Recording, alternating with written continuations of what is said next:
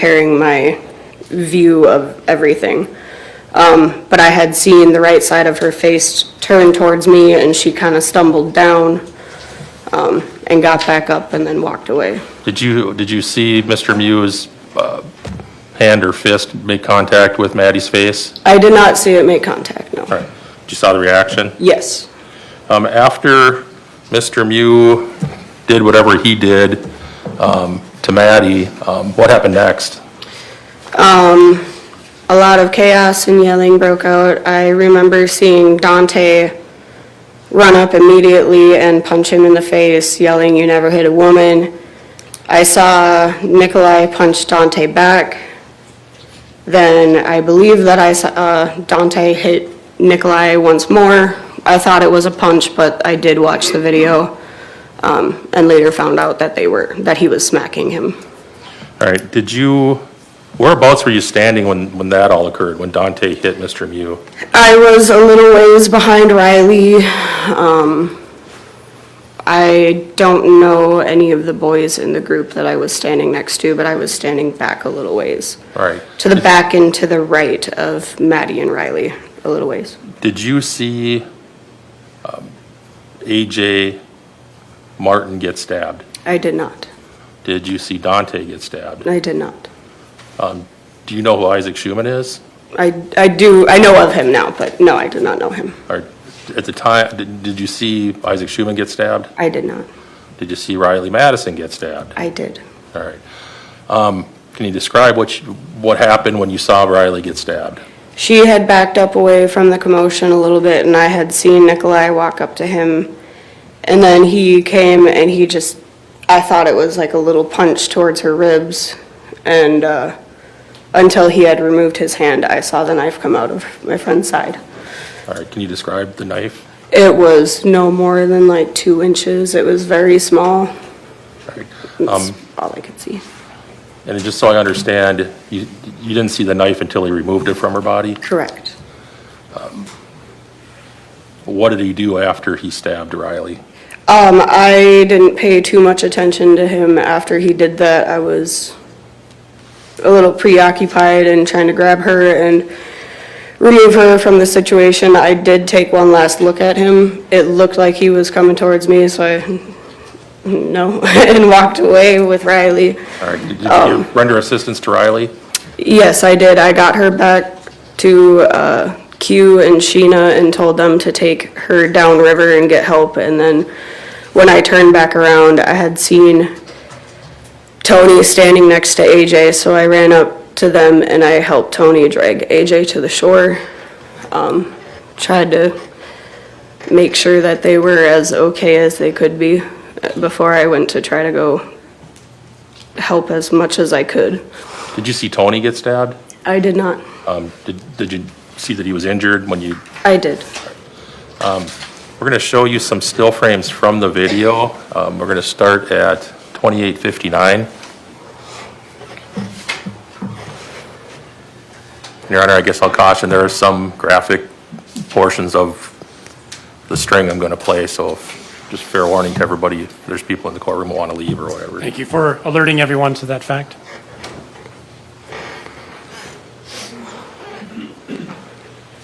All right, Janelle, I'm showing you still frame 2859 from the video.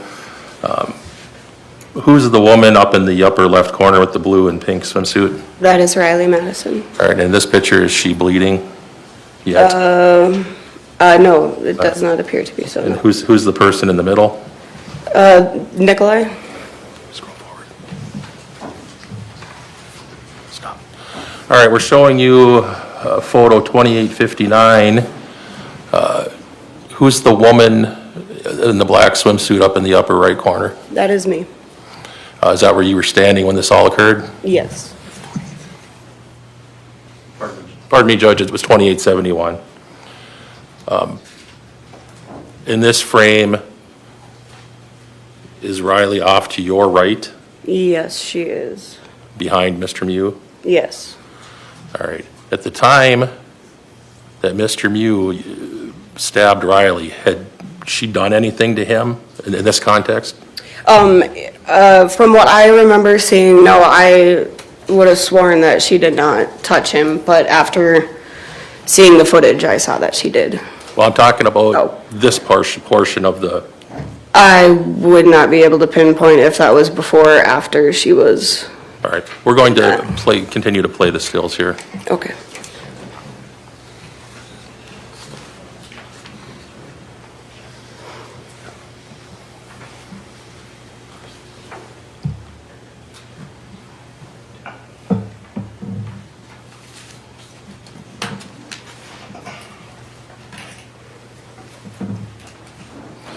All right, we're going to scroll forward here.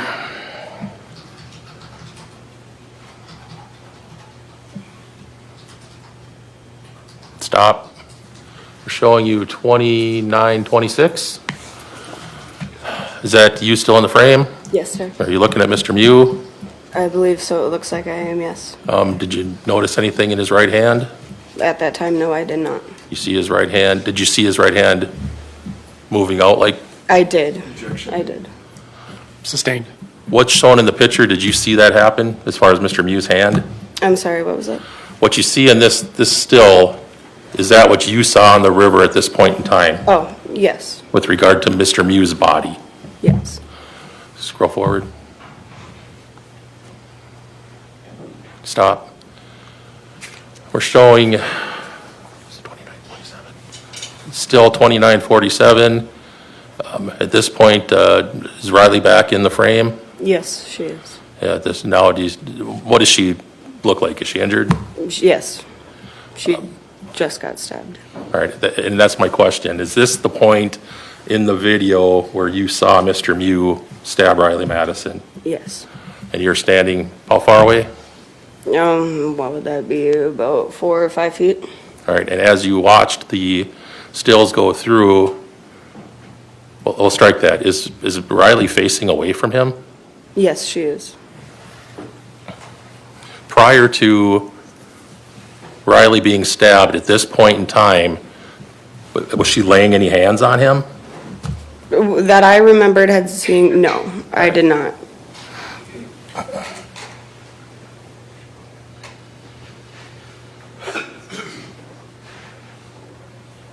You had testified that at one point you do remember seeing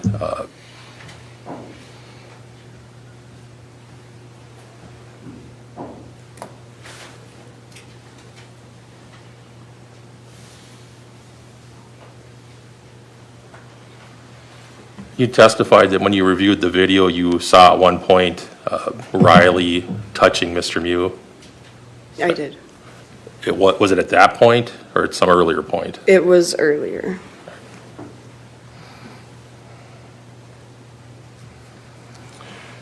After, we'll strike that, you've answered that. We're going to continue to scroll through from where we stopped.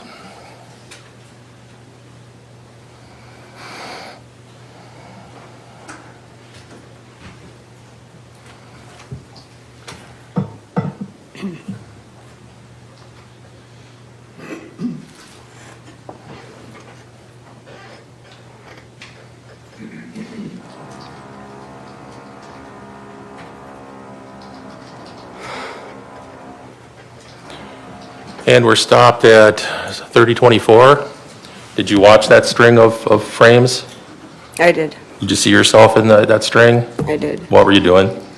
Judge, can we approach for 2 seconds? Yes.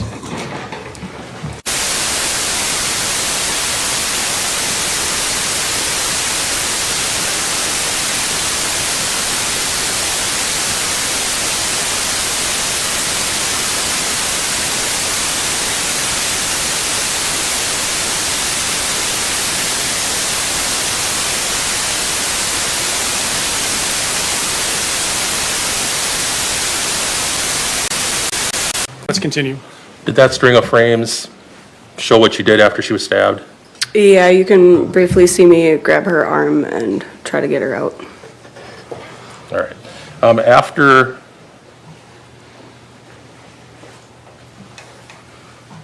this all happened, did you call for help?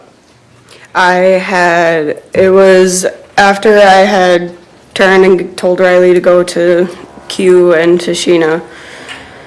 After I turned around and saw AJ, I ran up to him, and I was helping kind of hold him together, and I had looked at Gabby Kay, and I had yelled 3 times to call the police. I did not have a phone on me that day. All right. I don't have any other questions. Mr. Trofficy? Ms. Duxbury, in terms of, you watched the video in preparation for your testimony? Correct. Okay. What I'm going to ask is that you try your best to testify from your memory. Understood. Okay. And do you recall, so I guess I'll ask it this way. Initially, you said that you were kind of laying in your tube with your head back, just kind of relaxing, right? Correct. Okay. And you provided a statement to the police on the 31st of July 2022, right? I believe it was, I provided 2 of them, and I thought they were the same day, the 30th, but I did provide a statement, correct? Okay, and do you recall initially when you're sitting on the tubes, you're near Quentin Carlson, is that true? When you're on when you guys are all kind of floating down the tubes? I honestly don't remember who all I was really sitting next to. I remember I was sitting next to Riley and my husband at the time, but I really don't remember who I was like right next to. I guess my point is Quentin Carlson's in your group. Yes, right? yes. Okay. Do you recall him asking Dante and Anthony to go over to make sure that Mr. Mew's not going to get beat up? I do not. Okay. Your first recollection is, if this is fair, is Riley saying, let's check it out. Yes, right? yes. All right. And you tell police on the 31st that your first recollection is Dante running up to the suspect and standing between him and the other people, right? Correct. Okay. Is that your memory today? Yes, Okay, so Dante, your memory is Dante's the first one out up to the group of other tubers, right? yes, All right. And then you believe, based on your statement, that you, Madison, and Riley then follow Dante. yes. Right? Yes, I wasn't too familiar with Madison at the time. I had only met her maybe like twice. Okay, but my point is, Yes, my point is, your recollection is Dante goes up first, then the 3 of you follow him, right? yes. And I think you hear somebody yell for Anthony Carlson to come up as well, right? Yes, there were several people that were yelling for Tony to get up there. All right. And the goal, according to your statement, was to build a wall, right? Correct. Okay. You have no idea what's happening, do you? Not a clue. Okay. And you say that Dante runs up to Mr. Mew. Is that true? Correct. Okay. To your knowledge, does he have any information as to what's happening? No. Objection, Your Honor. Sustained.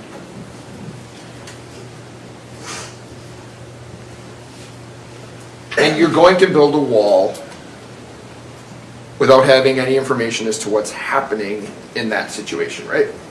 Correct. And you don't hear anybody yelling anything prior to you going up to build that wall, right? I could hear the commotion, but I could not make out distinct words. Okay. And you don't know if Mr. Mew's with any other group, do you? I do not. Okay. You see him alone though, right? What appeared to be alone, correct. Okay. And you say that,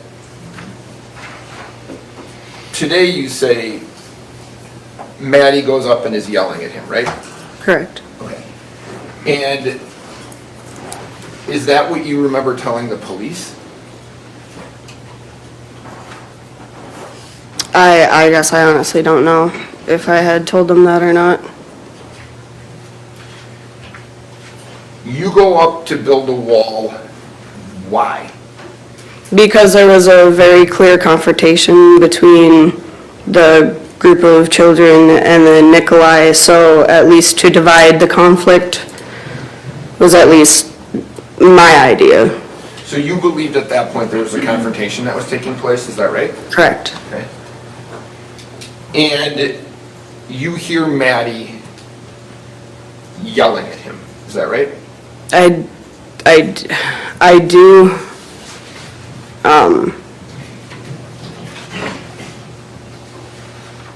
yes, And you hear she's swearing at him, true? yes, Okay. Now, in your statement, you initially said that Maddie went up there to, quote, try to mellow things out. You recall that?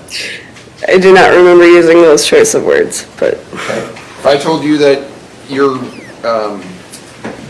interview with Investigator Schultz is recorded, and on that interview, those are the words that you used, do you have any reason to dispute that? oh, no, Okay. So when you say, or when you told Investigator Schultz that Maddie went up there to try to mellow things out, is that true? I had to have said that, that is true, yes. I understand that you said that. Do you believe that's what she was doing, was mellowing things out? No, She was yelling at him, swearing at him, right? correct. Okay. And do you recall her pointing at him to go down river?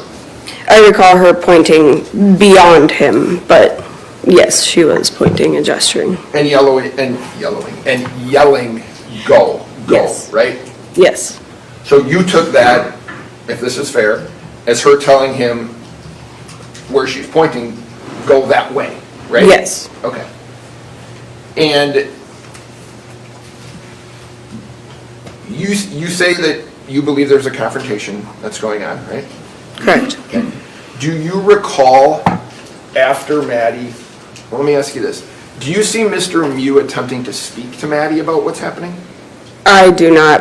Like I said, I really couldn't see much. I'm vertically challenged and I couldn't see past people's heads and shoulders even, so.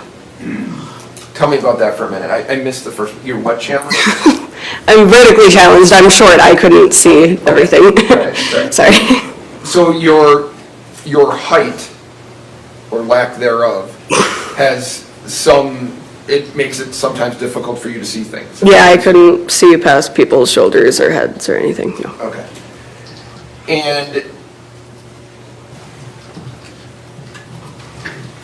do you see these other tubers, the people that you are saying he's in a confrontation with, Mr. Mew, do you see them after Maddie's there and you guys are there? Do you see them kind of surround him and start to taunt him? Object, Your Honor, to the term surrounds. I did not notice that. I did definitely notice like it did seem to be a little taunting, yes. Okay, and the taunting was going on by the other tubers in part, right? Correct. Okay. But you don't have a recollection specifically of what they were doing in terms of the taunting? No, I heard some people still yelling. It sounded like some laughter, but it wasn't necessarily distinct. And that was by the time that we had actually gotten up there. Right, so when you get up there, then is when you can probably see a little better and hear a little better, right? Correct. Okay. So in terms of the confrontation, you agree that it is this group of 6 plus your group, yes? Together? Correct, yes. And Mr. Mew's alone, right? Yes. Okay. So at that point, is it fair to say that you have some concern, because Mr. Mew's alone, that this confrontation can go poorly for him, right? Oh, I still had concern it could go poorly for either party. But I see what you're saying, and yes, he was a part of the concern. Okay, and to be fair, part of that is based on him being by himself, true? Correct. Okay.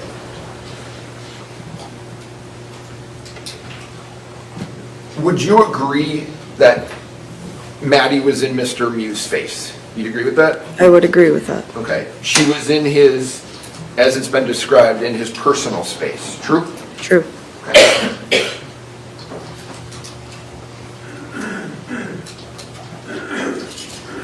And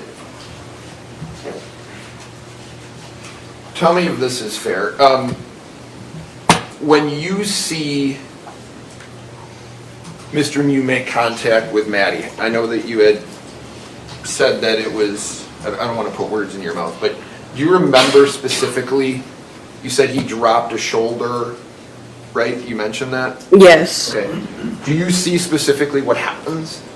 I could not see, but putting puzzle pieces together, yes, I could tell that he had punched her. Okay, so you didn't see the punch, you just believe based on reasoning that that's what happened? Yes. Okay. When that happens, she's standing in front of him, right? Correct. She's standing in his face, correct? Correct. She's in his personal space, correct? Correct. And do you remember Riley standing next to her? I honestly do not. I thought I was like right behind her the entire time. When you say her, I'm sorry. Riley, I thought Riley was like right in front of me the entire time. I do not remember Riley being so close. Okay, but having watched the video now, you know that your recollection from your memory isn't correct. That is correct. All right.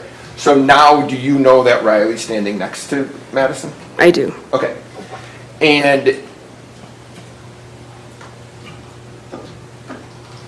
you don't see this punch in particular or this movement, but you see you see Madison do what?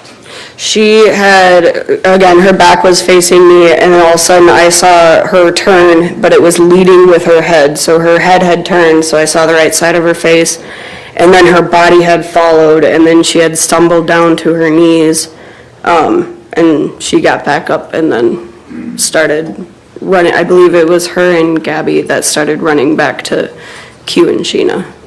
You described Mr. Mew in your original statement to Investigator Schultz as you described him as standing over her. Do you remember that? Yeah, After you say she goes down.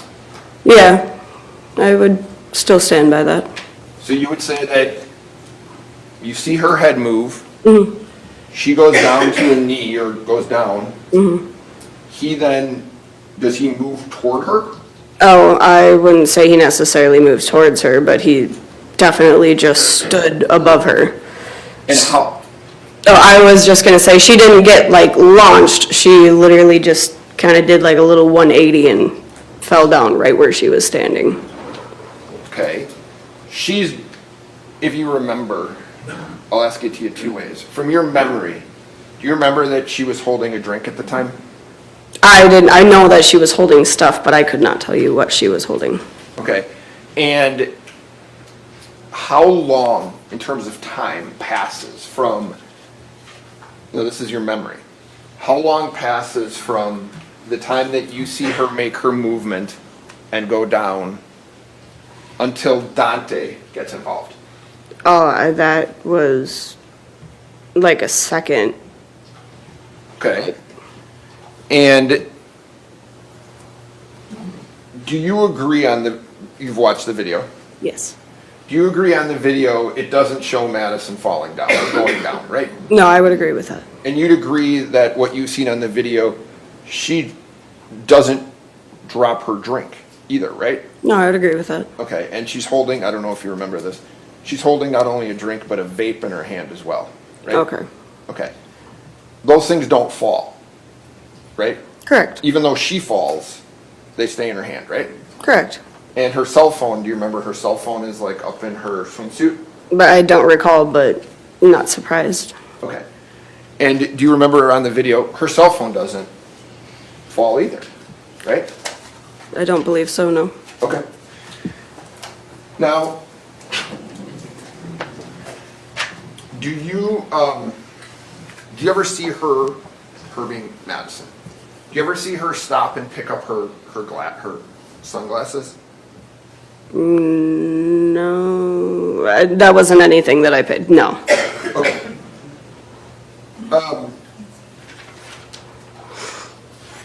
Prior to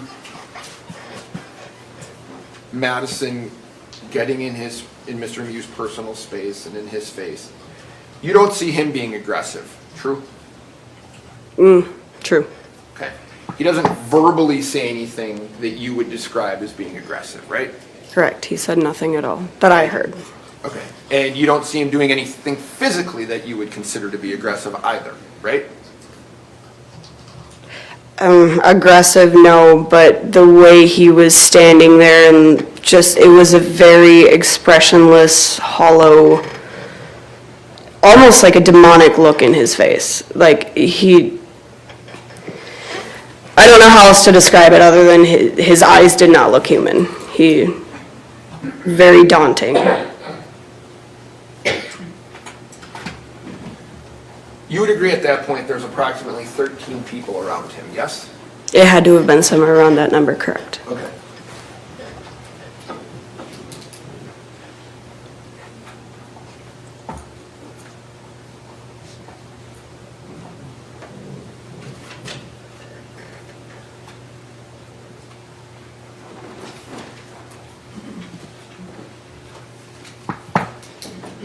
Based on what you saw, now I know that you said you didn't see Mr. Mew being aggressive or saying anything. Based on what you said he looked like, were you fearful of him? Yes. Okay.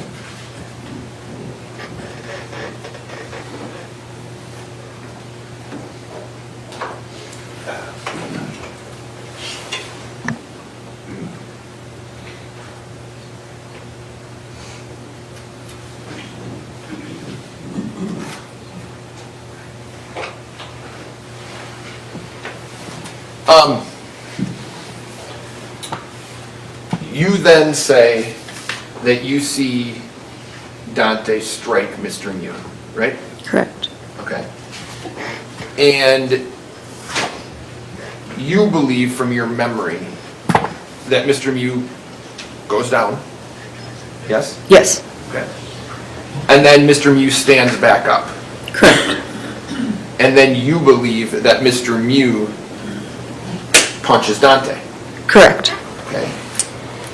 Then you believe that Dante punched Mr. Mew again and knocked him into the water again, right? Correct. You know that's not true after watching the video, right? I do. Okay.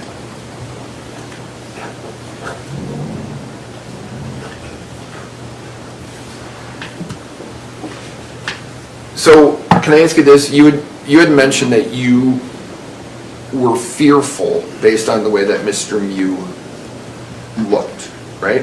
Correct. And you would agree that at that point, you've already said there's 13 people around Mr. Mew, right? Mm-hmm. They're in his face, some of them. I would. Objection, Your Honor, mischaracterization of the evidence. Again, members of the jury, you are the judges of the facts. The statements of the lawyers are not evidence. Rely on what the witness says, not what the lawyers say. You've testified that at least Madison Cohen's in his face. Correct. She has people next to her and around her, right? Correct. They're clearly supporting her, right? Correct. He's alone, Objection asked and answered. Overruled. yes? Correct. She's yelled at him, swore at him, and she's, as you say, she's screaming at him, right? Correct. Okay. Reasonable that he's in fear as well, right? Objection, Your Honor. Sustained. Do you see A.J. Martin come in after Mr. Mew is punched in the face? Do you see him shove Mr. Mew from behind? I did not. You didn't see that? I did not see it. Okay. You know after watching the video that's what happened though, right? I do know that, yes. And you did or did not see when Mr. Martin, I know you said you didn't see Mr. Martin shove him. Did you see Dante come up and strike Mr. Mew in the face for the third time? Did you see that? I did not see that. Okay. But you know from the video that's true, right? Yes. Okay. And you were asked by Investigator Schultz, when the suspect was stabbing people, what were those people doing? And your answer was, nobody was touching him, right? I believe that was my answer, correct, yes. Okay. And you know that's not true though, right? Obviously, yes. You know from watching the video that everyone that we can see on the video that's injured had put their hands on Mr. Mew, right? Objection, Your Honor, it's again mischaracterization. I'll say the same thing. Jury, you are the judges of the facts. What the lawyers say is not evidence. Listen to the witnesses. You know that from watching the video, right? I know that Tony did not touch him in a violent way, but that is correct. Okay. And you didn't put your hands on him at all, right? I did not. And nothing happened to you, right? The way he was looking at me and the way he was starting to step towards me, it is all speculation, but I was 1,000% sure I was going to get a knife in the back as I was running away with Riley. Did you get a knife in the back? Obviously did not. Did he touch you in any way? No, he did not.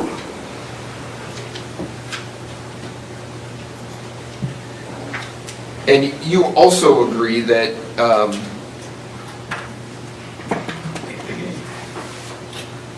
you told police that your group had formed kind of a semicircle around him. Is that right? Correct. Okay, and you stand by that. True? I do. Okay.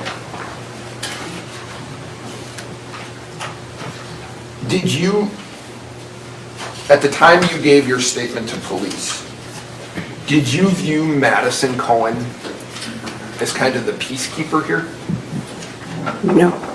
Okay, you mentioned that you said that she was there to mellow things out, right? Again, that was just a very poor choice of words. But yeah, I remember saying that. Sorry. Because it was actually the opposite, right? Objection, Your Honor, this is materially covered, asked and answered. Sustained. Let's move on.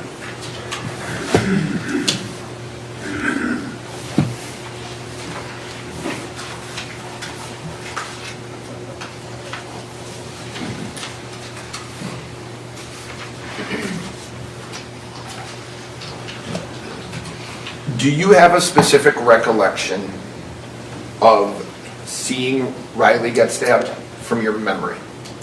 I remember seeing the knife exiting her body. Okay. Do you have a specific recollection of what Riley was doing prior to that? Prior to that? Yeah. I'm sorry, do you mean like moments before the knife Right. entered her? She was just standing there from my recollection.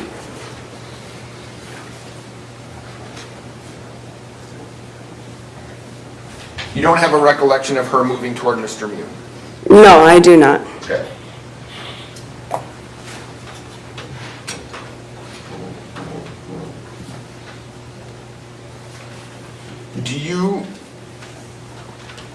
You do or do not have a recollection of seeing Isaac Schumann? I do not know. Okay. So, and when you say you don't have a recollection of seeing the interaction that he had with Mr. Mew? That is correct. Okay.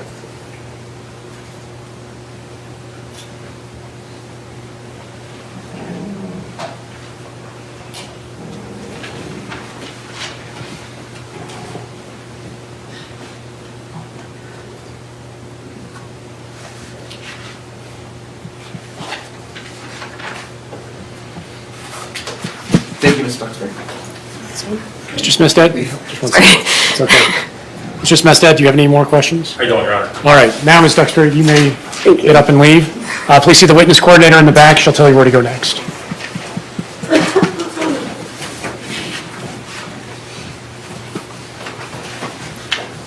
Who is the next witness? Recall Andrea Baldazzo.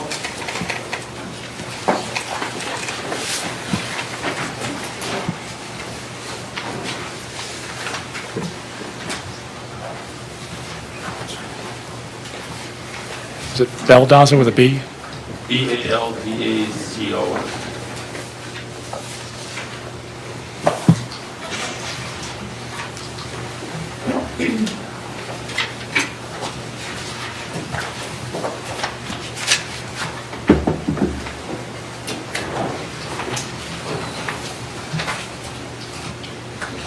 Ms. Baldazo, would you please come forward? Keep coming, there you go. Please face the clerk, raise your right hand. She will administer the oath. Do you swear that the testimony you are about to give in this matter shall be the truth, the whole truth, and nothing but the truth, so help you God? I do. Please have a seat in the witness chair.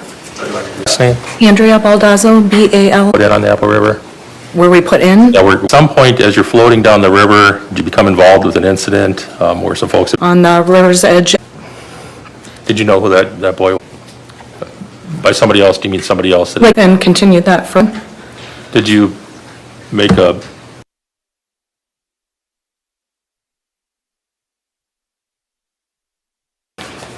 large cut. At first, I thought he had been impaled on the set of roots and branches that were hanging down just prior to that. But then I looked and it was a slash mark, not an impale thing. It was a long and thin and clean cut Where was it located on his body? on his left chest, upper chest, kind of his ribs. All right, so what, I asked, I was doing compressions and people were screaming and it was making me lose count, so I think I yelled out to somebody, shut up or stop screaming, so that I could count. There were other people around. I asked for somebody to get me anything that I could use as a chest seal, Ziploc bag, anything to put over that wound. I didn't want any water or anything getting in there, but I looked down at Isaac and there was some vomit coming from his mouth at some point. So I asked to turn the kid up front to turn his head, which he did, and the kid splashed some water, which got in his eyes, and I said, don't splash water in his face anymore. And it just continued forever. It felt like forever that we did compressions. I kept asking, where's the rig? Why isn't it here yet? by rig do you mean, what do you mean? Ambulance. Do you have an idea now, as you sit here, how long you performed chest compressions on Isaac? I said 45 minutes because I think that's, I thought that's what it was, but somebody corrected me later that it wasn't, it felt like forever. I mean, we were going and going round after round. Other people were performing compressions. We were singing Baby Shark to keep people on the rhythm. Or you were taking turns giving him? Yeah, and at some point, when somebody had taken over a round of compressions for me, I got up and went to check, walked just a few steps further down the river to check the other victim, but it looked to me like they were up and speaking and conscious, so I went back to Isaac because he was not. Do you have experience dealing with trauma cases? Yes. At the hospital where you work, are you involved in trauma care? I'm primarily a med-surg nurse, but I do float down to the emergency room and involved in code situations. What's a med-surg nurse? Med-surg, it's a medical surgical floor, so typically we have post-op patients, anybody from pancreatitis to just a little bit of everything. Eventually, did law enforcement and EMTs arrive? Yes, Were you still with Isaac at that point? yes, Was he taken off the river? yes. Did you see any of the altercation prior to you giving care to Isaac? I did not, Have you had any other involvement in this case? no. Oh.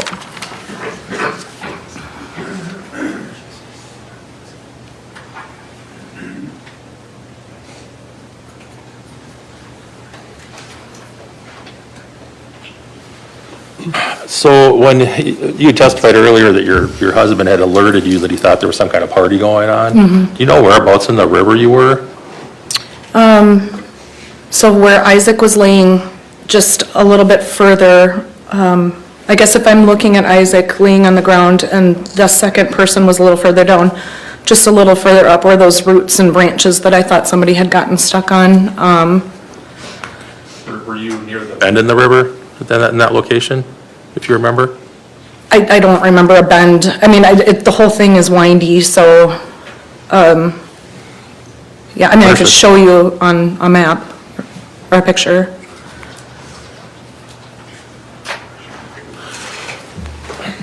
do have a blow-up of the map, if I can get that exhibit.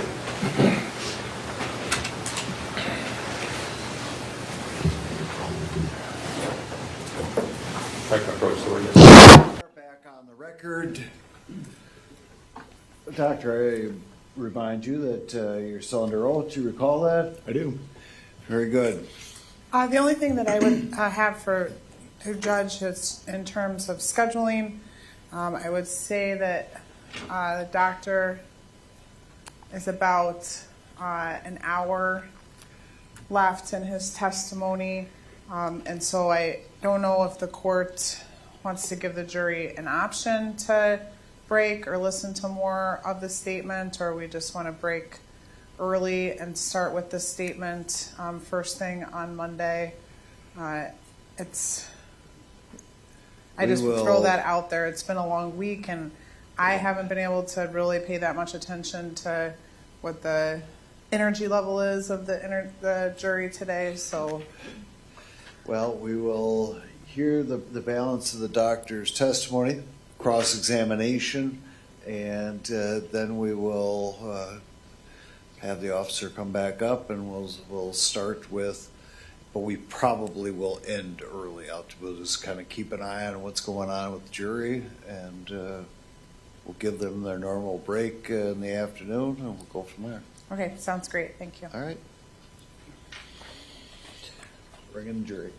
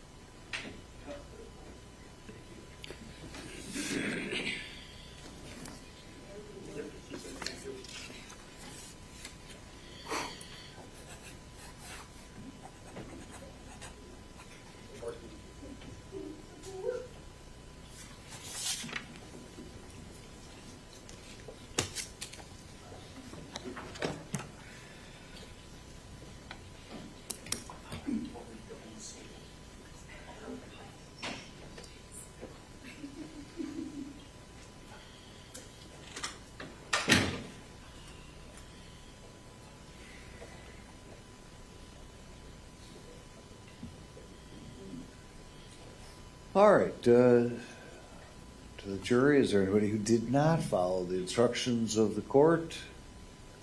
There are no hands. Please continue. So, Doctor, I think when we left off before lunch, we were talking about the search on October 24th.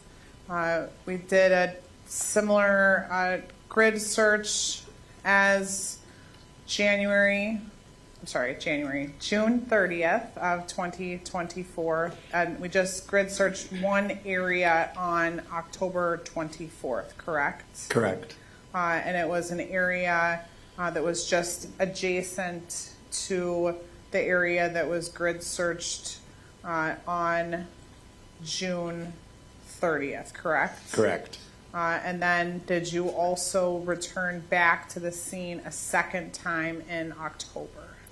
Yes, October 30th. And then what happened on that date? On that day, we did some additional excavation, even farther, like kind of in the areas adjacent to the areas we focused on the 24th of October. And then we also organized a large line search of the property where we had a large group of individuals walking along, shoulder to shoulder, so that we could get eyes, overlapping vision across the entire property to look for any other scattered human skeletal remains.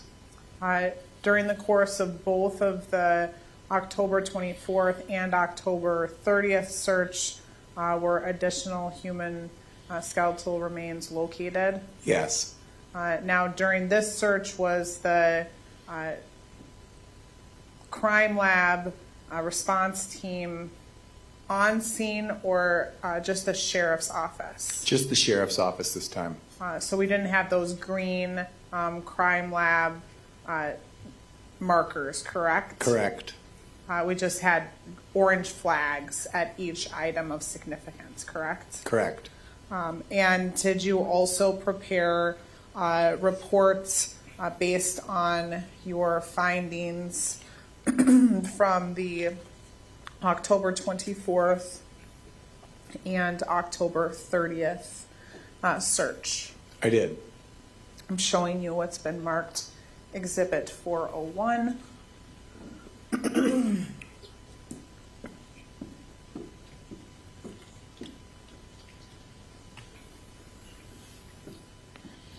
And do you recognize that exhibit? I do. And what is that exhibit? It's the report that I prepared following our search in October. And I move Exhibit 401 into evidence and permission to publish portions of it to the jury. No objection. It will be received. Permission to publish granted.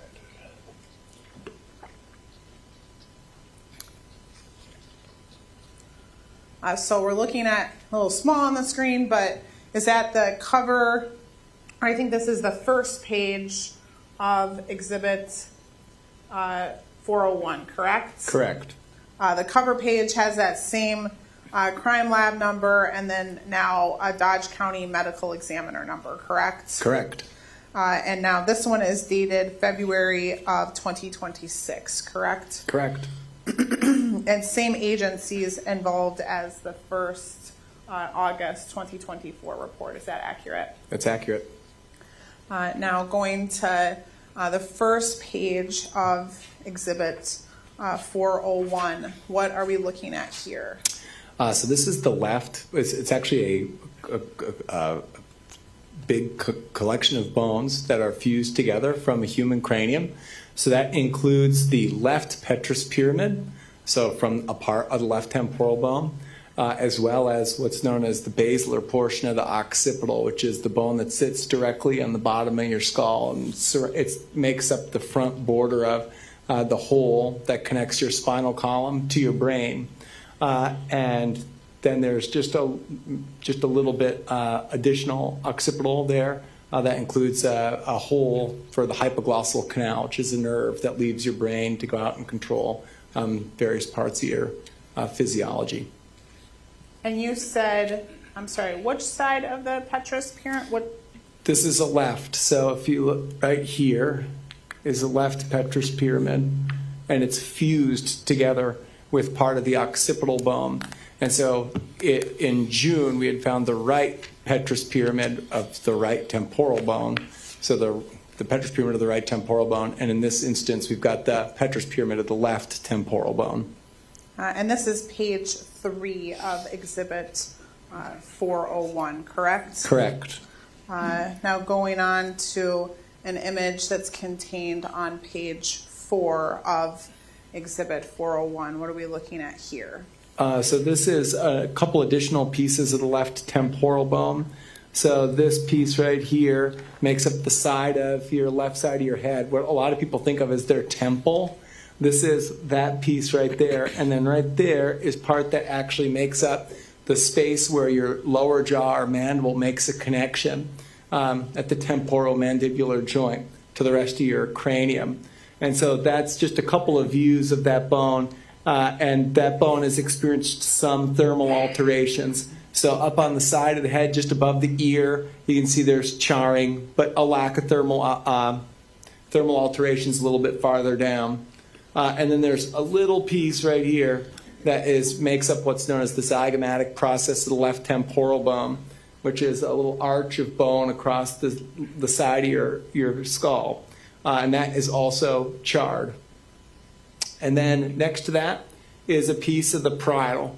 It's actually two refittable pieces. So the parietals make up large parts of your cranial vault on the left and right side. Basically think of it as the crown of your head. And this is a section that preserves a piece of anatomy called the parietal foramen right there.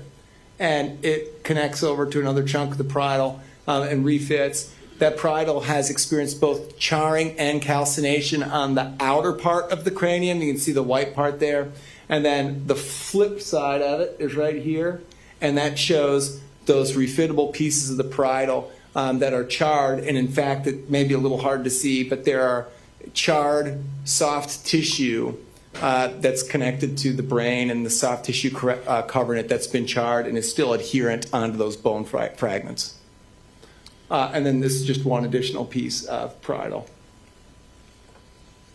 Now going on to page 5 of Exhibit 401, what are we looking at?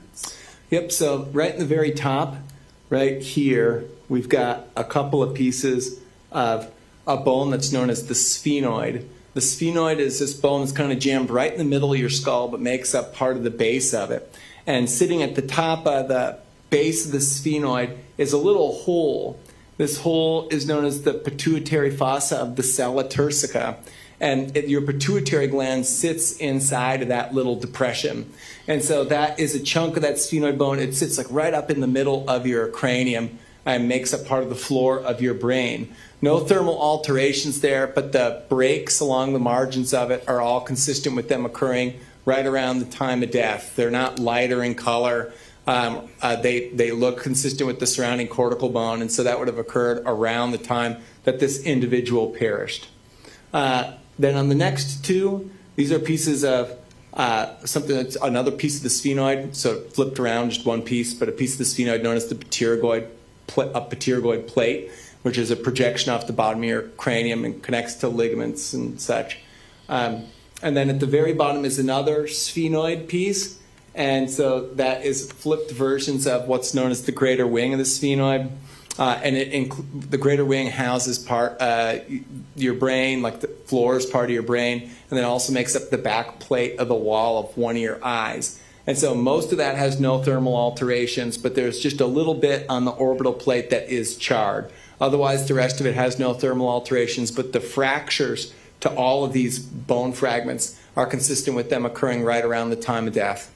And what does that mean, fractures around the time of death? Does that mean, can you go into that a little bit more, how you can tell that? Yep, in anthropology, we recognize the perimortem time period. So around the time of death is when bone will break in a way that's characteristic with it retaining its living properties. And so the bone would still have had the fluids and fats in it that it would have during life. If you take bone and wait for a really long time after death, not really long, but depends on how long the decompositional process takes, and that bone becomes dehydrated, then it will break, it'll kind of shatter in a way that's not characteristic of the way that it breaks during life. And so the breaks that we see here and the colors of the fracture margins that are consistent with all the rest of the bone that can be observed indicate that these breaks occurred during that perimortem time frame. And then you said that just those two bones on the very bottom have charring, correct? Nothing Correct. else on this page? Correct. The rest don't have any charring. And is that an indication, I mean, number one, you said that around the time of death, but the fire itself is likely not what caused the breaks. Correct. Because of the lack of charring, correct? Correct. Going on to page 6 now, what do we observe here? This is part of the alveolar process of the left maxilla. And so it's a small fragment. There's no charring. The fracture margins are consistent with them breaking in the perimortem time frame. And then at the very bottom, so the maxilla is your upper jaw. So this is like the back part of your upper jaw. And then at the very bottom, you've got two different views of one bone fragment. This is the bone fragment, or it's actually the left and right palatine bones, a portion of each. The palatine bones make up like the posterior third of your hard palate. If you feel the roof of your mouth, right? It's the posterior third of the hard part of the roof of your mouth. And this is right in the center of that, along a feature that's known as the posterior median palatine suture. And again, on all of these that are pictured, the fractures are consistent with occurring in the perimortem timeframe. Now, we found in Exhibit 400, we talked about a tooth that we found. I think ultimately the dentist identified that as tooth number 15. Is that at all close to where this bone is located? I mean, approximately, I guess. But this is not a part of this posterior palate or posterior alveolar process of the maxilla. Is not a portion of it that actually had teeth in it. Understood. Going on to the next page of 401, page 8. Yeah, so here are 3 different bones pictured kind of flipped sides that are parts of your mandible or lower jaw. So at the very top this is the right ramus of the mandible, and so that's the part of your lower jaw that sticks up and makes contact with the rest of your cranium, and it has no thermal alterations at all. It does have several fractures, though, that run across it that are all perimortem fractures across the mandible. And then below it is the left mandibular condyle. So this is the part of the mandible that actually sits in your temporomandibular joint and allows your mandible to rock open and close shut. And it has a little bit of charring on the side, but otherwise the breaks are perimortem. And then at the very bottom is the left gonial angle. And the gonial angle is the very back part of your mandible that curves around. And so that one is substantially altered by fire exposure. And so on the lateral side, so the side that kind of makes up the back outside part of your jaw, it's really, really charred. And then on the medial side, it's a combination of some areas that aren't charred and areas that are charred. The fracture margins on this fracture, though, are actually charred. And so fire and exposure to fire could have resulted in the fractures that we see there. Whereas the mandibular fragments that we've got up here at the top for the right mandibular ramus doesn't have any of that charring on any of the fracture surfaces at all. And so those fractures on figure 23 and 24 that are at the top of the page, those are also fractures that occurred close to the time of death, correct? Correct. Going to Exhibit 9 now on, page 9 of Exhibit 401. What are we looking at? This is the hyoid. So the hyoid is a bone that floats and sits kind of in the anterior part of your throat area, and it attaches to a bunch of muscles in the region of your throat. And it is nearly complete, but it is missing on the left side. It's broken right where the pointer is, and it's missing that corresponding greater horn and lesser horn of the hyoid. This break, though, is not perimortem. So if you look down at figure 31 in the report, you can see that the fracture margins along that break are really light in color compared to the rest of the hyoid.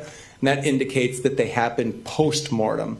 And so most likely the hyoid was fractured by scavenging carnivore. And now going on to page 10 of Exhibit 401, what are we looking at here? Yep, this is the ossified thyroid cartilage. So in life, you have a bunch of cartilage that sits in the anterior part of your throat, kind of by your Adam's apple. And with advancing age, this cartilage can ossify or turn to bone. And in this decedent, it did. And we can see that ossified thyroid cartilage from a couple of different angles. And is this charred or burnt in any way that we can see here? No thermal alterations were observed on this. Going on to page 11 of Exhibit 401. Yep, so this is the manubrium. The manubrium is the very top part of your sternum. So like right about where the knot of my tie is where the manubrium sits. It makes connections with your clavicle and some ribs. And so sometimes those connections, which are normally cartilage, can turn to bone.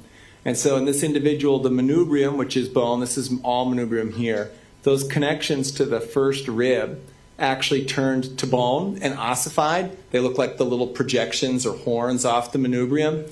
And then when you look at some of that ossified cartilage for the connection of the first rib, you can see actually on the very bottom that the fracture margins there are pretty light in color. And then if you look really carefully right here, if I can get my hand to stay steady enough, right there, there's a conical puncture mark.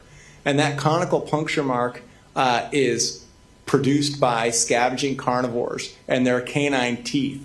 And so when they scavenge bone and their teeth come into contact with the bone, they'll make these little punctures. And so it provides good objective evidence to the fact that these bones had been scavenged by a carnivore and scattered around the property. And for the record, he was lazing in an area at the top of the bone represented in figure 36, Right 36 or I guess it would be 36. about halfway up the bone. It's a dark black mark about halfway up the bone in figure 36. Going on to page 12 of Exhibit 401, what are we looking at here?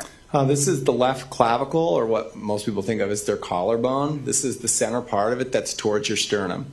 And so it's broken, so you don't have the whole clavicle that extends, from the center part of your torso out towards your shoulder. So it's just that medial or kind of central portion of it.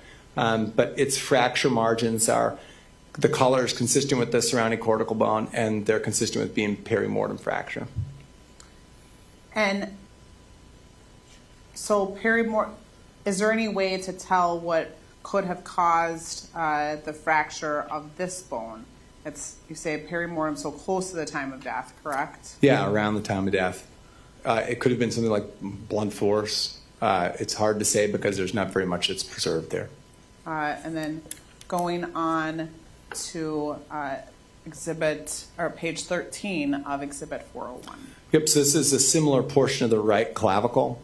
The right clavicle has just a little bit of charring on the very inferior side. And then its break is likely post-mortem. And so you can see the fracture margins there are really light in color where it's broken.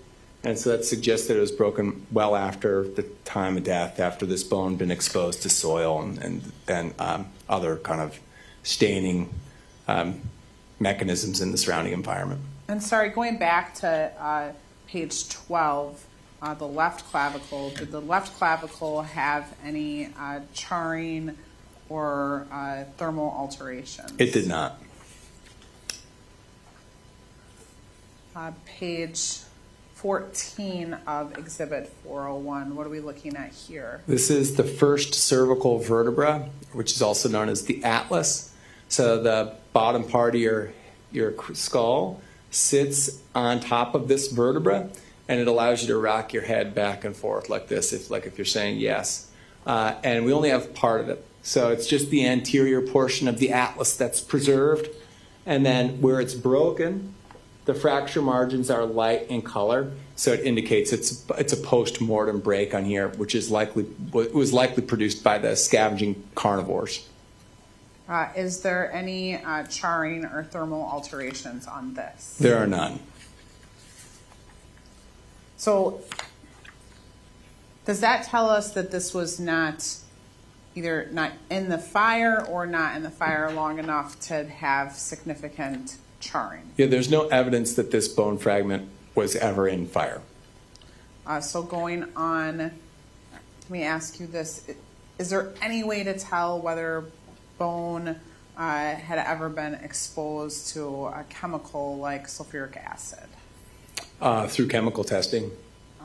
Did we ever do that type of chemical testing on these items? I believe samples were taken, but if it was carried out by chemists, I'm not aware. Okay. Going on to page 15 of Exhibit 401.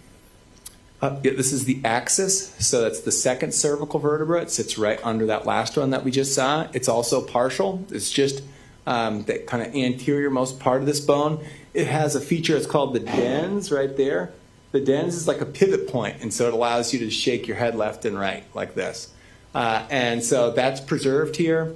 On the posterior side of the body of this, there is a little bit of charring on this bone, just a little bit. The fracture surfaces on this they have a color that's consistent with all the surrounding cortical bones. The fractures appear to be perimortem. So before death. Or around the time of death. Death. Mm-hmm. Thank you. And just to clarify, everything so far that we have talked about in Exhibit 401, all the bones in Exhibit 401 from October are all conclusively human. Yep, so far every one of these is conclusively diagnostically human. Going on to page 16 of Exhibit 401, what are we looking at here? So these are a couple of cervical vertebra fragments. So the cervical vertebra, the atlas and axis are part of that. So when we talk about cervical vertebrae, that's the vertebrae that make up your neck. So this is a body of one that comes inferior underneath, at least the axis. And so you can see the body of it here. This is the weight-bearing portion of a vertebra. And so that's going to bear the weight of your head in your neck. And that vertebra is thermally altered. Almost all of it is charred. And then there's a smaller cervical vertebra fragment here that it has essentially just very, very small bit of charring, but is mostly thermally unaltered. And can we tell, is there any breaking or fracture margins in here that we can say anything about conclusively, or because of the charring we cannot? For this one, it's all charred on all the fracture margins. And so those fractures may have occurred because of exposure to fire. On the lower cervical vertebra, some of that has kind of lighter margins and could be taphonomic in origin, or so it's happened post-mortem. Page 17 of Exhibit 401, what are we looking at here? These are two fragments of a thoracic vertebra, so the vertebrae that make up the part of your chest where your ribs are. And so at the very top is a piece of a thoracic vertebra that's known as a transverse process. It's the actual part of the vertebra that reaches out and makes a connection with the rib. And so it is charred, especially on its medial side. And so but the breaks appear perimortem. They could be due to exposure to fire. And then at the very bottom is a fragment, again, of a thoracic vertebra. It's what's known as the lamina and the inferior articular facet, so part of it that makes a connection to the vertebra that's underneath it. And it's also completely charred, including on the fracture margins, so likely broke as a result of exposure to fire. And again, conclusively human, these bones. All of them, yep. Going on to page 19 of Exhibit 401, what are we looking at here? So here are three different ribs that were recovered. This one's the left second rib, and it actually retains just a little bit of costal cartilage, which is cartilage that would make connection onto the sternum. It is not thermally altered. Then down on figure 55 is a left rib, I believe. And that is another left, it's a left rib. And so it's almost completely preserved, but has fractures along the anterior, or kind of towards the front of the chest and posterior parts, with just a little bit of charring towards the posterior end. And then the last one's another rib fragment that also has charring along some of its fractured surfaces. And so likely fractured through exposure to fire. Now, again, these bones were not marked with those crime lab numbers, so we can't match up sort of photo to photo like we did before, but some of the bones are so distinct that it is, we can match up some of them. So I'm going to show you Exhibit 219. And tell me, are any of the bones shown on that page displayed in Exhibit 219. They are. And just which bone is that we can see on 219? You can see the manubrium. You can see a couple of the rib fragments as well. And the manubrium we talked about earlier, correct? Yep, In it's your the very test- top of the sternum. And this is from, according to the marker here from the sheriff's office, this would have been located on the 24th, correct? Correct. In fact, I think that's right next to or even part of the hole of that had been disturbed by the carnivores. And I'll just show the jury Exhibit 219.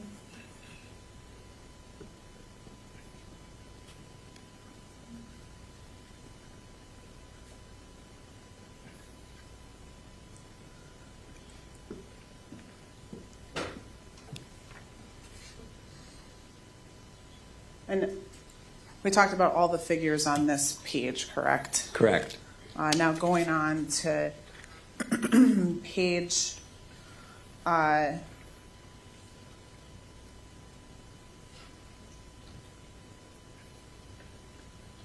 page 20, what are we looking at here? This is a small rib fragment. It's so small it's now possible to estimate or assess what side of the thorax it comes from. But it does have a fracture that is charred on one side. So going back to the ribs that we saw here on page 19, so we have a fracture. Tell me again, there's a fracture that was caused By fire in the circle, you can see.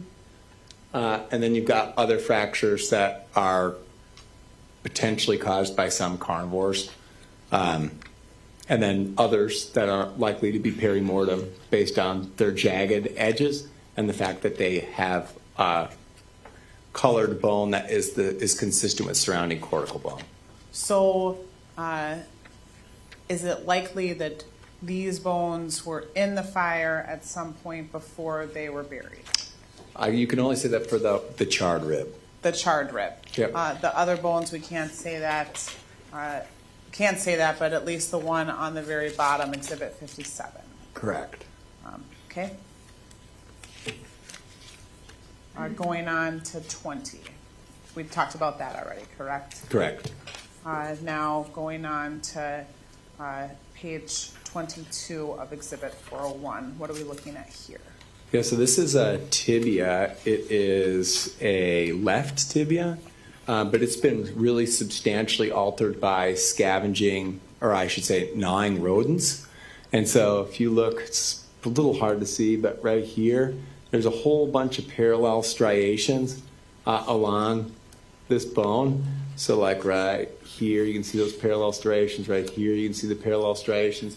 Those are caused by rodents. Rodents have continuously growing central incisors, and so they look for hard things to gnaw on to wear those central incisors down. And so they will oftentimes take bone and use it to kind of wear down those incisors. And so rodents had really substantially altered this bone fragment through the process of gnawing all over it, to the point where it's altered the overall kind of shape of the bone. And just for the record, where you were pointing at was the middle of the middle of figure 61 on page 22 of Exhibit 401, Yep. and then on the outside left edge, correct? Correct. And then anything else contained in Exhibit 63, 64, 65, and 66 that is significant? Yeah, on 63 and 64, there's striations along this bone and basically a straight cut that are indicative of cut by a saw. And were we ever able to conclusively match that up to any type of saw? Not that I'm aware of, but the one thing I would add is that this bone has been altered extremely substantially by the rodent gnawing. And so it's not possible to say conclusively that this is human. So then going on to page 23, 3 of Exhibit 401, what are we looking at here? It shows the destroyed end from on that one end of the tibia, and then that cut end with the striations. Is that the same bone that we were looking at on page 22? It's the same bone, yep. Okay. And is it fair to say that there was not further exploration done into this because we would have to test to see if it was conclusively human? It could have been some other type of bone. The family had animals and things like that, so we'd have to do further testing to really dive into this bone, and given the amount of evidence that we had, we didn't do further analysis. Is Correct. that fair? That's fair. Going on to exhibit, or page 26 of Exhibit 401, what are we looking at here? These are small fragments that come from most likely from a human femur, so bone of the thigh, and so these are fragments that would come from the shaft of that bone. Unfortunately, they're fairly limited in terms of their size, so saying that they're conclusively human is not possible. They've also been, like the last bone, significantly altered by rodent gnawing activity. You can see that all along these edges, which has removed a whole bunch of the bone, even from these relatively small fragments. So this bone fragment here, that's very likely femur, just based on its overall shape and size, is also calcined in terms of, it's almost completely calcined across all of its surfaces with some areas of charring through exposure to fire. And we testified about this before lunch. There's no way to know how long this was in the fire, correct? Because we'd have to know how long it was burning and how hot the Yeah, fire not a was. specific amount of time, could not say. Going on to page 27 of Exhibit 401, what are we looking at here? Yeah, these are additional long bone fragments that are calcined and charred. And can we tell what part of the body these come from? They're likely from femur or tibia, Can we say that these are human? not conclusively. And then page 28. Additional charred and calcined bone fragments. And can we say what part of the body these come from? For these, they're also probably long bone fragments, but we cannot say conclusively the specific spot.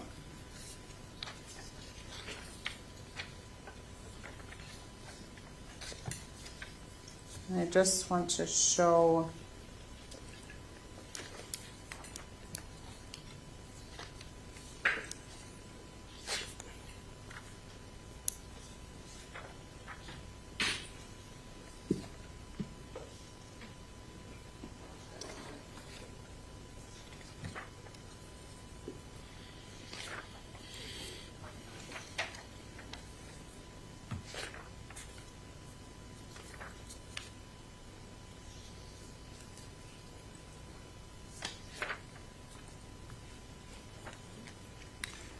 lots of photos in this case. I'm not going to show you every one from the scene.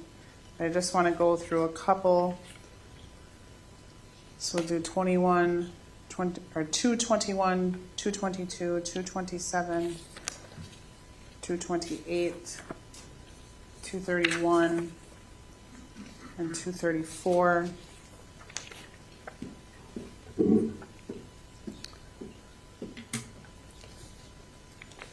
Start with these. If you can start with 221 and 222 and just tell us what we're looking at there. 221 appears to be that first bone that was featured in this report, which is that combined left petrous pyramid and occipital piece. And 222 is what appears to be a rib fragment. And were you present? Along with some additional bone fragments, excuse me, with the maxilla, clavicle pieces, and rib pieces that are also visible, as well as the hyoid. And were you present when those bones were located there? I was. And those are contained within your report? They are. I'll first show those. The jury previously observed these, but I'll just show them again to refresh their memory. And these were located, I believe, on October 24th, correct? Correct.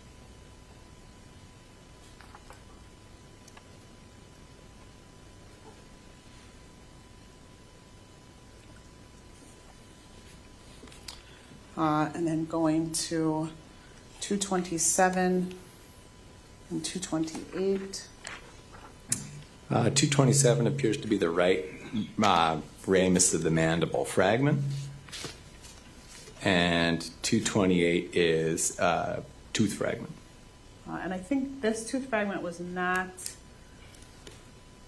in your report. I think that was given to Dr. LeGros. Dr. LeGros promptly before your report was written, correct? Correct. So again, showing 227 and 228. Were you present, though, when 228 was located? I was. This was also on October 24th, correct? Correct.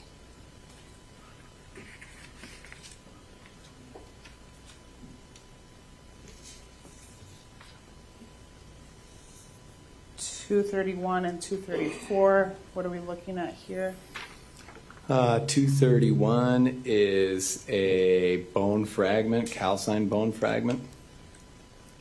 Was that contained in your report, 401? Yes. Yes. And then 234? And 234 is a non-calcined bone fragment. Oh, it's part of the temporal bone. So it's the left temporal bone, including the glenoid fossa, which was also contained in my report. And then these were on October 24th as well, or? Yes, correct.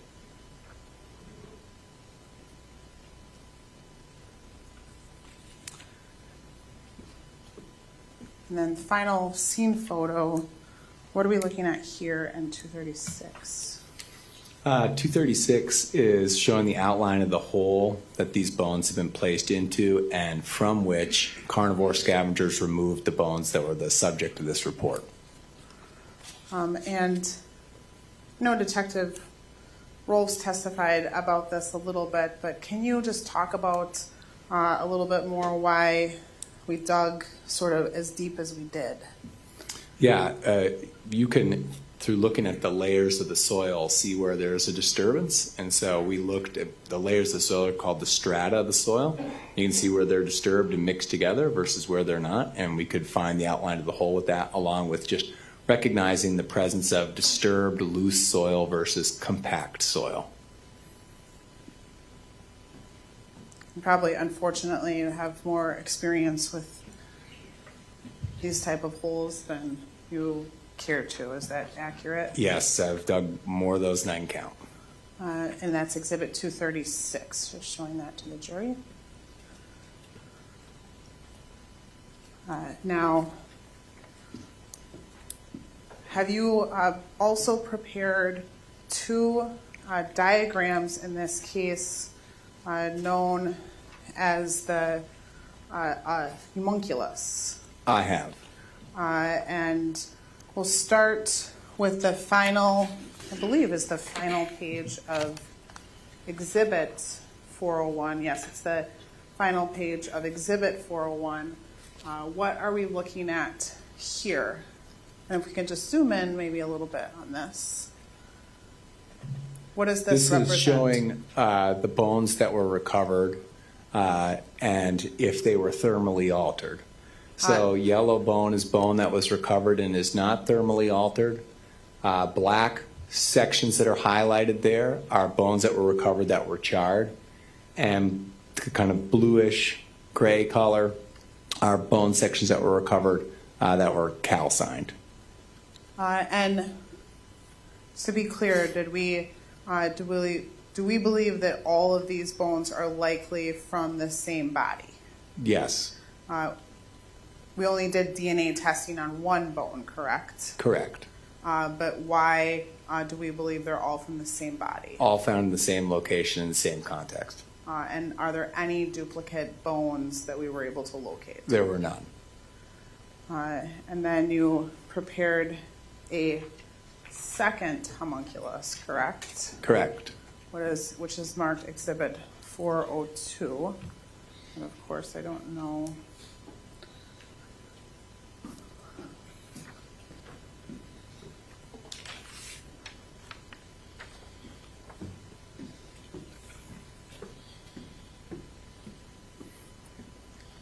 And this is the second homunculus that you prepared, correct? Correct. And what is that second homunculus? The second homunculus is just a close-up view of the cranium and the bones of well, I should say skulls, because it's the cranium and mandible. And it's the same level of information. It's yellow for bones that were recovered and had no thermal alterations, kind of the dark gray for bone that was recovered and was charred, and then blue for the bone that was calcined. And I would move Exhibit 402 into evidence and permission to publish. No objection. All right, go ahead. Again, that's the same, basically what's represented in the previous one, but more a close-up of the skull, correct? Correct. And it shows the underneath portion, correct? Correct. And which of these bones here were broken around the time of death? Most of the ones that are yellow, the ones that you see in the skull that are yellow, so thermally unaltered, have evidence of perimortem fracturing. So the ones that are gray and blue on there, which are the bones that are charred and calcined, were at least very likely broken by exposure to fire. But the rest of these bones show no evidence of that, and their fractures are perimortem. And have you ever responded to scenes that or known gunshot wounds? I have.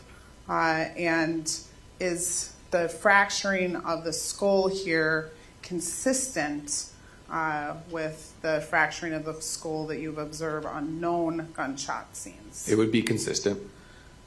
And the injuries, or the bone fragment that we located and the injury to the skull, the individual that experienced these injuries, would they be deceased?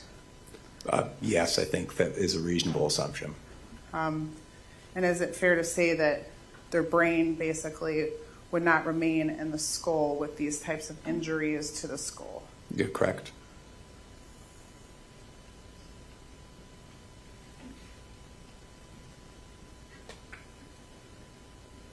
I don't have any other questions. Cross. Good afternoon, Doctor. Good afternoon.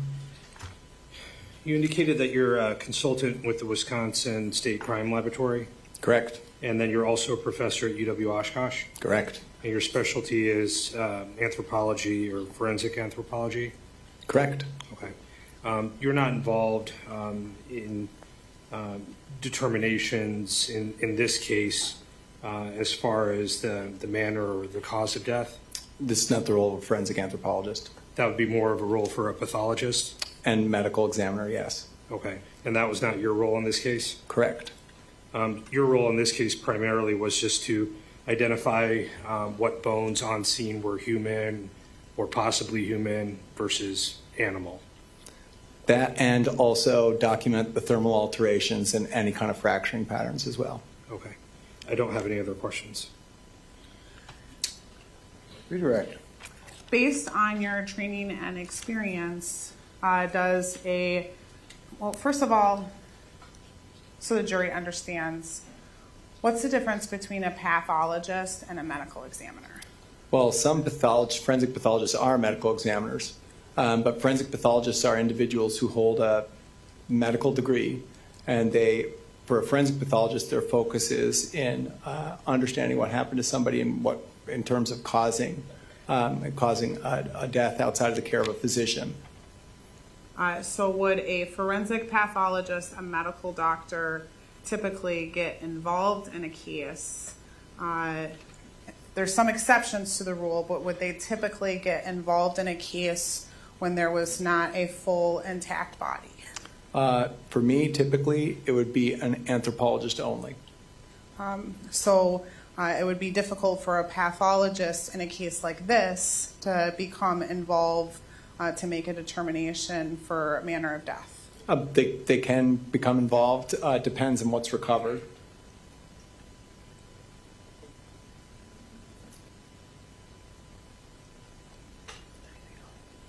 Nothing else, thank you.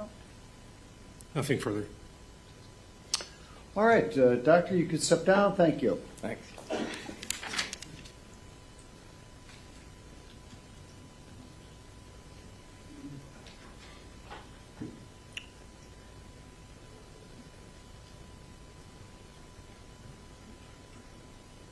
And counsel, is your next witness going to be to recall the detective? Yes. All right, folks, we'll take a break. We'll take a 15-minute afternoon break. I can tell you that we are heading towards early evening again today, given I think that you're going to be listening to some more interview. So, all right.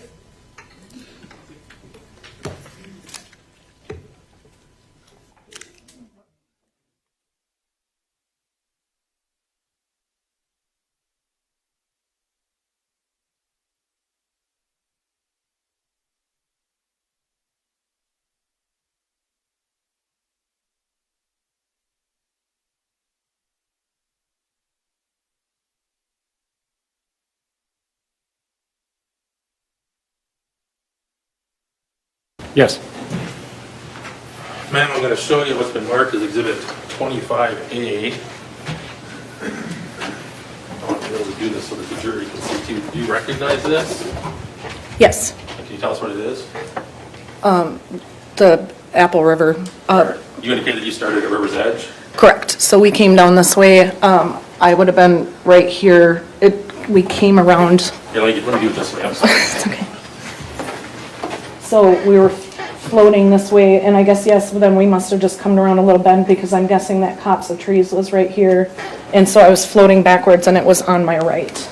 And you pointed at the area on the exhibit that says incident location? Correct. So your testimony, you were coming Oh, around. I'm sorry. Yes, this is the river. That's the highway. So. Coming around that bend? Yeah, this bend. I'm sorry. Okay, if this is the end down here and this is the start, would you have been going this way? I know it's hard to see. Yeah, I guess I just don't know which way the river goes. Oh, so, yeah, so this is the start and this is the exit? Right. Yep, so we would have come down this way and I would have been going backwards here and it was on my right.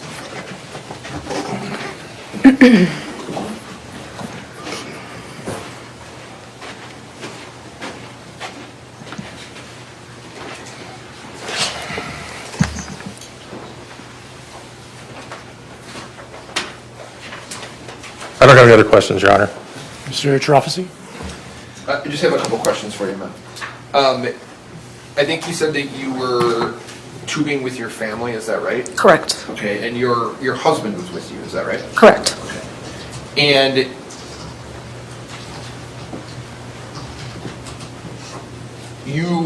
your group, or you and your husband and your children, your husband brought a knife, didn't he? Correct. Okay, and can you tell us what was that for?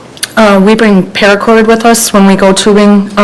So if we don't bring paracord, we'll use the twine at the river's edge and we pull our tubes together to carry our coolers, our food, just kind of generally keep the group together because it's a bigger group when we go. Okay, And he uses the knife to cut that paracord. Apologies. that's okay. And do you remember, or can you describe the knife that your husband had? It was a flip one where you flip it open and it locks into place and then you move the lever and it relocks. Okay. And it had a clip on it. If I said to you it's kind of like a pocket knife that that is closed, and then you can take the blade and you can open and lock the blade. Is that fair? Correct. And only answer this if you know. Your husband followed you after you jumped off your tube to run over to see what was going on or to render aid, is that right? That's correct. Okay. Do you know whether or not your husband pulled out his knife? I don't. Have you talked to your husband about the case or about the incident? Previous, but we were asked not to speak about it later, so we didn't. But we've talked about it off and on over the years prior to this. Okay. Do you know that your husband's knife was lost? I did after. Okay. I found out after that it had been lost.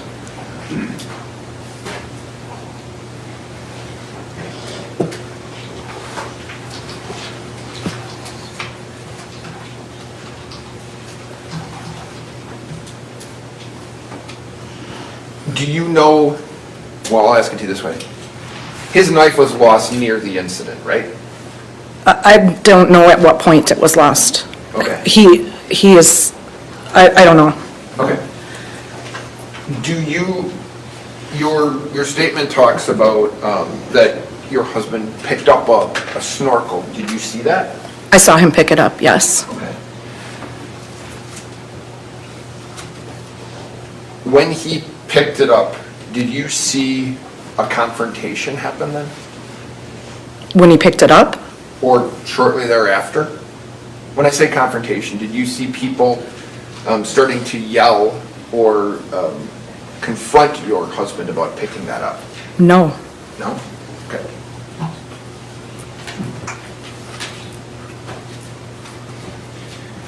Did you see your husband give that snorkel to the police?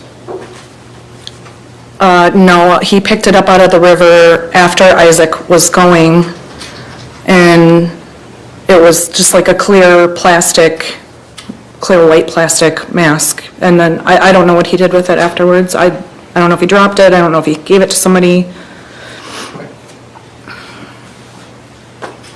That's all I have. Thank you, ma'am. Thank you. Mr. Smestad, do you have any other questions?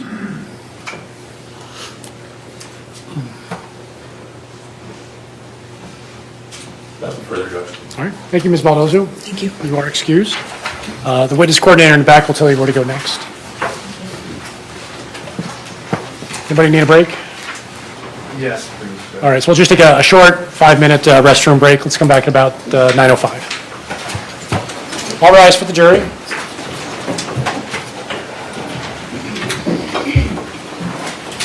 Considered to be aggressive either, right? Aggressive, no, but the way he was standing there and just, it was a very expressionless, hollow, almost like a demonic look in his face. Like I don't know how else to describe it other than his eyes did not look human. Very daunting. You would agree at that point there's approximately 13 people around him, yes? It had to have been somewhere around that number, correct? And the goal, according to your statement, was to build a wall, right? Correct. Okay. You have no idea what's happening, do you? Not a clue. Okay. And you say that Dante runs up to Mr. Mew. Is that true? Correct. Okay. To your knowledge, does he have any information as to what's happening? No. Objection, Your Honor. Sustained.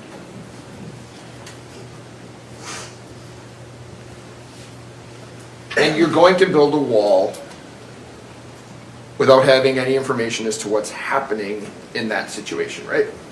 Correct. And you don't hear anybody yelling anything prior to you going up to build that wall, right? I could hear the commotion, but I could not make out distinct words. Okay. And you don't know if Mr. Mew's with any other group, do you? I do not. Okay. You see him alone though, right? What appeared to be alone, correct. Okay. And you say that today you say Maddie goes up and is yelling at him, right? Correct. Okay. And is that what you remember telling the police? I guess I honestly don't know if I had told them that or not. You go up to build a wall, why? Because there was a very clear confrontation between the group of children and then Nikolai, so at least to divide the conflict was at least my idea. So you believed at that point there was a confrontation that was taking place, is that right? Correct. Okay. And you hear Maddie yelling at him, is that right? I do,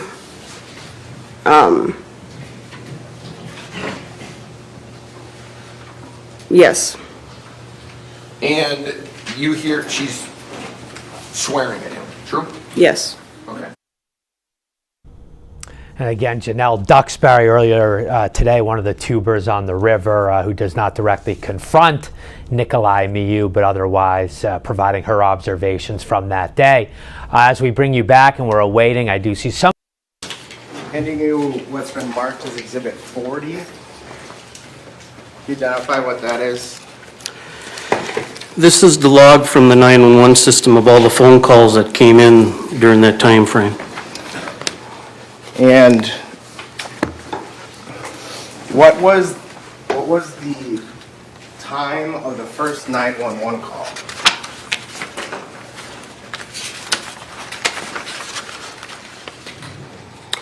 Uh, 1547, which is 3:47 p.m.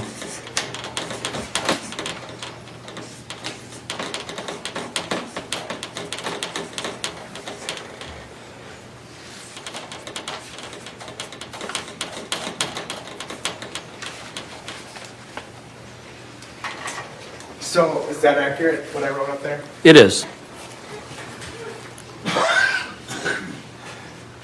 And Exhibit 40, does that have some handwriting on it? Yes, Is that your handwriting? it is. What are you identifying or indicating, or what's the handwriting indicate? That is the referencing the records management system, reversing that phone number as to the name of the person that's related to that phone number. And so who was the name of the person for that first 911 call? Gabriella Kaz. Yes. Kazrain Azinpour? Yes. And can you go through the names of the other callers or owners of the numbers that you identified that called into 911? Ashley Straker, Emma Alexander, Madison Cohen, Ashley Straker, Titania Lava, Madison Cohen, Ashley Straker, Titania, Eric Williams, and I believe the last one was a subject, Takano from Minneapolis PD. And it looks like Eric Williams called a couple times. Correct.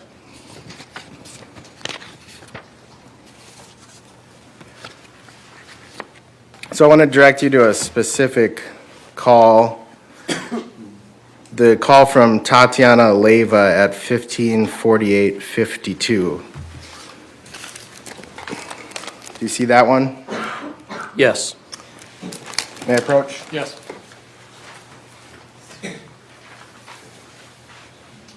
Handing you what's been marked as Exhibit 63. Is that phone call, 911 call from Tatiana on that flash drive? It is. And have you listened to that? I have. Did you initial that flash drive when you listened to it? I did. I move to admit Exhibit 63. Any objection? 63 is received.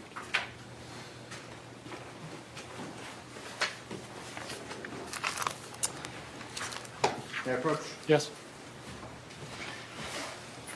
Anyone that's been marked as Exhibit 14, are the rest of the 911 calls, or are all the 911 calls on that exhibit? Yes, Does it also have digital versions of the dispatch log? it does. Judge, I move to admit Exhibit 14. Any objection? All right, 14 is received. Also Exhibit 40. Any objection to 40? 40 are the, oh, no objection. Can we approach actually quick? Yes.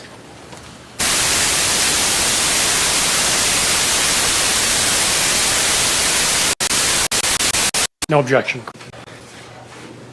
Exhibit 63.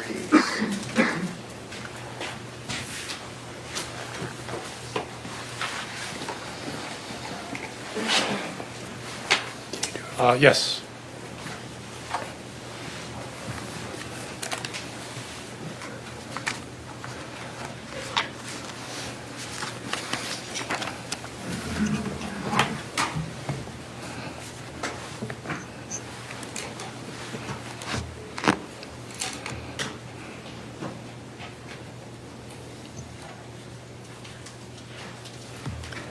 Actually.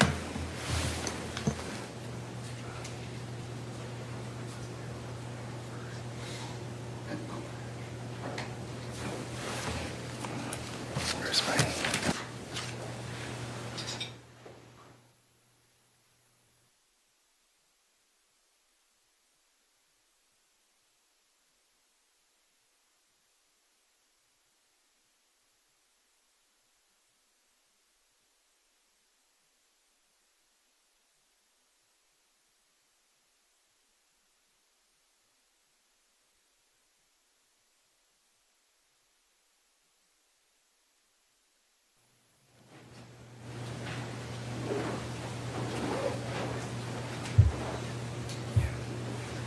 Judge, timestamp is 1:20.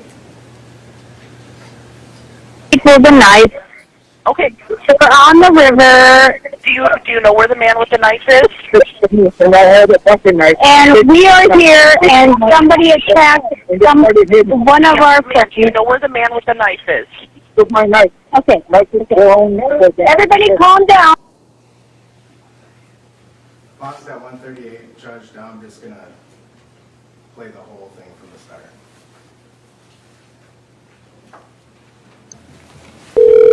Yeah, Johnny! Hello! What the hell? ¡Mira la niña! ¡Tú mira la niña! ¡Siéntese la bolsa! ¡Siéntese la bolsa! ¡Viene sangre! ¡Oye, ¡yeah, estoy aquí! St. Croix County 911, what's the address of your emergency? Hello, St. Croix County 911. Oye, bueno, habla español, estamos en el río, aquí. Hasta el río y muchos niños están heridos con cuchillos. No sé, eso está feo aquí. En Wisconsin, hasta el río. Oye, mira, policía, dale. Ma'am, are you on the water? I don't know what happened. He needs to talk to me. Yeah, but calm down. Somebody's got to talk to me. We're at Riverside. Was somebody stabbed? Is that what you're calling about? I don't know what happened. Somebody pulled the Jury, please. Bring him in. No.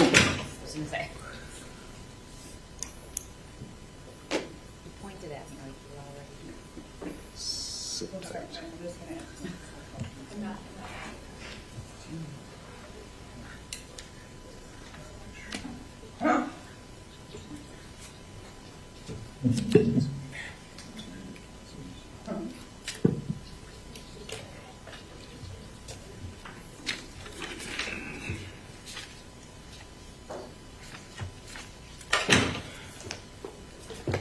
It'll be just a few minutes.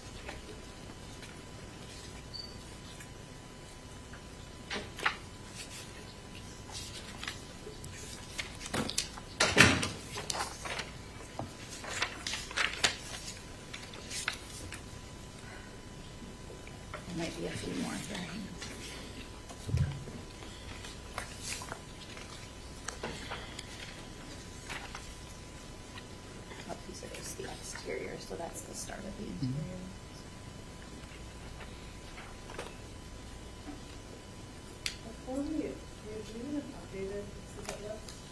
I can print one now, yeah.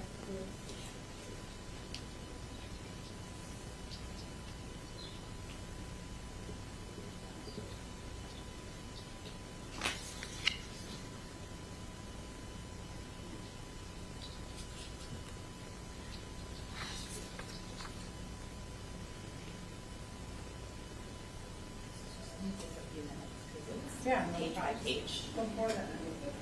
Yeah.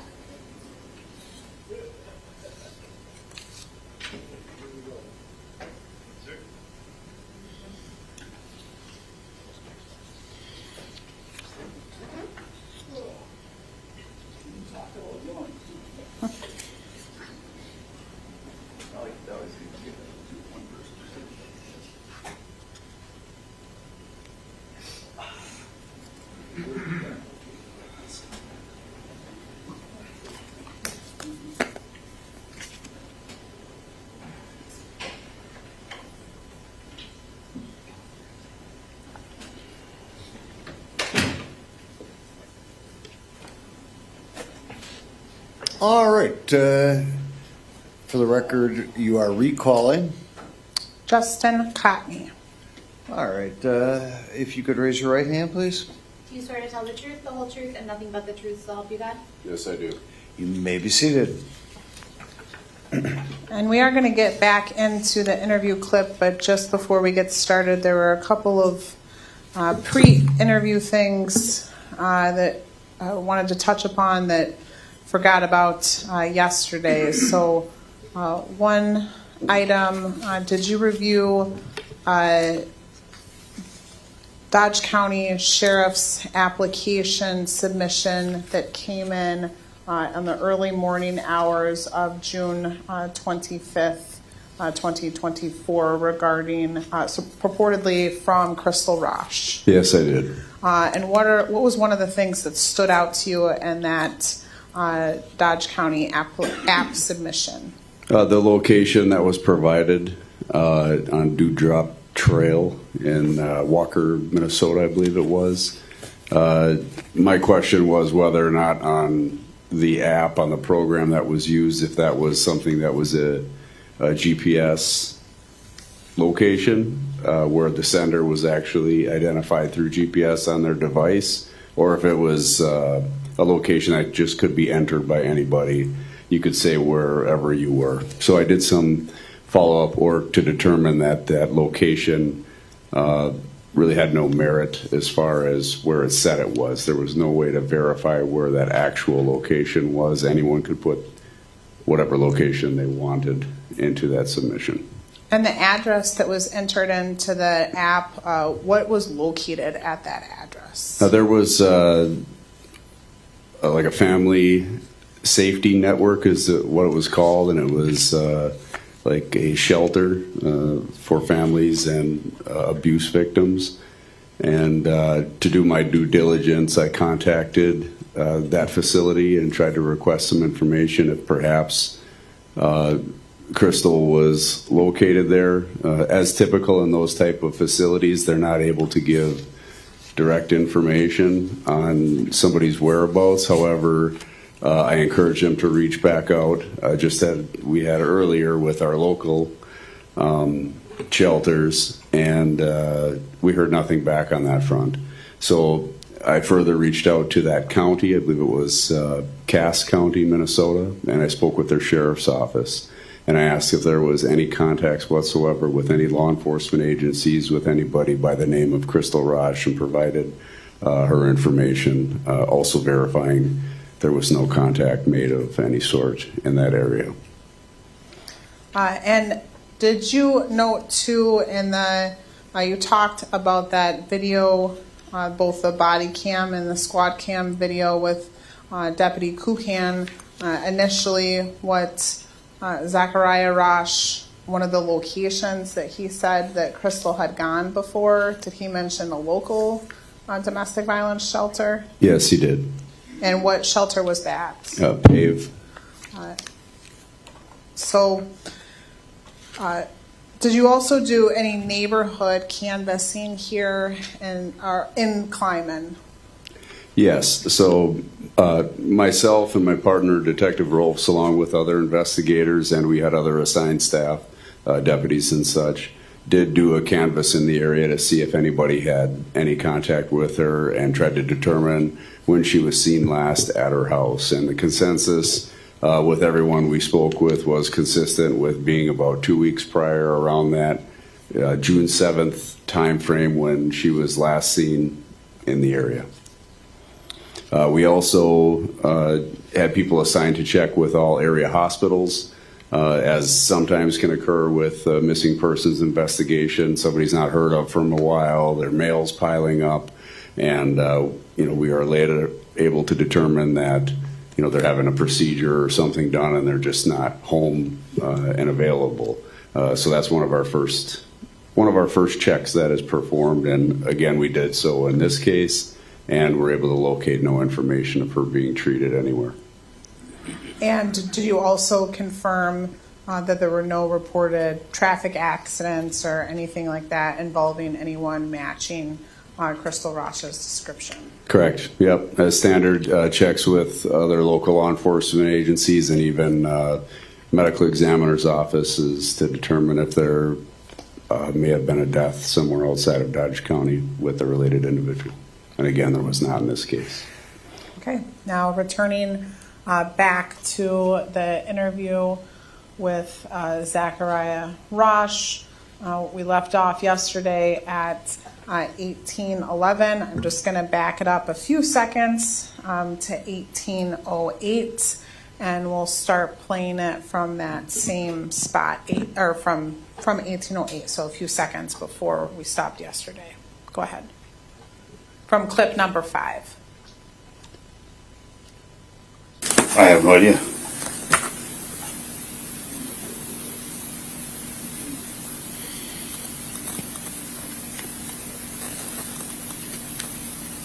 Again, I think you're an intelligent enough guy. We've had a long conversation. I'm serious, I don't know where that vehicle is anymore. What happened to it? I got repoed. I wasn't making payments. Okay. When?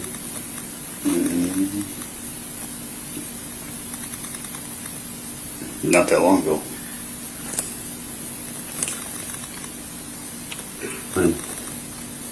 Like yesterday, I think it was. Okay. You have any connection to that area? No.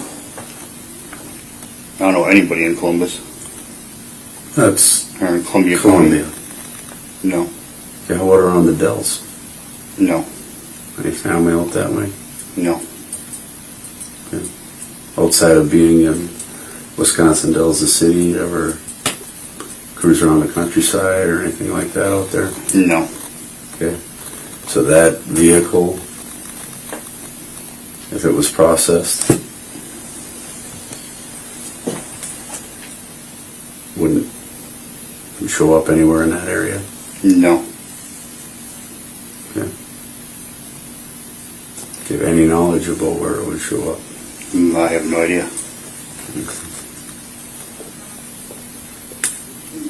What vehicle you been driving around here? My Cobalt. The Cobalt? Chevy. Okay. And you talked about that being your ride back and forth to work? Yeah. Okay.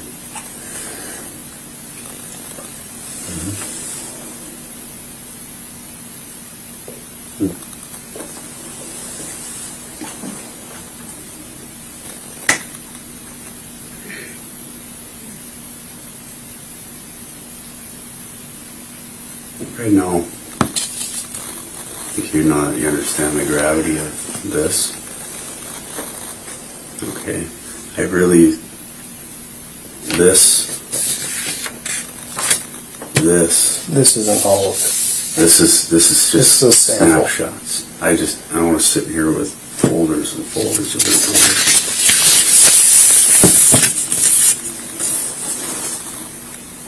All of this. All of these places have cameras. All of the highways have cameras. Your car is a mobile computer. Your phone is a mobile computer. Okay? Crystal's phone is a mobile computer.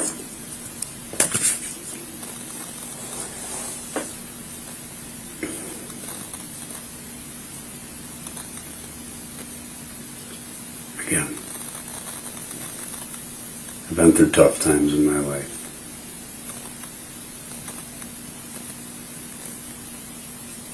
I can see you as a man who's been through a lot. I understand every man has a point. I could tip them one way or the other in their life.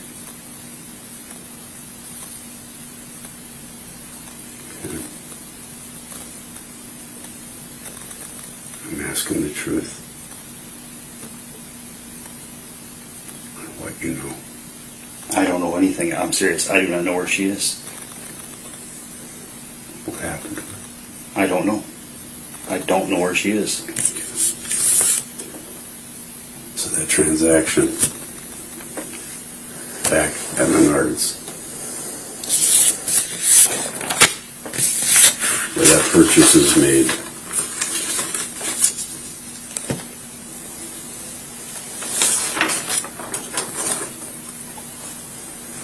.32 ounce of Santeen Drano. 6 bottles of Drano.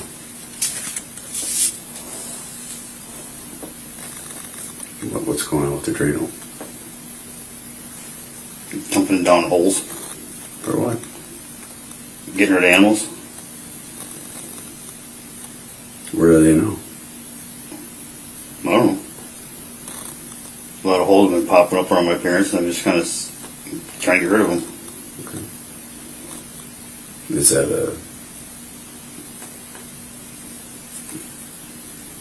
what brought you to do that? Well, I don't know. I just thought I would get rid of them. Is this something you've ever done before? No. I've done motor oil and stuff like that and gasoline dumped down there. Okay. Which I'd imagine working on cars you have a fair amount of, right? Yeah. Mm-hmm. A Drano. It doesn't make sense to me. So I'd get rid of them faster. What made you think that? I just figure it'd help faster get rid of the chipmunks and stuff. Okay. And how did you learn that, Zach? Like reading about it. Where'd you read about it? Online. Recently? No, it was a while ago. Okay. Again. Just like I read about dumping beer outside for mosquitoes too. Okay. That seems like a horrible waste.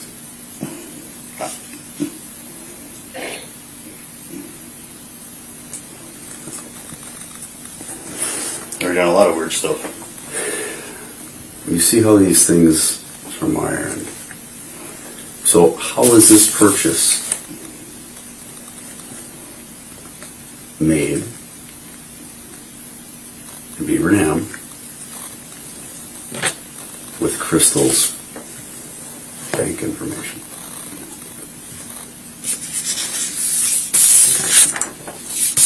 And you're making the purchase.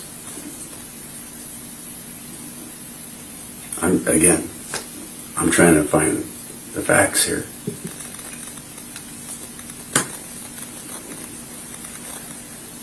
How does that happen, Zach?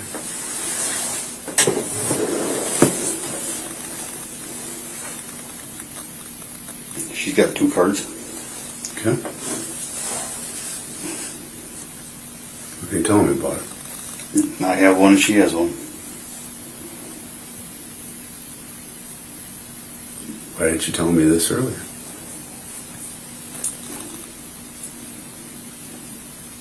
I don't know.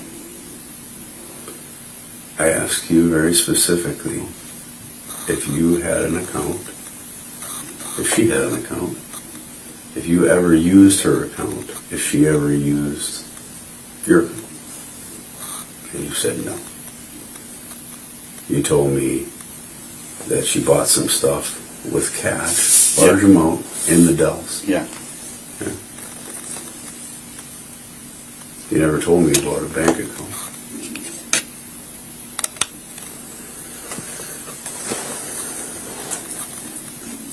Sure, it was discussed about her bank account. I'm sorry, what's that? I thought we talked about her bank account. Not the access to it. You told me you did not. That she had hers, you had yours, you didn't have joint. You talked about it, she didn't want to do that. It's not joint, but I have a card. Again, why didn't you tell me about that? I should have. Do you have that card on you? No. Did you have it on you? Yeah. Okay. So, if you're making these purchases in all these locations, and you're heading in one direction, and you're coming back down, why is that? What? What were you doing? I wasn't doing anything. What? Hey, you told me before your grandpa and your grandma, the relationship with them, right? Yeah. Talk about hanging on their porch, your uncle. Yeah. And your other side in Osage Beach. Yeah. You ever been up anywhere with them around the Dells? No. You ever been to Adams County? Yeah. When? It's been a while. What's a while? With her. Okay. Tell me about that. No, we're just up there, bumming around. Mm-hmm.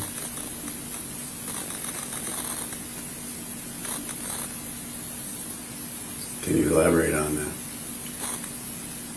Went to a flea market up there. Mm-hmm. When?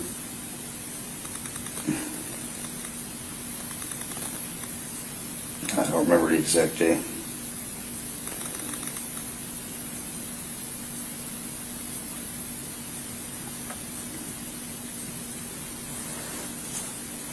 Probably about 2 or 3 weeks ago. You ever go to your grandpa's land up there? It's been a while. What's a while?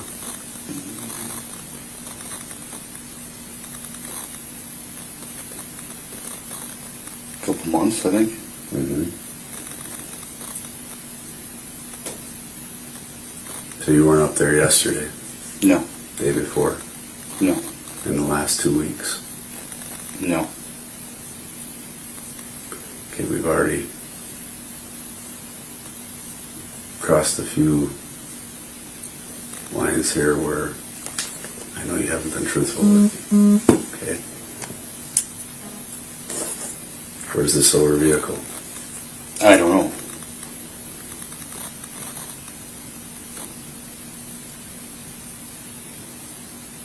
I'm serious, I don't know. Come on, Zach. Come on. I'm serious, I don't know. You've made a lot of good decisions in your life, and I think you've made some bad ones too. Okay? Again, like I told you, for a guy that's been through a lot of stuff on that front, I can understand it. We're at a fork in the road.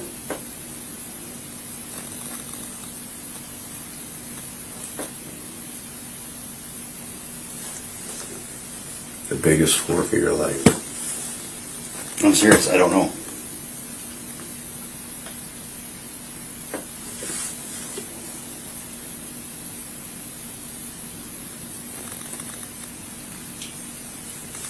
I'm showing you the tip of the iceberg of what we know.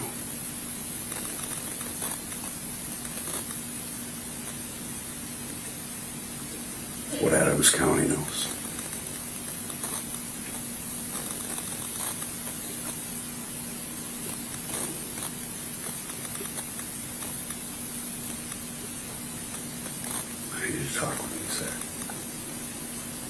Talk about what? I don't know. I believe you do know. No, I don't.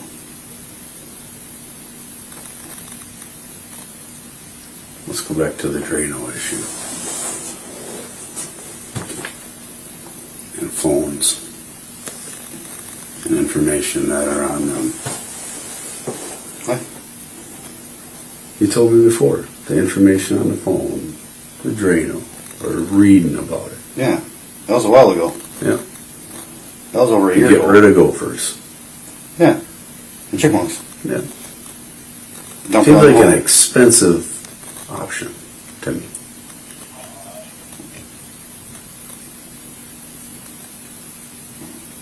Six of them? Not just that one. No, there's a whole bunch of holes. Was it necessary to make all the stops at all of these different hardware stores and Walmarts? All over, the south and western side of Wisconsin? What were we buying there? Wasn't buying anything.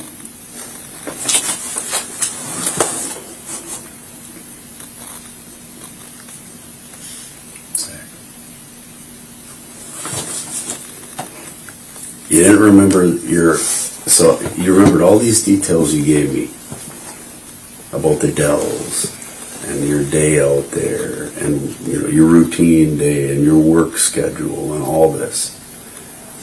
But when I put a picture in front of you, visual evidence of you at this location buying Drano, an air cooler in Beaver Dam, again, just one picture here of one of these many transactions, using her banking information. And just that, you don't remember. Then we have the car that you're driving. We have multiple pictures. This is one. The pictures all over the place. Right? And it got repoed today. And you never told me about this until I put this in front of you, Zach.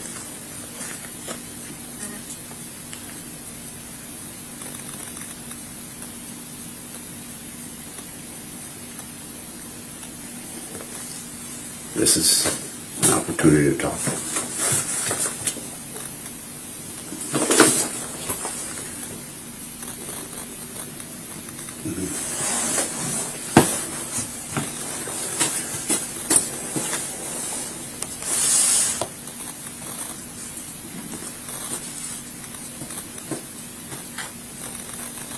I ain't got nothing to talk about. Could we at least acknowledge Adams County? We were up there together. Let's talk more about it. I believe that you were up there together.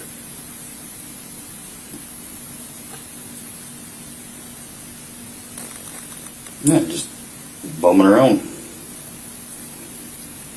Talk me through it. We've had flea markets and race closeout and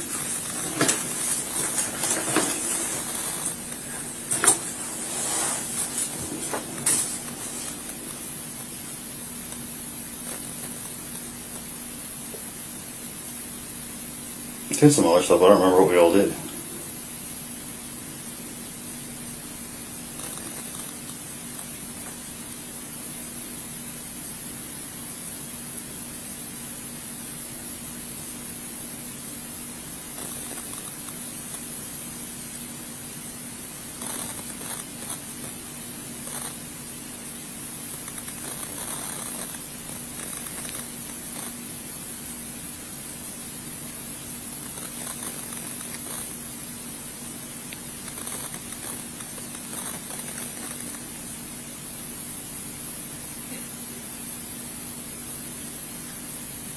And we did go to the rapids when we were up there.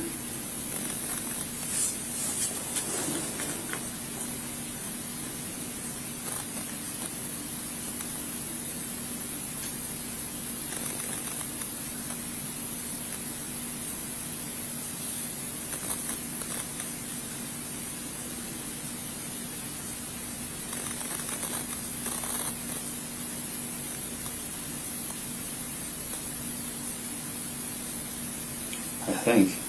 A lot of driving around up there.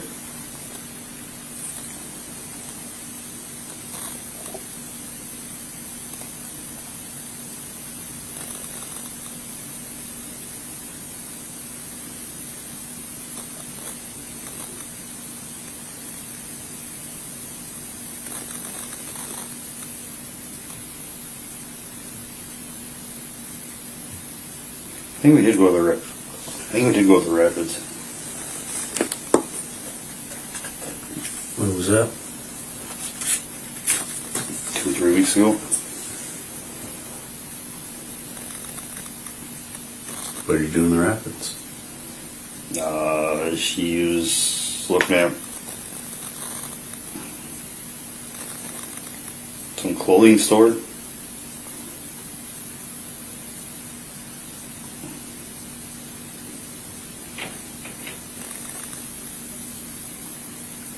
Goodwill.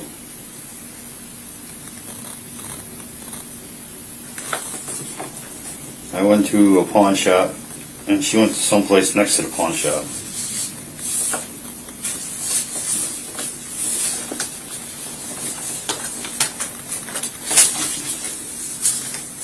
So remember they had a dog.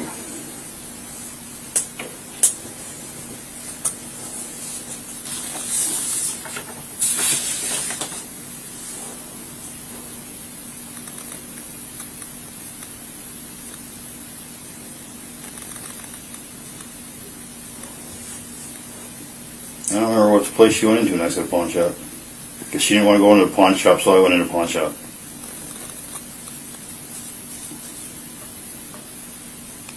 What were you looking for there? I was just there bumming around to get anything. I go to this pawn shop. See you walking in and walking out? Yeah, I was walking around in there. Okay. Looked at movies there too. Where else? Remember being at Goodwill. Taco John's.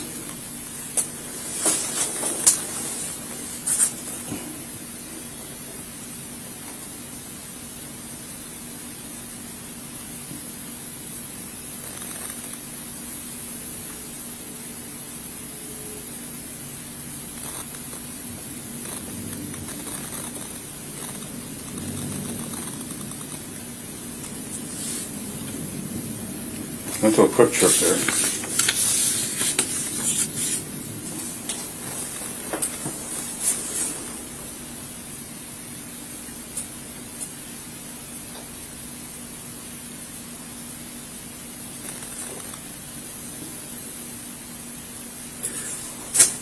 How about a rural property, Adams County?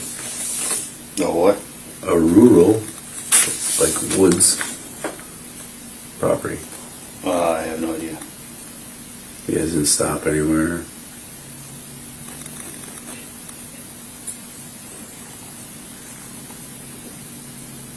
I don't know. We stopped at a gas station.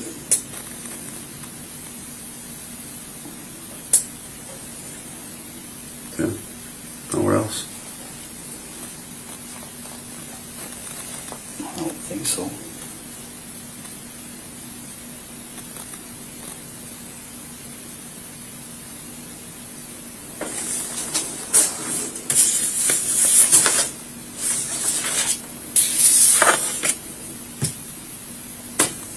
No, I'm not thirsty.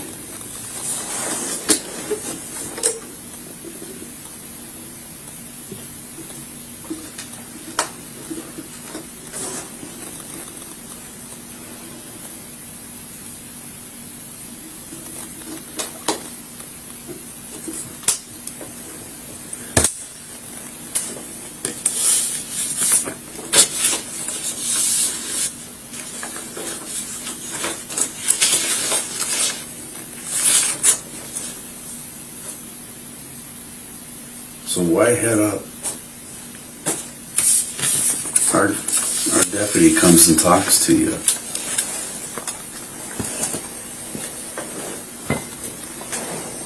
The next day you take her around back up there. Let's go up there.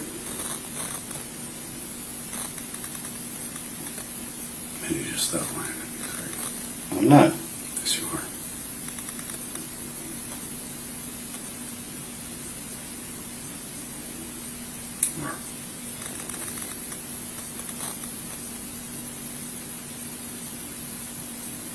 You're telling me some truths. You're telling me a lot of lies.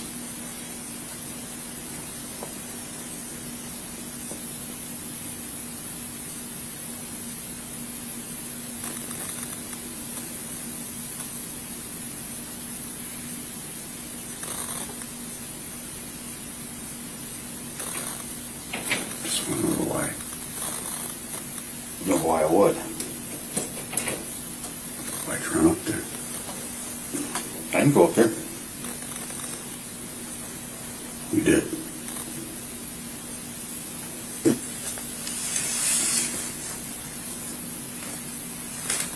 I was only in Columbus at Quick Trip.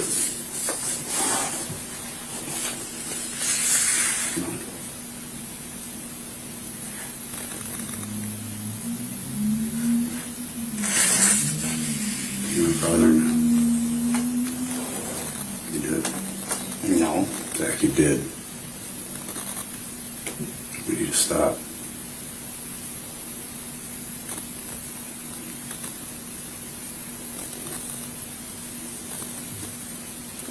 Yeah.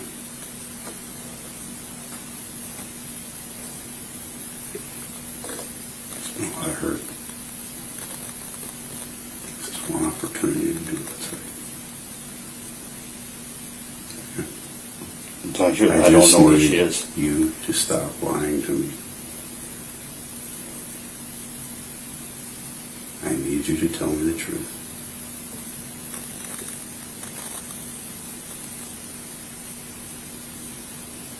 No, I am telling you, I do not know where she is.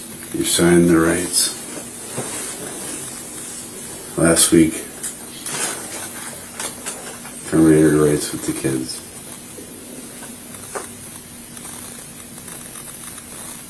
We talked about it. That was a couple weeks ago. Or more. I just figured that's what's best. I agree with you. And that alone tells me I know him. I'm not really hurting from it. I haven't seen him for so long or talked to him, so it's kind of like best for them is to let them have him. Yeah. I think you're right. And they're being cared for. And I think that was the right thing to do. I commend you for doing that.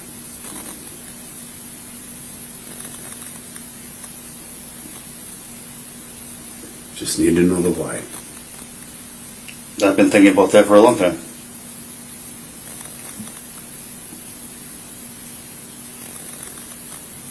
You've been thinking about getting Drano at Menards for a long time?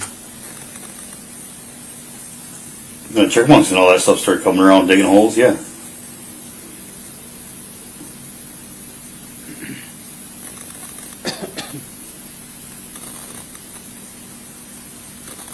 Outside of the chipmunks. You buy any tools? No. What tools did you buy?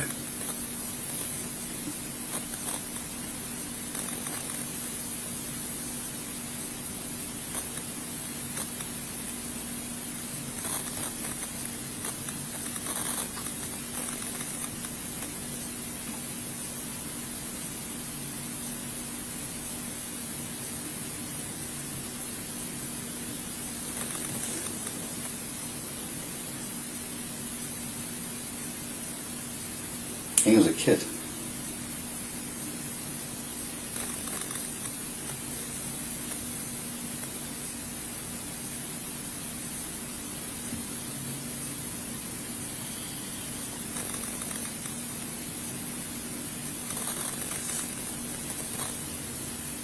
He's got a socket set. Yeah, socket set. Where's that from?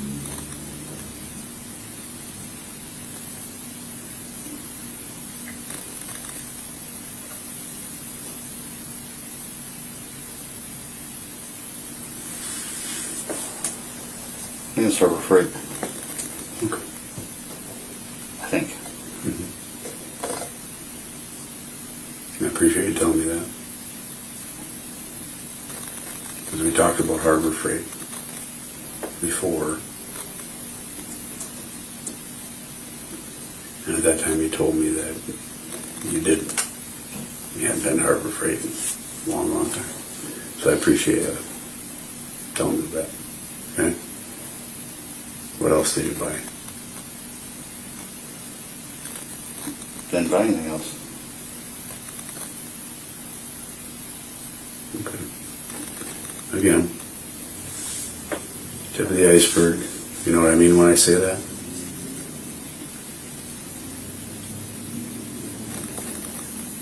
If you don't, it's okay. I'm not trying to. It's a figure of speech some people don't follow.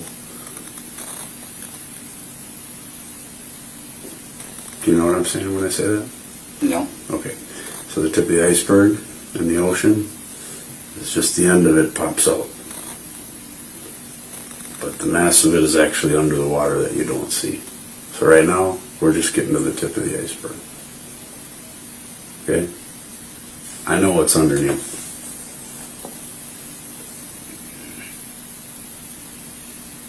Now, we can sit here, we can get more photos.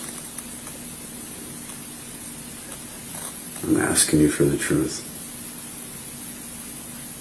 It's a simple thing. It's the most basic thing we learn as little kids.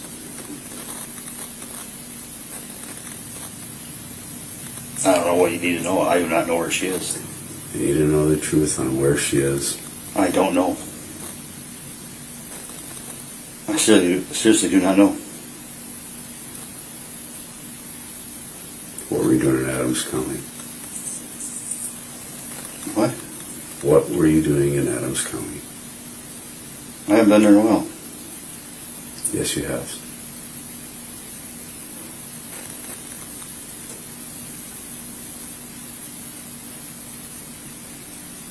You have.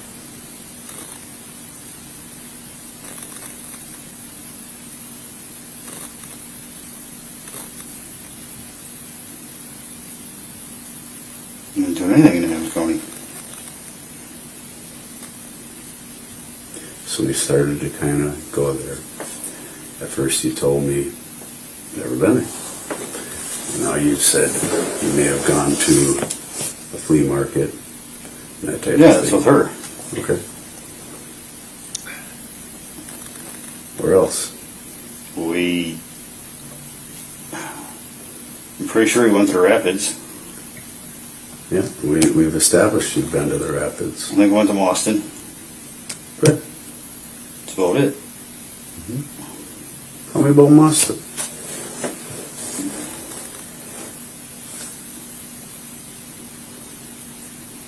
Went to St. Vinny's there, I think it was.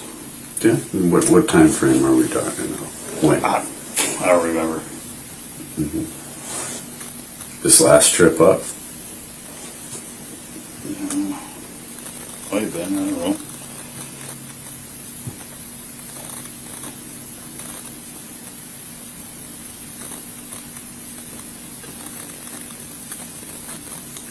I went to Denny's. And some little family restaurant there.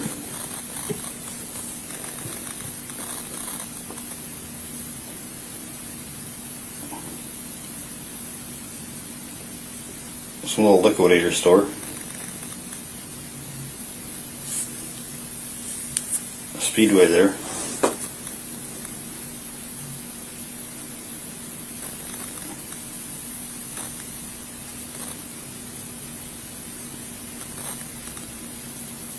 Okay. So outside of just being at home and going to work, we've been to a lot of places.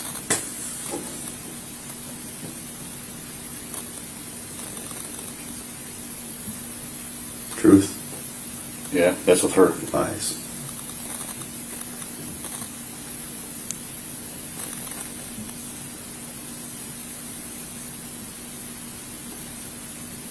Truth. Lies. Yeah, it was at those places with her.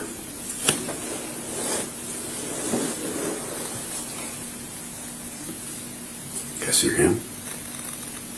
What about it?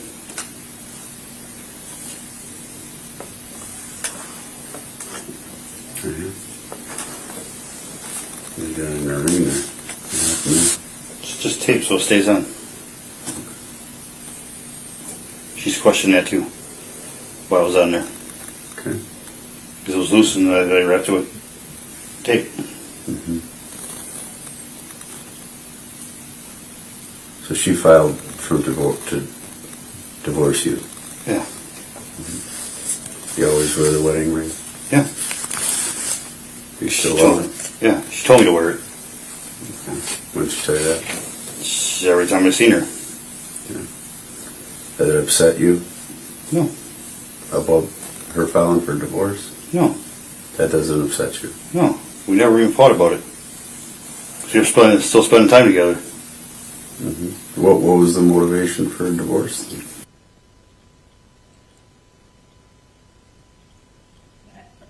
Ends, black clip is 52 minutes and 51 seconds long. Again,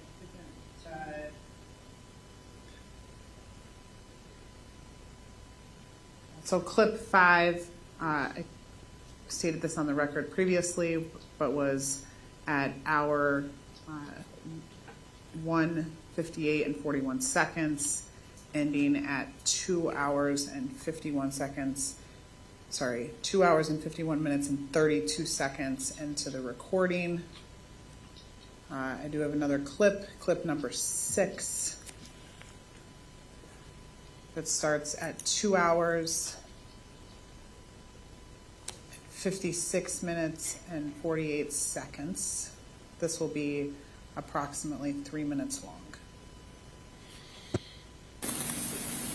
What else? Again, we got like the 4 pages of transactions that as we're talking, we compiled. Motor oil. Said your car's been repoed. Yeah. But in the front of that car sure looks like you driving it. I don't have it anymore. Go check this. I believe you don't. Not at your property on J. But we know where the car is. Yeah, I don't have it. Yeah. I know you don't have it.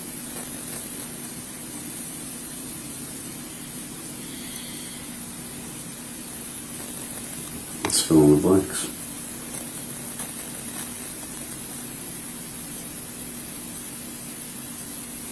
So again, when we're seeking truth, just so, you know, I've asked a lot about what you do for a living, right? We compile all of these things, which have a whole team working diligent, has been for quite a while. We've compiled enough that now we're here. Now is your opportunity to give me the truth, your truth. No, I'm telling you the truth. I do not You're know where not. she, yeah, We've already I am. established you're not. You're not. Yeah, I'm telling you the truth. I do not know where she is. You're not telling me the truth. Yeah, I'm serious. I am telling you the truth. I don't know where she is. I've lost count on how many lies we've caught you in now.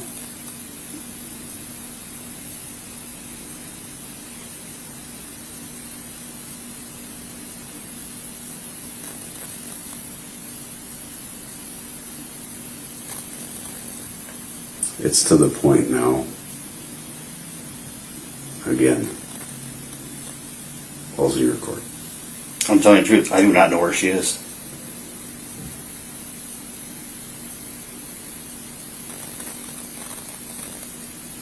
What happened to her? I do not know. You're lying. No, I'm serious. I do not You're know. lying. No.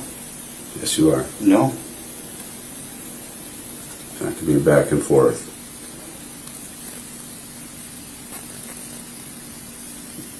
Take some time.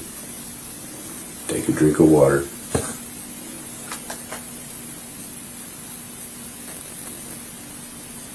Think about what we've talked about thus far.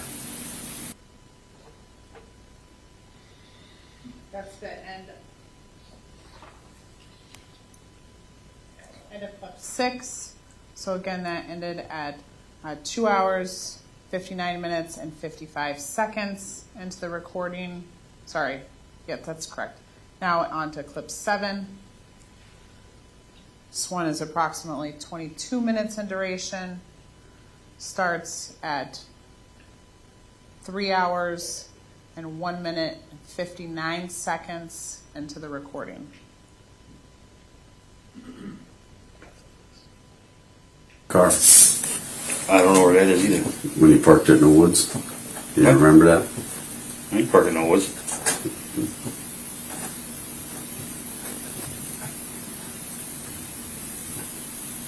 We weren't at Walmart. Can't remember that. We weren't at Menards. Can't remember that. Or you don't know.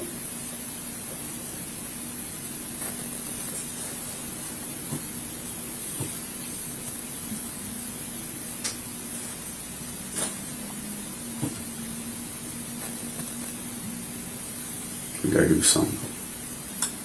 I have nothing to give you. I do not know where she is.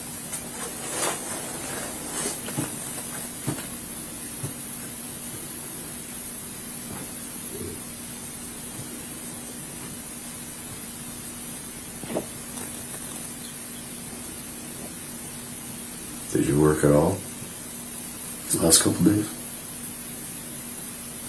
What? Did you work at all the last couple days? Yeah. You did? Yeah. Regular hours? Yeah. 2 to 11? Yeah. On all those days? Not Monday. Okay. What was going on Monday? I overslept.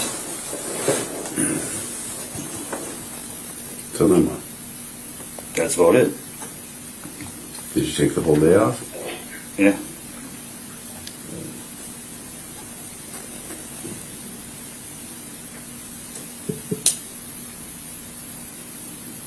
So you took off Monday, the 24th, right? Yeah. Because you overslept. Yeah. And the vehicle is seen up here.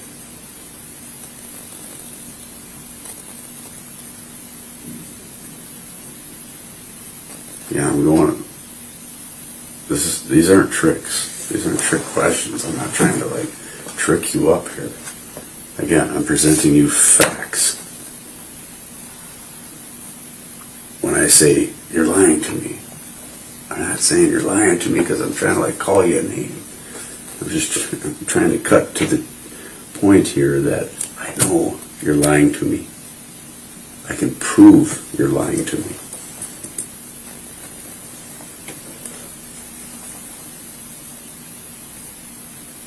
Can you give me some truth? And I do appreciate that. I don't know where she is. This isn't for me. I'm serious. I do not know where she is. This is not for me at this point. Never has been. This is another day of work. Okay? But for you, for Crystal, for the people who love you, for the people who love her, I don't know where she is. this is the rest of all of your lives. Yeah, I don't know where she is.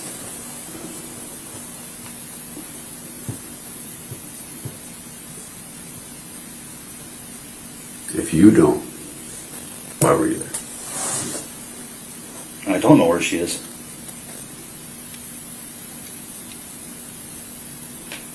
Why were you there?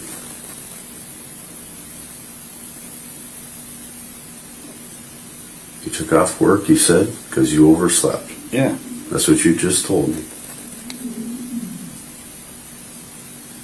You took off work because you overslept, and then we're here. Why are we here?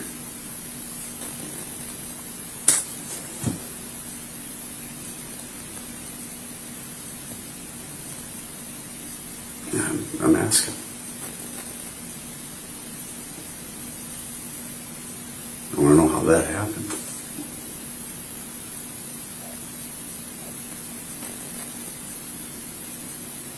Because I know you weren't at work. I know you were here in this car. Why were you here? It's got reported. No, it didn't. You in this car. Why were you there?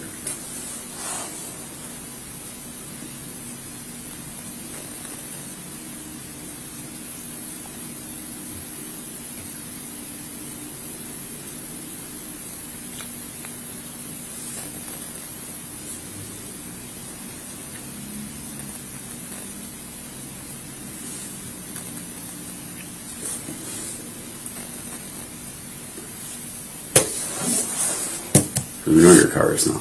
We've already talked about that. We already know you put it there. We've already talked about that. I'm not trying to just repeat stuff to you. You know, I just want to make it abundantly clear. Again, these are not tricks.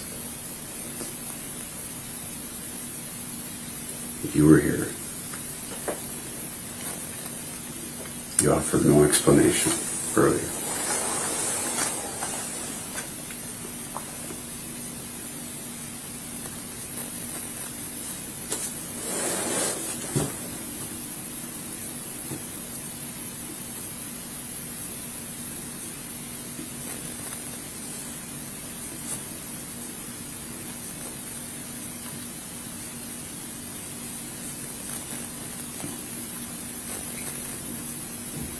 Do you have any explanation? No.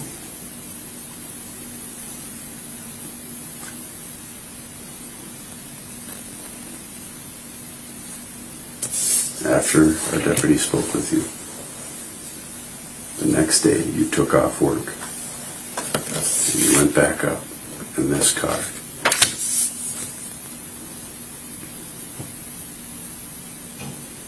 And we bought a shitload of Drano, among other things. Why? I was dumping it down the No, holes. Yeah. no. Then why would you drive up there to do that? I was not there for that. I was there right at my parents' property. 24th, I was right at my parents' property. 24th, same day, same transactions. I was right at my parents' property. You on camera, you in the car. I'm serious, I was right at my parents' property. Standing on camera, in the driver's seat on camera.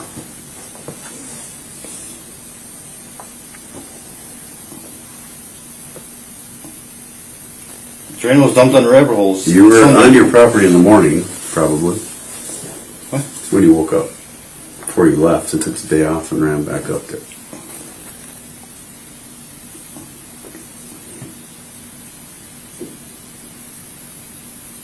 But not here. Not after buying that Drano. You didn't go buy that and then go all the way back down and then end up all the way back up north. And then your car ends up there.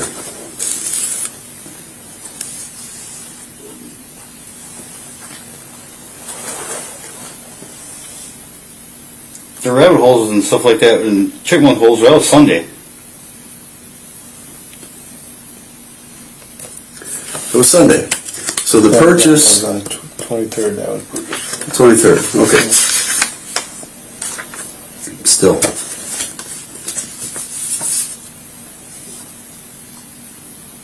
What are you burning in the fire pit out by your house?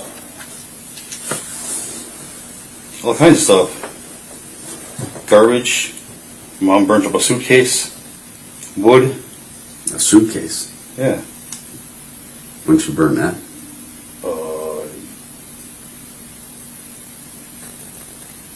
Yesterday. Your mom did? Yeah, she was in the house. She was getting rid of stuff. Okay. What kind of suitcase? Those old, crappy thing. She was cleaning. Yeah.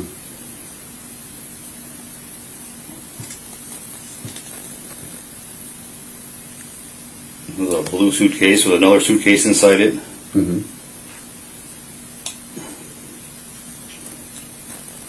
What else? So that was it. What time was the burn? I don't- 3, 4 o'clock. She burnt some food, marshmallows. Mm-hmm. Some nuts. Oh, that was a bunch of boxes. Mm-hmm. You probably have an old pallet on there. Were you helping her out? Yeah. Mm-hmm. In what way? I was just throwing the stuff on there. I didn't even carry stuff out of the house and. Mm-hmm.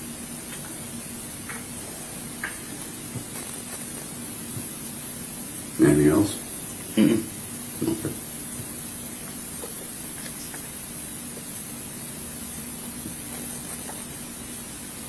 So again, I gotta go back to it. It's still something I don't know. How are you up here? And why? Looking for her. You were looking for her? Mm-hmm. Okay.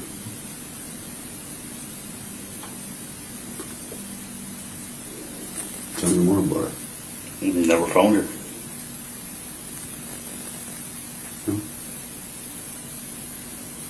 As much as you can tell me about your day that you took off work to go look for her. Tell me about it. Just went driving around looking for her. Mm-hmm.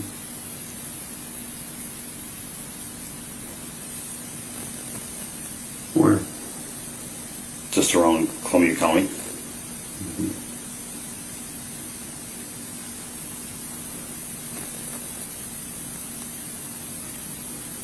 Why there? Places that we normally go to.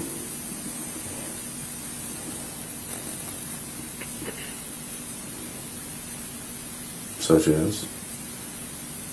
Like, I drove past St. Vinny's. Mm-hmm. And I drove around like other places.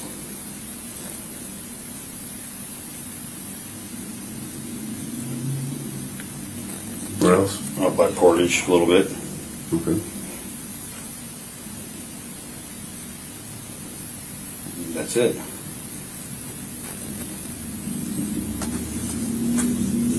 So that's where this would have been when you were up looking for her. Yeah. How far did you go past Portage? Not very far.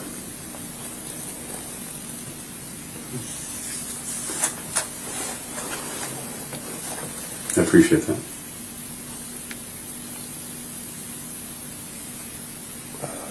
Okay, but it doesn't explain why that got left there. You told me earlier that was repo. It's up for repo. Mm-hmm. I believe that. But you never told me after you dumped this car. I didn't dump it. Where's the car? I don't know. Okay, well, that's the car in the woods. What?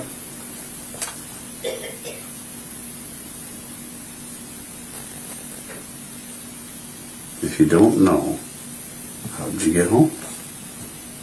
Your mom came and picked me up. And which vehicle? Hers. Which one? The Buick. Okay. Where'd she pick you up at? In Portage. How'd you get to Portage? I drove that. And then, where did it end up? I don't know. Okay, so you drove to Portage. I just want to make sure I'm getting all this right, okay? So you take off work in the morning, right? I work in the afternoon. You take off work for the day because you were oversleep. You decide to go looking for Crystal. Yes. What time do you start work? 2.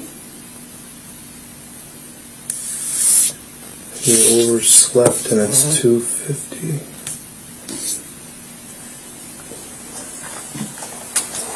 Up there, it's 2:50, mind you, not here. So it would have took you a while.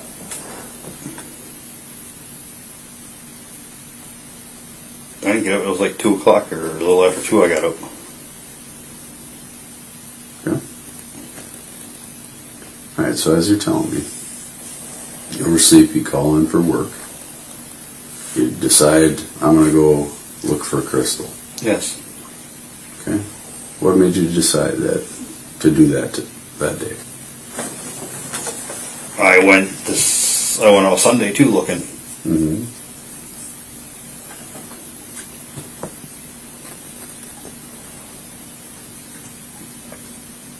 I was driving around Dodge County looking. Okay.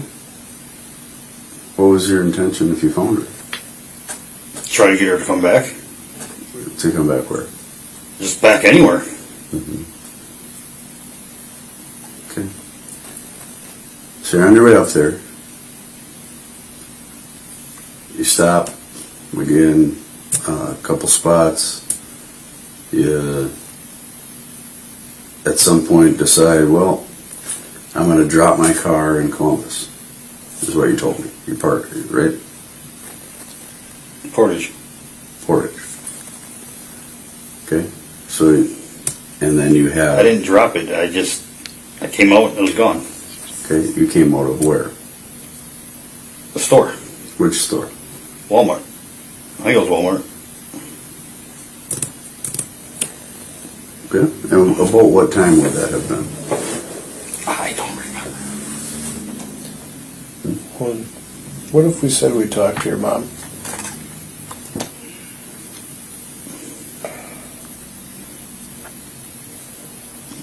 Okay. What's the truth?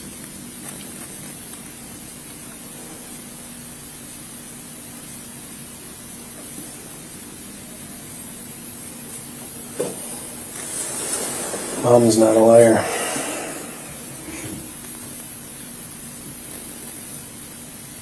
We don't have your mom on camera.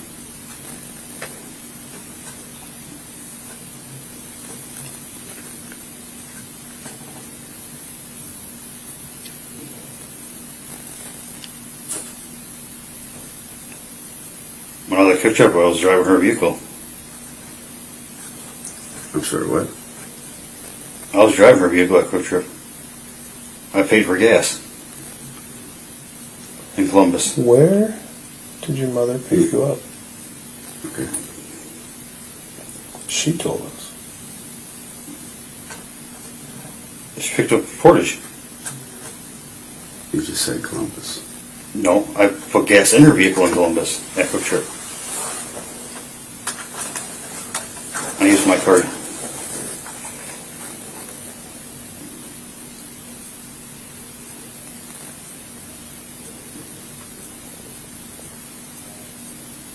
What did you tell your mom about why you needed a ride from there?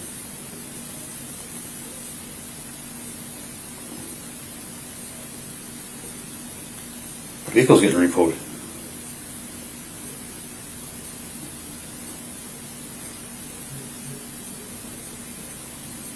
Mm-hmm.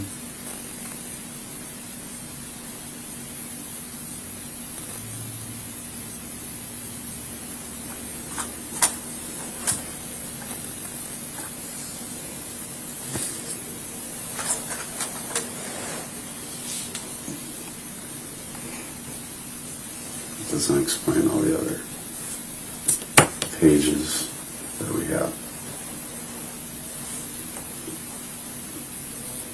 So after the vehicle's repo, you transfer over to your mom's car, the Buick. Yeah. Yeah.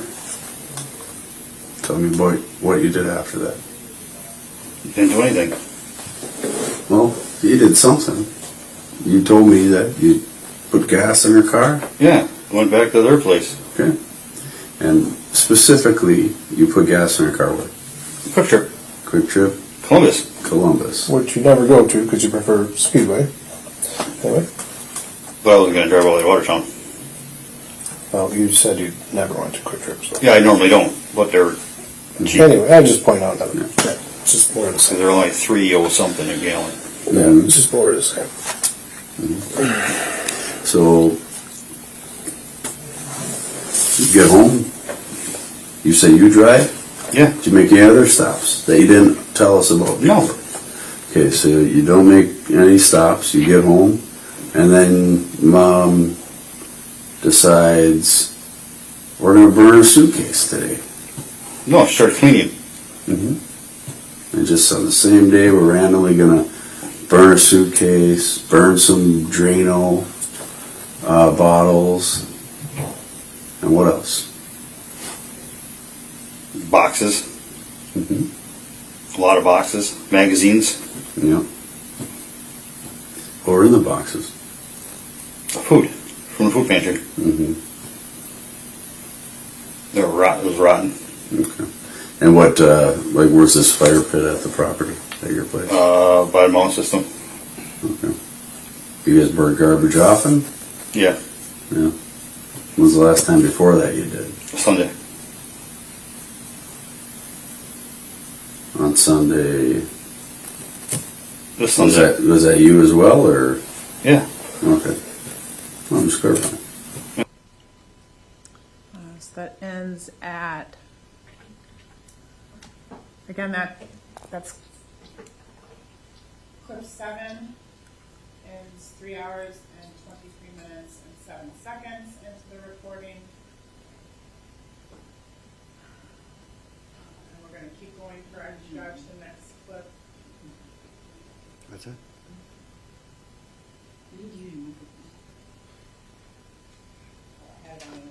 Your mic. Sorry, I had it on, turned it off. The next clip we have is clip 8.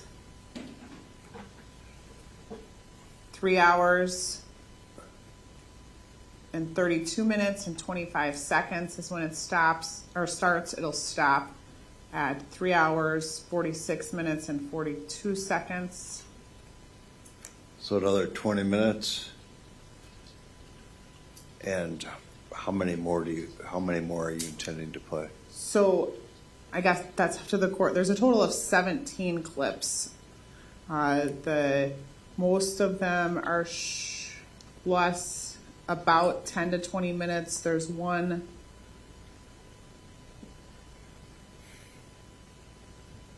longer clip left. The rest are shorter in duration. So I can play however long, clip 8 that the court wants me to, and pick up whenever. All right, well, let me ask the jury. It's obviously Friday. You've obviously been with us for... Not that anyone's counting. Okay. I'll go with 5. 5 days. At this point, would you prefer to take a break and come back on Monday and start fresh? There's a lot of... And just so the jury knows, There's a lot of nodding in the affirmative. for the state's case in chief, Justin Cotney is our last witness. So as far as the state's case, I believe we would likely conclude Monday. So, all right. Consensus it appears to be, let's knock off for the week and go from there. All right, folks, lest I let you out of here with repeating myself for the 5th time. 5th time, got it. I got visual aids here. Folks, there's going to be obviously 2 days, and I'm sure you're probably going to miss me terribly, but please remember my words. My words are that you should not discuss this case. You should not listen to the radio about this case. You should not do any computer searches. You should not listen to any television reports or watch any videos regarding this. And please keep your family from asking or talking about it. They may have some idea what's going on, but you absolutely can't do that. Understand if in fact you don't follow these rules, it may be that I have to excuse one or more of you, and if we can't complete this trial, we'd have to start all over again. So please, it's a lot of expense to the taxpayers. It's so important for all of the parties that you stay with us. So with that. And there is good news. My mixer was delivered today. So we will have carrot cake on Monday. All right. Have a great weekend.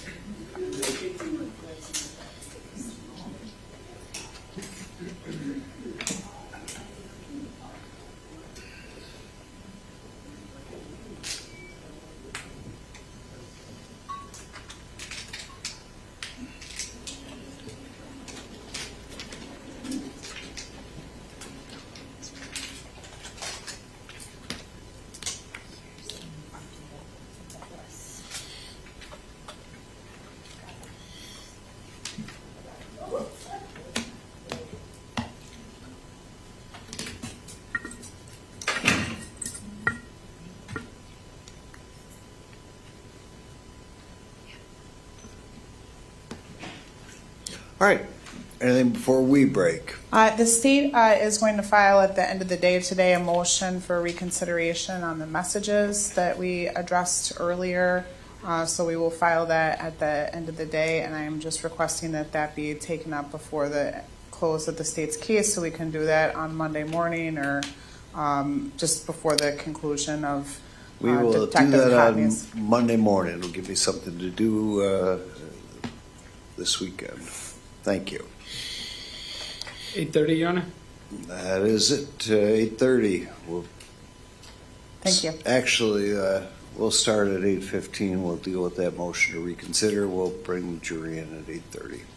Thank you. Folks, have a nice weekend. You too, Your Honor. Thank you. We are adjourned.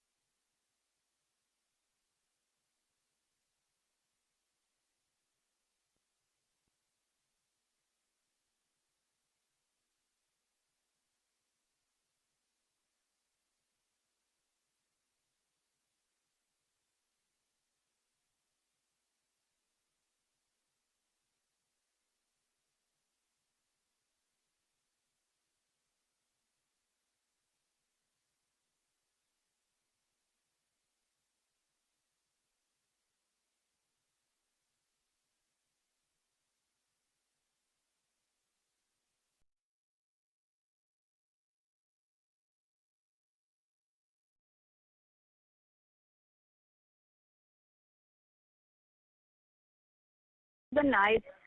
Okay, so we're on the river. Do you know where the man with the knife is? And we are here, and somebody attacked one of our friends. Do you know where the man with the knife is? With my knife. Okay. Everybody calm down. We're fine. We're fine. Can somebody tell me where the man with the knife is, please? Okay, so we're on River's Edge, on the river.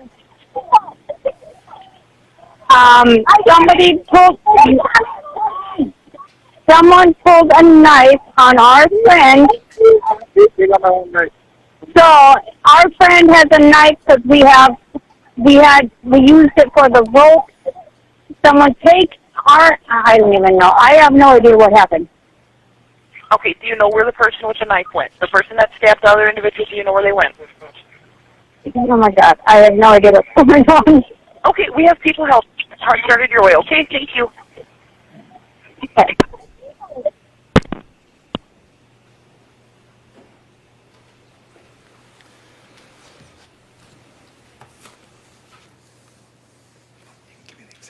I don't have anything else, Judge. Mr. Shrafazi? Just a couple questions, Mr. Anderson. So, in the job, tell me if this is fair, the job of the people that you kind of supervise is to try to get as much information as possible about kind of what's happening. Correct. Is that right? Correct. Okay. And is it fair to say that in your experience, sometimes you get calls like this where people are just yelling and screaming, and it's difficult for the dispatcher to really get any information about what's going on? Is that fair? That is fair. Okay. And can be for various reasons that's happening, but in this particular case, is it, I don't know if you can answer this question. At one point, the dispatcher says, we've got people coming, and then I think says that, and then kind of disconnects the call. Did you hear that? Yes. Okay. And is that, are they trained to try to keep people on the phone, to disconnect calls, depending on the circumstances? How does that normally work? Depends on the circumstances. In this case, there was numerous 911 calls, so the dispatchers were triaging, trying to gather the most pertinent information, the best information they could, and if they weren't getting any more information, they had to move on to the next call because there were other 911 lines ringing. Sure. And it sounds like, at least from the information we have, there had been previous 911 calls about this incident. Is that fair? That is fair. So, thank you. Mr. Anderson? Nothing else, Judge. All right. Thank you. You may step down. Can we approach again? Yes.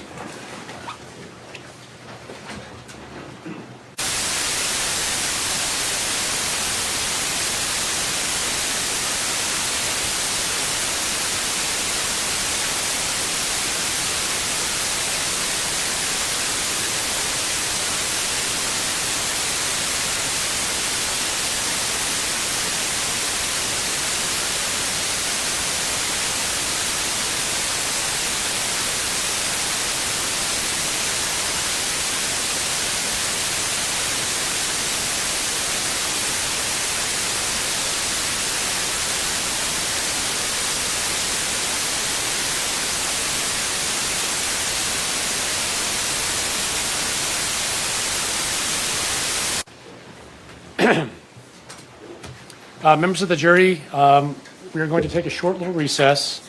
The good news is we're running ahead of schedule. So the next witness hasn't arrived yet. She'll be here at 9:30. So we'll take a 5-minute break. We'll come back and then pick up the trial. Please take the jury out. All rise for the jury.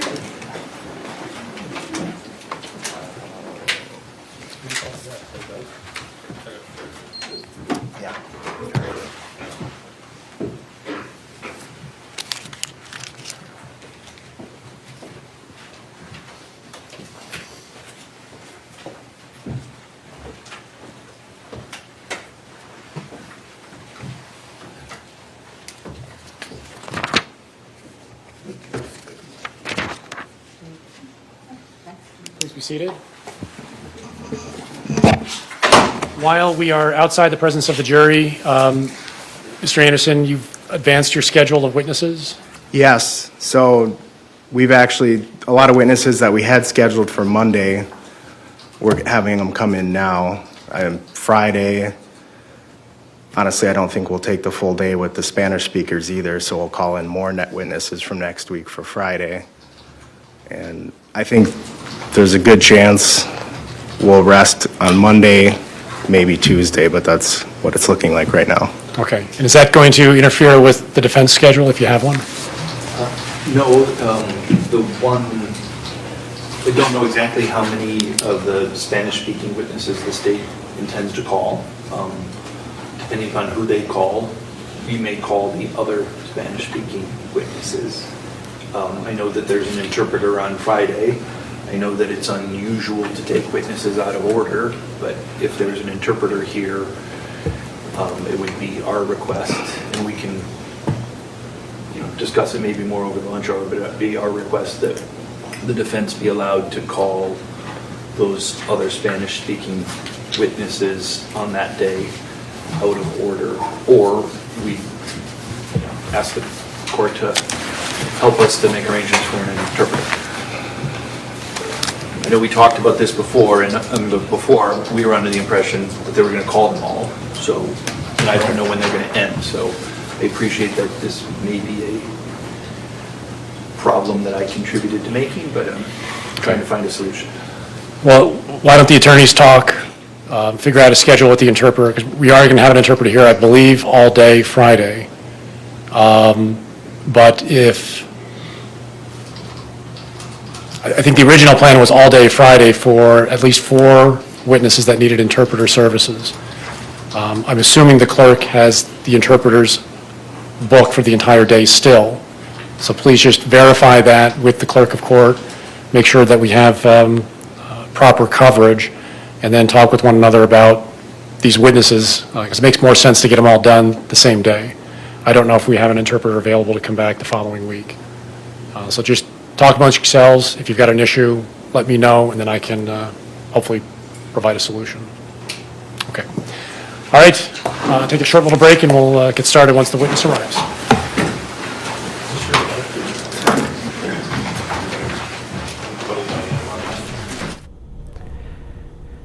And good morning again from our Fox 9 streaming studios. You've obviously been watching the Apple River stabbing trial, our live gavel-to-gavel coverage of that trial here at Fox 9.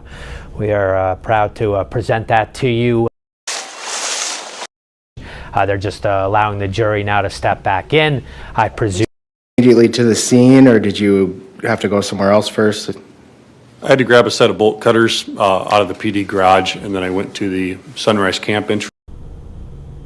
Arrived. His back, his eyes were open, but not. And we certainly will get back to her testimony, but obviously our commitment here. Please come forward. Please face the clerk, raise your right hand. She will administer the oath. Do you swear that the testimony you are about to give in this matter shall be the truth, the whole truth, and nothing but the truth, so help you God? I do. Please have a seat in the witness chair.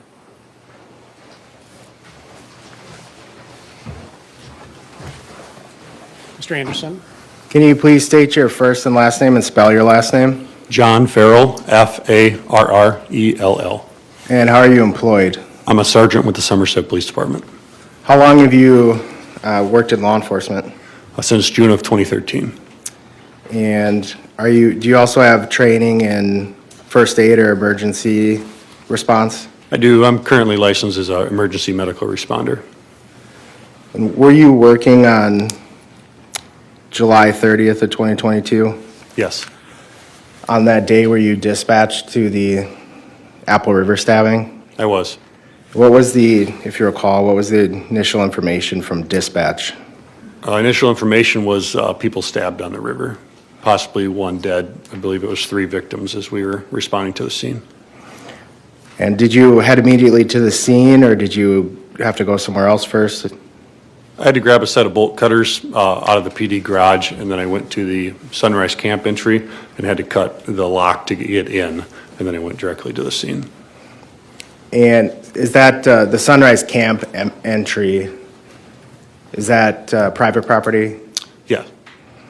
And was that the best access to get to where the incident was reported to have happened? Yeah, there's a road that you can get on off Sunrise Drive in Somerset, and then it'll take you back to where the scene was. And is that a campground that's in operation or no? No. And the the owners given permission for law enforcement to use that when needed? Yeah, we had spoken to them in the past about it. Were you one of the first officers to arrive on scene? I was. And how many officers, if you recall, arrived there originally? I don't recall a specific number. I know as I was approaching the scene, I saw a Deputy Durand come down from the highway, and then Officer Stumo was behind me. And there was also another deputy that was behind me that was at the gate when I opened it. And so what was can you kind of describe what the situation was when you got to the river? Yeah, there was, I was being flagged down initially by people at the river bank. As I approached them, I saw one guy come out that was holding his side. It was later determined that he had a stab wound on his side. I was being directed down into the river where a female was sitting in a tube whilst bystanders were holding pressure on her left side. When I got down into the river, when I looked at her, I had noticed that I could see what I believed to be her bodily organs outside of her body. Deputy Durand and I worked with bystanders to get her out of the river. During that time, we were trying to determine what was going on, where's the suspect. There's a lot of information coming in at once, a lot of people in one spot. We were able to get her out. The other person that was there that was stabbed came up as well. I retrieved the medical kit from my squad car, provided some medical equipment to the other officers before I went into the river, and then headed upriver to where the other victims were. And while you were at the river when you initially got there, were there still groups of tubers going down the river? Yeah. And was there a good crowd of tubers around also? Yeah. Did you know who was witnesses, who were just bystanders, or was it kind of just people everywhere? There was people everywhere. I didn't know who was who. I mean, it was obvious to me who was injured, but other than that, I didn't know who witnesses were, suspects were, what anyone else's involvement was. Did you have a body cam on? I did. Does your body camera indicate the date and the time of the footage on the bottom of the screen? It does. Permission to approach? Yes. Handing you what's been marked as Exhibit 22. What's that labeled as? Farrell BC video? BC body cam? Yes. Judge, I move to publish portions of it. I'm going to skip around a little bit to not show some of the up-close graphic parts. So first, any objection to Exhibit 22? All right, received. Go ahead and publish the portions you wish to show.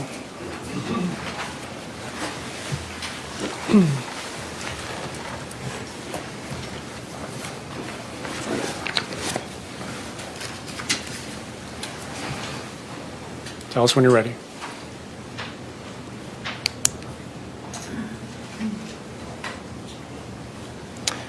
Oh, and I'll ask another question. If we watch the first minute, would it just be you driving there? Yeah. We're going to start at 57 seconds, Judge.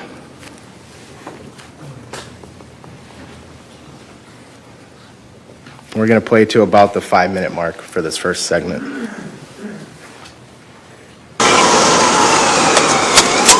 I got a cutter!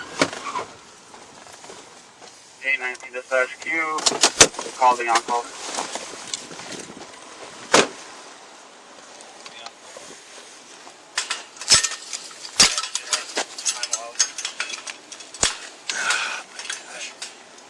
Cut the wrong side of it, of course. There.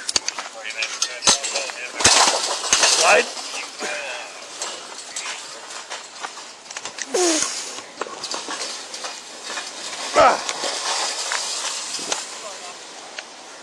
Good enough? When you get an opportunity, if you want to have fire rescue states, let them know. Meet you up there. End up with additional victims on the river, whatever they can do to get access to that.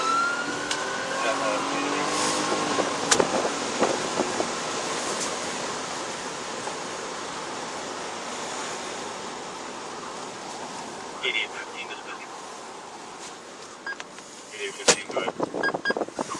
KD 100 will be working on getting the investigators out. 10, we're seeing a handout ready too. I wasn't aware of that when I talked to him. That's all good. KD 30 Petra, dispatch Sunrise access is open. Sunrise access? Correct. Open down to the river. That's where 5054.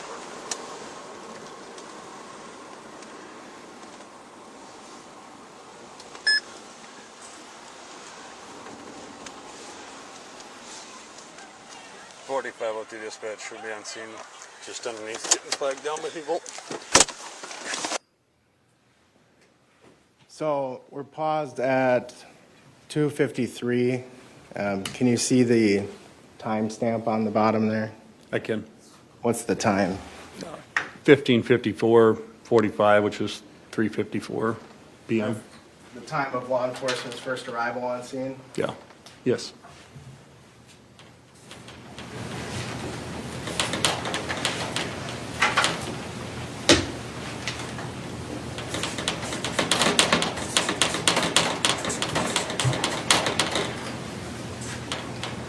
Can we have the screen again, please?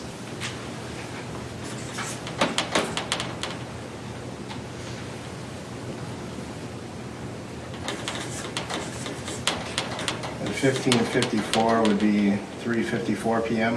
Yes.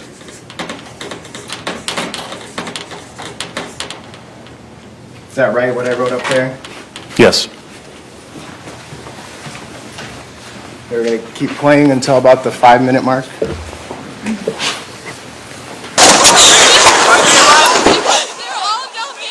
They're all down where?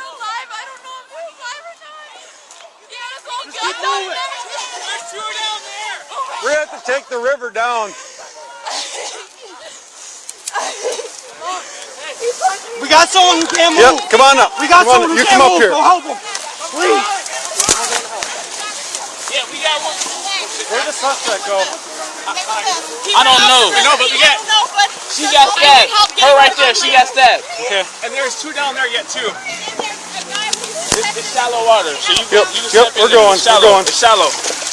Y'all can step in there. Just, we got one stabbing already up here.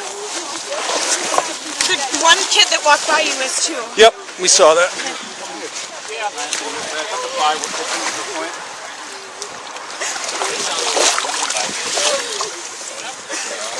Chase, you got a knife on you? I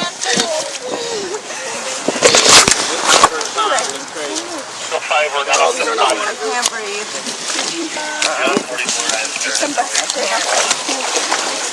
I can't breathe. Gotta go one more cut here. I have to hold this pressure plate. Yep. Keep holding pressure. If there's anybody that can get up to them. You're big now. 80, 19, 80, 100. I know you do. I know you don't. You're doing good. Keep holding pressure. Okay. Minnesota People Patrol's helicopter is overhead in Fulton. You need to pick her up. I can't. I think we can just pick her up using the two. She's got a dissertation here. The bridge. If you could start a helicopter. Just get this underneath the tube and lift up. Underneath all the tube? Yeah. She got guts.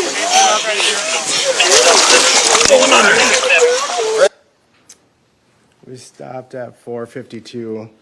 And did you end up assisting to carry Riley out of the river? Yes.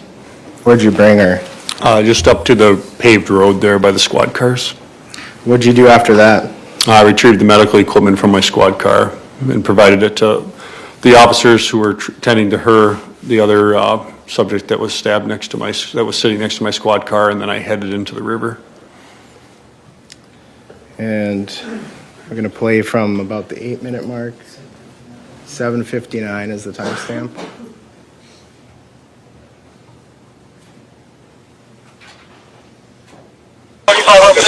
We have to get your butt up a little bit here. EMS coming here. Yep, yep.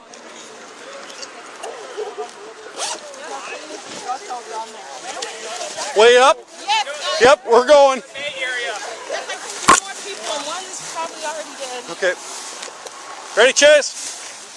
And the guy is still walking up the river. The suspect? Yes, he still had a knife out. He was still stabbing people. 4502 dispatch. We just received information. Suspect still has the knife and heading upriver on foot.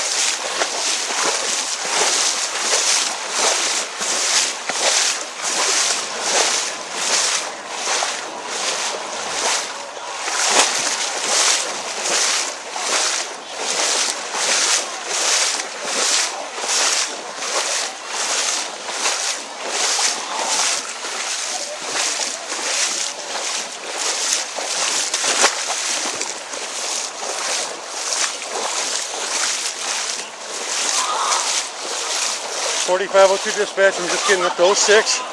It does appear that EMS is clear to get up here. Just make sure they know the suspect's still at large.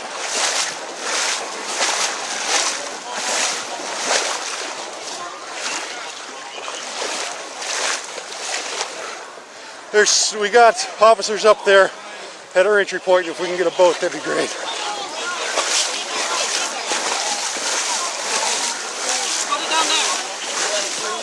Yep. Okay, all right. Seals.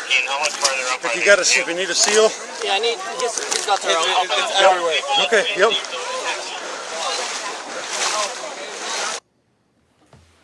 We stopped at 10:50. That first victim you stopped at and dropped off a chest seal. Yeah. Did you later learn that was AJ, or don't you know? I don't know. Okay. You know who that is up in the background there? Which? On the bank to the right, that kind of obstructed by other people, but. The person that's being tended to medically and CPR is in progress. I don't remember his exact name, but I believe his first name was Isaac. Okay. What did you do after this point? I went up to the group that was doing CPR on him, and then assisted with that. Did you eventually assist getting people off the river? Yeah, when paramedics arrived, they came up the river, then I assisted in getting him out of there. How did you get Isaac off the river when you had to wade up like that? Yeah, a backboard was placed on inner tubes and then floated down the river. I don't have anything else. Mr. Prophecy? Just briefly, I'm sorry. So it appears initially you're in kind of responder, trying to assist mode. Is that fair? Yes. Okay. And at that point, I'm assuming you're training. You're not. I don't want to say you're not interested, but you're focused on kind of what's going on, and the investigation can kind of happen at a later point. That's correct. That's correct. Okay. At some point, your report indicates that you make it to the village park. Is that right? Yes. Okay. So, from what we saw there in the times, how much later or how much time passes until you make it up to Village Park? Oh, I don't know the exact time. It's not immediate. It's a significant time, but I don't know the exact time. Okay. And we heard on the tape that you're getting information as it's kind of coming in. Is that fair? Yes. Okay. When you go to Village Park, are you then starting to maybe switch over from emergency situation to kind of investigative situation? Is that fair? Yes. Okay. And you made contact at Village Park with a gentleman by the name of Eric Williams, is that right? That's right. Okay. And does he come up to you or do you go up to him? I had directed him out of the crowd to come talk to me. There was a group gathered together. Okay. So did you have some information that he might have information? I had information that the people in the group may have information, but as to who knew what and who was where, no, I didn't have that until I started talking to him. Okay. And he had provided you at least some brief information about kind of what was going on, right? Yes. Okay. And he had provided you information that he was with Mr. Meal, right? Yeah, in the same group, yes. And he had provided you information as to kind of what Mr. Mew was doing Yes. previously, right? Yes, Okay. That he was looking for a phone, right? that's correct. Okay. At that point, do not take this as critical. At that point, you don't have any other information as to what had actually happened. Is that fair?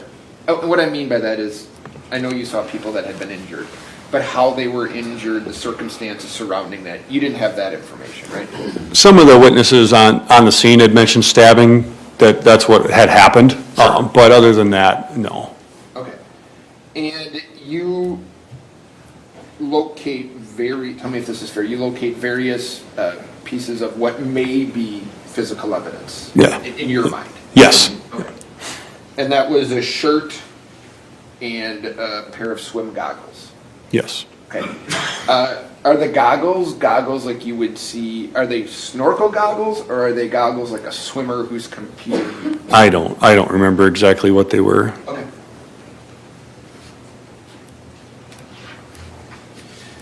After your interview with Mr. Williams, and you're walking kind of the river, is that your involvement in the case?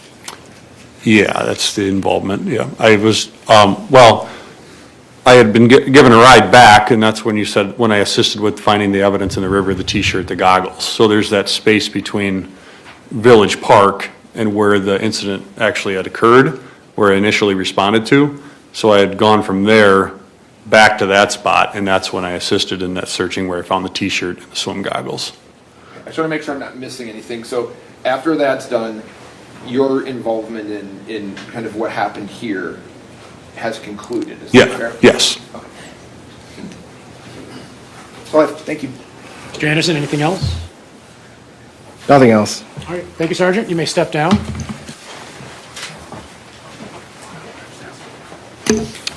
Who is the next witness? Chase Duran.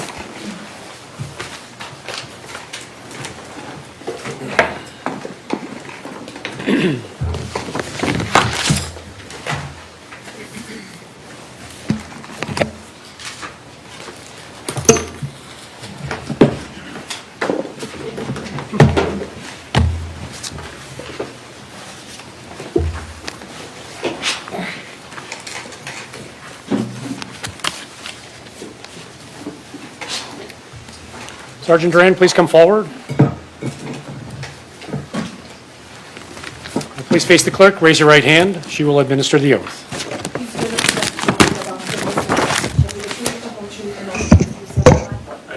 Please have a seat in the witness chair.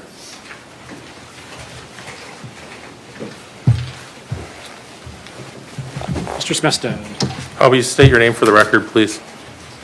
Chase Durand. How do you spell your last name? D-U-R-A-N-D. What do you do for a living? Patrol Sergeant with Sheriff's Office, St. Croix County. How long have you worked in law enforcement? About 10 years. How long have you been a sergeant? About 5 years, I believe. Can you briefly describe your training to be a police officer? Basic recruit school, 720 hours. And then attended several other FTO through the department, and then several other schools following that. SWAT school, boat patrol, several other trainings. Do you have any EMT training? Yes. Was that included as part of your law enforcement training or something you did separately? We receive a basic first responder level training in the academy, and then through our emergency response unit, we receive follow-on medical training from our tactical medics assigned to our unit, and have attended a 3-day trauma care training. Were you working back on July 30th of 2022? Yes, I was. Did you get dispatched to the incident on the Apple River? I did. What information were you given in the initial call? It was aired to us from dispatch that there have been several people stabbed on the Apple River, and dispatch said it was near the 64 bridge in Somerset Township. Where were you located when you first got called? I was in the Holton area. About how far away? I'm sorry. About how far away? 9 miles. Did you drive over to the area where the call was coming from? Yes, I responded emergent, and the area I'm familiar with, there's a private road underneath the bridge with no off-ramp on the highway there on 64. I parked up on top of the overpass and then went down the embankment to the river. When you arrived, were there other officers on scene? I first saw Officer Farrell, or Sergeant Farrell from Somerset PD. Do you remember any other officers you saw? Once I got upriver, when we waded to the river, and then came across Officer Stumo at that location where the 2 victims were in the water still. All right, so before you get into the river, did you get involved in some of the activities that were going on shore? Yes. When I first arrived and made my way down the embankment, I came across, it was hectic and there was a lot of people near the bridge. There was one male subject who was able to walk, who had observed what looked like a stab wound. And then I was directed with Sergeant Farrell to to another female laying in an inner tube that had a wound to her left side. We used my soft stretcher with help of bystanders to evacuate her out of the water up to the road where I passed her off to another deputy arriving. And after you did that, did you enter the river? Yes. At that point, had you been given any information as to who the suspect was or what they looked like? Once I entered the water, people were yelling that it was a guy wearing scuba gear and he went back upriver. You didn't have a physical description? At that time, no. Were you wearing a body camera at the time that you responded to the river? I was. On my first arrival with the first 2 victims I came across, it wasn't recording, and then when I checked it going upriver, I had to open up, it was our old body cam system, I had to open up the phone app and activate it. It wasn't turning on with the button. All right. So if I understand you, part of what you did isn't on your body cam? Correct. Would that have been the activities that you were involved in with Sergeant Farrell? The initial response with the first 2 victims you located, and then once I entered the water to go upriver, that's when my body cam turned on. Can I approach the witness, John? Yes, you may. Sergeant, I'm going to show you what's been marked as Exhibit 43. Can you tell us what that is? Flash drive. And how's it labeled? Durand evidence with 43 on the. Does it say BC at the top? All right. Durand BC video. And BC stands for? Body cam. I'm going to ask move permission of 43 and ask to publish. Any objection to 43? Exhibit 43 is received. Go ahead and play it.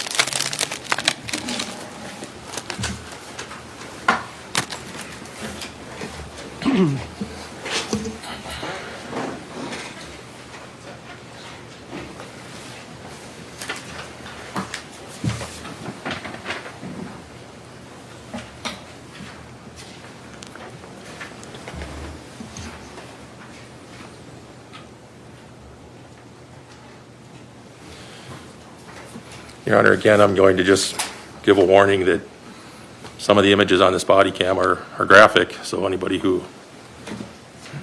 may be concerned may want to leave. So members of the jury, what you're about to see is difficult. It is evidence. You may consider it. Watch as much as you can. If you need to avert your eyes for a moment, you may. But I ask that you pay as close attention as you can because this is evidence in the trial. Mr. Smithstead.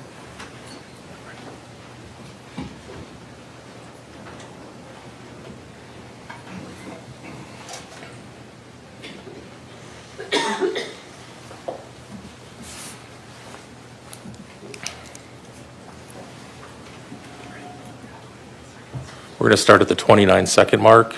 We're ready.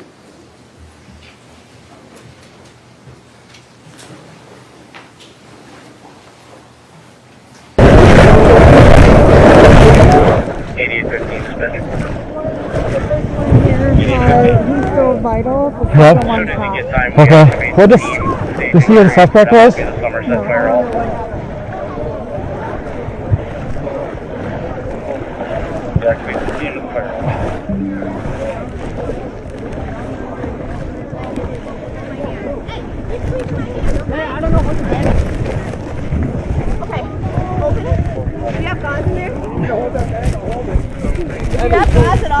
Yeah. Okay. Have him hold it. He'll hold it. AJ, you hold my hand. Squeeze my hand, man. Squeeze my hand. So good, AJ. You're doing so good. So good. Okay, this is good. Squeeze my hand right now. Squeeze it. Squeeze it. Right now. Right now. So good. So good, AJ. So good. So good. Okay, we're right here. You're right here. We're right here with you, okay? We're right here with you. You hear me? 29 to 19. I know, AJ. I know, AJ. We're right here. All right. Go ahead for 19. We're here for you. We're here for you. Do you want me to go upriver and start coming down, or I'm at the bridge right now? You squeeze my hand. Good job. You want to start looking for the suspect. I'll work on a description. I heard one person say scuba gear. You're doing so good, AJ. AJ Martin, huh? What a good name, right? 4502 dispatch. We're doing CPR. Hold on to me. 4502 CPR. Progress.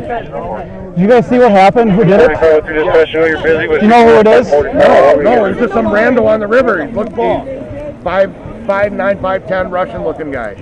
He went somewhere Short, over there. dark What was he wearing? Hey, you see him?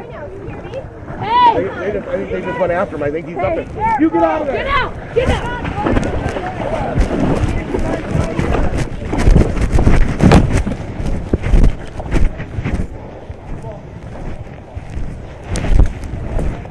Hey, where you guys going?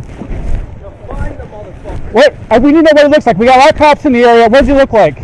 I don't fucking know. 36 to 19. Hey, we got a K9 coming. We can't track him if you guys tear up the whole Central. 36. What's our furthest downriver casualty point? 64 bridge. 10-4 believed to be going downriver. I can head straight down there. Negative. Suspect went into the woods at the initial location, quarter mile upriver from the 64 bridge. 10-4. Did he go up on the north or south bank? South bank. The cider cars are on. Chase, do you want me to continue up to you, or do you want me to take my squad up the road further into the woods? Yep. Up the river. Or correction. Eric, just go to the woods. We need this EMS here. Get these people out of here. 10-4. I just talked to rescue. They're working on getting the boat into the water and up to you guys. You keep holding on. You hear me? Okay. Great. Can one of you hold his hand? 21 to 29. Hold it. I know. Careful, please be careful. The road and the bridge. up along the riverbank. If you can get guys, I need to wash it out, buddy. head that way up there, perimeter possibly. The road isn't that far from the river. Just hold that there, okay? Just leave that there. AJ, you hold on, okay? Okay. 10-4. He'll have to squeeze past their spots and stuff. Copy, I'll point that way. What the suspect wearing? Swim shorts, clothes? Swim shirts and a t-shirt. Okay. A white t-shirt. I know, he had a t-shirt on for a pot belly. Older man, he's in his 50s, 60s. He just has a knife. 46 to 29. Good. AJ. I'm just coming through the ridge. Right, hold pressure on his stomach. Perimeter. Hold what? Pressure. Yep, I'll go to the end of the Sunrise Trail and we'll link up there. 8819 dispatch. Suspect information. 8819, go to the suspect. Being told a white male, swim shorts, shirtless, armed with a knife, possibly 50 years old. This person described him as Russian looking.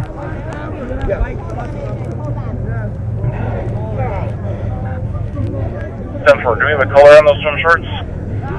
Negative. Can't get that yet. Also, two of the friends of the person ran off into the woods are looking for the suspects. We have some other people contaminating the area.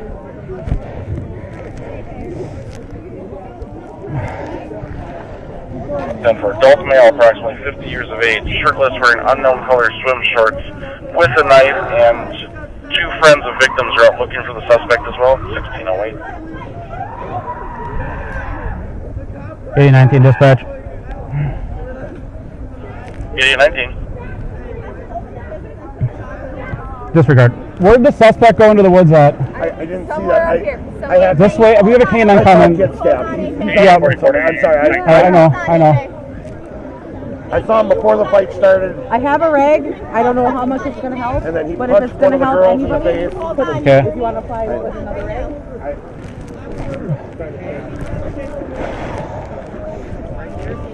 One here, one there. 8844 to 8829. They don't know. No one knows. They said this region. They don't know exactly where. I have these two trauma bandages. I got a tourniquet and some quick clot Z-fold. His guts are hanging out. The other one, I haven't been over to that one yet. Let's throw that on his Here. person. 8844 to 8829. I don't know if those broads. We're just getting off at the 6. Where it is you need us. I think 29 up the road here farther. Try to set up perimeter. At the end of Sunrise Trail here, it's pretty thick. I'm not going to be able to see much down here. I would say go to the highway and start looking on that way. Hold on, you went up there somewhere. 10-4, we'll be up the highway. I think so. 26 dispatch, some for you want to know, number 7. My hand, AJ. Here we go. You're doing so 26 fucking routes. good, man. Hold on to me, okay?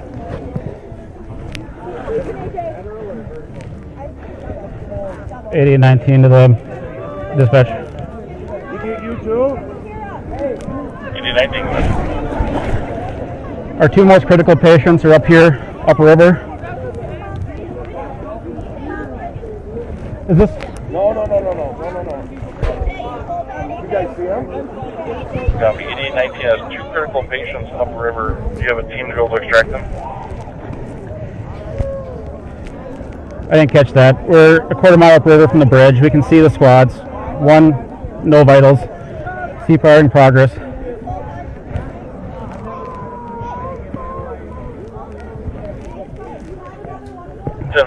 I believe I have EMS in the area. Do we have any helicopters en route for Lakeview or Lifelink? Affirmative. 2 helicopters at this time. 8821 dispatch. About a tenth of a mile upriver from the bridge. We have a male suspect with a abdominal stab wound and a laceration to the leg. We have another male subject with a lateral slash across his abdomen. And we have one subject with a stab wound to the chest. CPR in progress. potential 3 victims, 1/10 of a mile upriver, leg stab, open abdomen, and a chest stab, 2-point murder. Tell me I'm annoying. I know I'm annoying. I know it's hard, but it's 1680-19. Go ahead. Do we need additional agencies to assist with perimeter? Yes. And I don't know, State Patrol's helicopter was in the area from Minnesota. I don't know if that's something we can utilize.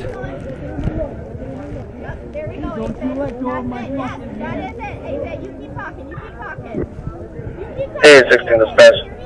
If Nourishment's available and see if Polk County can send some deputies down. Keep talking. Keep talking. You're doing so fun. For Nourishment cars, copy. Keep going. All right. You got this, baby.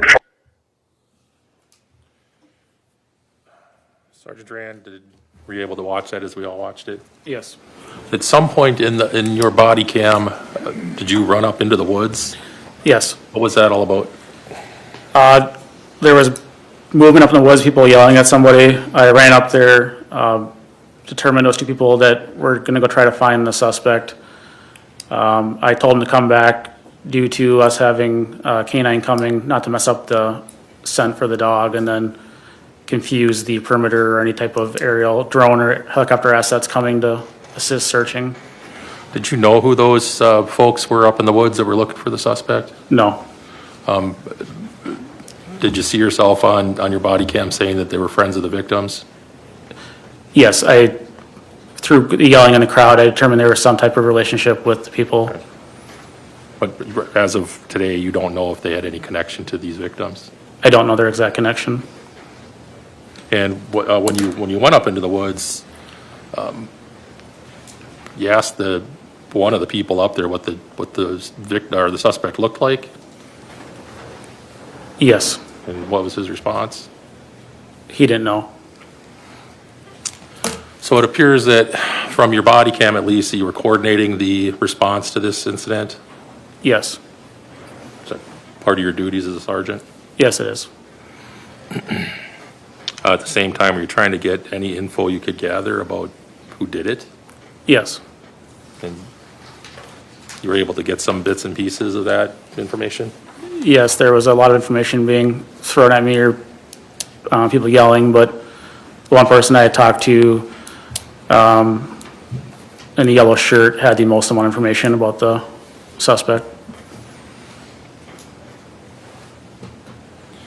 Were you also in the process trying to set up a perimeter to make sure that the suspect didn't get away? Yes. Sustained. At some point, did you call for a State Patrol helicopter? Yes, when I was in Holton, I had saw that Minnesota's State Patrol helicopter was over Stillwater prior to coming to the call. And what was the purpose of calling the State Patrol, Minnesota State Patrol helicopter? Their air assets have thermal cameras. Wisconsin's airplanes do not. Did the Minnesota State Patrol helicopter respond to the area? I do not know.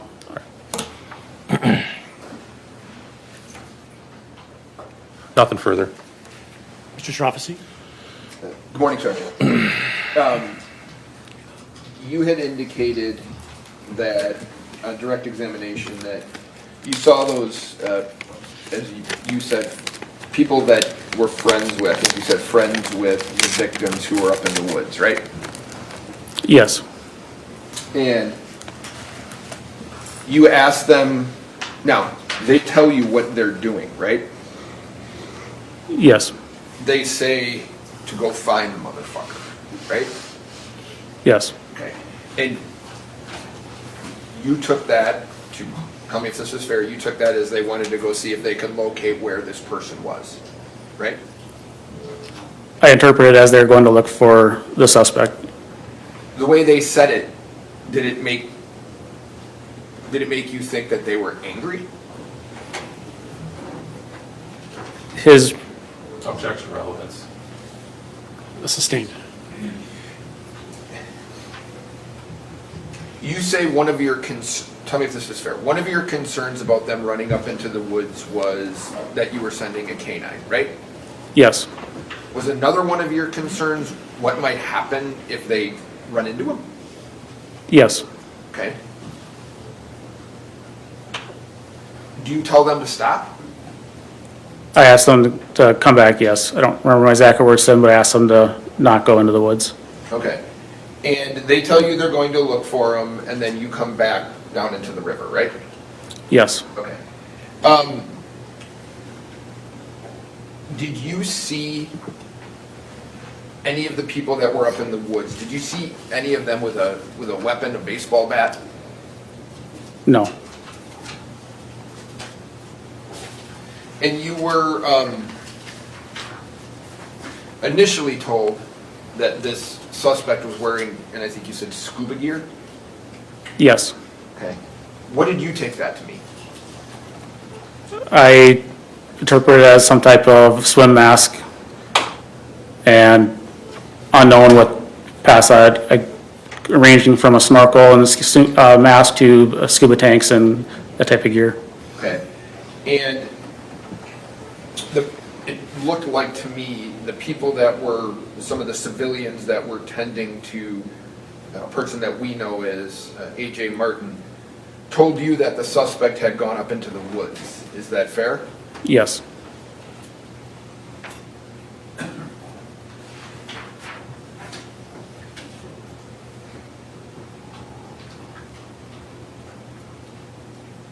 Would you describe that situation, you've been an officer for a while, would you describe that as a pretty hectic situation?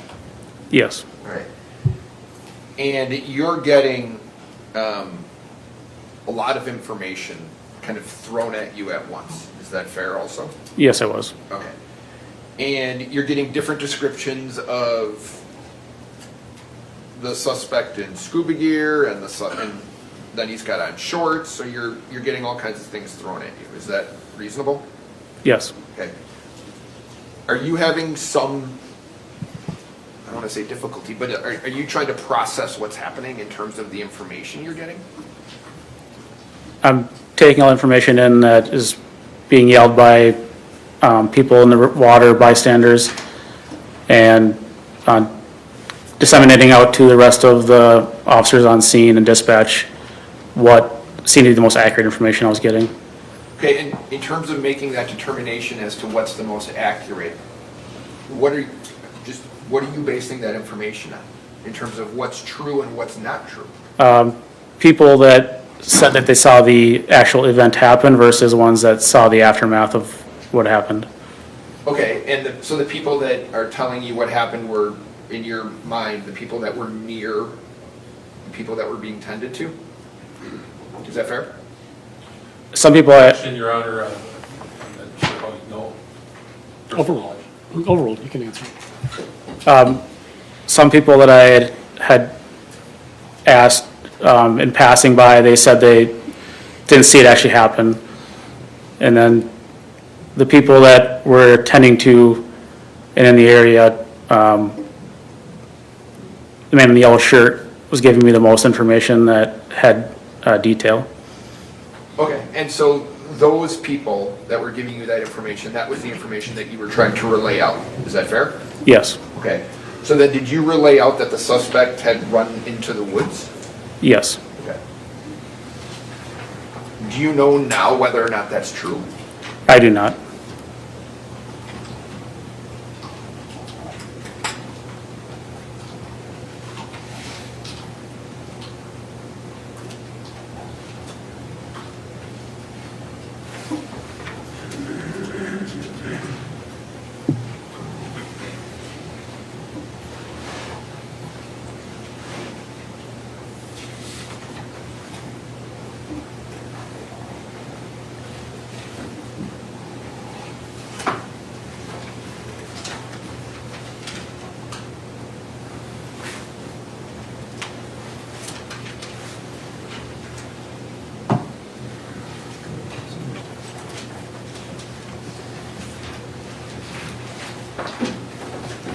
Sergeant, I don't have any other questions for you. Thank you for your time today.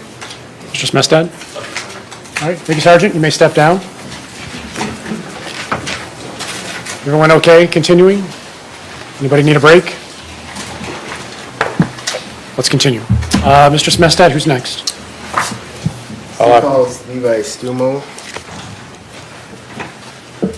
Last name again? Levi Stumo, S-T-U-M-O. We're making sure he's here.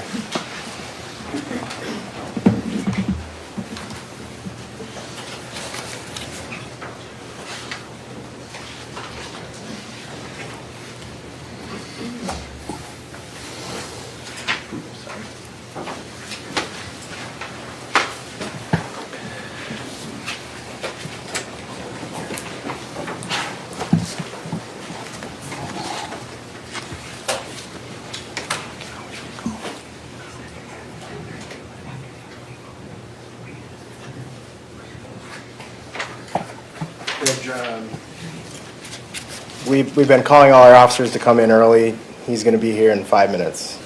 All right, I guess we will take a break. 5 minutes. Please take the jury out. All rise for the jury.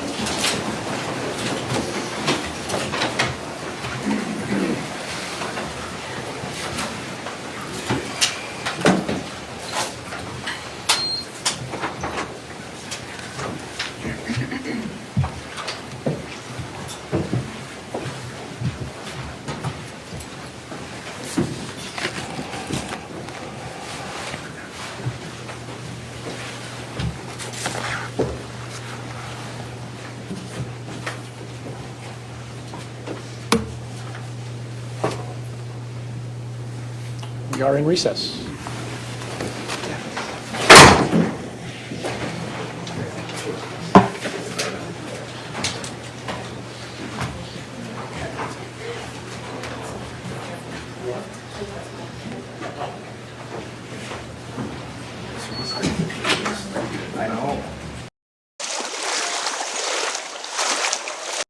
Can't go fast.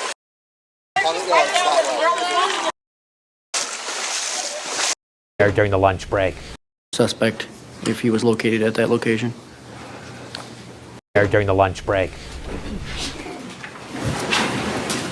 All right, we're back in session. Everyone is present and accounted for. Mr. Anderson, who is the next witness? State calls Levi Stumo. Mr. Stumo, please come forward. Please face the clerk, raise your right hand. She will administer the oath. Do you swear that the testimony you are about to give in this matter shall be the truth, the whole truth, and nothing but the truth, so help you God? I do. Please have a seat in the witness chair.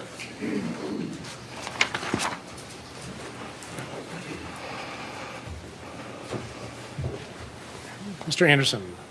Can you please state your name and spell your last name? Levi Stumo, S-T-U-M-O. And did you previously work for the Somerset Police Department? Yes. You employed by a different law enforcement agency currently? Yes. So back in July, on the 30th of 22, were you dispatched to the stabbing on the Apple River? Yes. Did you respond to that bridge area? I did, yes. And did you arrive with some other officers? Yes. Do you recall who they were? Sergeant Farrell and another deputy. And of the three of you, do you know who the first one to head upstream was, upriver? Are you referring to after getting onto the river itself? Yes. I believe that was me. And did you have body camera on at the time? I did. Have may I approach? Yes.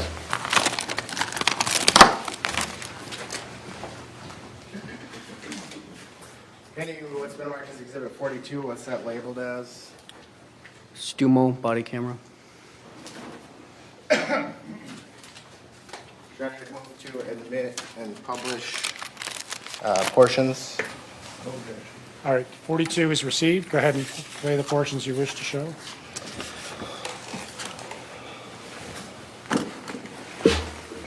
I'll just do it.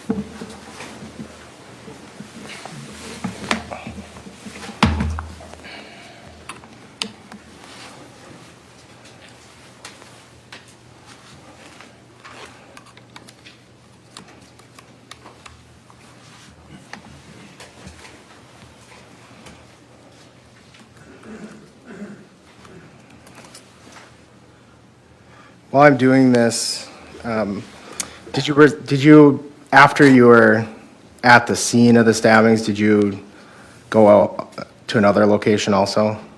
Correct. What was the second location? The Village Park. What'd you end up going there for?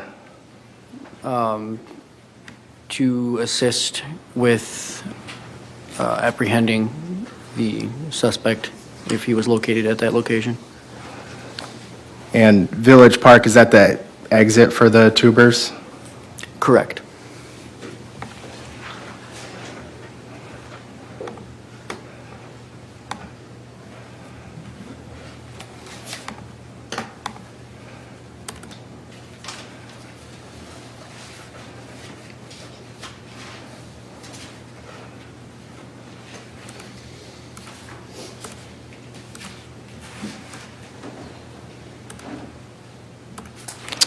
All right. Can we have the screen?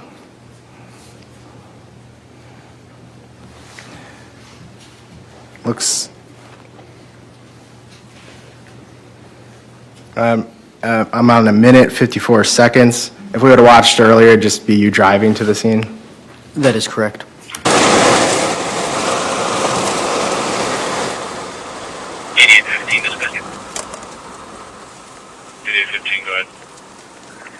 KD-100 will be working on getting the investigators out. 10-4 Zeta handles ready to. I wasn't aware of that when I talked to him.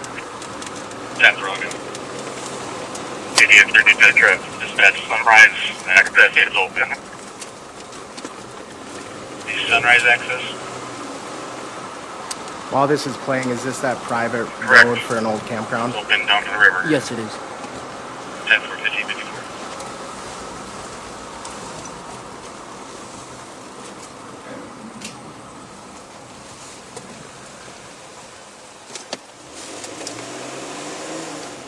Follow through dispatch from the scene, just underneath, getting flagged down by people.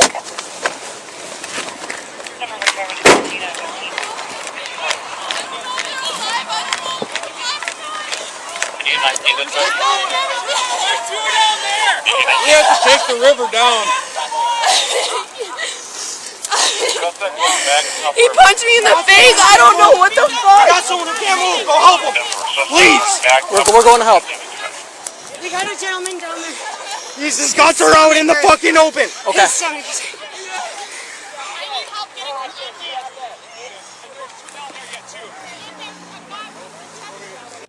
All right, I'm stopping at 3 minutes, 30 seconds. I'm going to jump ahead. I'm going to mute the screen, please.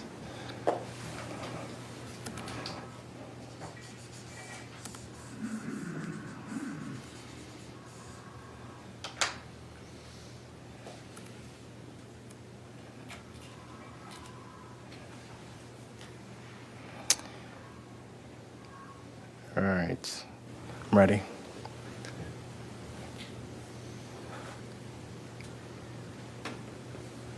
I'm gonna play from 4 minutes, 29 seconds. How far at? Right there by the yellow shirt. Yellow shirt. Right there. All black. She's dead. Right over there. One individual slit from here to his chest. Right. His guts are exposed. The other one is slit, stabbed in the chest. There's one stab in the kidney area. 3 down there? Yes, sir. We got 3 individuals down the river. Significant stabbing.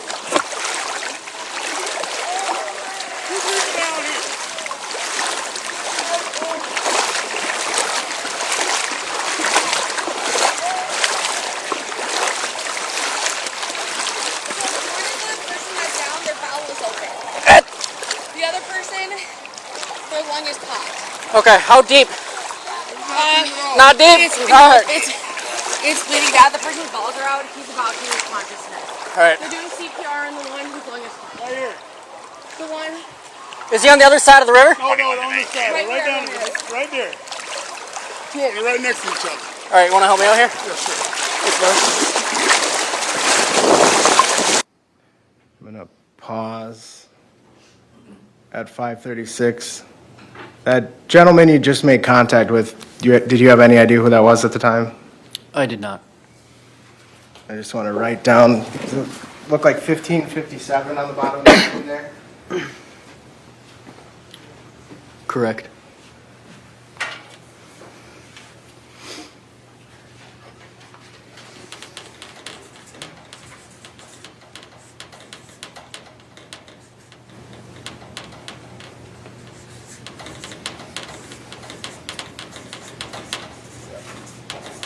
That would be 357, is that right? Correct. And, okay.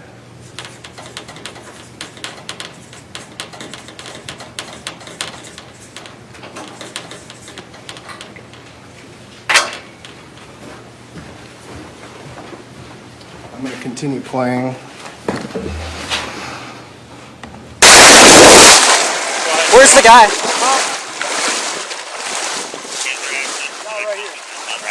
Okay, where's the stabber? I don't know. I've been asking questions. Nobody knows. Yeah. We all got into it.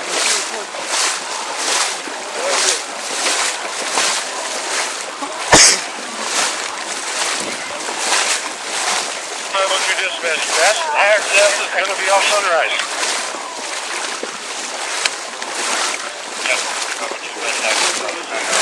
Yeah.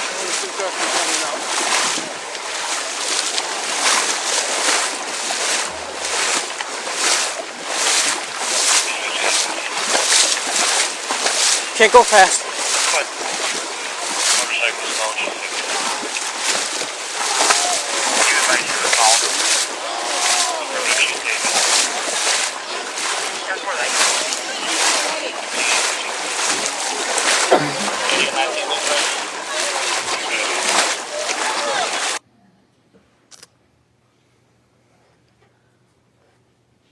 I'm pausing at 6:41. You can take the screen down.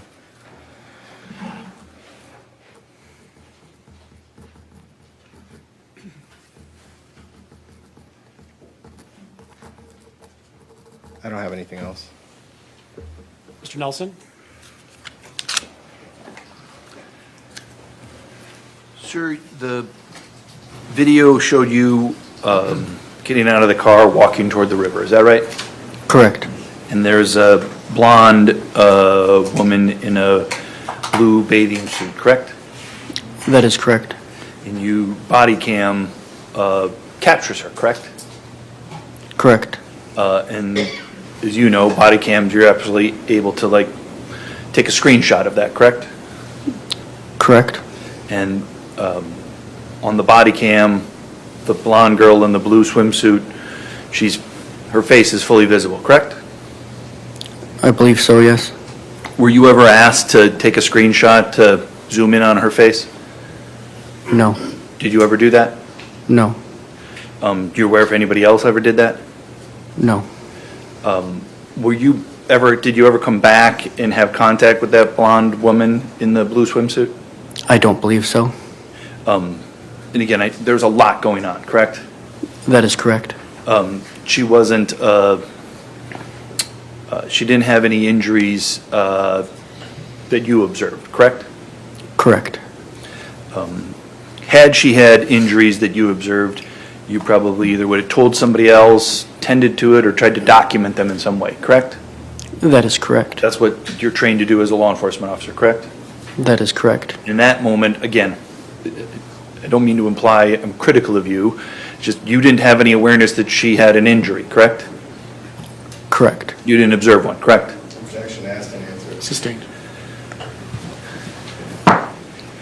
You, at some point, and it's not on the video, it stopped, but if we continue on in the video, you move forward, continue up the river, is that right? Correct.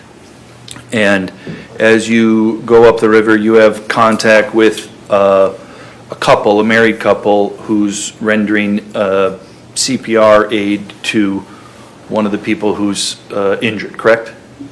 That is correct. You've now come to know that that's Andrea and Robert Baldoza? Correct. Okay. At some point, did you see, you were speaking with them, correct? Correct. Did you speak with Mr. Baldoza? Correct. And did you observe him pick up a snorkel and/or goggles? I don't believe so. Were you the one that collected those? No. Did he tell you about those? No. Did you make any observations of the snorkel or goggle? I did not. Did you speak with Mr. Baldozo about his knife? I did not.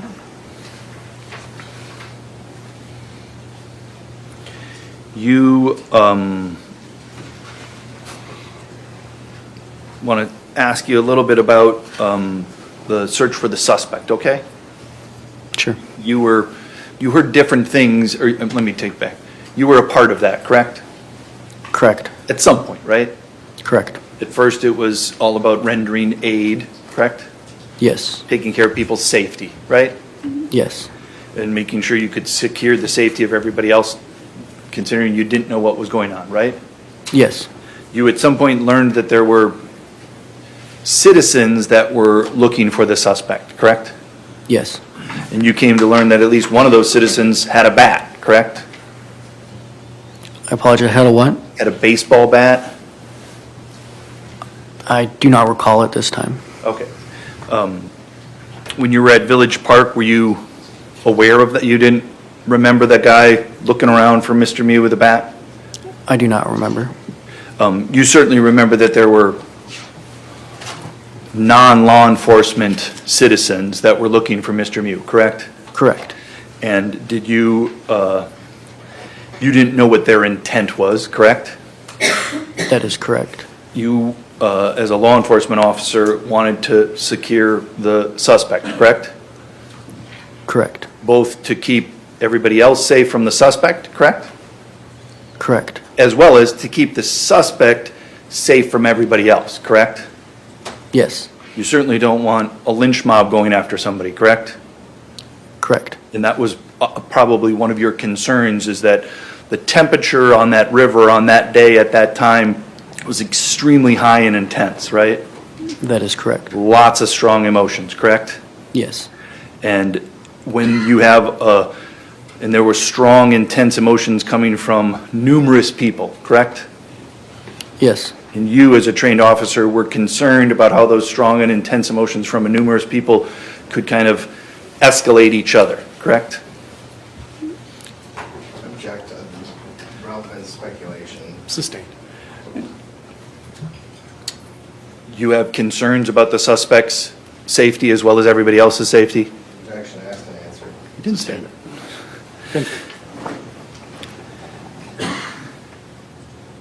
Did you help in eventually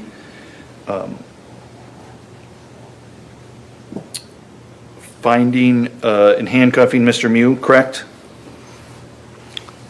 I assisted with the very end portion of that, I suppose. Yes.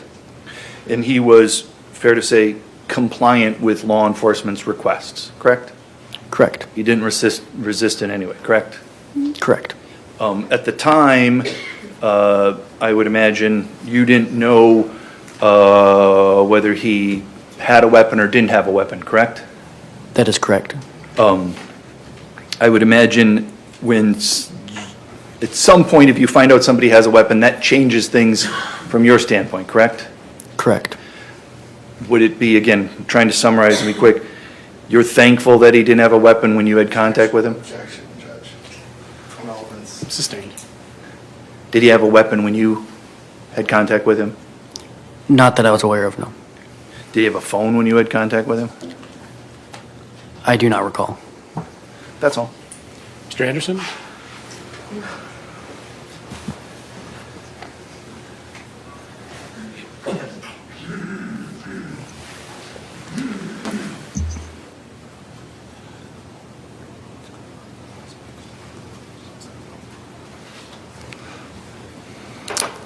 When we're responding to this incident, what was your primary concern? My primary concern was the victims on the river. The stabbing victims? That is correct. Were you looking to see if other people had bruises or scratches or slight swelling or anything like that, or not paying attention to that kind of thing? Only what was immediately directed to me. So significant injuries? Correct. Nothing else, Judge. Mr. Nelson? No, thank you. Thank you, Officer Stumo. You may step down.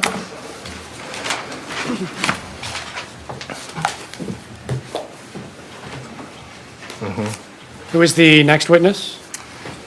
Ben Trevian.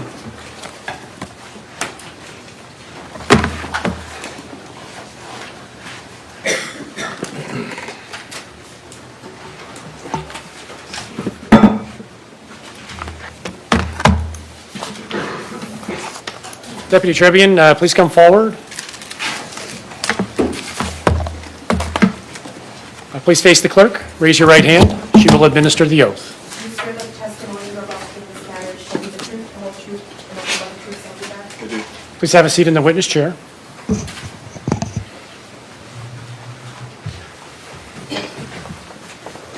Mr. Smestad. Will you say your name for the record, please? Deputy Benjamin Trebian, last name Trebian. And what do you do for a living? I'm a patrol deputy with St. Croix County. How long have you been a law enforcement officer? About 4.5 years. What are your general duties as a patrol officer? Patrol, take calls, respond to calls. Were you on duty back on July 30th of 2022? I was. Were you one of the many officers that got dispatched to the stabbings on the Apple River in Somerset? I was. What was the information you were given initially? I was given that there was multiple people that were stabbed on the river. I was sent a photo, was asked to respond to an area and set up a perimeter.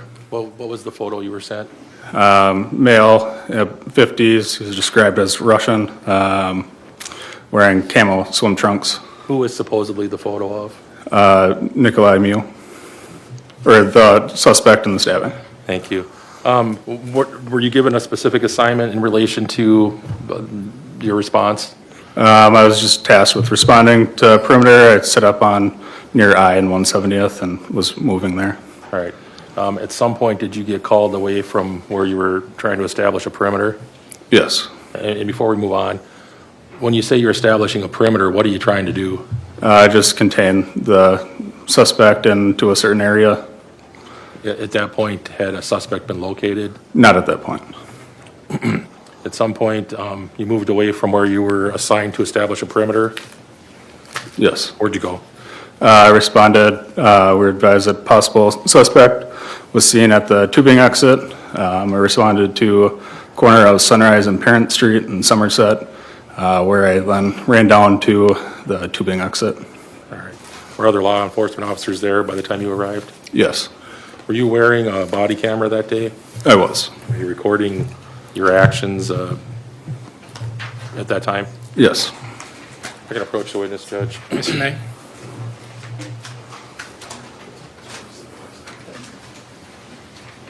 Deputy, I'm going to show you what's been marked as Exhibit 47.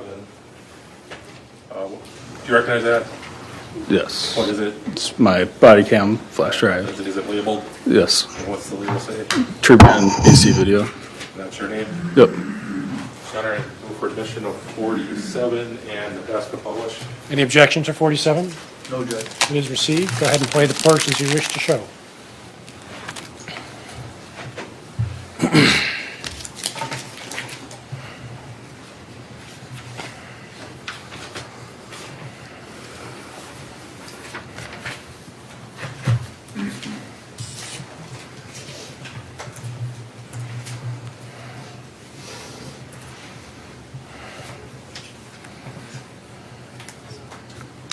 This particular segment, Judge, is the whole video. It's less than 2 minutes. I'll start from the beginning and play to the end. Tell us when you're ready.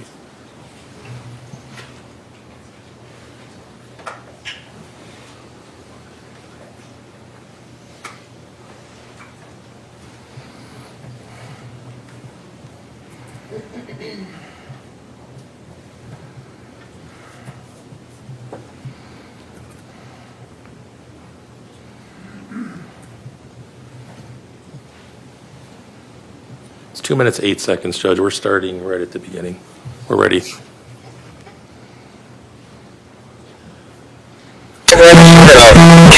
Recording started. Appears to be wearing a camel-colored shirt. Put your hands in the back. Yes. Just talking. I'm sorry. I'm sorry. Yeah. No, You're just being detained at this point, okay? Yes. What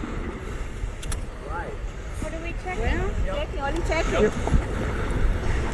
D6 dispatch, believe we have the suspect detained. Believe we have him detained at the same.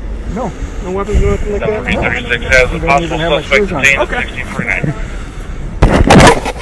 Everybody hold where they're at. We need a photo so we can confirm this. I got it. I'm coming up on across the bridge right now. Like I said, you're just being detained at this point, okay, boss? Okay.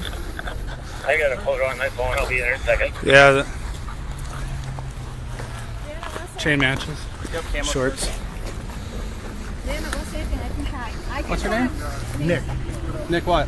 Nick Mew. Okay. Take him in the bus. Why? You can bring him over my... What did they do? This way. Bring over my squad. He's not double locked at this point. All right, we'll worry about it over here. Yep.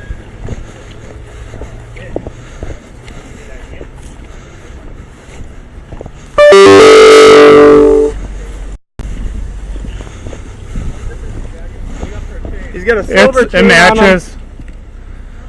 Silver blockchain. Same shorts.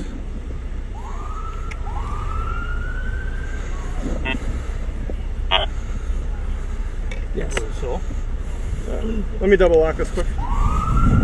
Number. Like I said, sir, you're just detained at this point, okay? We'll explain anything in a second here. The same as well. You got some pretty good markings on his hand, too. Alright. Someone wants to take a picture of that? Yeah, we're on his thumb. 8100. Deputy, was that your body cam, or a portion of your body cam from that day? Yes. When you made contact with Mr. Mew at the park, did his clothing match what his clothing was in the photo you were sent of the suspect you were looking for? In the photo, he was just wearing shorts at the time. And the video there, he's wearing a camo button-down shirt. He's got glasses and a hat on. When he was first detained, did you know for sure that he was the person you were looking for? Not initially when I observed him, but once we pulled up the photos and confirmed the markings, then we did. Did you have to remove his hat and his glasses to confirm that? I believe so, yes. You indicated in the body cam that he had some markings on his hands? Yes. Can you describe those?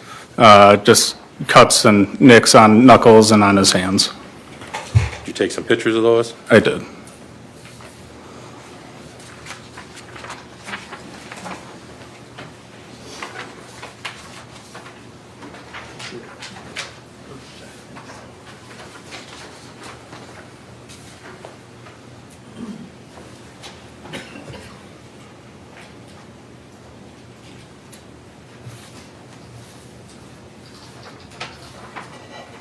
Approach, Judge. Yes, you may. Deputy, I'm showing you what's been marked as Exhibit 40B. Can you tell me what that is? Pictures of Mr. Mew's hands that I took. How many pages? 2. How many actual photographs? 2.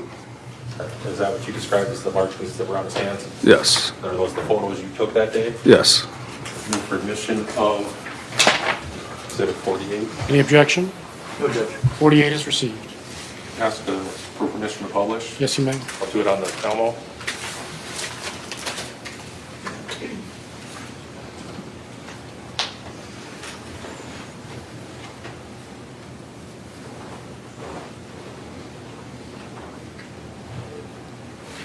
Try, well, clear it and we'll start again.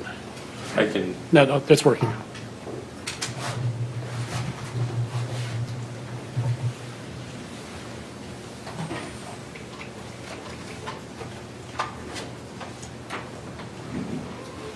I'll say for the record, that's page 1 of the exhibit.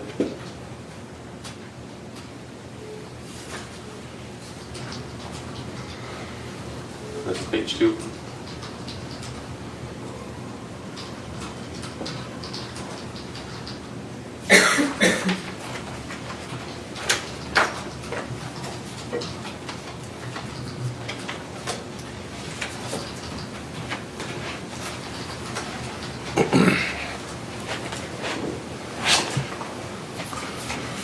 After Mr. Mew was taken into custody, did you have any more involvement in this case that day? Once he was taken into custody, I then searched his person, didn't locate anything on his person.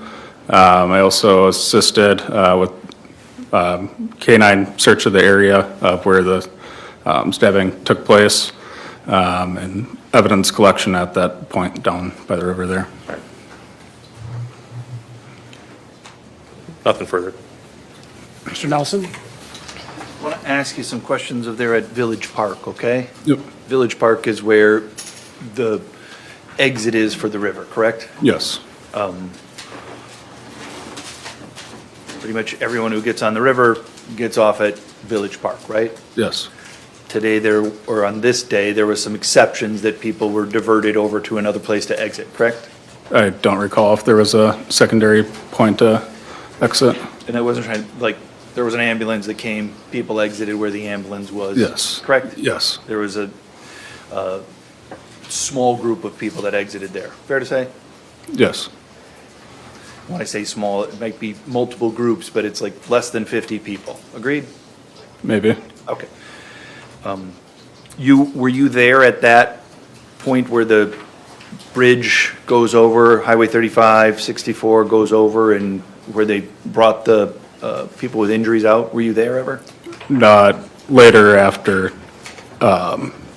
with helping with evidence collection. Okay, but not until, by that time, I would imagine the people that had exited in that place were essentially had gone. Fair to say? Probably. Okay. You didn't observe them at least, correct? I did not, no. You don't have a memory of it at least? No. So at the exit at the Village Park, you'd gotten a description of the man that you were looking for, correct? Correct. And it was based upon this photo that somebody had provided and distributed around, correct? Correct. And you know that that photo may have also been distributed to some citizens, some non-law enforcement people, for all you knew, correct? I can't say that for certain. Okay. Do you have knowledge of that now? No, not until you said that. Okay. And in addition to the photo, you had somebody's physical description, correct? Yes. And when you get a physical description, you in that position, you have, you rely on it, correct? Yes. It may or may not be accurate, right? Potentially. Yeah. It may or may not be helpful, correct? Possibly. You're not there to judge the accuracy of it, you got that information and you're gonna process it for whatever value it's worth, right? Correct. So in this situation, somebody said, he looks Russian, correct? Correct. What does a Russian look like? Objection, Your Honor. Sustained. Was that helpful to you in any manner? Not particularly. Okay. When you were there at the Village Park, do you gain knowledge that there was a man with a bat looking for Mr. Mew? I remember hearing about that, yes. Yeah. And in fact, that man with the bat had confronted Mr. Mew just before the arrest, as far as you know. Is that right? Objection, foundation. Sustained. Do you know? I do not recall if he ever approached him. Okay. Were your handcuffs placed on Mr. Mew? I did not place the handcuffs, but I was there, yes. Somebody else placed the handcuffs on him? Yes. Their other set? I'm sorry, what can you repeat? Somebody else's set of handcuffs were put on Mr. Mew? Yes. At some point, were you there to see that pair of handcuffs taken off and another pair of handcuffs put on him? Yes. And during that exchange, from Mr. Mew's one set of handcuffs being taken on to another set of handcuffs being taken on, do you remember the talk at that point in the presence of Mr. Mew about there's a guy looking for walking around with a bat? Do you remember that? Maybe. Okay. I don't know if that's what we were talking about at that time, but Do you remember that during one of the body cams? yeah, I remember hearing about it. Okay. And do you remember how Mr. Mew reacted in your presence when he heard that there was a man on the river looking for him with a body cam? Do you remember his look of surprise? I do not know. Do you remember his look of shock? No, I don't. Do you remember his look of fear? No, I don't recall that. Okay. So were you the person that essentially, for lack of a better term, identified Mr. Mew like, we think it's him? We saw him, yes, and then looking at the photo that we were sent, we confirmed it, yes. Okay, and I understand you're using the word "we." You're the one here talking, so I'm not going to use the "we." I'm just talking about you. Agreed? Yes. You saw him, and you're like, I think that's the guy. Correct. And at the time that you saw him, can I get exhibits? I think it's 110 and 111, maybe 112.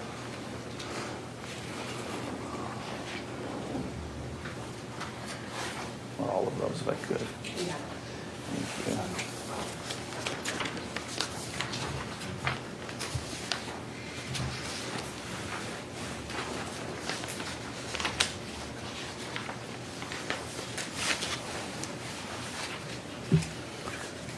When you saw Mr. Mew, he had on a hat, is that right? Yes. Do you know if when he started the day on that trip, he had a hat on? I do not. When you saw Mr. Mew, you saw him with glasses on, correct? Sunglasses, yes. Do you know if when he started that trip, he had sunglasses on? I do not. When you saw Mr. Mew, he had a shirt on, correct? Correct. Do you know if when he started that trip, he had his shirt on? I do not. Did you ever, he also had shorts on? Yes. Do you know if when he started the trip, he had shorts on? I don't for sure, but I'd assume so. And when you saw him, he had a necklace on, correct? Yes. Do you know if when he started the trip, he had the necklace on? I don't. And then when you saw him, he had shoes on, correct? Yeah, sandals. And do you know if he started the trip with those shoes on? I do not. Essentially, those are the 6 things that you saw that he was wearing at the end of the trip when you saw him, correct? Correct. You don't know what of those 6 things he was wearing at the beginning, correct? Objection has been answered. When you saw him, you saw the necklace and the shorts. I'm sorry, the picture showed him with necklace and shorts, correct? Correct. You were still able to say, when you saw him wearing all 6 of the items, you were still able to say, I think that's the guy, correct? Yes. And when you essentially, you and other law enforcement officers said something along the lines of, come with us, right? You verbally told the person who we now know as Mr. Mew to like, stop, something along those lines? Is that fair to say? Yes. And when he was given that verbal command, he complied, correct? Yes. He was very, as we saw through it there, very cooperative, correct? Yes. The first words out of his mouth were something like, I'm sorry, something like that? I don't recall. That's what it was. And then you had close contact with him, correct? Yes. And you were a trained police officer. You're trying to both make sure everybody's safe as well as at some point maybe do some investigation, collect evidence, correct? Yes. It's all going on at the same time, right? Yes. So at some point during that, you make observations of his hands, correct? Yes. And when you made those observations, you made a point to document it, correct? Yes. Because that's what police do, right? Yeah. When they see evidence, they make sure they document it, correct? Yes. Can you imagine a world in which if you saw a mark on his hands, you wouldn't take a photo? Objection, Your Honor, is relevant. Sustained. You took a photo of his hands. Yes. Why? Evidence of potential evidence of crime. You would agree the marks on his hands, you don't know how he got those, right? I do not know. They would be consistent with somebody perhaps falling in the river and having their hands hit the bottom of the river. Objection, Your Honor, foundation irrelevant. Sustained on foundation. Have you seen people with marks on their hands before? Yes. Have you seen people fall in the river before? Yes. You've seen people's hands hit rocks and dirt and ground before? Yes. Would you say what you observed on his hands are consistent with someone obtaining those marks from falling in the river and having their hand hit rocks and dirt and ground? Potentially.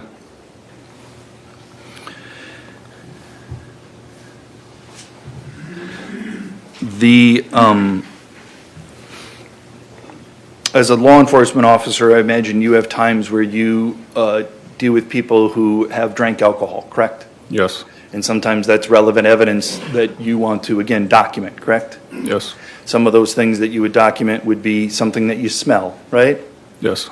Or some of the things that you document might be the speech that you hear that somebody says, correct? Yes. Because if somebody's intoxicated, they often smell of alcohol, correct? Yes. If somebody's intoxicated, they often have slurred speech, correct? Yes. When you notice those things, you might document them in a report, correct? Yes. And then you might do further investigation to try to collect additional information to confirm your observations, right? Yes. That might be simply to ask somebody a question, right? Yes. Might be to give somebody a chemical test, correct? Yes. Irrelevant. It's very relevant. Overruled. Can we get to the point? Yep. And if you have that observation, sometimes you don't only document it, you might give it on to somebody else that you're working with, correct? Yes. And in this case, you passed none of that information on to anybody else. Agreed? Agreed. And you didn't document anything regarding any particular smell of alcohol or signs of intoxication or alcohol use, correct? I did not know. And you didn't document those because when you were in close contact with Mr. Mew, you had no evidence, no reason to believe that he'd been consuming alcohol to the point that it would have been relevant evidence for you to collect, right? My contact with him, I didn't notice any signs. Sure. You were certainly, and appropriately so, in your role as a law enforcement officer, you were right there next to him, correct? Correct. For at least several minutes, correct? Yes. That's all. Mr. Smestad? Deputy, was part of the other information you had, in addition to what he looked like on the river, the picture, were you told whether he was alone or in a group? I don't recall that. When you made contact with him at the village park, was he with other folks? Yes. How many? Roughly 12 to 15 maybe. Had you ever been given information to look for a group of 12 to 15 people and that he might be in it? Not that I recall. Is it fair to say there was a number of law enforcement officers located at Village Park when Mr. Mew came up from the beach? Yes. Did you see him approach any law enforcement officers? I did not, no. Did you see officers approach him? When we approached him, yes. This is in a situation where you surrendered? Yes. Did you, once he was detained, Mr. Nelson had asked you some questions about his, I guess, his expression. Do you remember any shocked expression on his face? I do not know. Do you remember, what do you remember about what his face looked like? That he was just kind of in a trance, didn't really say anything. I just remember him saying his name, and when he was told he was detained, he said yes, and kind of in a trance-like state almost.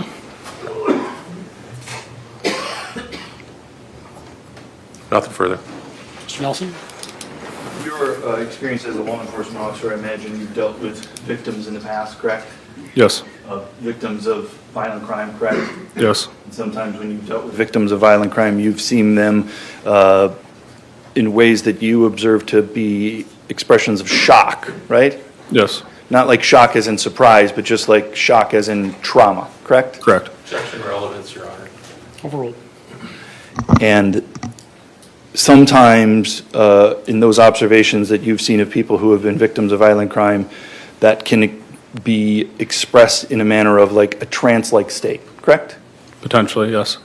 And that's what you saw from Mr. Mew was consistent with that shock-like trauma, correct? Shock or something similar. That's all. Thank you, Deputy. You may step down.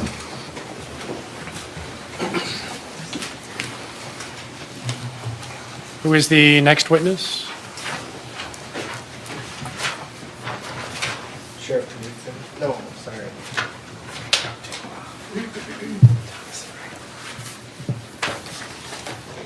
Yeah, Mitch Thomason. Nothing to share. Do we have to talk about his body cam? Yes. All right. Members of the jury, I do need to speak with the attorneys about a matter, so we're going to excuse you to the deliberation room. I hope this won't take very long, but please be patient. All rise for the jury.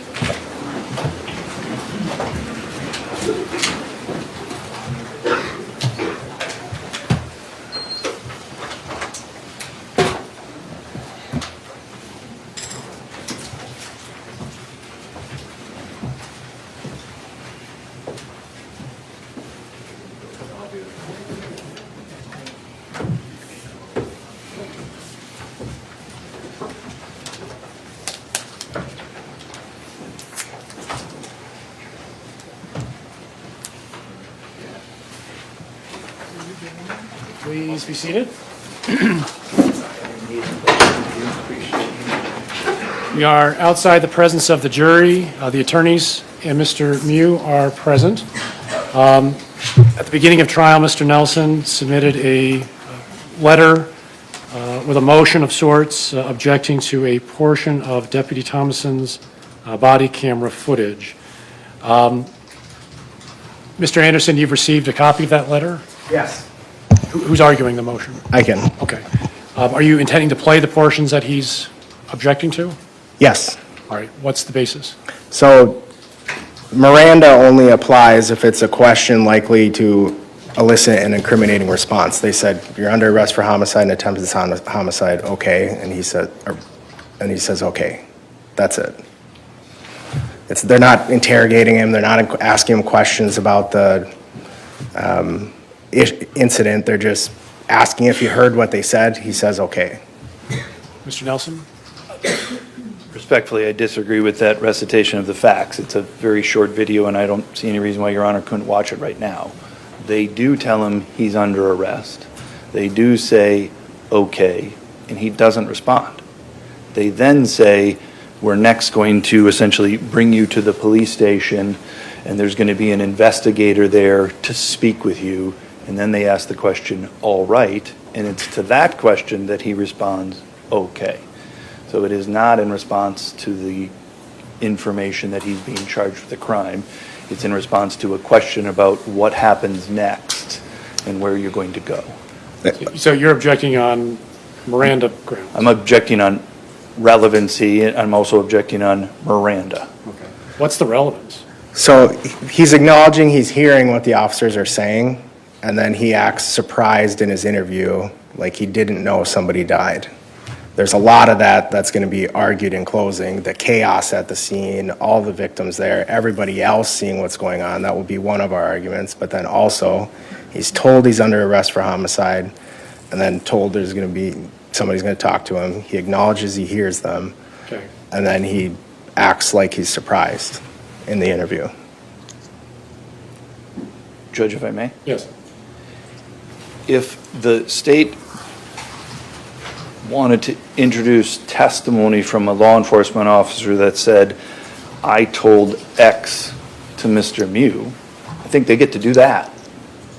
It's the response that we're worried about. And so if they call the officer and the officer says, I told him he was under arrest for X and Y, there's no, I don't think what happened next is the cutoff, but I think they get to do that, and I think that addresses whatever relevancy there is to it without having to get into Mr. Mew's response. I guess I don't understand what the prejudice is. By the same token, what's the relevance? I think I just outlined it. That's our position. There's the prejudice. I mean, they don't want that to come in because it's obviously harmful. But why? I haven't heard it articulated why it's prejudicial. Not wanting it to come in isn't prejudice. So a couple of things. I don't have to prove it's prejudicial. You have to prove it's relevant. If it's relevant, I can then argue it's unfairly prejudiced. That's not my argument. I'm saying his answer is not relevant. If you want his answer in, which is what you, I think, are trying to do, that's a different relevancy analysis. And first, that's a Miranda violation. Second, I think his answer is, the probative value is outweighed by the probative value of his answer is outweighed by the danger of unfair prejudice. So the question, I think, really is, what's the relevance of his answer? Not his being told the information. We get that, we concede that. So if it has any tendency to make it more or less likely it's relevant to be excluded, this prejudice has to substantially outweigh the relevance by statute. And I still haven't heard an articulation on how it's prejudicial. Okay, let's turn this a different way. What about the Miranda analysis? It's not a question likely to or meant to elicit an incriminating response. It's just. But you're using it to prove he's guilty. So isn't it an incriminating response? It turned out to be, but at the time they're just asking if you heard. But it's only useful to the state because then he later acts like he didn't know somebody died.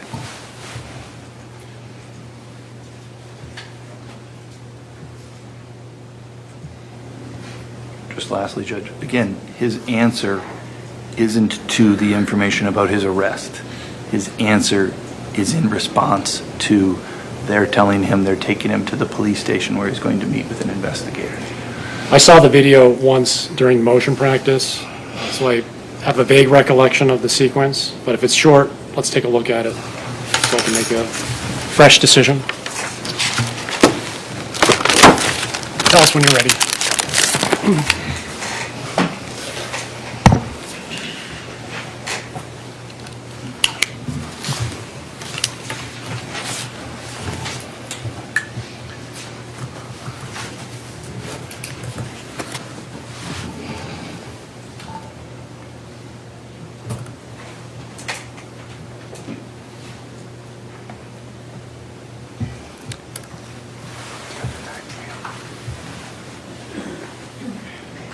Do you have the timestamp handy, Brian?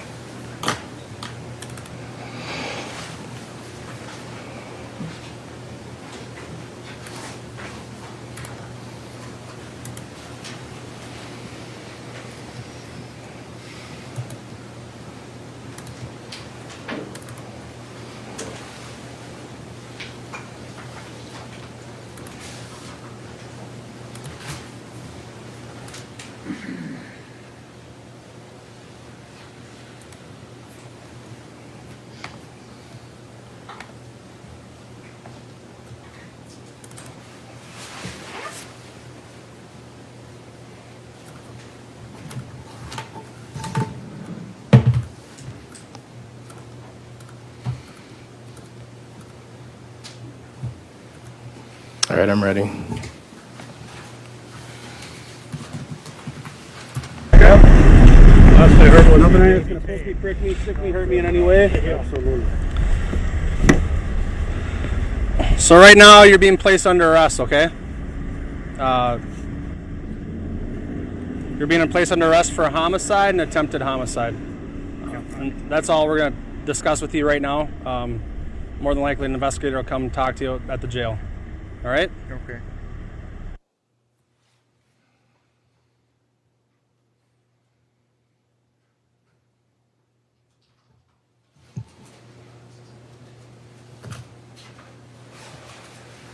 Further thoughts? Anything else? No. All right, the video, in my judgment, has evidentiary value to a point. If it is the state's contention that Mr. Mew acted like he didn't know what was going on or acted surprised during the jail interview, I think it's relevant to show that he had advanced knowledge about the circumstances of his arrest. So clearly the portion of the video where he's being taken into custody, the deputy tells him the reason for it, I think is relevant for that purpose. We can see on the video, Mr. Mew appears to be alert, he appears to be paying attention, so I think that will feed into the state's argument. That much is relevant. The portion where Mr. Mew acknowledges what was being said had to do with the investigator coming to see him. That does not have the same relevance that you're describing here, because it has nothing to do with Mr. Mew being told about the charges. He's being told about something else, which is not relevant to the jury's task. So I'm ruling portion of the video after the reason for the arrest is announced is irrelevant. I don't know what mark that was in the sequence, so we'll have to go through one more to identify exactly the point where it's going to stop. Okay.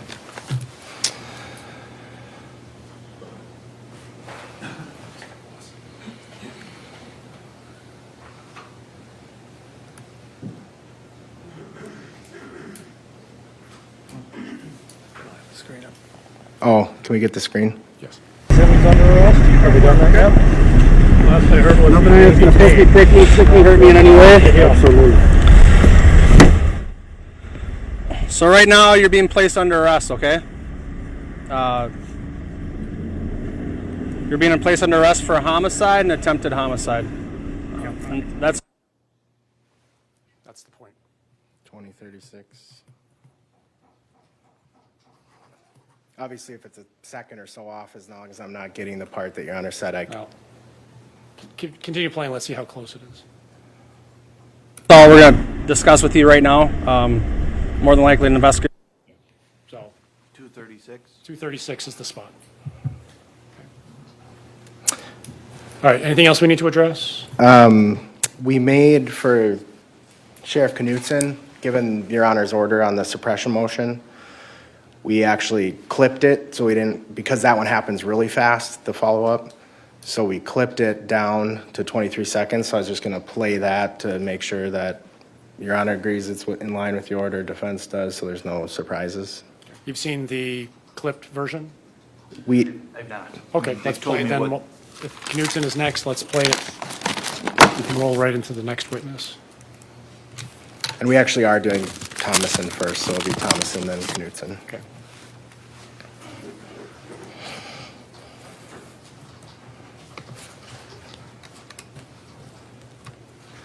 And I imagine their defense doesn't want a suggestion that there's more than this body cam, so I was just gonna ask, is your body cam on this flash drive? Ask to publish, play it, and not go into detail or ask if it's only a portion, et cetera. Sounds fair. Okay.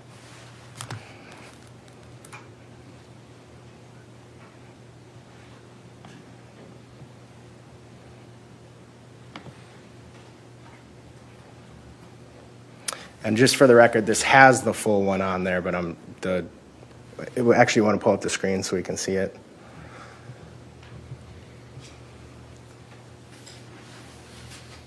The reason we have both of them on there is because in the event Nikolai testifies, the rest could potentially be used if your court, Your Honor, agrees that it's not coerced. I don't think we've ever, it was mentioned in briefing, but I don't think there's ever a ruling on it, but.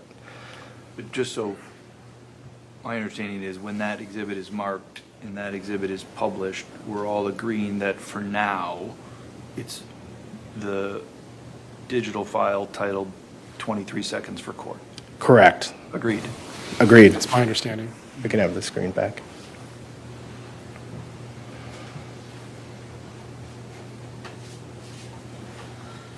Good play. Camera recording started.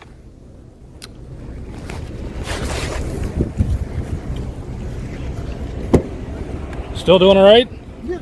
Okay. What's going Temperature? on? Temperature's okay in here? Yeah. Okay. Somebody, All right. I hear somebody got stabbed. Um, And I fit the description. Yes, you do. All right. Yep, so we're working through that now. We tried to end it too on a spot that seemed like it's not cutting off and it feels natural. I agree that that portion of the video is consistent with the court's ruling, so other than our previous objections, I Right. understand and don't add any more. I agree, the 23 seconds portion is consistent with my ruling as well, so that will be admissible and played to the jury when the time comes. As long as we're outside of the presence of the jury, when Mr. Thomason is called, I understand this, they're going to play this clip. Mr. Thompson has another video. I don't know if the state intends to call that portion of the video. I intend to play a portion of that video in which the presence of the baseball bat is discussed in front of Mr. Mew. So as long as we're out, I don't know if they're going to have an objection. If so, I just wanted to let everybody know right now. It's on exhibit number, or it's on previously marked discovery video number 105 at approximately the 3-minute mark. I'm happy to pull it up right now and we can. I have the actual exhibit here, so. We didn't have advance warning that they wanted to do that, so I have not watched that portion recently. So I don't know how long their direct is. If we can deal with it now, we can sort it out over the lunch hour, whatever Your Honor wants to do. How long's your direct? I'm doing it, Your Honor. It's not, it might be, and then the portions of the video that I was planning on playing are very short, obviously. So we'll probably get to your cross. Okay. How much cross do you have? Do you have a lot of cross? To Depends on your definition of a lot. But no, I don't think so, Judge. So potentially, we could get to your portion of the video before noon. Yes, potentially. All right, let's take a look then. Who's going to be pulling it up? I am. If you could start it at 2:55, just so I know exactly what's, I think it starts at the 3-minute mark. You can turn it on. When the jury's out, we can. You're set down.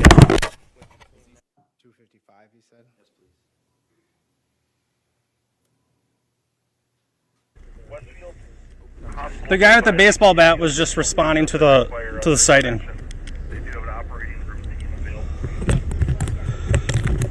Yep. Sorry, could you play it from the 2:50 mark? Apologize.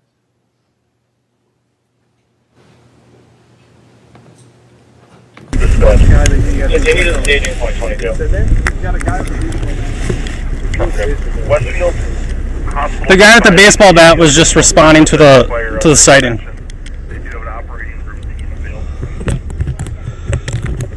Yep. 3:05. Mr. Smestad?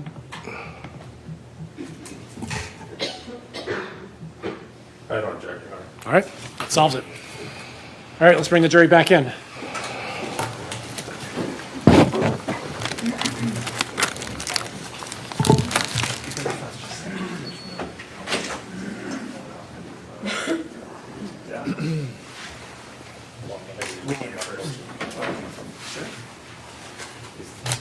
I'll do it. I need my charger. Your Honor, I think we've got an agreement that I don't have to have the witness look at the flash drive and say, let's see, fine, cam, here to say. It's up to you guys. Yeah, no, we're not going to be objecting to body cam foundation. All rise for the jury.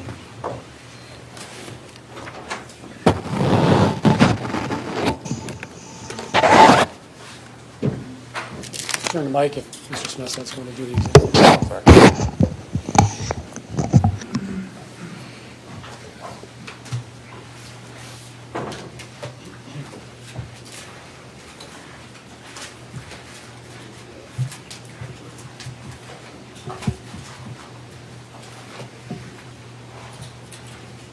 Please be seated.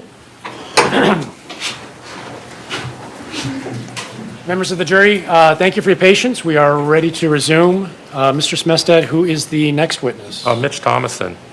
Deputy Thomason, please approach. Face the clerk, raise your right hand. She will administer the oath. Do you swear that the testimony you're about to give in this matter shall be the truth, the whole truth, and nothing but the truth, Deputy Rasch? Yes. Please have a seat in the witness chair.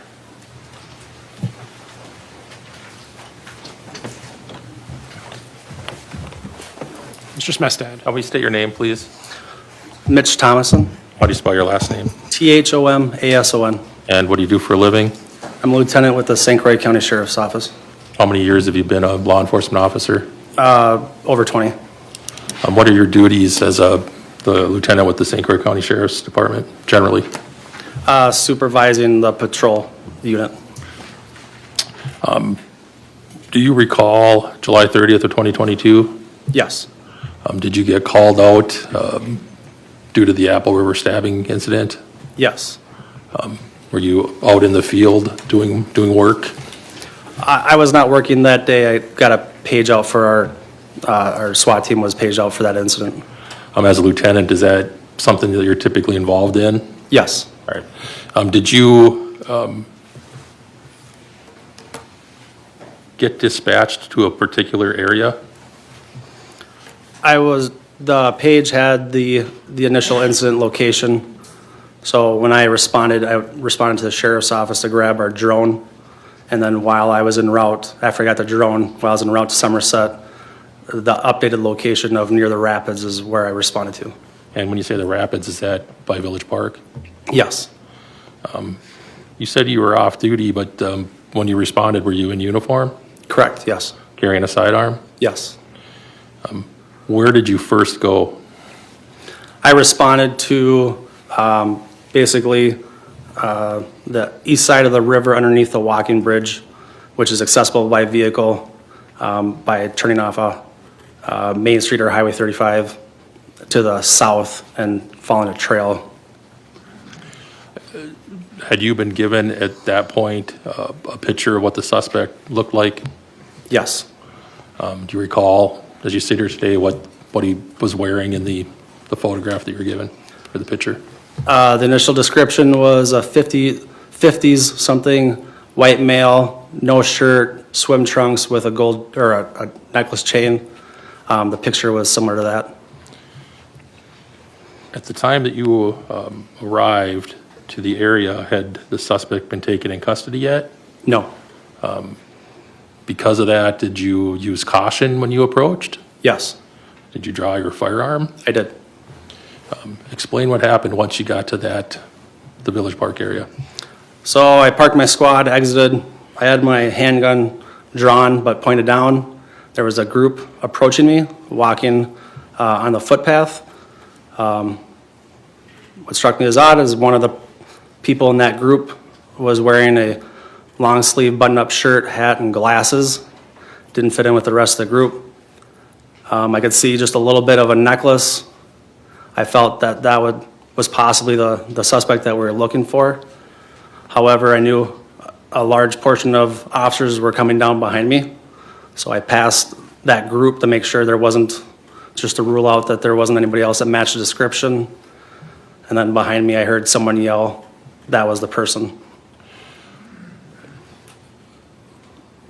Was the defendant part of that group that walked past you as you were going down? Yes, he was the one wearing the button-up long sleeve shirt, hat, and sunglasses. Did he make any attempt to flag you down or talk to you? Nobody did. Nobody looked at me as I walked past with my gun drawn. How many seconds after you walked past did someone else, some other law enforcement person, recognize him? Probably within 5 to 10 seconds, because at that point it was a civilian with a baseball bat that yelled, that's the suspect, or that's the guy. Did you see the civilian with the baseball bat? Yes. Did he attack the defendant in any fashion? No, he just pointed at the subject.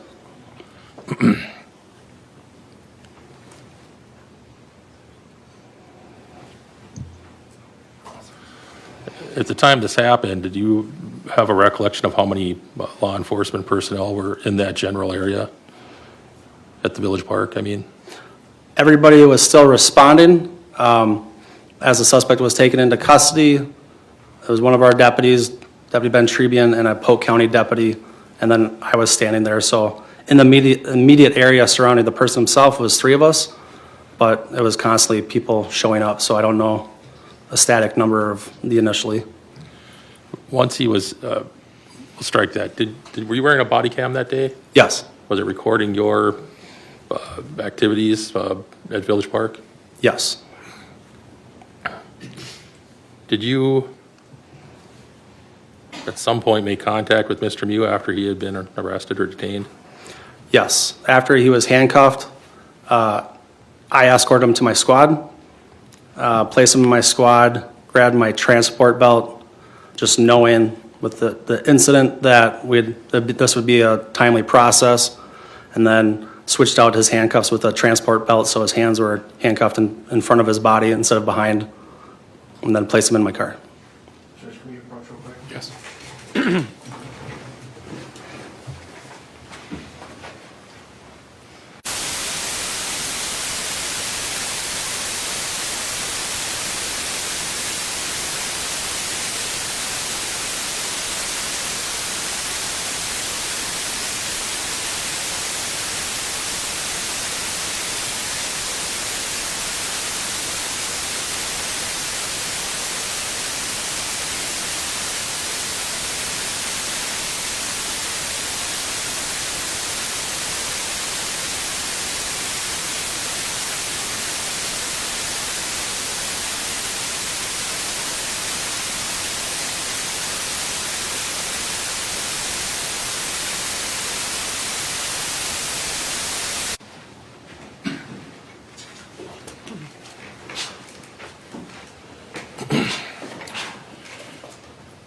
Mr. Smestad.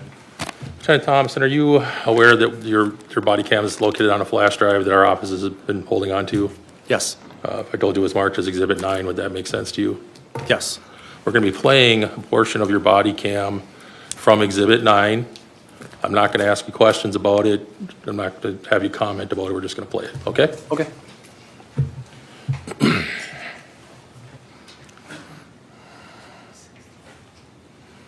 And we're starting at the 2016 mark.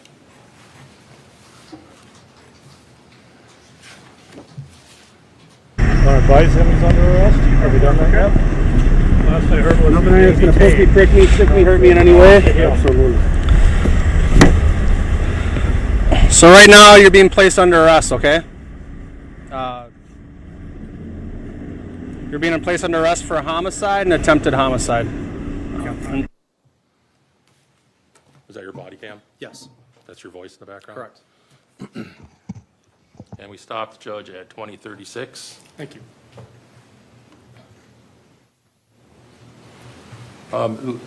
After informing Mr. Mew what he was charged with,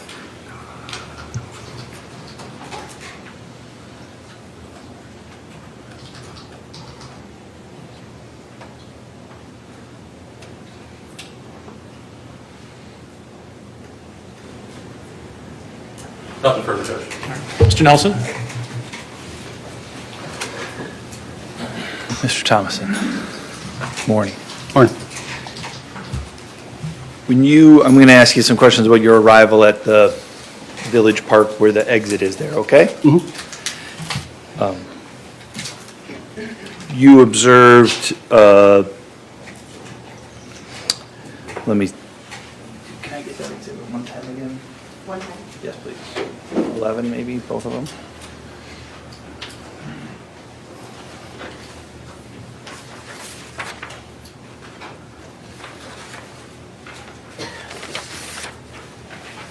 Thank you.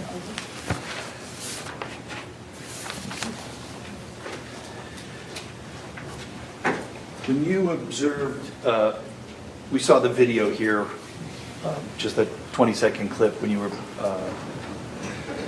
do you remember what he looked like there? Yes. He didn't have sunglasses on in that picture, correct? Correct. He didn't have a hat on in that picture, correct? Correct. I'm going to show you what's been marked as exhibit number 110, and it's been published before, okay? I want to ask you some questions about that. Permission to publish that?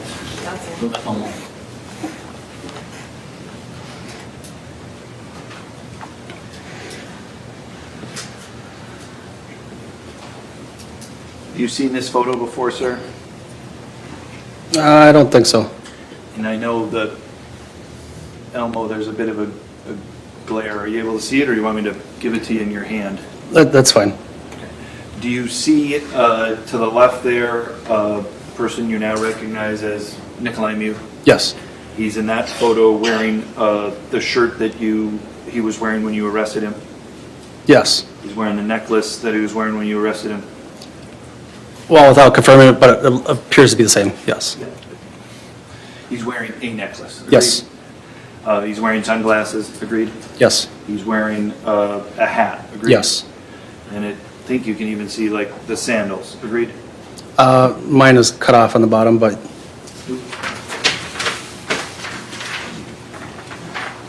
Miss, you see it there just on the bottom? it appears so.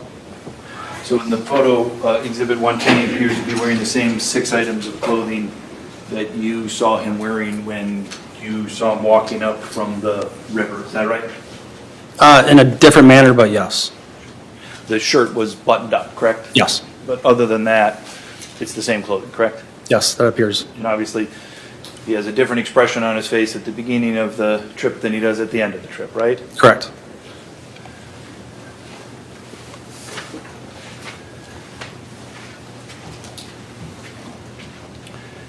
You, when you're back to the Village Park where the exit is, okay?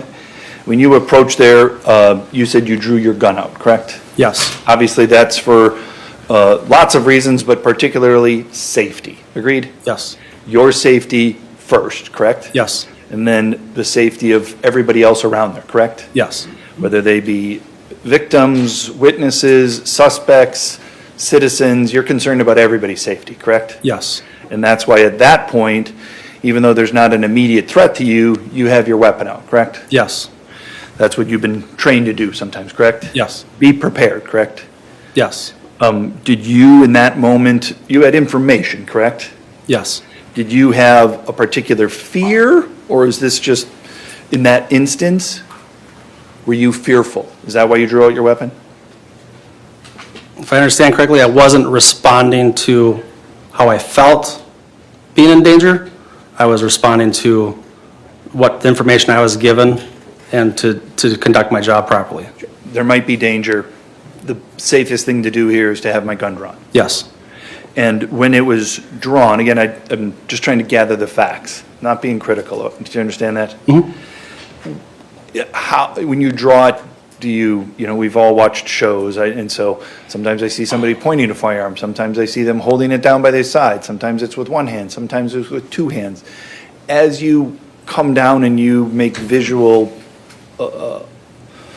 assessment that Mr. Mew is there, you don't know at the time that he's Mr. Mew, but now we do. I want to ask about how you're holding the gun then. Does that make sense? Yes. Can you tell us that? Yes, it was pointed down towards the ground. Okay. One hand, two hands? One hand. And then as you had it, one hand down towards the ground, you're walking past people, correct? Yes. And one of those people that you walk past is Mr. Mew, correct? Yes. And about how far are you? 1 foot, 5 feet, 10 feet, 20 feet? I'd say within, let's call it 8 to 10 feet. Okay. And do you see him standing, walking, jogging, running? What do you see him doing? So the group that he was with, there was maybe 1 or 2 people between him and I, but they're all walking straight from where I came from, past me and all looking straight ahead. Okay. I look at them, see him, and then I'm scanning the area. So Mr. Mew was with other people and they were all walking at the same pace, correct? Yes.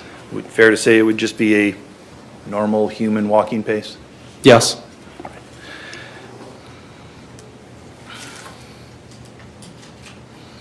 You, when you walk past, your thoughts are, that might be the guy, correct? Yes, similar. But you also knew that other law enforcement was coming, correct? Yes. And in that moment, you made the choice, not critical again, just you made the choice to say, I'm going to keep walking to see if the guy might be down the river, and we'll let the next group of law enforcement deal with this person that might be the guy. Fair to say? Yes, so my decision was predicated purely on the fact that I knew more officers were arriving. Yes. If I knew I was down there by myself, what I believed him to be more than likely the suspect, I would have taken him into custody right away. Sure. Or I imagine if you believed that he was in that moment posing some sort of immediate danger, you'd address that, correct? Correct. But for what you were like, that might be the guy, your danger assessment wasn't heightened based upon your observations of him, correct? I was not being attacked or threatened to be attacked, I think that's what you mean?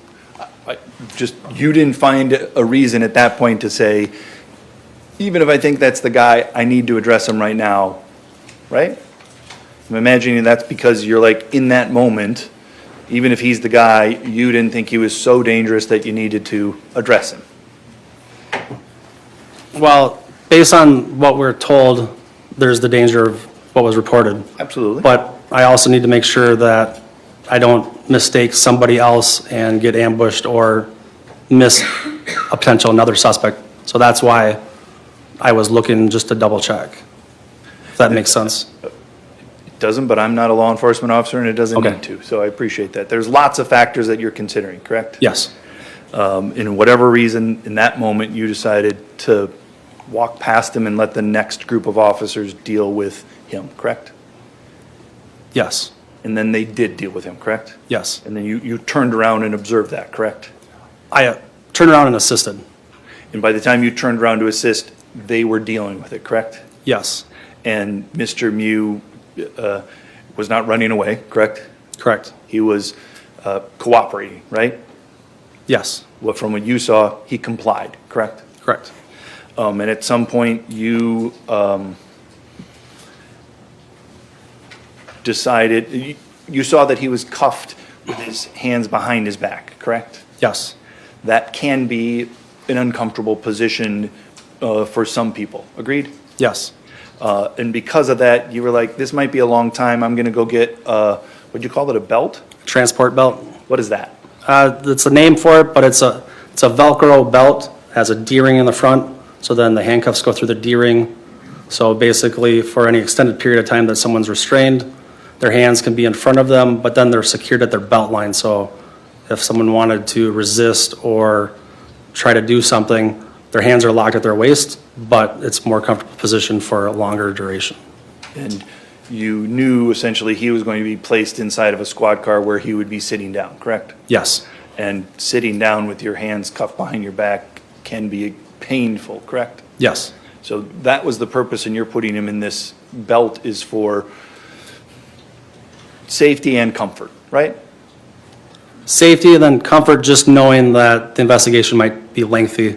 Sure. I mean, and I'm not critical of your considering both. I just want to make sure that it's not just safety, agreed? Correct. It was an additional, you're wearing these things out and saying, I got to do this, got to make sure that he's comfortable and can sit there that long, correct? Yes. During that time, when you go get your belt, you come back, you're up close with Mr. Mew, is that right? You assist with putting the transport belt on him?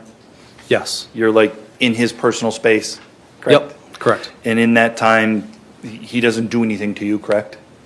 No. You agree? Yes, correct. He did not do anything to That was a poor question on my fault. And because of your job, you have to be essentially in his personal space, right? Yes. And when you were in his personal space in that setting, I'm sure you're trying to both keep everybody safe, right? Yes. And as part of that, you want to make sure that the person whose space you're in is comfortable, correct? It's one of the considerations. Yeah, you don't want to get in somebody's personal space without kind of making sure it's safe for everybody, right? Yes. And part of that is you're making that person feel safe even though you're in their space. Correct. And you did that, right? I believe so. And you were safe, correct? Yes. Mr. Mew didn't do anything to you, agreed? He did not. And when you're in that space, you have an opportunity to make observations of him, correct? Yes. Including to smell, correct? I can, yes. Because sometimes in cases you've involved investigation involving matters of alcohol, correct? Yes. And one of the things that you can use is your nose to smell if it seems like somebody was consuming alcohol in some way, correct? Yes. And if you gather that information, you document it in some way, correct? Yes. And you might pass it on to another person, correct? Yes. And you might do further testing, correct? Yes. You didn't document, pass it on, or do further testing regarding Mr. Mew's alcohol use, agreed? I did not, no. And the reason you didn't is you had no reason in that moment to suspect that he was somehow intoxicated, right? Yes, and there was also not a detail that I was concerned about or part of something that I would have been a part of at that point. Sure. I mean, if you smelled it, you'd have noted it, remembered it, told somebody, right? Yes. So what we can gather from your not noting it, telling anybody, is you didn't smell it. Correct. During that process, there's also you gained information about there's a citizen out there with a baseball bat, is that right? Yes. And this is the citizen that essentially pointed out Mr. Mew to law enforcement, right? Yes. And do you know if that citizen, we understand he wasn't attacked. I'm not trying to imply that. Do you know where that citizen was in relation to Mr. Mew? His group hadn't approached that citizen, but they were walking in towards that direction of where the citizen was.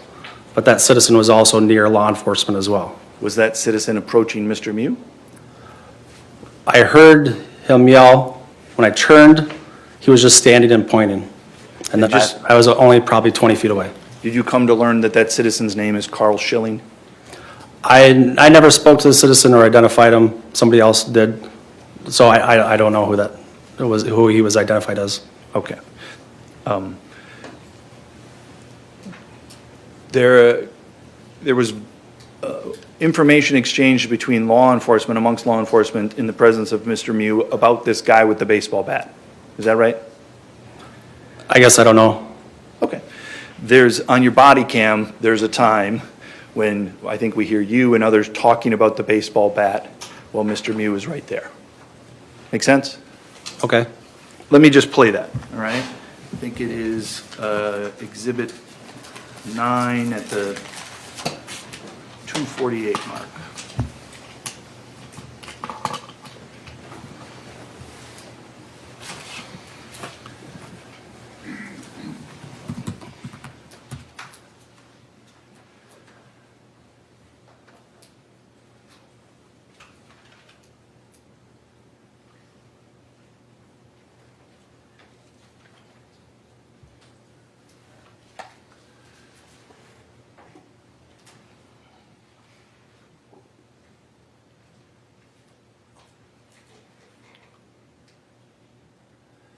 Permission to play Exhibit 9. I actually paused it at the 247 mark until the 305 mark.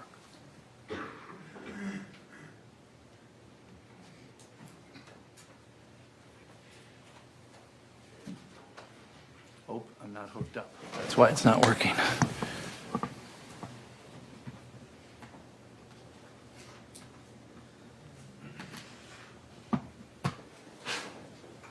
Sorry about that, yes.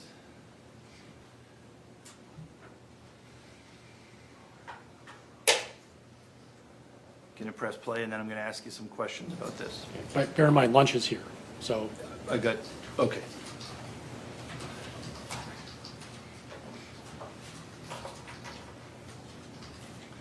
I'm pressing pause because I didn't have the volume on.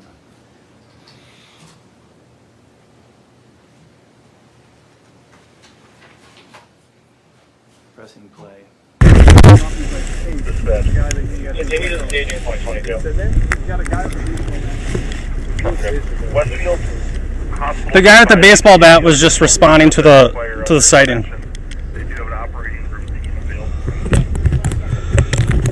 Yep.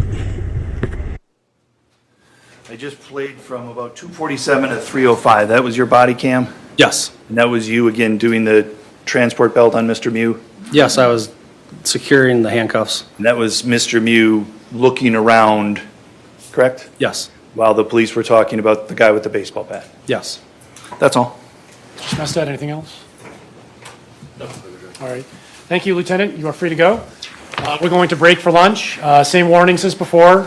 Please, no independent research or investigation. Do not speak with anyone, including yourselves, about this case. Do not read any media accounts or social media reports or posts about this trial. We will reconvene at 1 p.m. Please take the jury out. All rise for the jury.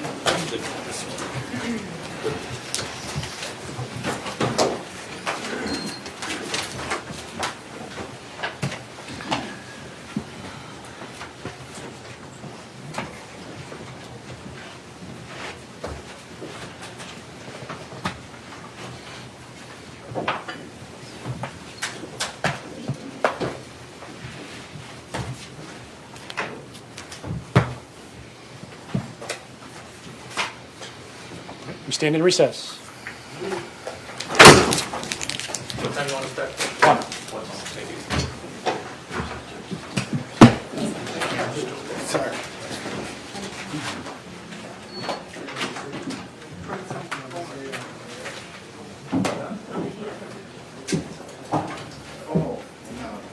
Sorry about that, Carl. What was up?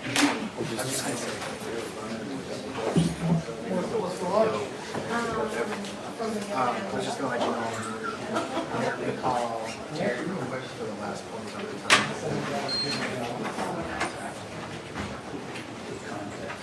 We went along with contact with the dispatch log. And then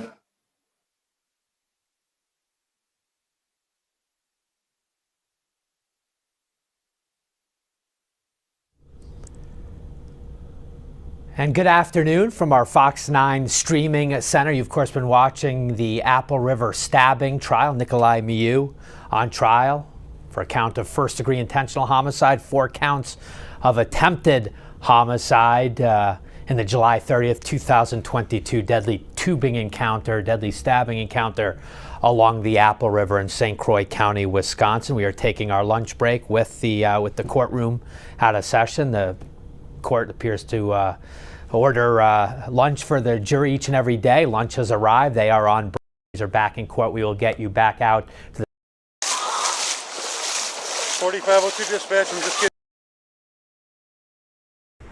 36 dispatch, believe we have the suspect detained. Believe. All right, we'll worry about it over here. Was the sheriff's office trying to set up a perimeter? Yes. Please face the clerk, raise your right hand. She will administer the oath. Do you swear that the testimony you are about to give in this matter shall be the truth, the whole truth, and nothing but the truth, so help you God? Please have a seat in the witness chair.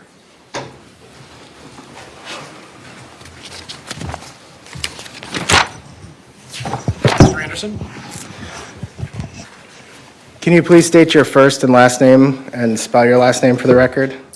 Scott Knudson, Knudson. And how are you employed? Sheriff for St. Croix County. How long have you been in law enforcement? In my 29th year. How long have you been sheriff?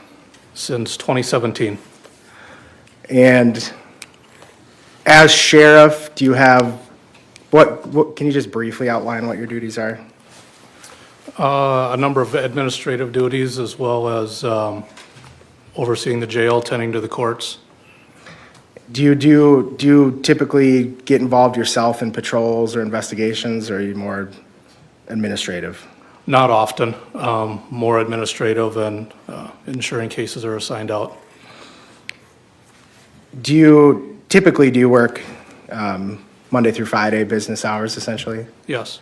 Do you get called in often too? I do. Did you get called in to the Apple River stabbing? I did. And where did you respond?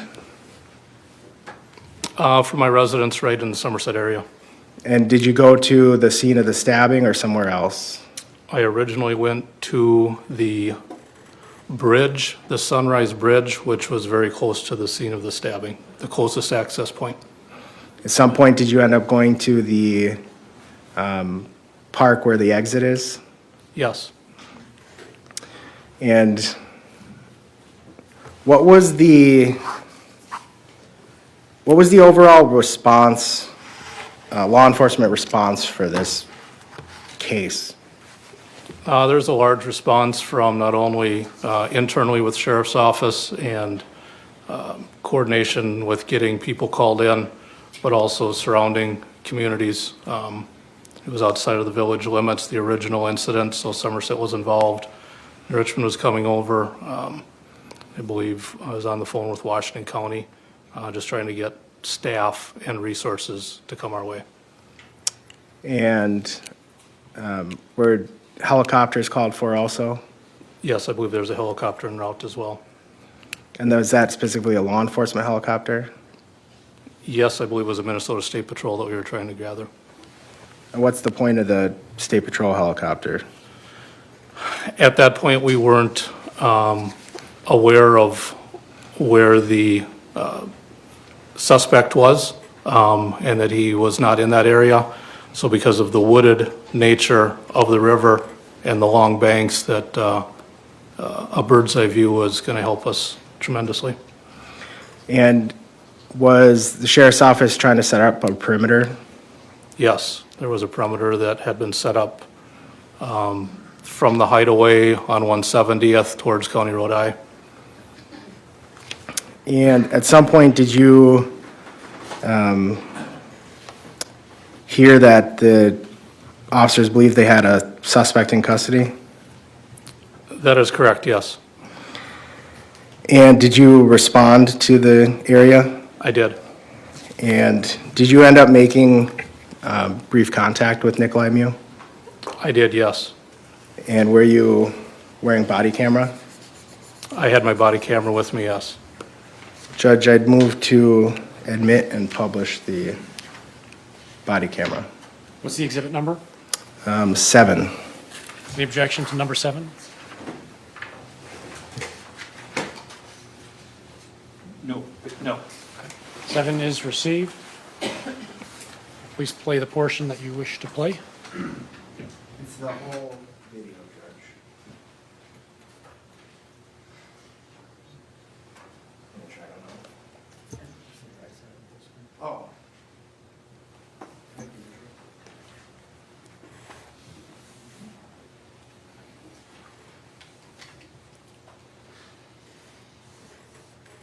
Camera recording started.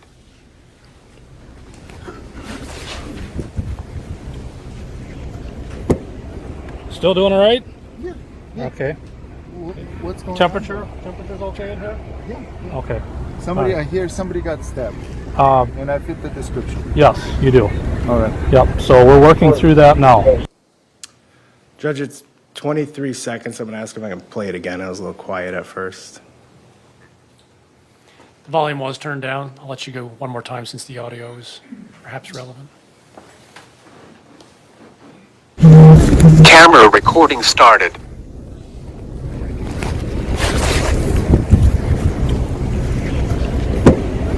Still doing all right? Yeah. Okay. What's going Temperature's okay in here? Yeah. Okay. Somebody, All right. I hear somebody got stabbed. And I fit the description. Yes, you do. All right. Yep, so we're working through that now. I just have one more question. So if earlier the jury saw a body camera of Nikolai being told he's under arrest for homicide, was that actually after this contact? Where he's transferred from one squad to another in a parking lot? No, not transferred from one squad to the other. That was after this contact. Gotcha. Okay. So this happened, then transferred squads in a parking lot, told he's under arrest, happened after your contact. That is correct. Okay. I just wanted to clarify it because we went a little out of order with testimony. Nothing else. Mr. Nelson?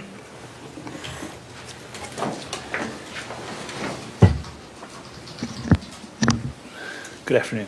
Good afternoon. You're familiar with the Apple River? I am.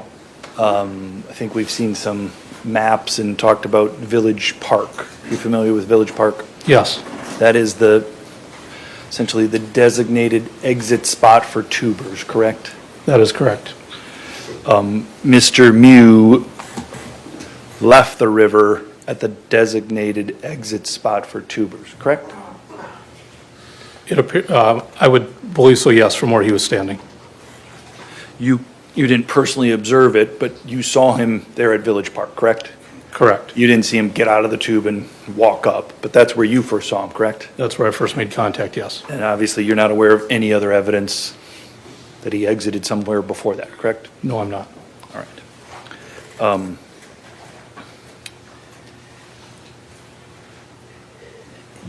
As the sheriff, I would imagine you are aware of cases in your county, correct? Most of them, yes. Yep. And some cases maybe draw your attention more than other cases, correct? That's correct. Certainly, this is a case that you were aware about from the get-go and you've paid attention to, correct? Correct. Because that's your job, right? Yes. It's your responsibility, correct? Correct. Obviously, there's investigators and other law enforcement officers that are assigned specific tasks, right? Yes. But you, as the sheriff, ultimately, you supervise all of that, right? Yes. So I would imagine you are occasionally updated about the investigation, correct? Correct. Updated about evidence gathering, correct? Yes. There might even be times when you meet with the investigators to talk about what the status is about some piece of evidence or what other evidence you might want to collect or other things of an investigative nature, correct? Yes. Because as law enforcement, there's lots of things you want to do. I understand there's safety and there's all of that, right? Correct? Yes. I'm just going to put that aside for a second, okay? Talk about the investigative role of law enforcement. Are you with me? Yep. And in that role, it's essentially your role and responsibility is to collect any and all evidence that you can that you have reason to believe might be relevant, correct? Correct. And that's something that there's policies on in your department, correct? Evidence collection, yes. Yeah. And I'm sure you played a part in those policies. They've changed over the years that you've been the sheriff, right? Yes. And I'm not checked on relevance and foundation for this witness. I'm unclear what the relevance is. Where are you going? well, let me. Actually, why don't you come on up? You can tell me.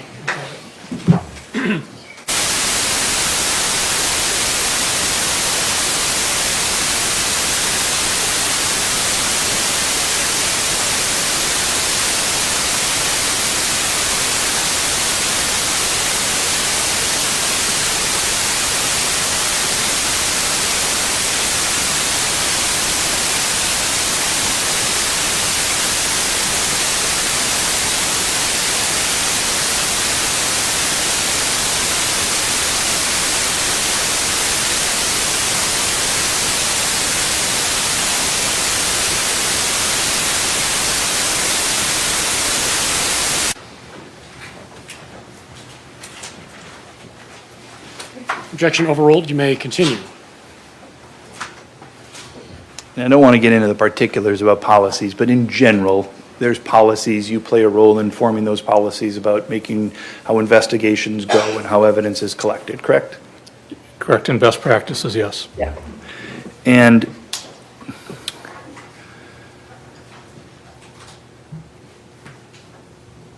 probably even before you were a sheriff, but certainly since you've been sheriff, the value of evidence from phones has increased, correct? Yes. You're certainly aware that lots of information can be gathered from somebody's phone, correct? Correct.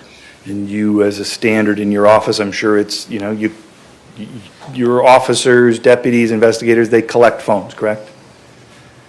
When applicable, yes. Yeah. And when applicable, they then do a forensic download of that phone, correct? Yes. To gather, we're a sheriff, but certainly since you've been sheriff, the value of evidence from phones has increased, correct? Yes. You're certainly aware that lots of information can be gathered from somebody's phone, correct? Correct. And you, as a standard in your office, I'm sure it's, your officers, deputies, investigators, they collect phones, correct? When applicable, yes. Yeah. And when applicable, they then do a forensic download of that phone, correct? Yes. To gather anything and everything that they can from that phone, correct? Yes. In this case, you were, again, I don't want to get into the details of what somebody told you, just your general awareness about a particular part of the investigation, okay? You were aware that there was going to be a factual issue in this trial about whether Madison Cohen was or wasn't punched. What happened to Madison Cohen, correct? If that's the lady that was punched. Well, that's a factual issue that the jury's going to decide, but you understood that there... I don't know the name. That's all you meant? That's what I meant. But that there was a witness, let's put her name aside. There is a witness that was there, and you're aware that there was a factual issue about whether that witness did or did not get punched or slapped or pushed, or how there was some contact with her. Agreed? Yes. And you're aware that as part of that investigation, there was your department was trying to see if there was or there wasn't a photo of her face that might document an injury, correct? That sounds familiar, yes.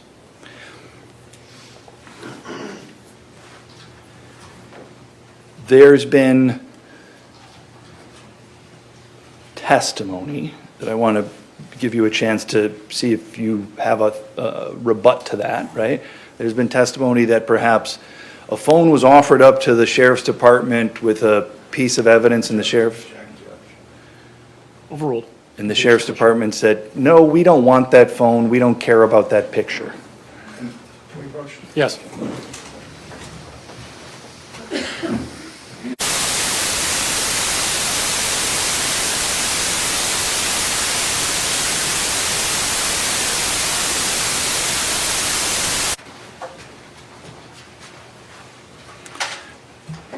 Let me start over. There was a witness whose name is Quentin Carlson, and he testified that it was his understanding that there was a photo taken of this witness, Madison Cohen, and that the phone that took that photo was offered up to your sheriff's department, and your department said, nah, we don't want the phone, we don't need the photo, we don't want anything to do with that. Are you aware that any such phone was offered to the sheriff's department? I'm not aware of that, no. I would imagine had a phone been offered up to the sheriff's department, the best practice, the policy would have been for them to collect the phone, correct? Best practice would be, if applicable, yes. Certainly if somebody in a homicide case said, I've got a photo of the injury to one of the victims, that would be applicable, right? Yes. And so in that scenario, the best practice, the policies that you've helped write and establish within the county would be for your sheriff's investigators, members to collect that phone, correct? Yes. And as far as you know, they did collect a phone, right?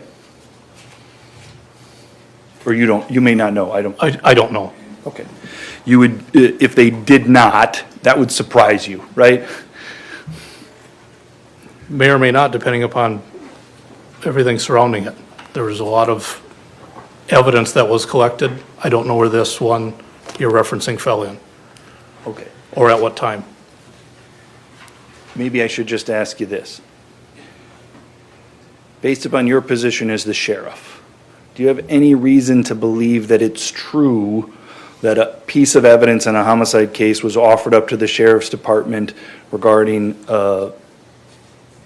alleged victim Madison Cohen, and that your department just dismissed it and said, we don't want it? Do you have any reason to believe that that's true? I have no reason to believe or not believe it. That's all news to me. I don't know. Okay, all right. I'm going to move on to a different topic now, okay? I would imagine in your 29 years, you've had lots of different roles within the sheriff's department or as a law enforcement officer, right? Yes. Probably like lots of people, in the sheriff's department, you started out on the road, you've eventually moved up in ranks, and now you're the sheriff, correct? Correct. As part of that training, you have training and experience to detect alcohol, right? Correct. The use of alcohol by people, correct? Yes. And you certainly know that sometimes whether somebody has or has not consumed alcohol, that's going to be important and relevant to an investigation of a crime, correct? It very well could, yes. And so when you're in those situations, even if you're not looking for it, if you happen upon evidence of alcohol consumption, you would note that, correct? Yes. If you were arresting a suspect and you were in their personal space, close enough to them to smell alcohol, you'd have made a note of that, correct? Correct. Or if you heard slurred speech or something along those lines, you'd have made a note of it, correct? Yes. Any sign of intoxication, you'd make a note of it and you could figure out the relevance of it later, correct? Yes. Sometimes, if you made observation of it, you might decide to do further investigation, give a test of some sort, whether it be a chemical test or a field test, correct? I'll just object that these are cumulative. It's not cumulative with this witness. What's that? It's not cumulative with this witness. It's not, but we've heard this before. Let's just cut to the chase. You agree? Can you repeat your question again? And there's some times where if you did note something that you smelled or you heard or some other observation, you might continue and do further tests, either a field test or a chemical test, right? Based on the crime, yes. In this case, you had contact with Nikolai Mew, correct? Yes. We saw the video where he was sitting in a closed, in a back of a squad car, correct? Yes. Closed space, right? Yes. Hot day, right? Yes. And you were there to check on the temperature for him, right? Correct. And when you opened the door, you had a brief conversation with him, correct? Yes. And then later at a parking lot, sometime later, you also were there when he got out of one car and got into another car, correct? Yes. And you had contact with him there, correct? Yes. Throughout all of those contacts, is it fair to say that you didn't see any signs of intoxication? I did not detect any, no. That's all. Mr. Anderson? Nothing else. All right, thank you, Sheriff. You may step down. Thank you.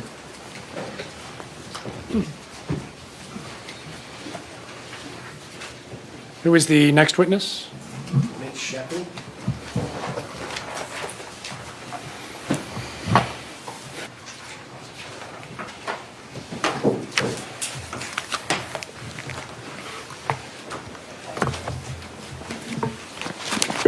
Investigator Sheppy, please come forward. Please face the clerk, raise your right hand. She will administer the oath. Do you swear that the testimony you are about to give in this matter shall be the truth, the whole truth, and nothing but the truth? Please have a seat in the witness chair.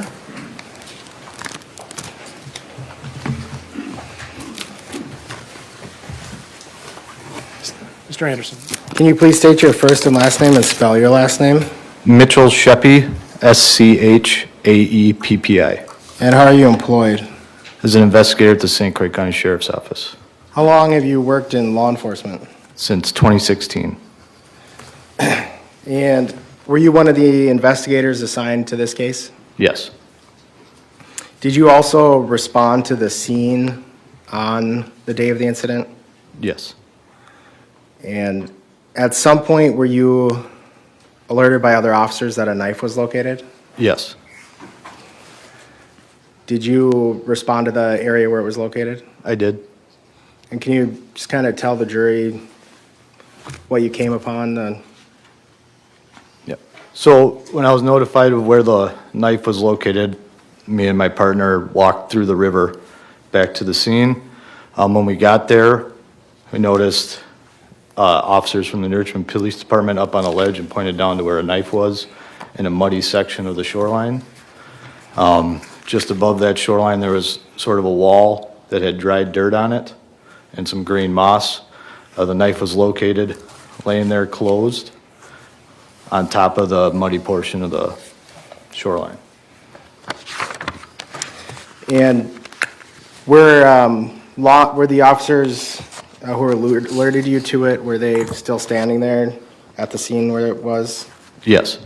And did it appear the knife was undisturbed, meaning no footprints leading up to it or anything like that? Correct. And you said you took photos? Yes. Permission to approach?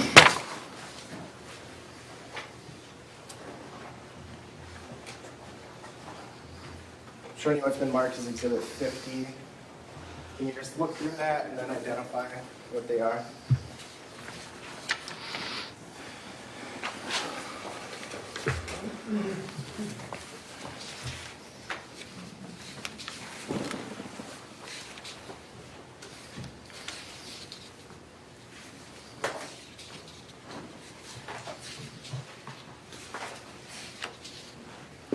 These are photographs of the knife and the area around the knife as I walked up to it. Judge, I move to admit and publish. Any objection to 50? No? Okay. 50. I'm going to show them digitally. I'll let the clerk know when I'm ready.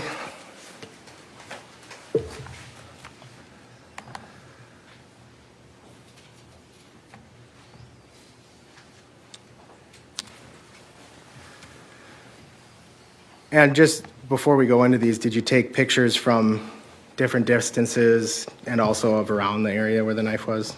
Yes.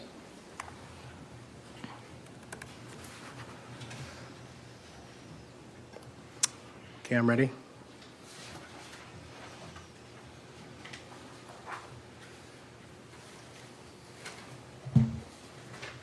So what are we looking at in this photo? That's a picture from me out in the water. As you can see, the officers from New Richmond Police Department are up there, and that's the overall area of where the knife was located. I'm going to zoom in and see if you can see the knife in this photo, just for context on the location. Is that it right there? Yes. The branch on the zoomed out picture is almost pointing to it. Correct.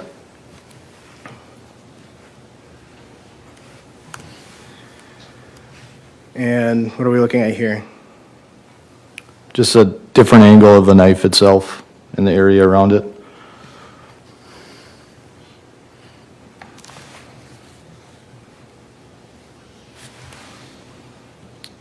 This photo? This photo is to show the undisturbed nature of the sand.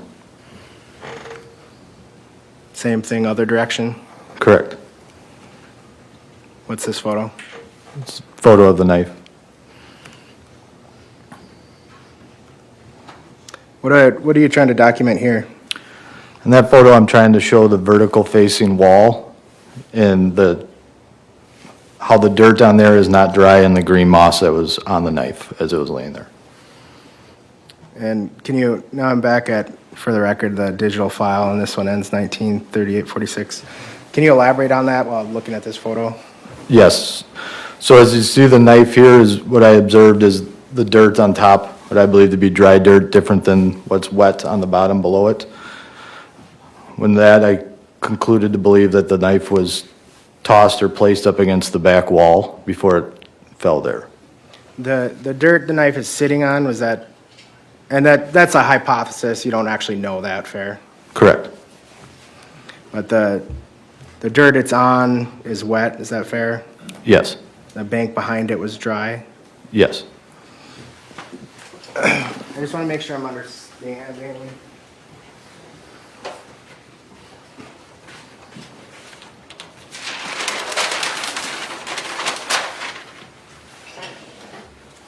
So it's kind of hard to see terrain in photos, agreed? Yes.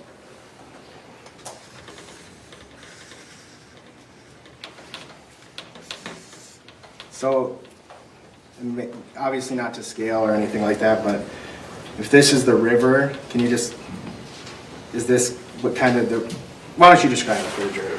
Yeah. So if this was the water, the river, where the knife was located would be right here on the washout. The vertical rock wall that I was just trying to describe was right here, and this is where the officers from the Richmond Police Department were standing up top. Okay.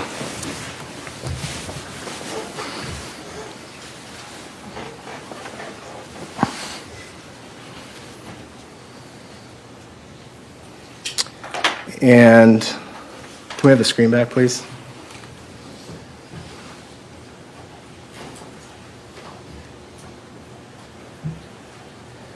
Close up of the knife? Correct. Then, is that you holding it? I don't know if that's me or Deputy Kelly at the time. That's actually probably not you, huh, given where it's coming from? Correct. All right. And was the knife, you can mute it. Was the knife secured, was the knife secured as evidence? Yes. How did that happen? I provided the knife to Deputy Bolt, who was up top. He put it in a paper bag and walked the knife back to land to the evidence collection point and secured in a vehicle. And who was the evidence tech for this case? Deputy Kelly.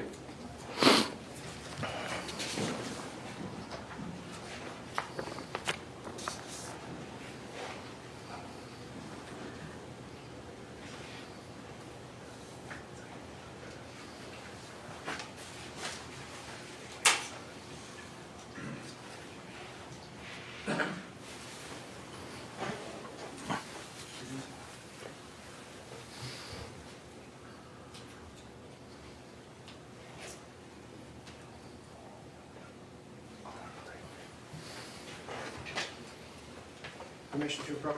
Yes. I'm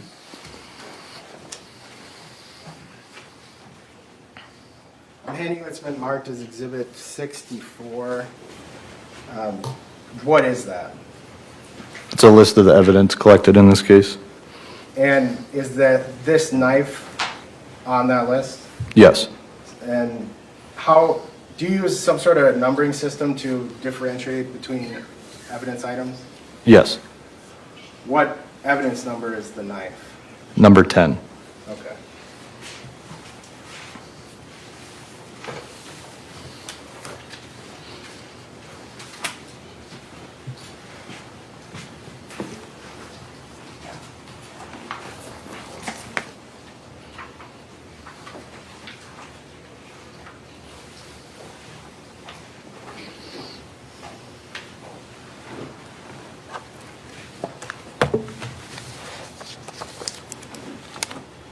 Judge, I'll offer 64. Any objection to 64? No. The exhibit's received. Permission to approach? Yes.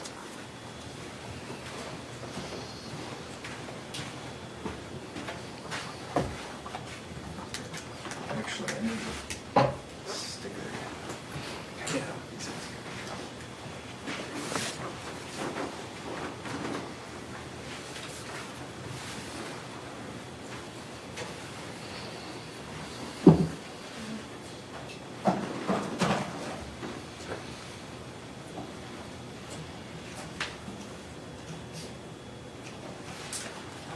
All right. Manny, what's been marked for the case is Exhibit 4. What is that? This is a box containing article number 10, which is the knife. Can you open it up for me? You can put on gloves.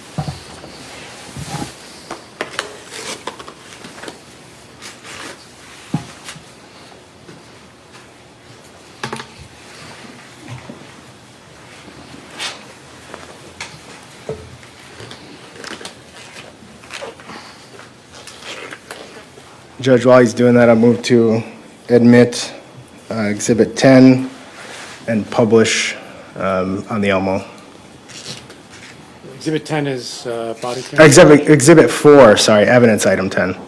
Any objection to Exhibit 4? Once he opens it and it's confirmed, no. Okay, let's wait.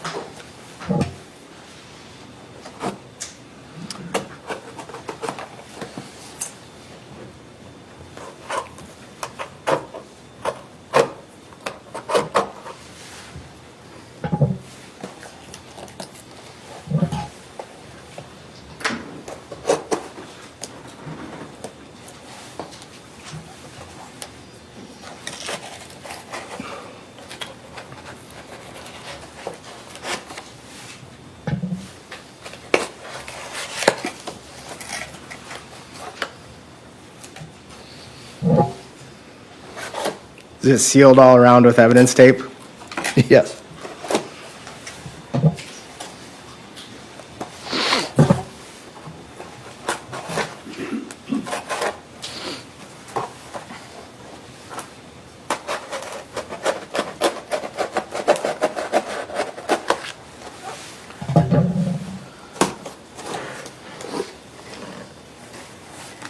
That is article number 10, the knife. Can you? Objection to its submission? No. All right. Exhibit 4 is received. Are you able to take it out of the box? Yes. Can you bring it over and set it under the Elmo here?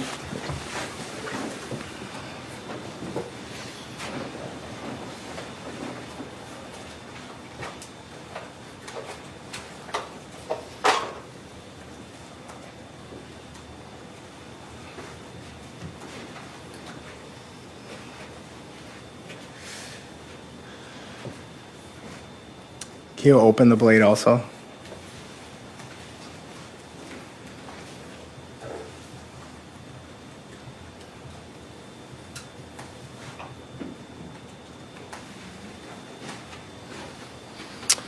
Thank you.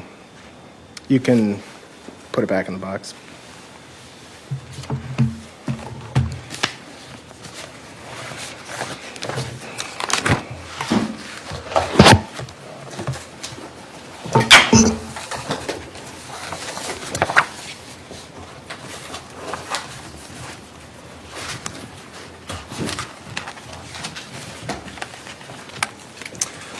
I don't have anything else, Judge. Mr. Trofasi? Thank you. Investigator, did you have an opportunity to watch the video of the incident? Yes. Have you seen that? Yes. Okay, so to be fair, on the video, you see Mr. Mew walking in the direction. Judge, object, can we approach? Yes.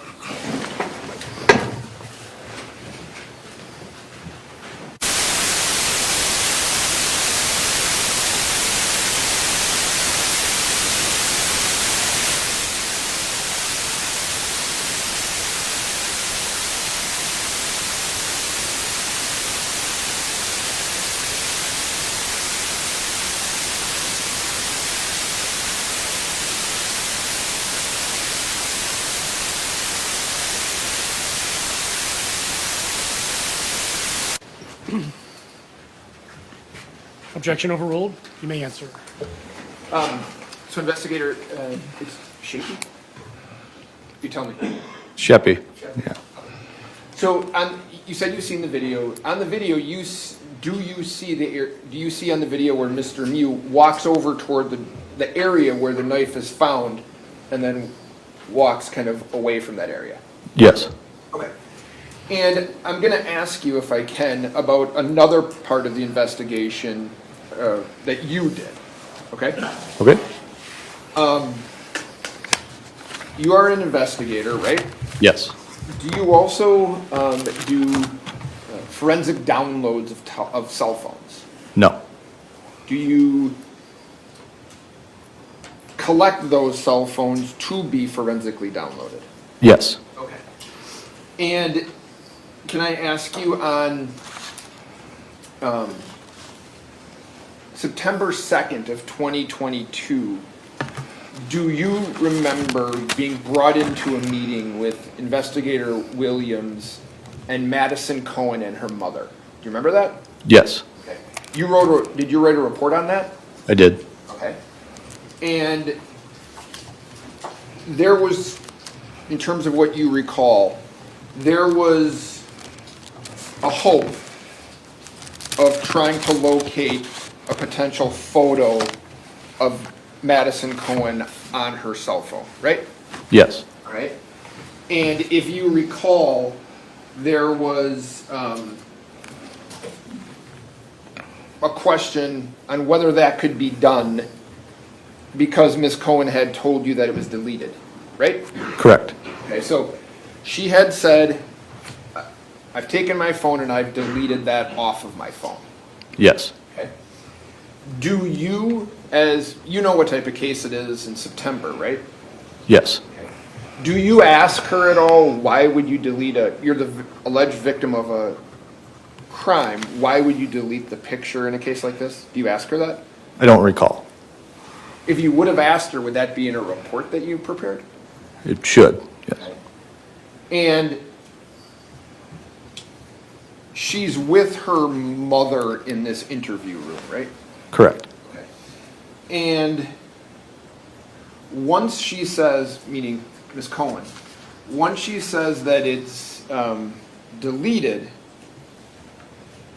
you explain to her that there's potential ways to recover information that's been deleted off of a phone, right? Yes. And you explain to her that there can be what is known as a forensic download of a phone, right? Yes. Okay.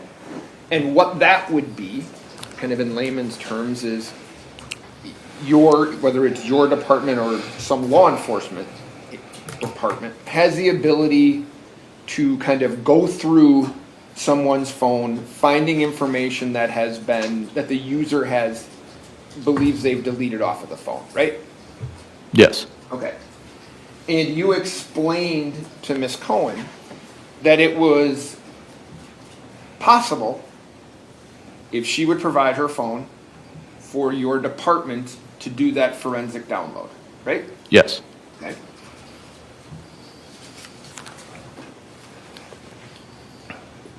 You ask permission for the phone to do that, and she provides you permission. Is that true? Correct.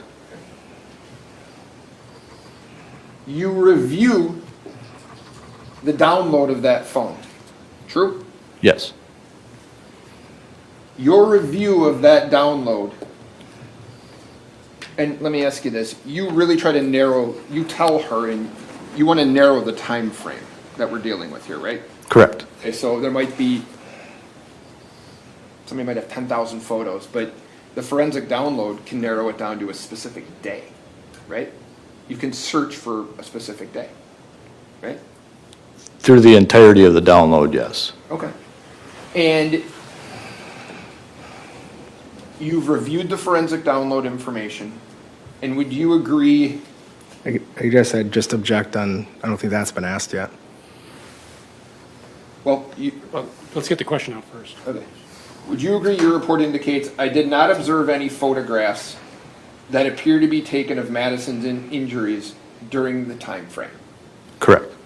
Okay.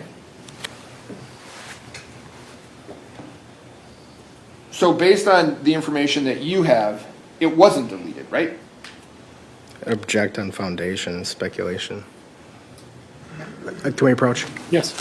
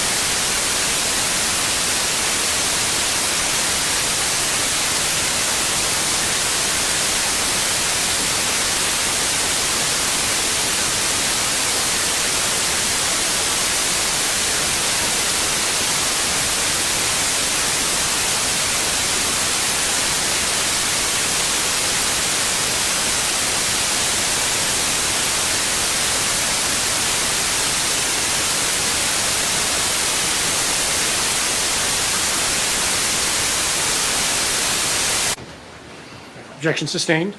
On foundation. Next question. Thank you, Judge. So investigator, in terms of what you did, in terms of it says your review of the download, can you explain what you did in that regard? Yes, sir. So I don't have any part in physically downloading the phones. I don't have training for that. However, I'm able to review what a person that is trained on that, downloading the data that's in there. And what does that consist of? Can consist of photographs, call logs, social media accounts, text messages, etc. Okay, so I'm gonna try to make this quick and get rid of the stuff that doesn't matter. So when you're looking at this download, are you seeing photographs that you're not interested in? There may have been in the consented time frame that Ms. Cohen had given me, but I'm looking for specific photographs of our conversation. Okay, and that was, to be fair, that was in reference to these injuries that she said she had documented, right? Correct. Okay. And is there information provided in this, I'm going to call it download report? Is that fair? Is it like a download report? Yeah. Okay. Is there information in that download report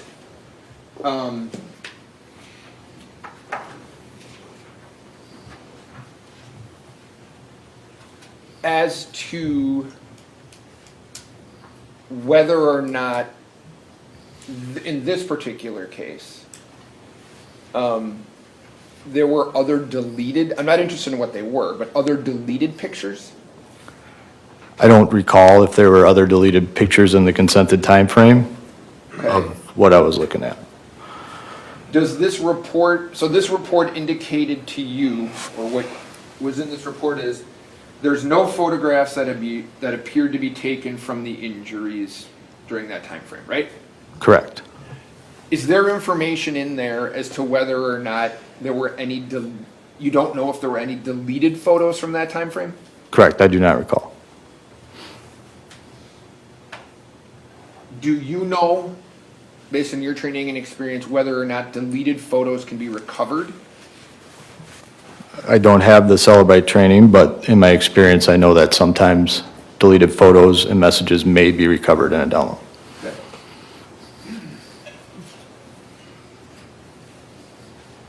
Do you recall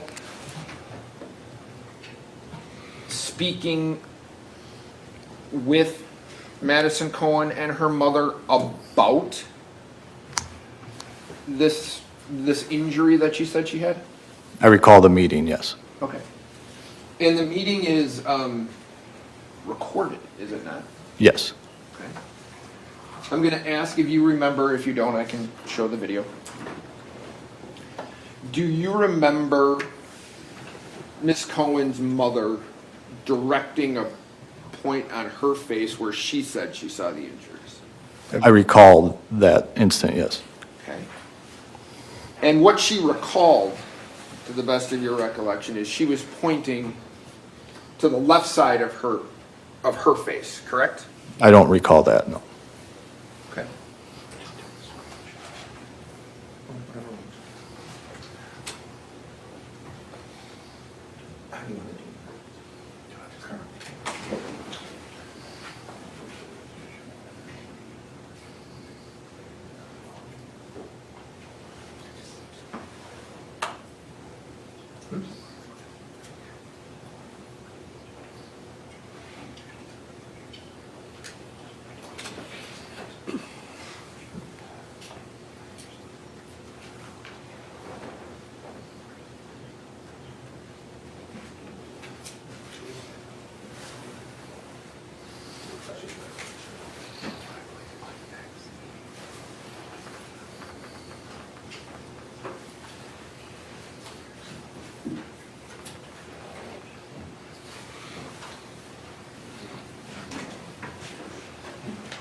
Yeah.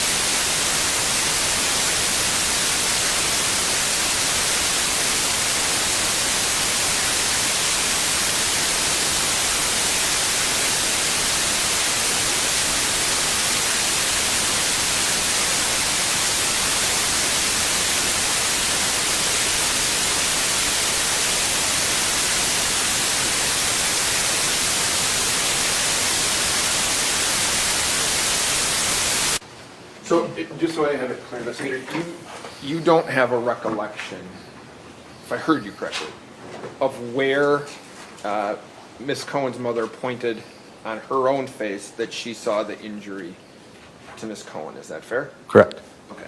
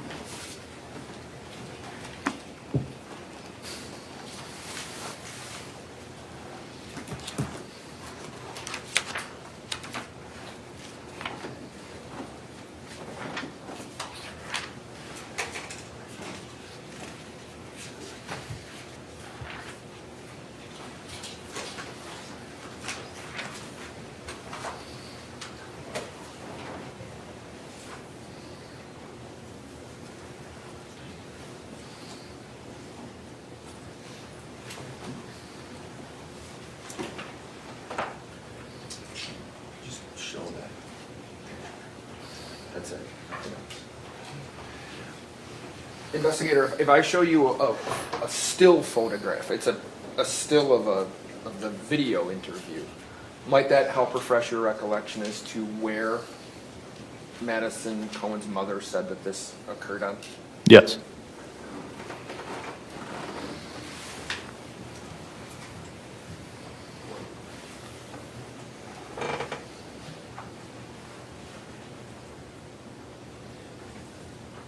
Can you see that?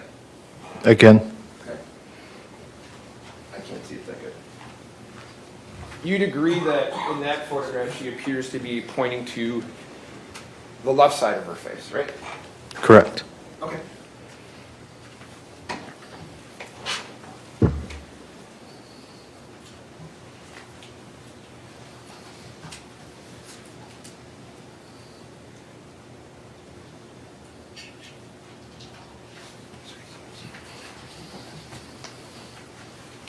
No other questions. Thank you for your time. Mr. Anderson? Did Madison's mother confirm she saw some sort of injury on Madison? I don't recall. If she's pointing to the face, is that what she's been doing? That picture, she was either pointing, scratching. It was on the left side of her face. Yeah. Oh, you don't even know what the context of that is, just from that still shot? I mean, no, but Okay. So, Madison, the forensic download, was it just photos, or was it the whole cell phone, text messages, photos, everything anyone has personal on a cell phone? in my experience, that's what a forensic download is the entirety of the phone. And you didn't do a search warrant, she gave you consent for that? Correct. Nothing else? Mr. Trofficy? You told her you could get a search warrant though, right? I explained I could apply for a search warrant. That's all. All right. Thank you. Investigator, you may step down. You want this trash? I'm sorry? I just.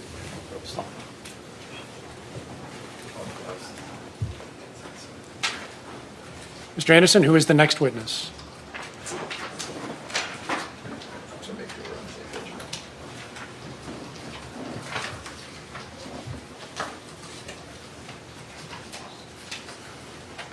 Can I just make sure we have a... Yes.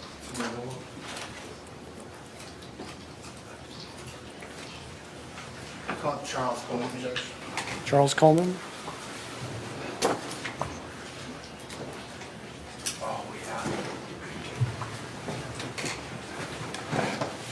Lieutenant Coleman, please come forward. Please face the clerk, raise your right hand. She will administer the oath. Do you swear that the testimony you're about to give in this matter shall be the truth, the whole truth, and nothing but the truth, so help you God? Yes. Please have a seat in the witness chair.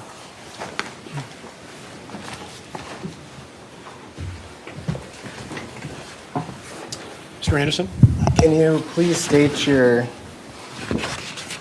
first and last name for the record? Charles Coleman.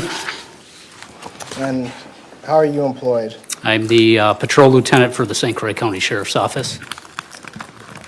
And what are your duties as a patrol lieutenant? Administrative and supervisory in nature, make sure that our deputies have the training and equipment that they need. We oversee their regular day-to-day duties and make sure that they're providing the service that the county and our sheriff expect. And do you also assist sometimes in investigations if there's short hands? Yes, any major felony case or critical incident, I will assist with the investigation. And did you assist in this investigation? I did. And what role did you have? My main role was to forensically map the crime scene or incident scene on the Apple River. And as part of, why don't you just tell the jury generally what that means? When you forensically map a scene, you end up taking an instrument or a device out there and you try to gather up all the physical evidence with the instrument to transfer over to a digital system, allowing you to view the scene days, weeks, or years later. The instrument is accurate and helps preserve the scene for you to see after the fact. Once you have the scan, is it kind of like a video game where you can move around inside of it? The scan ends up creating a 3D rendering, kind of like a 3D printer, only with data points. And then you can change the angle in which you're looking at that scene. So you're allowed to either do fly-throughs, like you said, still shots, or different perspectives at the scene. And in order to, you did that in this case? I did. And where did you do that scanning? The scan was at the Apple River near Highway 64 overpass and towards upstream, further into the river. And did you prepare, as part of your testimony today, a PowerPoint to help explain that to the jury? I did. Judge, I'd move to admit that PowerPoint. What's the exhibit number?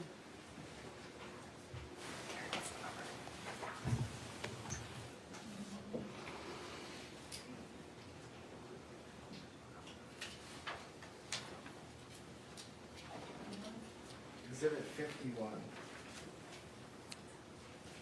Any objection to 51? No, Judge. It's received.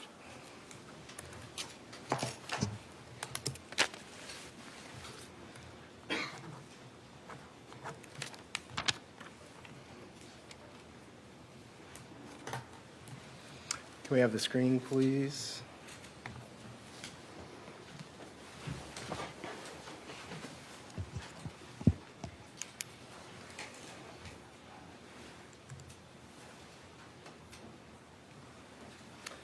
What's in the image on this first slide? The image on the slide is the Trimble SX10 total station scanner. That's the device you used? Correct. And what are we looking at on this slide 3? You're looking at a side-by-side comparison. On the right is the drone fly-through video. On the left is a similar fly-through that we did with the 3D mapping from the scene. Where did that drone footage come from? From Deputy Forrest Hendrickson and Sergeant Chase Duran. So they flew the river, and is that a sheriff's office drone? It is.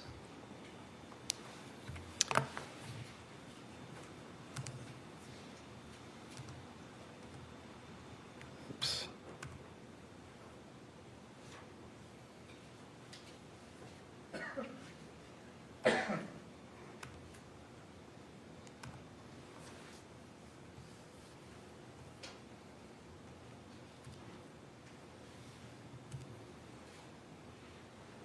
These are videos, right? Correct.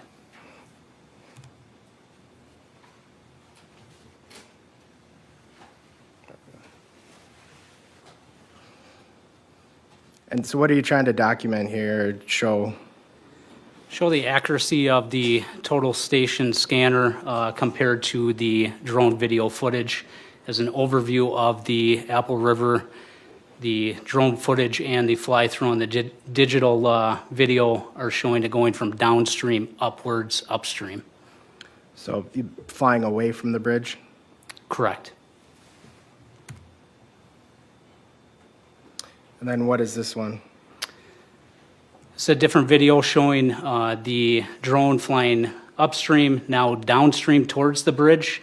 And on the left-hand side is a video fly-through from our forensic data showing the similar aspect. Just trying to generally document the area of the river? Correct.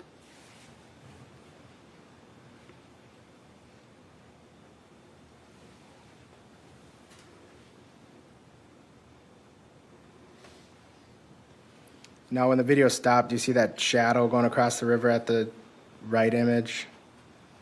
Across the water? I do. Would that be the bridge? It is. What's this? This is a legend explaining any future still shots, explaining what each item represents.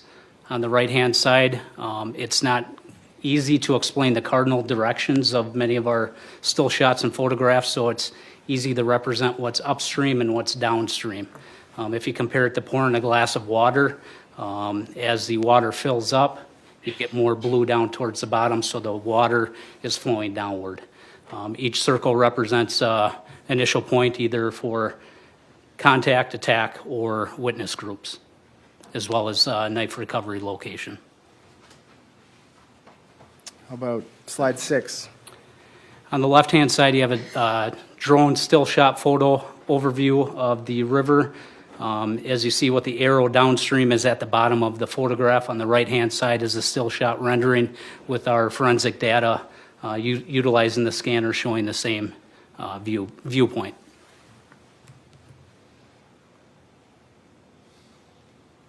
Slide 7.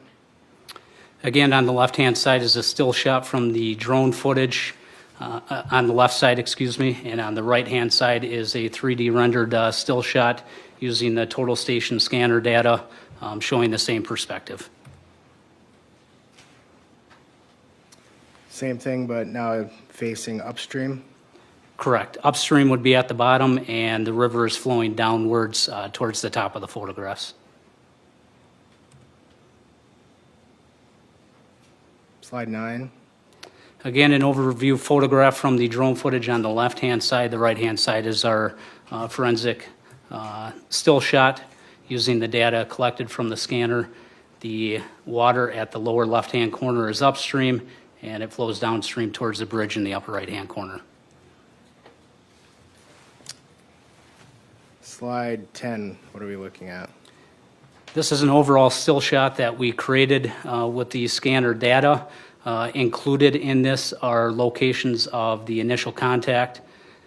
In the white circle, the yellow circle is the attack location. The pink circle is the Carlson tubing group, and the orange circle is the Mu tubing group. If you can see on the left-hand side of the middle of the river, there's a large white pole that extends from the tree line. That is the knife location. If we were to put a circle down on the ground, you wouldn't be able to see it because of the tree overhang from the 3D drawing. And so the bridge would be above this area of the river? Correct. The bridge would be further forward on top of the photograph. And I'm just going to end the show quick so I have my pointer here. Is this what you're talking about, the vertical line of the knife location? Correct. I'm just going to zoom in.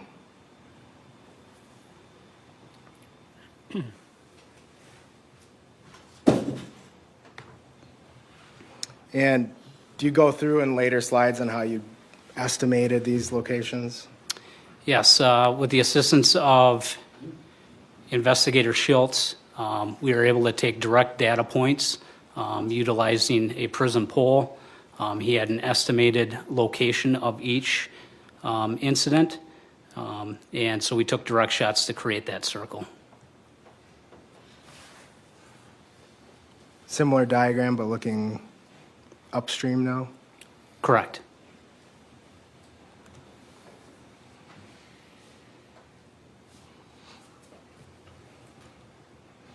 So what are we looking at here? On the left-hand side is a drone photograph. On the right-hand side is a similar perspective using the forensic data.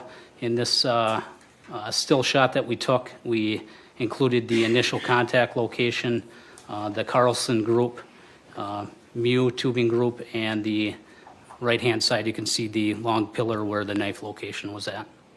So that orange circle in the background to the right, in the scan, it looks like a kind of a green spot it's on, but that in the left, would that be that sandbar? Yes.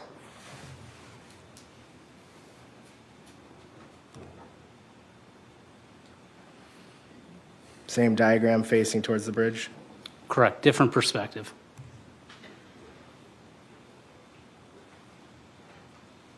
Same thing? Same thing, different perspective. What are we looking at on this slide, 15? On the left-hand side, we have a more focused still shot with the forensic data. With the instrument, we're able to get accurate measurements, and with this, we were able to determine the width of the river at different points along the river. As you can see on the left-hand side, the lower portion, it's 155 feet, approximately 155 feet across, then 150, 147, and then 155 feet across. On the right-hand photograph, you see a more overview of more of the river, and again, the measurements are included there, 155, 150, 147, 155, and the river narrows to 123 and 110, and those are all in feet. And is this, the technology for this, is it similar to kind of the 3D scans maybe some realtors or construction companies use now? So the Trimble SX10 scanner is a total station scanner that utilizes infrared laser beams. It also takes panoramic photographs. And so you are able to take a scan in 360. Everything the infrared laser hits or reflects off of returns to the instrument. It creates a data point for that. It uses the pictures that it takes in order to create a color for each individual data point. It collects approximately 26,000 data points per second in the scanner mode. The instrument is good up to 600 meters, and at accuracy at 100 meters, it's approximately 14 millimeters. This instrument's used by land surveyors, building contractors, and in law enforcement, we utilize it for forensic gathering of scenes, whether internal or external. Do you do anything to make sure that when it's giving you data points that it's accurately recording the distances? Yes, we do a distance accuracy check at the beginning of the scan. We'll end up laying out a tape measure. We'll do a direct shot instead of a scan of that tape measure and measure it from there. We'll go into the computer software system, measure those two same points, and make sure that it's accurate. So if you had this, the screen.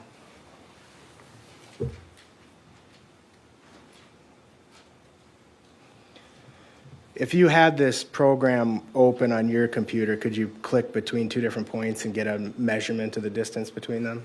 Any individual dot that's on that drawing, we could get an X, Y, and Z measurement for it. So measurement across, height, and slope. And then in the next few slides, what are you showing? So this is, since we're able to view from different perspectives, this is the perspective if you're standing near the Mew Group location by the island sandbar that you can see in the lower right-hand corner. The circle ahead of you is the initial contact location. And on the right-hand side, the purple circle is the Carlson Group. I'm going to back up. I forgot to ask you a question here. I'm going to end the show so I can use my cursor. Now, the witness has a monitor they can hand it to you. Oh. I don't know if both of you are aware of that or not. All right.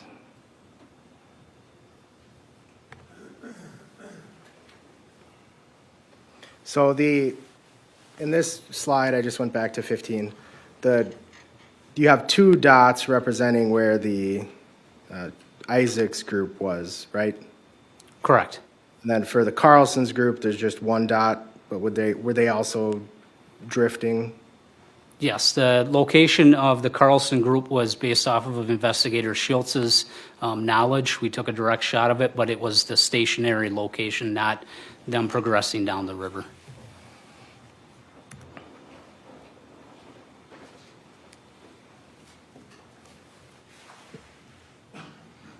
And what are we looking at here?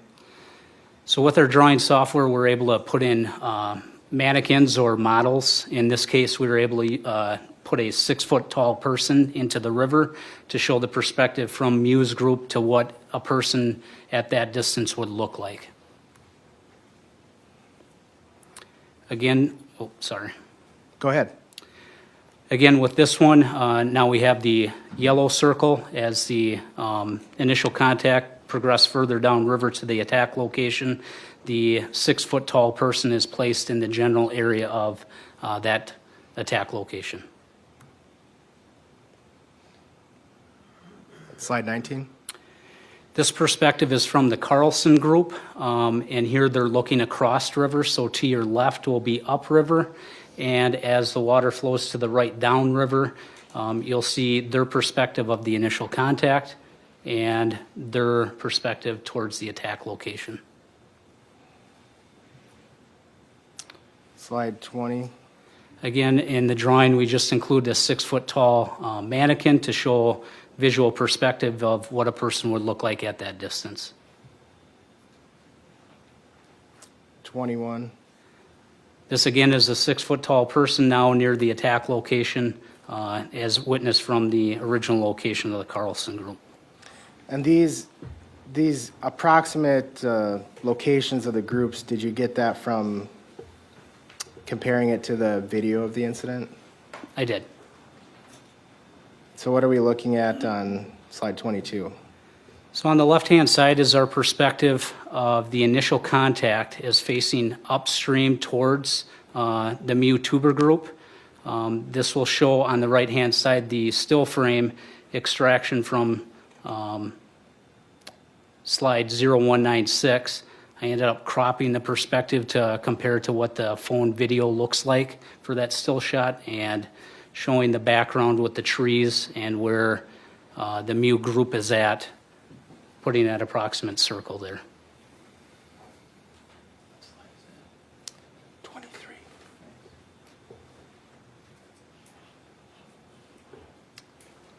Slide 24. Again, to help confirm with the initial contact location based off the video still shots from the cell phone, 0462 is on the right, and on the left-hand side is our crop perspective from the initial contact looking at that same bridge. 26. In this still photograph, we compared still shot 2961 and created the perspective on the left using the drawing software program. It's looking back upriver. On the left, you see this purple circle for the Carlson group, and you can barely see it in the middle, the outline of the Mew group in orange. We cropped up perspective to match similarly to the phone still shot, and in the upper left-hand corner, you can see the light green grassy area just outside of the Sandbar Island area. So just to simplify it a little bit, is it fair you're looking at the video and then trying to do a fly through of your 3D scan to find the same perspective of different clips in the video? Do your best to go into the 3D drawing and zoom in or get to the exact perspective. And there may need to be some manipulation of just your viewpoint, not of the data, just of the view of what you're looking at inside the drawing in order to create the still shot on the left-hand side.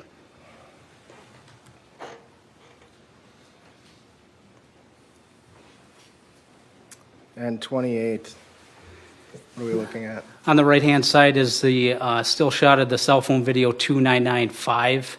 On the left-hand side is the same perspective. This is now the attack location and showing the Carlson group straight ahead at that perspective. As you can see with the trees on the top of the photograph, matching the rendered drawing on the left-hand side. And can we activate his screen, Judge, so you can kind of trace what he's talking about the tree Yes, line? there should be a, Cursor on there, Your Honor? yeah, just use your finger. Okay, thank you. So what I'm looking at here is the same tree line that I see here and then I see there to show the same perspective.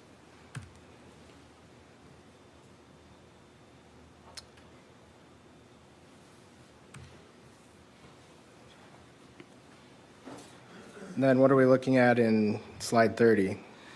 This is an overview of the river. Upstream is towards the top of the photograph, downstream towards the bridge is on the bottom.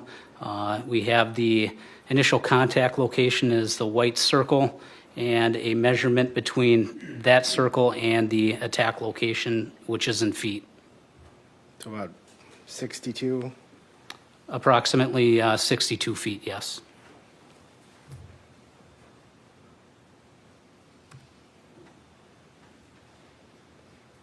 Same thing, but looking the other direction?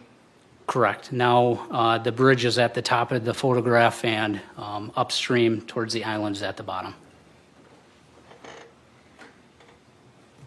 Slide 32? This is a overview, the distance between the attack location and the knife recovery location, which is approximately 114 feet.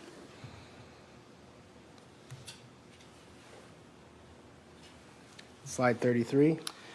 This is the attack location to distance to the Mu group, which is 233 feet, and the approximate distance from the attack location to the Carlson group, which is approximately 132 feet. And that would be 132 feet from the ultimate spot, but if the Carlsons continued to drift downriver, they would have been closer, fair? Correct. Sustained. Let me go back. So how many dots do you have for Isaac's group in this one? 2. And what's the white dot? The white dot's the initial contact location, Yellow dot? the attack location. And then the pink dot for the Carlson group, what's that? The initial location that Investigator Schultz told me where the Carlson group was at.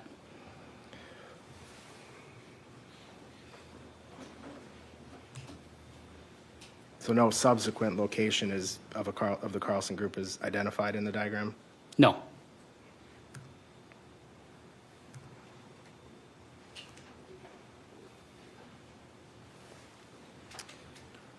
And slide 34, what are we looking at? On the left-hand side is a photograph from the drone footage. On the right-hand side is the still shot perspective. And I'm just going to zoom in. Actually, let me focus you here. On the left, how about just on the left photo, what are we looking at? So it's a photograph from the drone footage showing deputies or investigators there. I believe Investigator Sheppy's on the left-hand side, walking in towards the tree line location on the south shore. To identify where that knife was found? That's where I was informed the knife was found, yes. And then the right, same location, but from the scan? Same perspective. And so the bridge from here would be to the right? Correct, downstream. Same thing, but now there's that white bar. White bar signifying the location of the knife recovery. Now just a zoomed out perspective of the knife recovery. And then an overview of the knife recovery location. And then the bottom left of that right image would be that sandbar? I do. Did the sheriff's office measure the water depth? We did. And so what are we looking at in slide 38? So with direct shots, we're able to utilize a prism pole. We measure the height of the pole, and then the bottom of it, the instrument will measure where the sand ground is underneath the water, since the instrument does not reflect off water. So we're able to take direct shots in different areas of the river.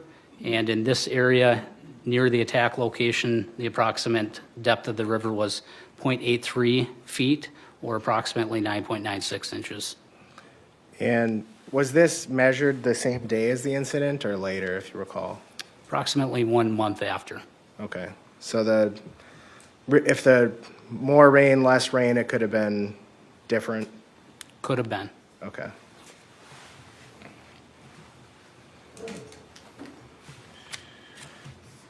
I don't have anything else, Judge. Mr. Nelson? Right away regarding the depth, The, you said it was, the depth was measured 1 month later, correct? Correct. The date of the incident was July 30th, correct? Correct. And so August 30th, roughly? September 1st. Okay, so more than 30 days, Correct. 32 days, 33 days, somewhere in there? Somewhere in there. You would agree that you've lived in this area for some time, right? Yes, sir. You're familiar with the river? I am. You're familiar with the trends of rivers in this area throughout the year, correct? Yes, sir. Would you agree that typically speaking, rivers' depth goes down between the end of July and the end of August? Typically. Did you do any investigation to determine whether or not the amount of rainfall that we had from July 30th to August to September 1st? I did not. So you have no idea, to some extent, how deep it was on July 30th? Correct. I'm sorry, maybe this would be a good time to break. Sure, that's fine. Taking a break in between examinations, but it is 2:30. Why don't we take 15 minutes? We'll come back at 2:45. All rise for the jury.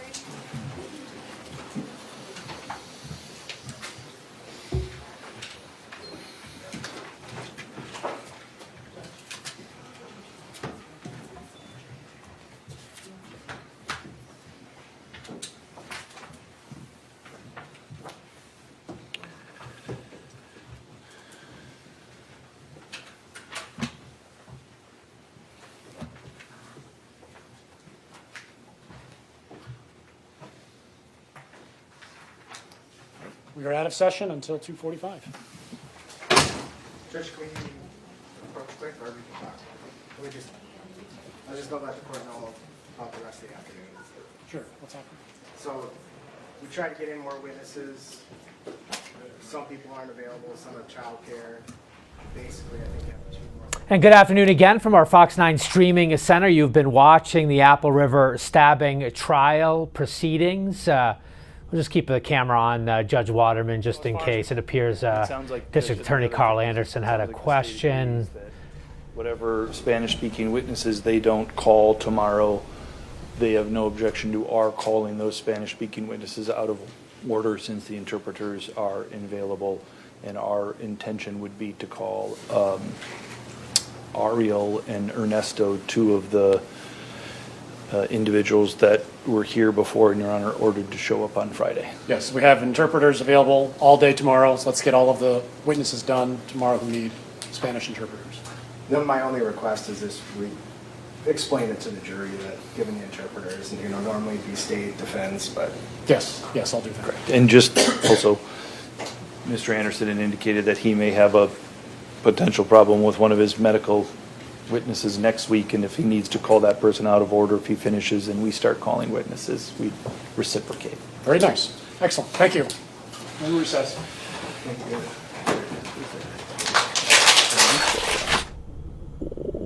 And back again.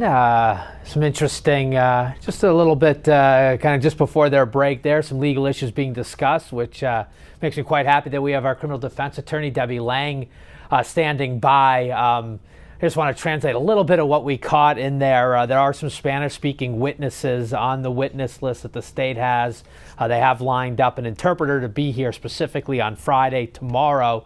Two of those names are, I'm going to forget the second one, but Ernesto, but they're in the Miu group. It's interesting that there will be a need for a translator. Ernesto and Ariel. Ariel is their phone, their cell phone that goes missing on that tube run for the Miu group that sent Nikolai Miu to put on his goggles and snorkel and go looking for that phone downriver, which would then subsequently lead to the encounter, the deadly stabbing there, the escalating confrontation. Interesting, I did not realize that they would need help translating. I don't know what that means for what their interactions would have been with Nikolai leading up to that point, but they do need translators.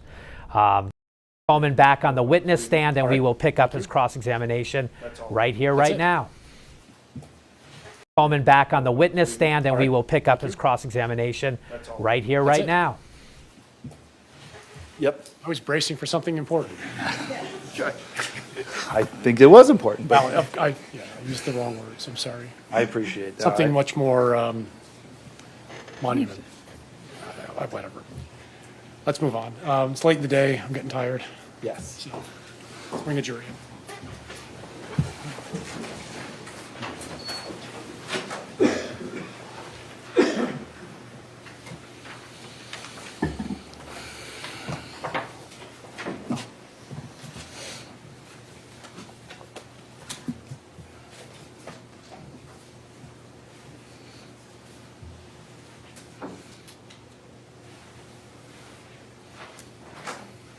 All rise for the jury.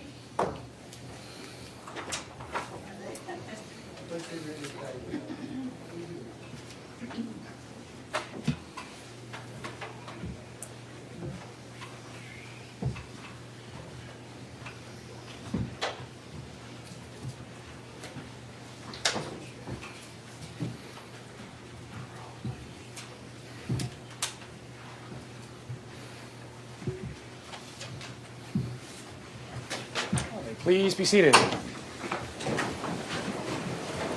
We are back with the jury, ready to continue. Lieutenant Coleman's on the witness stand. Mr. Nelson.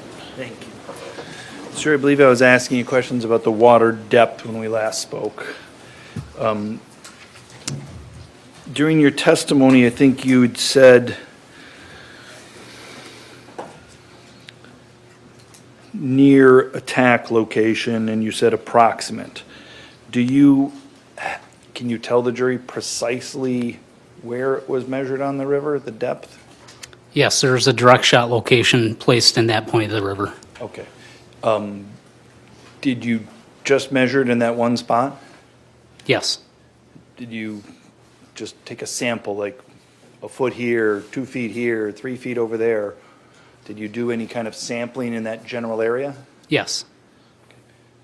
Do you have those numbers? I have a log of them, I do. For whatever reason, you chose this number. That was the number Investigator Schultz told, or the location Investigator Schultz told me to take the shot. I understand. And so this is the river, right? You measured it from this spot, correct?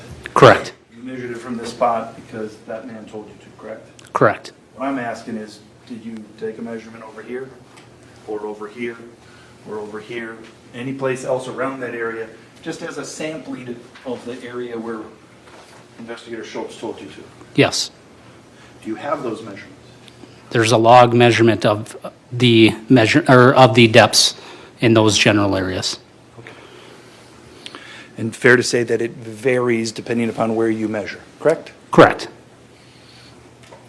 The location that Investigator Schultz chose, that's a human choice, correct? Correct. That's not, like you've done accident reconstruction, correct? Correct. And you've done accident reconstruction on terra firma, on ground, correct? Correct. And when you're on the ground, not on the water, it's easier to have a particular landmark, correct? Yes. That's part of the difficulty about a river, is it's fluid in every sense of that word, correct? Yes, sir. And so for you to establish the landmarks that you mentioned, you were again using land, correct? Correct. So you didn't have any river marks or water marks, right? Correct. Do you know what Investigator Schultz, how he made that human decision to say, that's the spot? He did not explain to me why he chose that spot. And when he chose that spot to you, were you out on the river with him? Yes. Okay. And he was like, this is it right here? Yes. Okay. Did you ever take that spot that he pointed to and compare it to the video? Yes. And what we know is, so we have that spot based upon the human choice that Investigator Schultz told you, right? Correct. Then you also have what I think you called initial contact, correct? Correct. And was that based upon a human choice that Investigator Schultz told you or something else? Human choice. So he told you, here's where the initial contact was. Yes, sir. And then that was compared using landmarks to see whether the perspective is accurate? Is that what Correct. You're basically telling us? Correct. Okay. And what we know is from the initial contact to that yellow dot that you call attack location, that's like 62 feet, correct? Correct. And from that, can we deduce that Nikolai Mew walked 62 feet in that direction?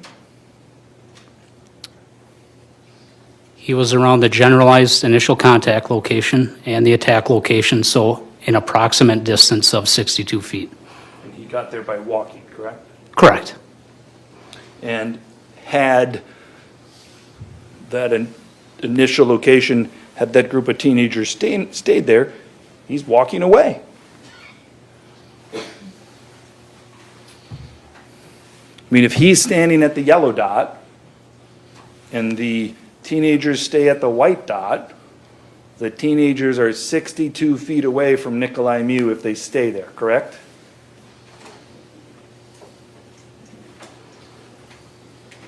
Should we draw it out? Yes.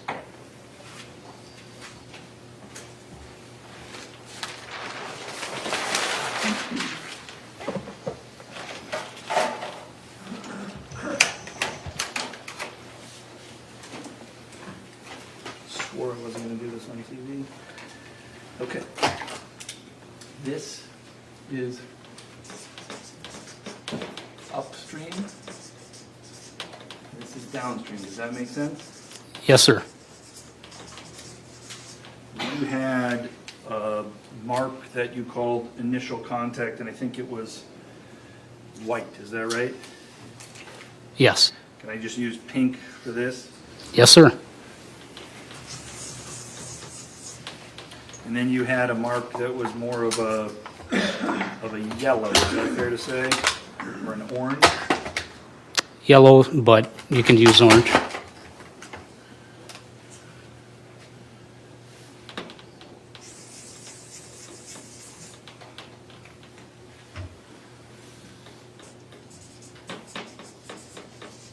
You called this one up here attack, right?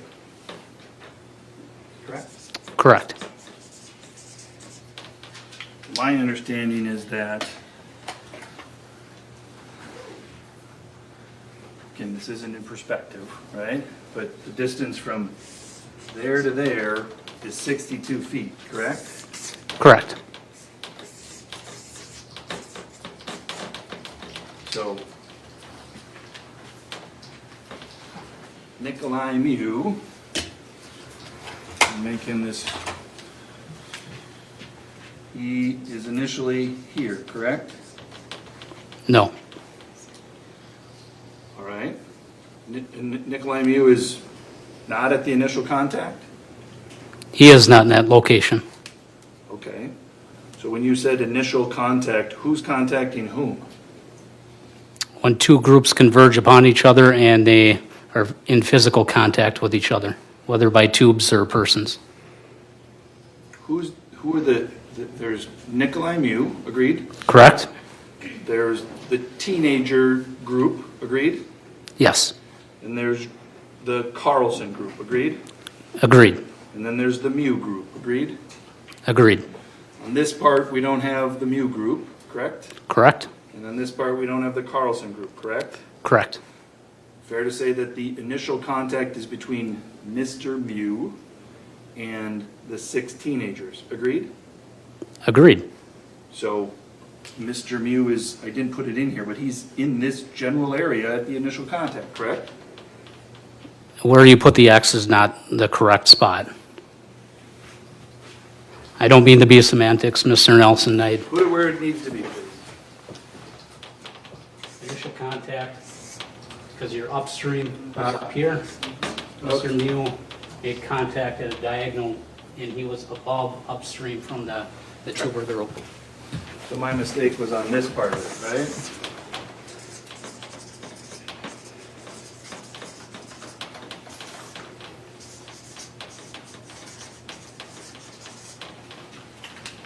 Is now this correct? Other than I don't have the X shown towards the shoreline, but in the general area, yes. What do you mean by the, where would Mr. He was upstream at an angle going towards the tuber group. Where? You be here? Mr. Mew approached from this angle, so I'd put him here at the top upstream of the tuber group. Okay, all right. And when you say he approached from this angle, you don't know that, correct? Looking at the video, he came from upstream. What video were you looking at? Is there a video of Mr.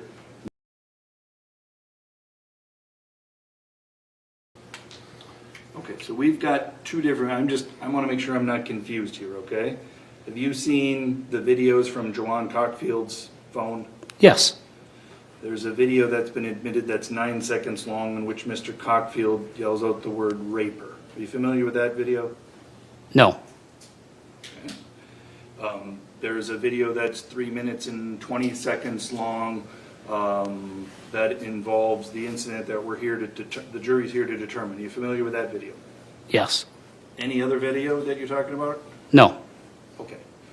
And in the video then that you're talking about, which is an Exhibit 2, and it's the 3 minutes and 20 seconds, that's the only video you've seen, correct? Correct. And in that video, Mr. Mew is walking towards the teenagers, correct? Correct. He eventually, I think, jogs for like 3 or 4 steps, agreed? Correct. And that's what you're talking about, is when he reaches his hands out and puts his hands on the tube, that's the initial contact, correct? Correct. All right. So now that we got that down, from that initial contact point until where whomever attacked whomever, that's 62 feet away, correct?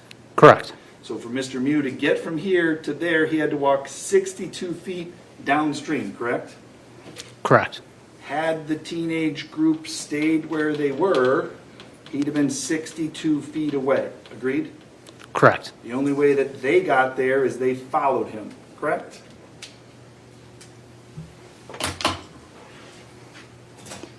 I just know they ended up at the same location. I don't know who followed who.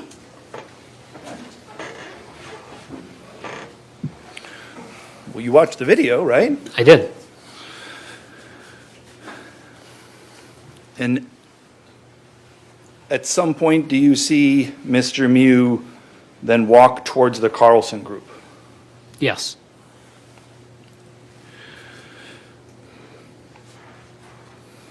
Do you know how far Mr. Mew walks from the place where he walked away from the teenagers to walk over to the Carlson group? No. Do you know how far the teenagers walked to follow him over there? No.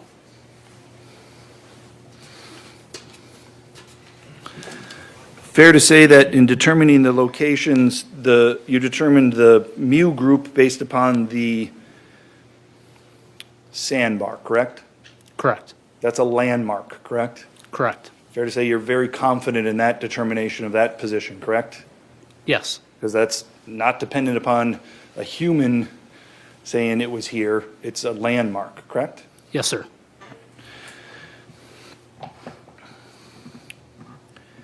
Now You've done accident reconstruction on roadways, correct? Yes, sir. On roadways, you're often asked to determine where the lanes of the road are, correct? Correct. Who's in which lane, correct? Correct. A river is completely different, right? It is. Because there's no designated lanes, correct? Correct. As far as you know, there's no, as a law enforcement officer, there's no place that a person can or can't be on the river, correct? Correct.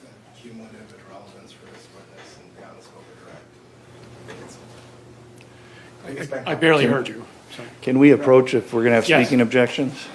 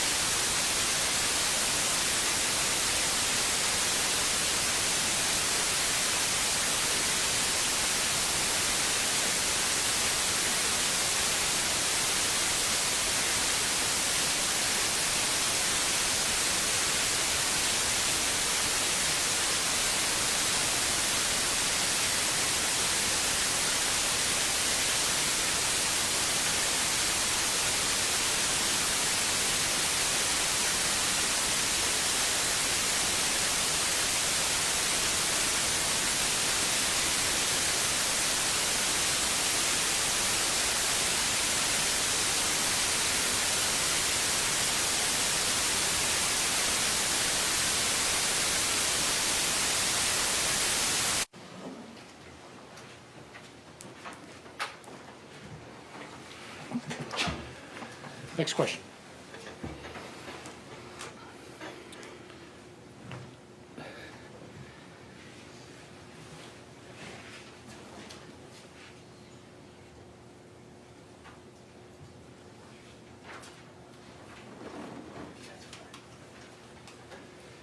Just so I want to be clear, his answer stands, I'm moving on.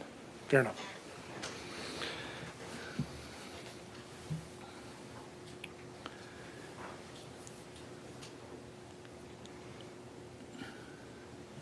At some point, you showed on there also the width of the river, is that correct? Correct. And I think the distances were ranging in that general area anywhere from 147 feet wide to 155 feet wide, correct? Yes, sir.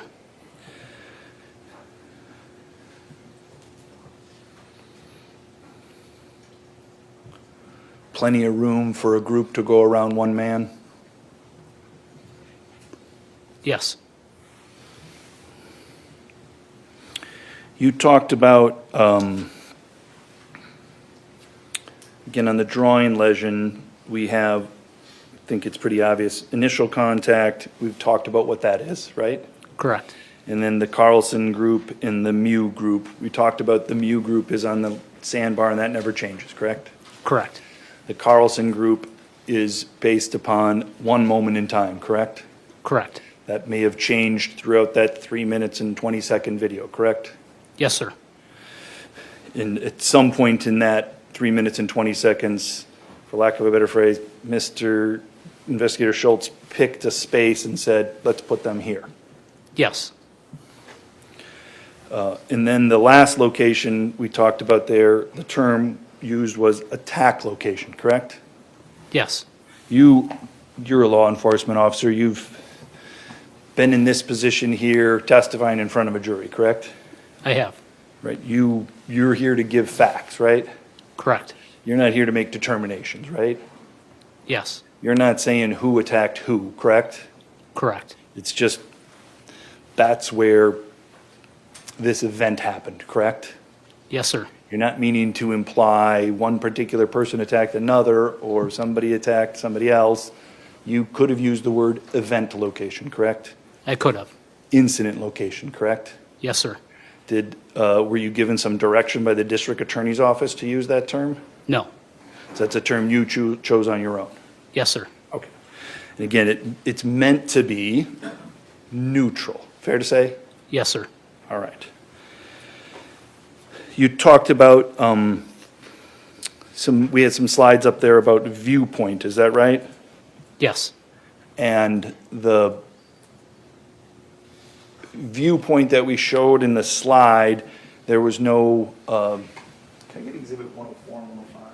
There's no human beings in between, like the Carlson group and the location that you were looking at the view. Agreed? Agreed. Same thing for the Mew group, correct? Correct. You're obviously aware that sometimes if there's a human being in between the person who's looking and what they're trying to look at, that might obstruct the view, correct? Correct. Showing you, if I could get the screen.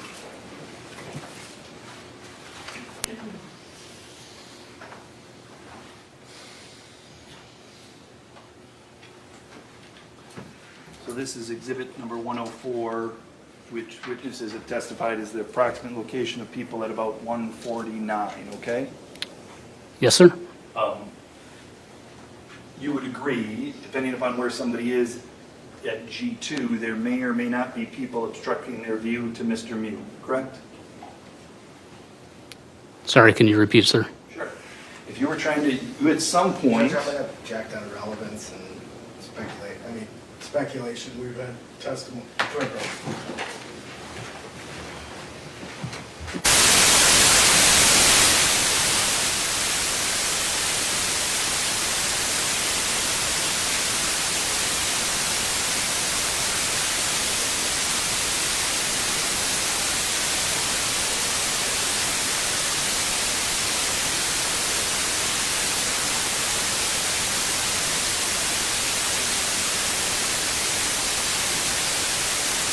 Objections withdrawn?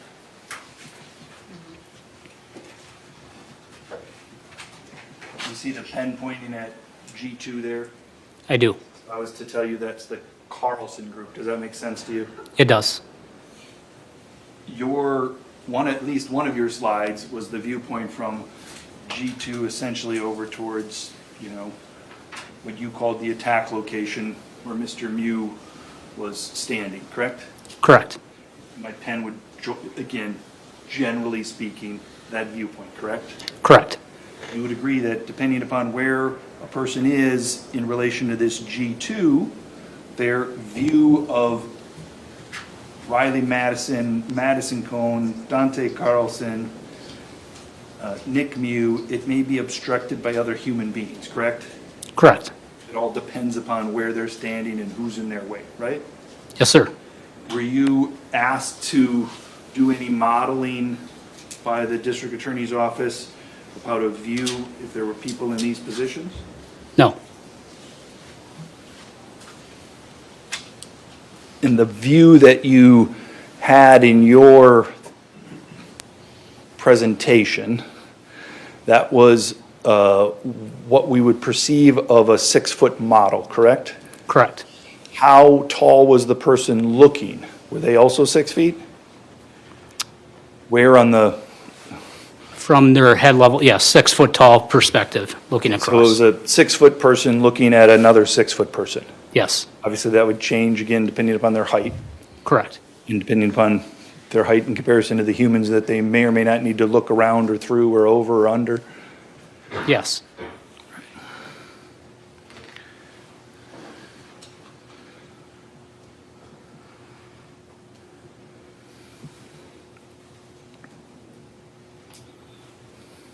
Those are the only questions I have. Thank you.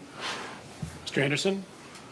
Attorney Nelson asked you if 150 feet is enough room for a group to go around one man, and you said yes. Do you remember that?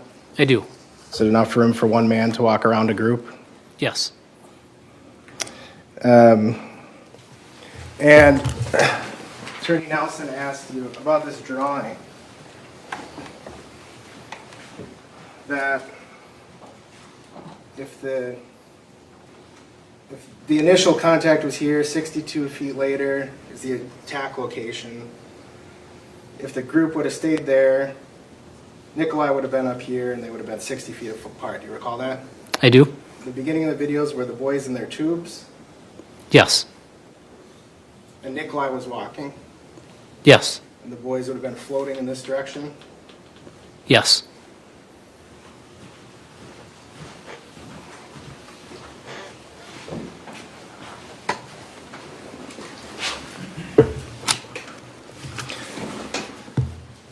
you actually know this exhibit 104? Can we have the screen?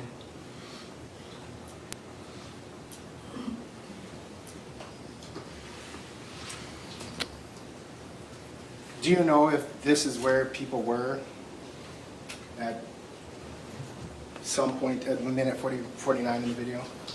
I don't know. Do you know if this is even close to scale, the size of the circles for a person versus the distance between the groups? There's no scale. Thank you. Nothing else. Mr. Nelson?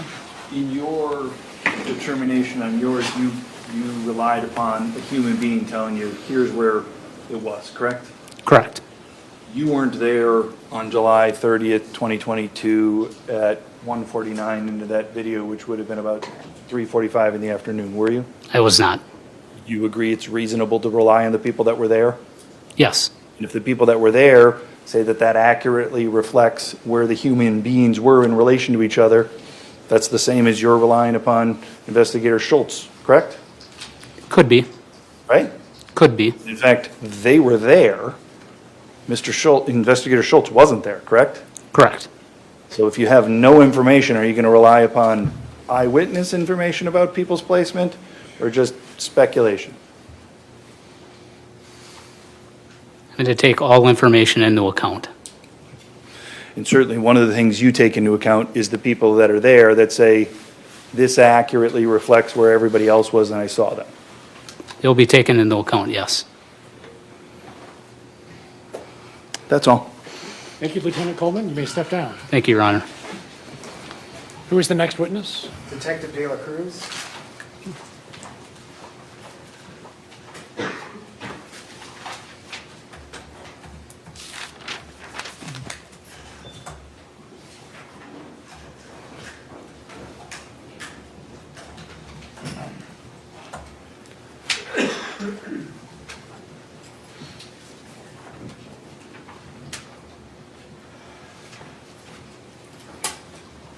Detective De La Cruz, please come forward.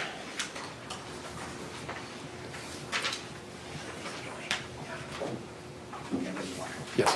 Please face the clerk, raise your right hand, and be sworn.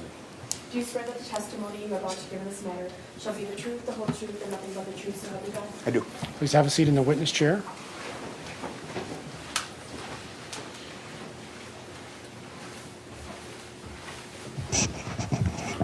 Mr. Anderson.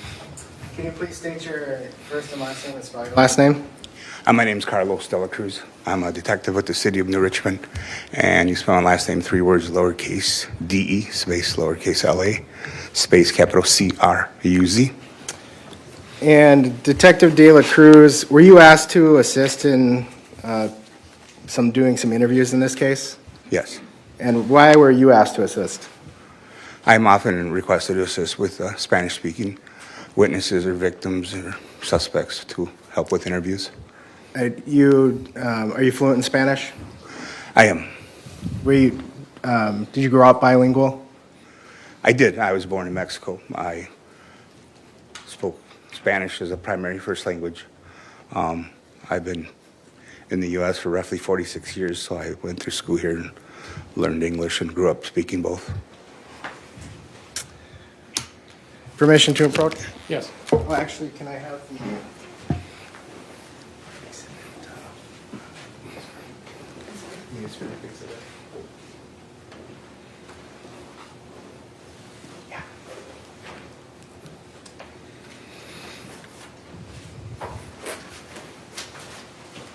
I put exhibit 12A up here. Do you recognize some of the folks in this photo?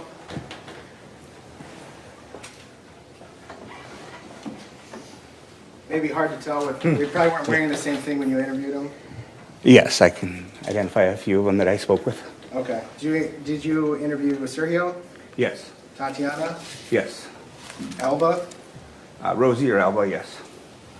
Did she introduce herself as Rosie with you? Yes, Rosie. And then how about the two on the far left, Ariel and Gilma? Yes. So you interviewed 5 of the people from this group? Yes. And what language were those interviews done in? Mostly Spanish. They did interject some English from time to time. I think they understood a little bit, but they were more comfortable in Spanish. Okay. I'm handing you, it's been marked as Exhibit 44. Were those interviews recorded on body camera? Yes, whatever investigator was with me, whether it be Dusty, investigator Geisness, or investigator Sheppy, they had body cameras. Okay. And prior to testifying today, did you have an opportunity to look at the contents of Exhibit 44? Yes. And is the body cam footage from those 5 interviews on Exhibit 44? Yes. Judge, I move to admit Exhibit 44 for foundation for some transcripts only. Any objections? Can we approach just so I can make sure I understand? Yes.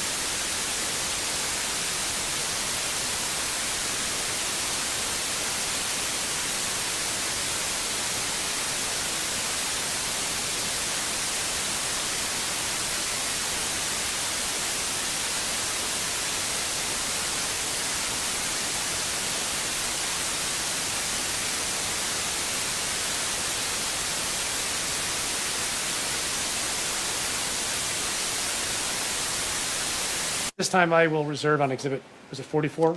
Correct. Reserve on 44. I don't have anything else, Judge. Mr. Nelson? No, thank you. All right, thank you, Detective.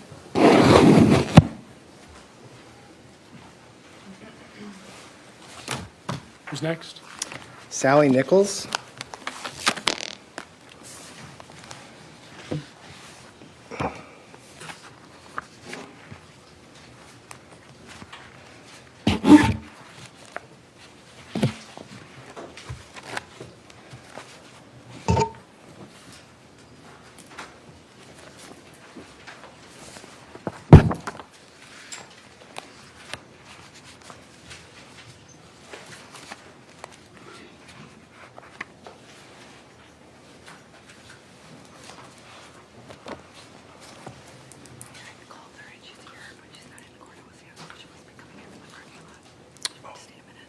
Can we take a short recess, Judge? How much time do you need? I think probably about 5 minutes. Oh, we're good. She's here? Yes. Okay.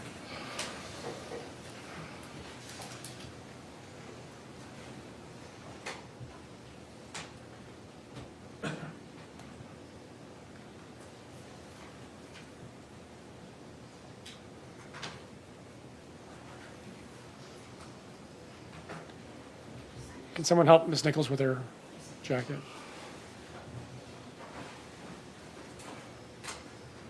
All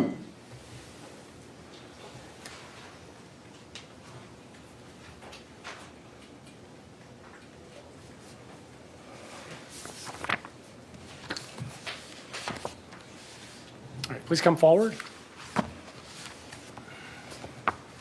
Face the clerk, raise your right hand. She will administer the oath.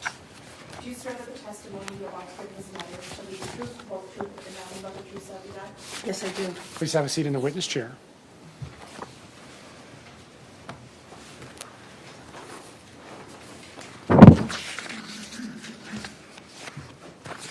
Mr. Anderson. Can you please state your first and last name and spell your last name? Yes, my name is Sally Nichols, Sally Nichols. I apologize, I have a very bad cold, so I apologize for the sound of my voice right now. Okay. And Ms. Nichols, what do you do for work? I'm a certified court interpreter, so I do that pretty much full-time. And are you certified in both Wisconsin and Minnesota? Yes, And also the U.S. District Court. Okay. And as part of your translator duties, do you often create transcripts translating from Spanish to English? That is correct. I've transcribed and translated many transcripts in different cases. Permission to approach? Yes. Were you asked by the sheriff's office to translate some recordings in this case? Yes, I was. And was some of those 911 calls? Yes, there were some 911 calls. Okay. I'm handing you what's been marked as Exhibit 46. Can you identify what that is? Yes, this is a transcript that I prepared. It's a transcript of one of the 911 calls. And then can you keep flipping through and see if there's some more or another train? Oh, yeah. This was the short one. And then there's another one right behind it, which is slightly longer. So there's That's correct. Two of them. Two separate phone call transcriptions included in Exhibit 46. That's correct.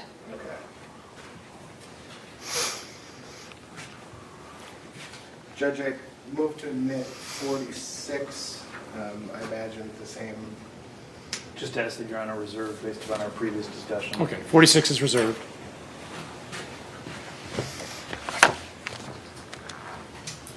And then, Ms. Nichols, did you also receive body camera from the sheriff's office to transcribe?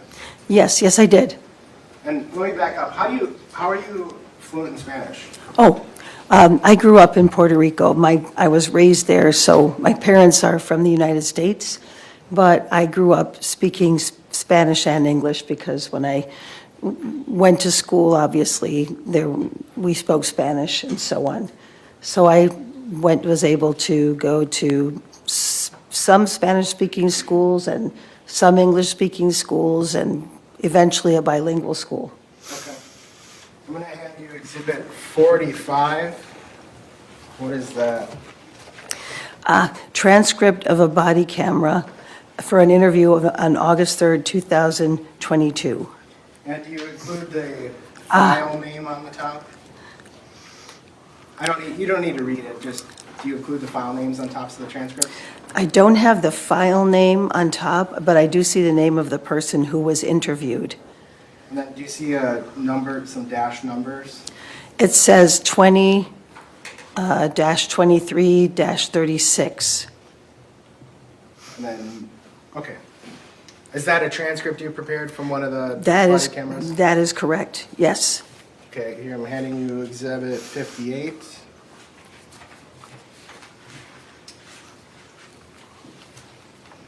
Is that also a transcript that you prepared? Yes, it is. And can you just read the numbers on the top of that one? Yes, it says transcript of body camera 8/21/10 main camera. Okay.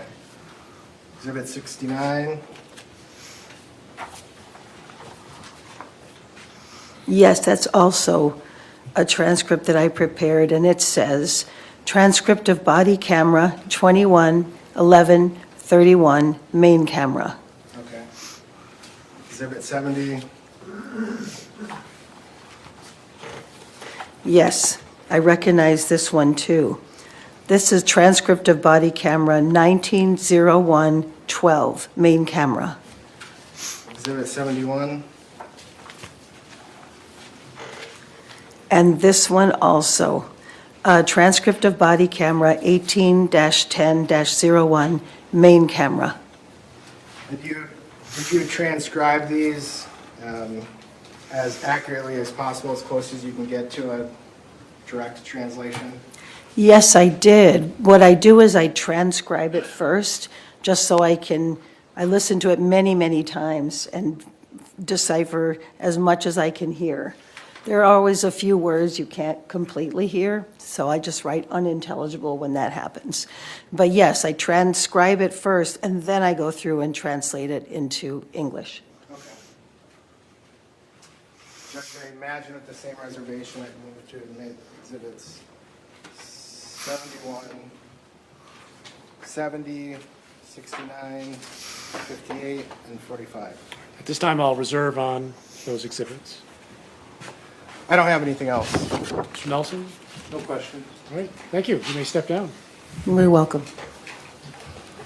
Ms. Nichols, see the witness coordinator in the back, and she'll tell you where to go next. Yes, thank you, sir.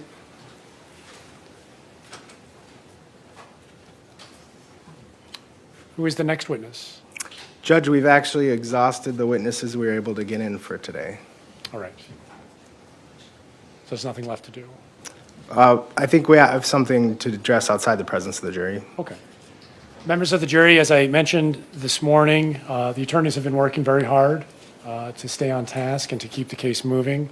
They're doing such a good job that we ran out of witnesses for the day. So while we're not going to be able to advance the trial further today, be rest assured that we are ahead of schedule, which is a good thing. We will resume tomorrow morning at 8 o'clock. Please follow the same protocol coming into the building. Again, no independent research, no investigation. Do not visit the site. Do not speak with anyone about this case, including the attorneys, the media, the audience members, or anybody else. Do not watch any news reports or social media posts about this matter. We'll see you tomorrow morning at 8 o'clock.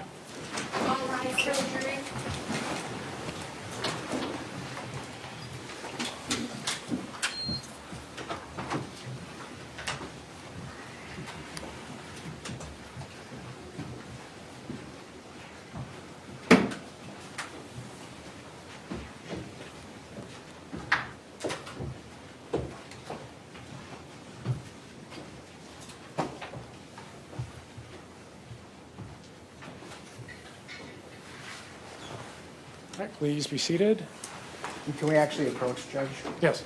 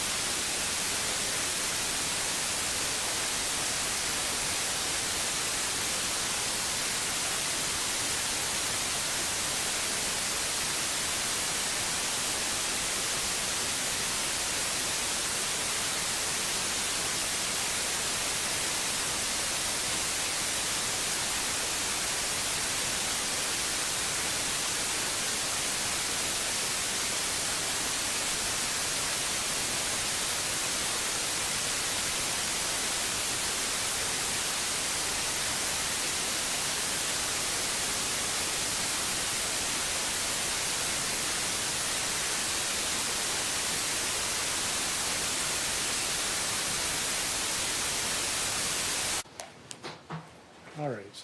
Thank you for your patience, everybody. I believe that we are done for the day. We're going to resume tomorrow at 8 a.m. with the interpreter witnesses, correct? Yes. All right. Yes, Judge. That's the schedule? Okay. All right, that's all. We are in recess. Thank you, everyone.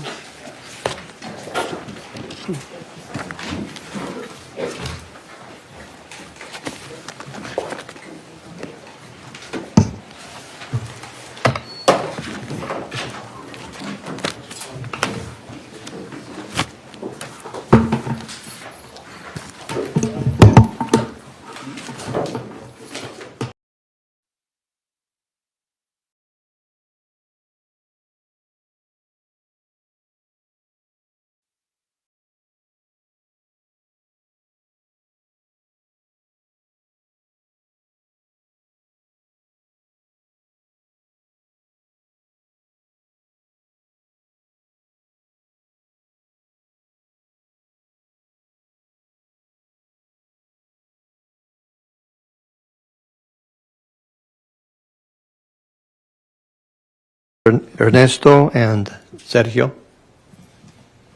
Pero Ariel fue primero, perdón.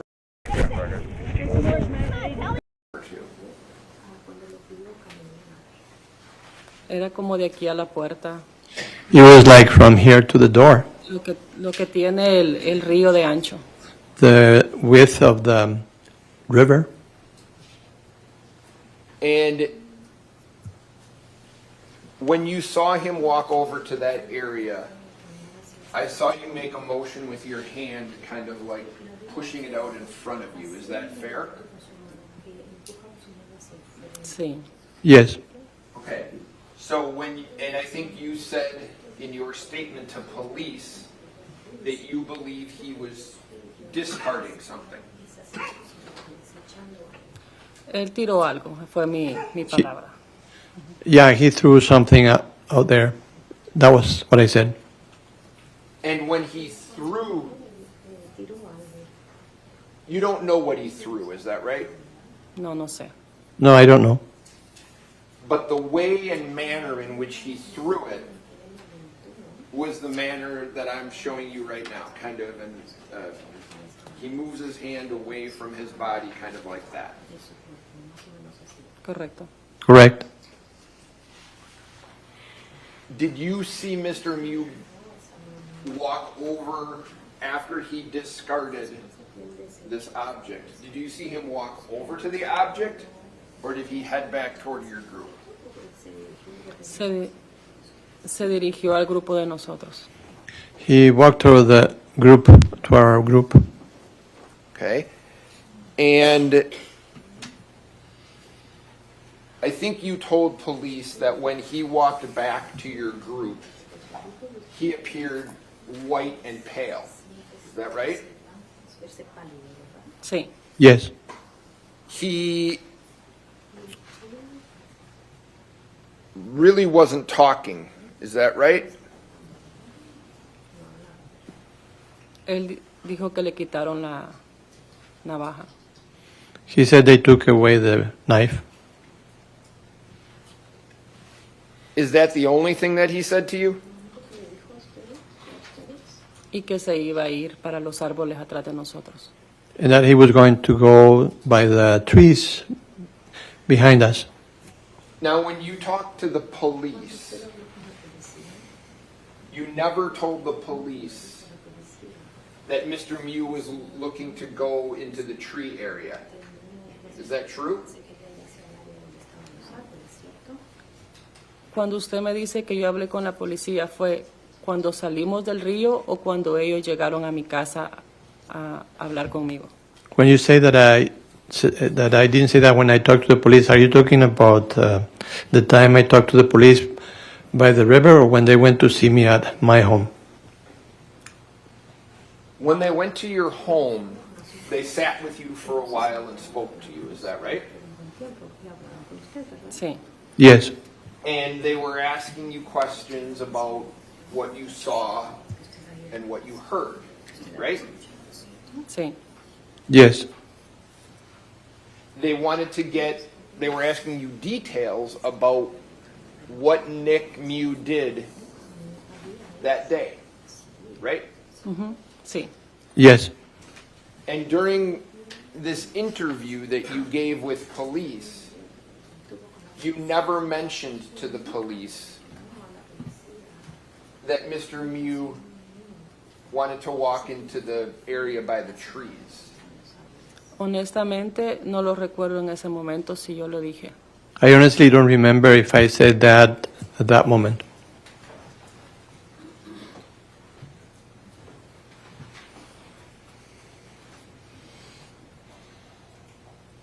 So you don't have a recollection, a memory of whether you told that to the police or not. Is that fair? No, no recuerdo. No, I don't remember.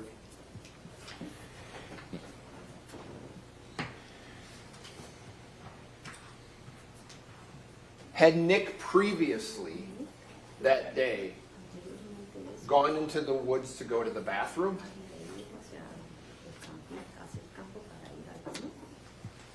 No que yo viera. No, I didn't see that.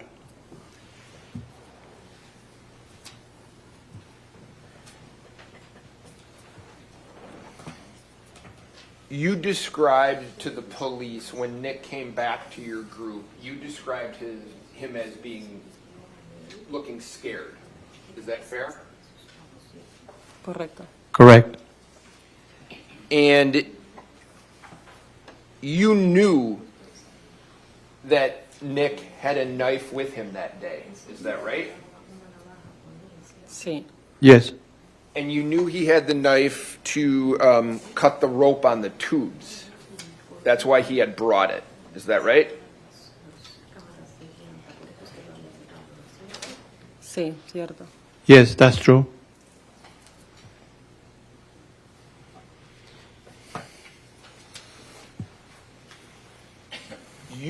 Is it fair you told your group, people in your group, to call 911?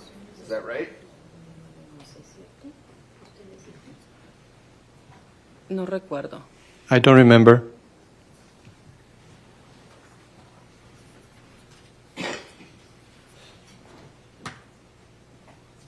Your group stayed at that location for some time. Is that true? Sí. Yes. Did you see Nick? Nick didn't run up into the woods, true? No. No. He sat in his tube. Is that right? Sí. Yes. How long do you think your group sat there before moving on? No sé. No podría decir un tiempo. I don't know. I couldn't tell you, well, how much time we were there.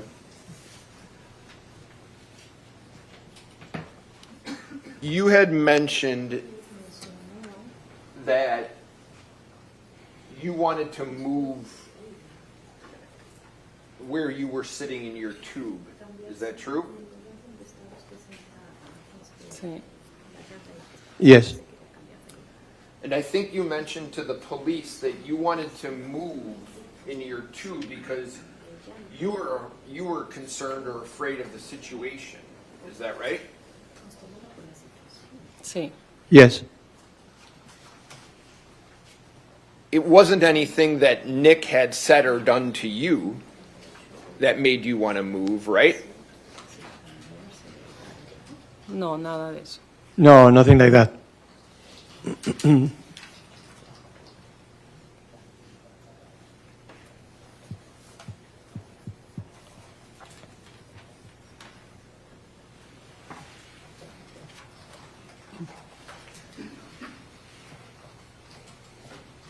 Do you remember whether or not Nick Mew had his phone with him during that time?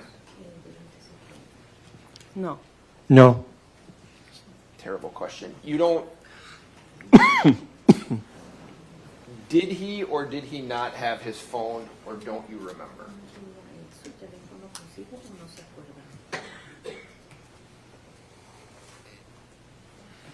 No recuerdo. No tengo una memoria como específica de eso, muy vago. I don't remember. I don't have a clear recollection of that in my memory. Yeah.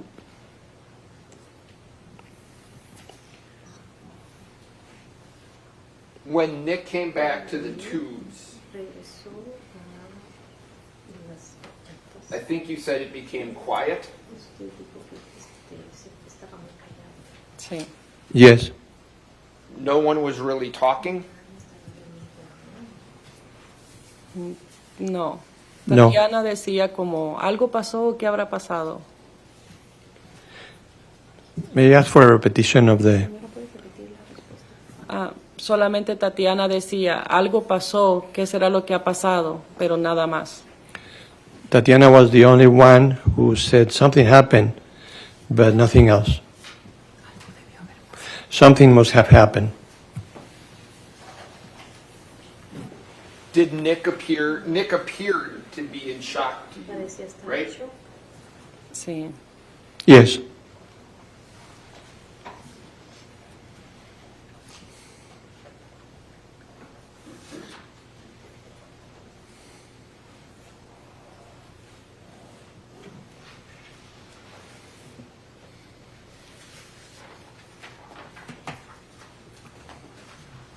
When Nick came back to your tubes,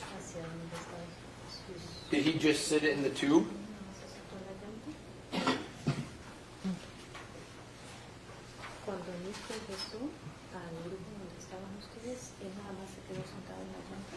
Sí, que yo recuerde, sí.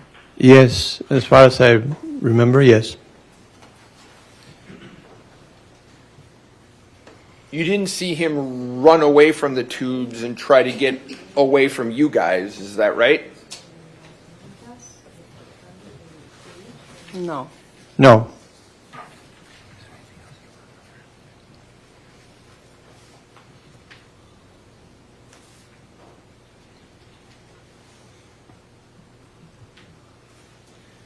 And you were with a gentleman, if you know, by the name of Eric. Is that right? He was with your group? Sí, andaba un muchacho ahí, pero no lo conozco. Yes, there was a guy there, but I didn't know him. Is it okay?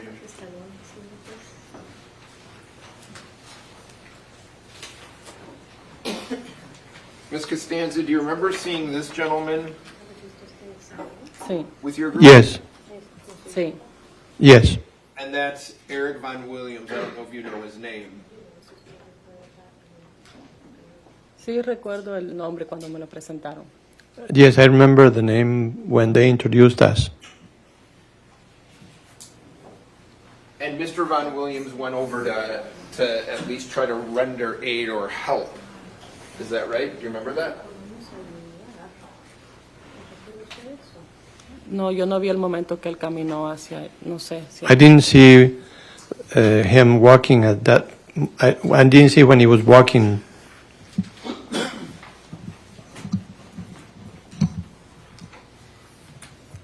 Did you see the number of people that were in the other groups? Eran varias personas, pero no puse atención cuántas eran. There were several people there, but I didn't pay attention on the number of people. But you believe that Nick was the only member of your group from over there, right?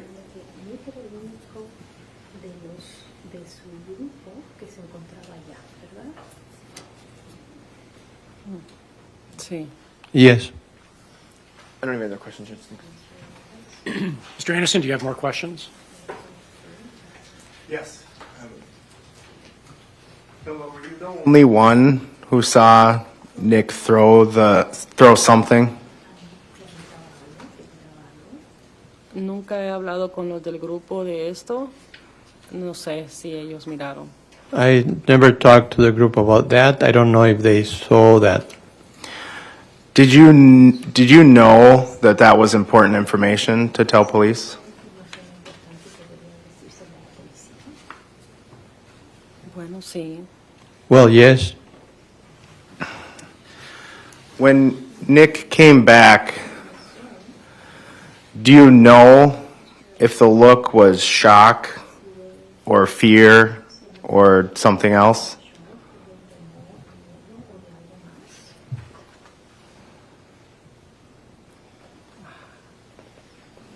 Como en shock. Like in shock? And when you're leaving, you specifically did not want to sit by Nikolai because you were afraid to sit close to him, right?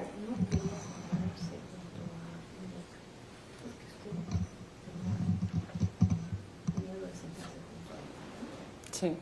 Yes. Nothing else. Mr. Trofasi?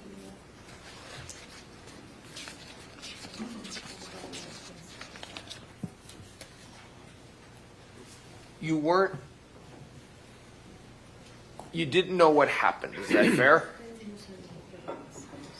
No. No. So you weren't afraid to sit next to him because of anything he had done, correct? No.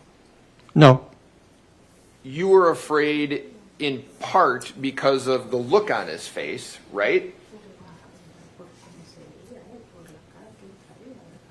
Correcto. Correct. The shock that he had on his face concerned you, right? Sí. Yes. That's the reason that you didn't want to sit next to him, right? Podría decir que sí. You could say that, yes. That's all I have. Thank you, ma'am. Thank you, Ms. Costanza. You may step down. Is she released? No. Would someone please collect the headset?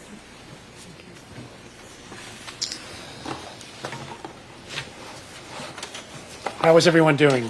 Does anybody need a break?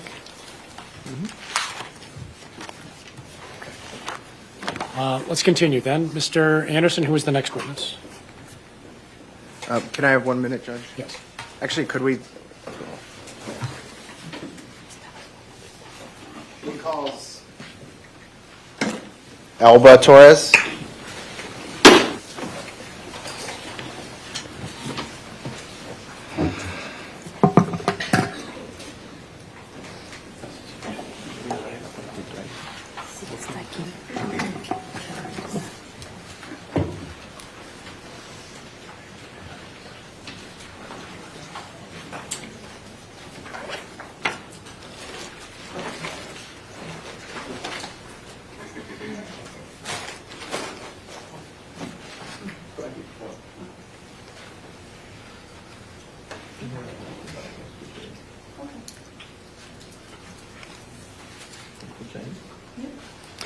Ms. Torres, please raise your right hand. The clerk will administer the oath. Do you swear that the testimony you're about to give in this matter shall be the truth, the whole truth, and nothing but the truth? So help you God? Yes. Thank you. Please have a seat in the witness chair.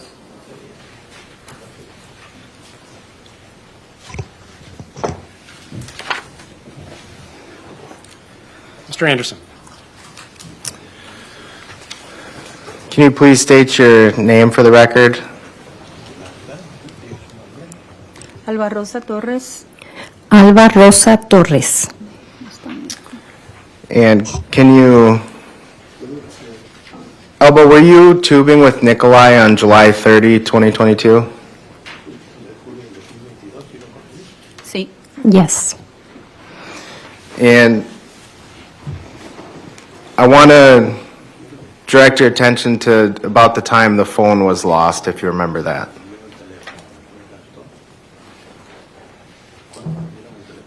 Sí. Yes. Sometime after the phone was lost, was there some sort of disturbance? ¿Puede repetir, por favor? Can you repeat that, please? Sometime after the phone was lost, was there some sort of commotion or disturbance? Sí. Yes. What do you remember about that? No, no mucho, porque no vi. Not much because I didn't see. You didn't see anything about what happened downriver? Ya había pasado todo. Everything had already happened. So you just weren't looking in that direction? No. No. Do you remember hearing screaming or seeing people with bloody injuries at all?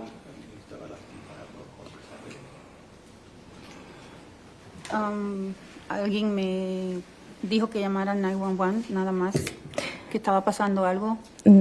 Somebody told me to call 911. That's it. They said something was going on. And although I forgot to ask, did you know Nikolai before that day on the river? Sí. Yes. How long had you known him? Como 5 o 6 años. About 5 or 6 years. Were you friends? Sí. Yes. So, after, did you say Tatiana told you to call 911? Sí. Yes. After that, did a person from your group leave to go help with the injured?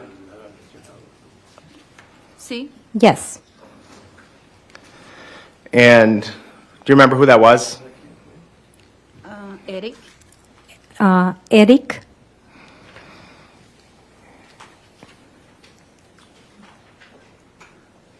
And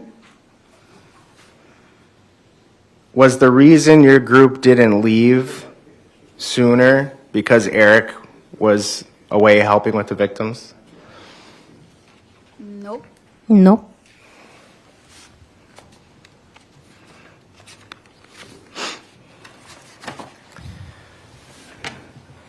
You told police, you remember telling the police about how you're impressed with how Eric responded to the situation?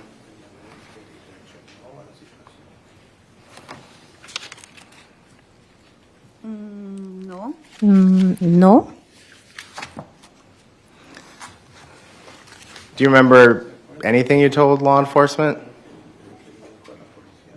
about Eric and Solo que había salido a ayudar. Only that he had gone there to help.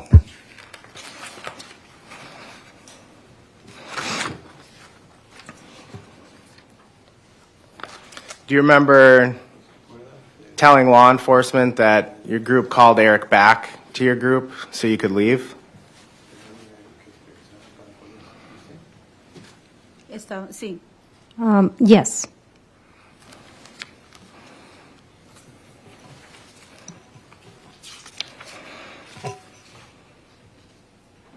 Do you remember telling law enforcement that that man conducted himself very well, and that's why we were waiting so long until the police came? Sí. Yes. Because he was away from your group, so you had to wait for him to come back, right? Sí. Yes. Sorry. And was, when you saw people who were injured, were you wondering or trying to figure out who did it? Who was the person who caused those injuries? No sabía, pero sí. I didn't know, but yes.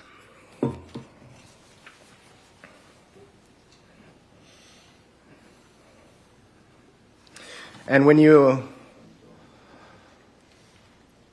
eventually left from the sandbar, Nikolai was wearing his hat, sunglasses, and jacket, right?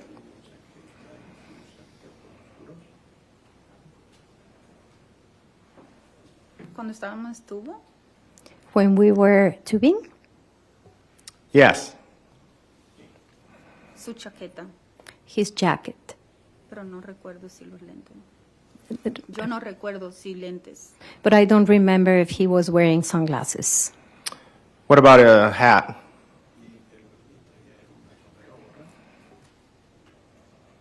No recuerdo. I don't remember. And when you spoke with law enforcement, you gave them a video you took after you left the sandbar. Do you remember that? ¿Sí? Yes. Okay, use your laptop. May I approach? Yes.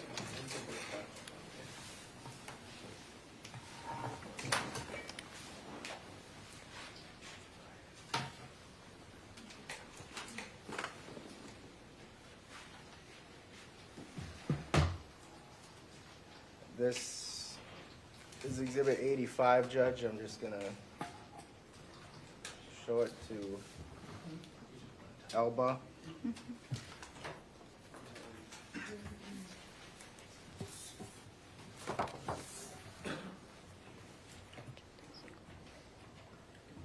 Attorney Anderson, you don't have to lay foundation. Gotcha.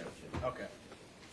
I just asked to move to admit 85, asked to publish. Any objection to 85? No, sir. Received. You may publish.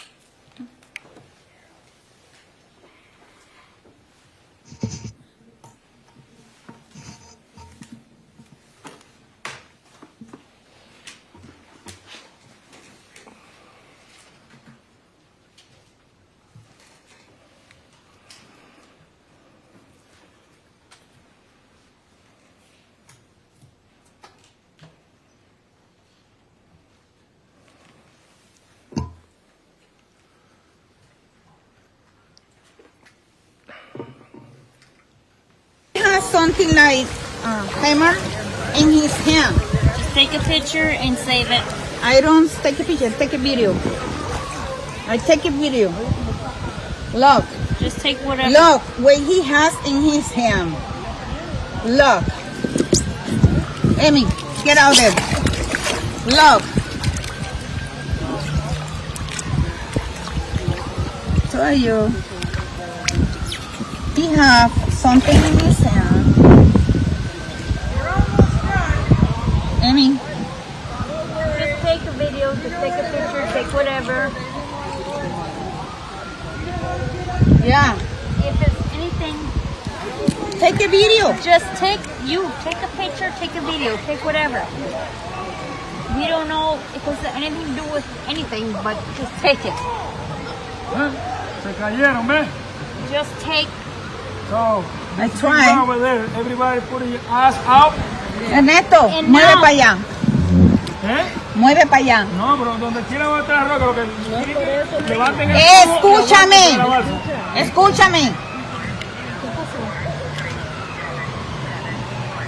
You gotta get up over here. You gotta go over the rapids. Para allá. But just take video. He waiting for something. Just take a video. I know. I try, but maybe I can't. Porque él está viniendo desde allá con una cosa en la mano, un martillo. Hold your phone. We're going over the rapids. Over the rapids. And he waiting.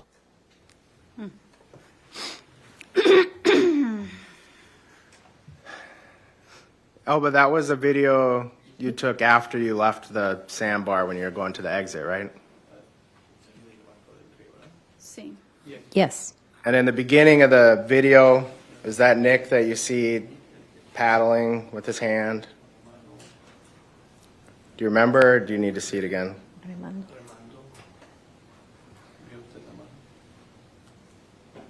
Vi que iban ahí, pero yo estaba pendiente a lo que estaba haciendo. Yeah, I'm talking. Just a moment. The interpreter needs a repetition. Repite, por favor. Que sí, estaba con nosotros ahí, pero yo estaba tomando mi video porque estaba asustada. I saw that he was there with us, but I was taking the video because I was scared. Were you scared because you didn't know where the person was that had hurt those people? Sí. Yes. And you thought maybe the guy up on the shore was the person who did it?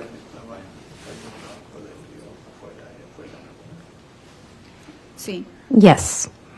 Did it turn out to be an employee of the tubing company? No sé. I don't know. Do you remember telling law enforcement that it turned out it was an employee of the tubing company? Yo no recuerdo. I don't remember.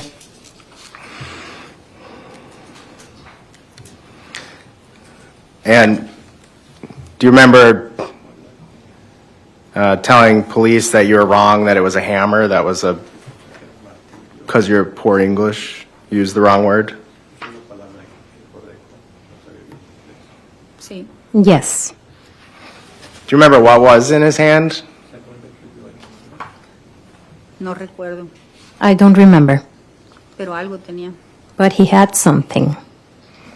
Was it maybe a radio, or couldn't you see? Ay, yo no sé, no recuerdo. I don't know. I don't remember. And was it, did you hear in the video somebody saying in English, "You're almost there"? No. No.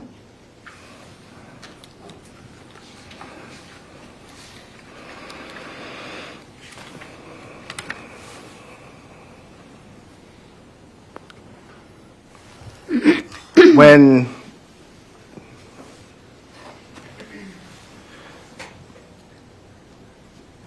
do you recall telling law enforcement that when Nick came back to the group, he appeared calm? Yo lo vi normal. I saw him just normal. And that was the time that you remember seeing blood everywhere and injured people?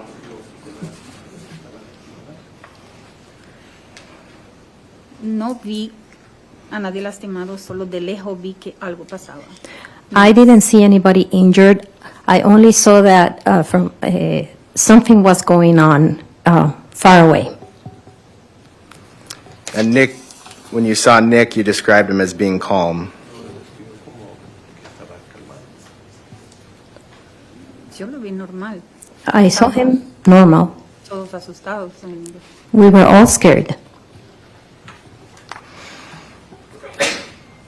I don't have anything else. Mr. Strapasi?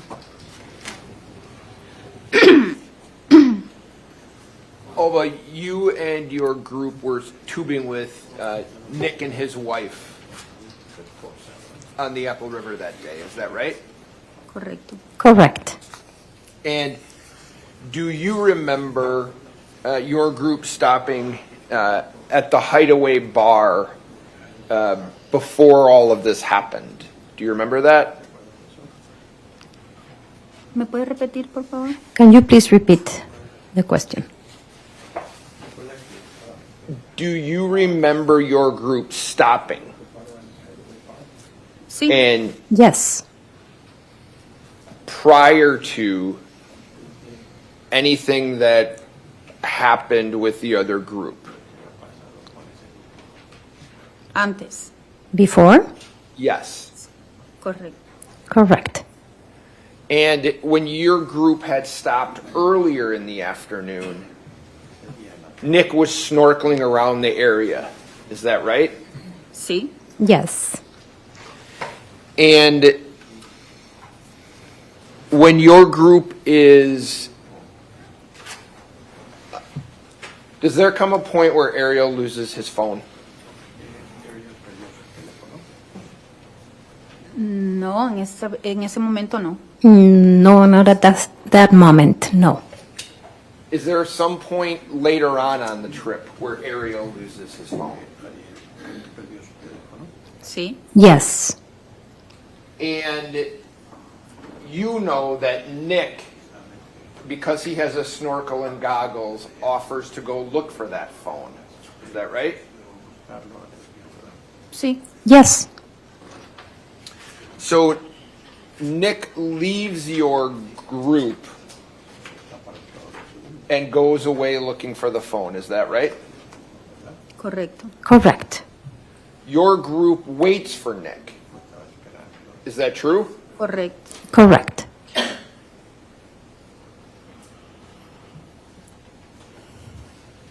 To your knowledge, is Nick by himself, meaning nobody else from your group goes with Nick? Solo, creo. By himself. Yes.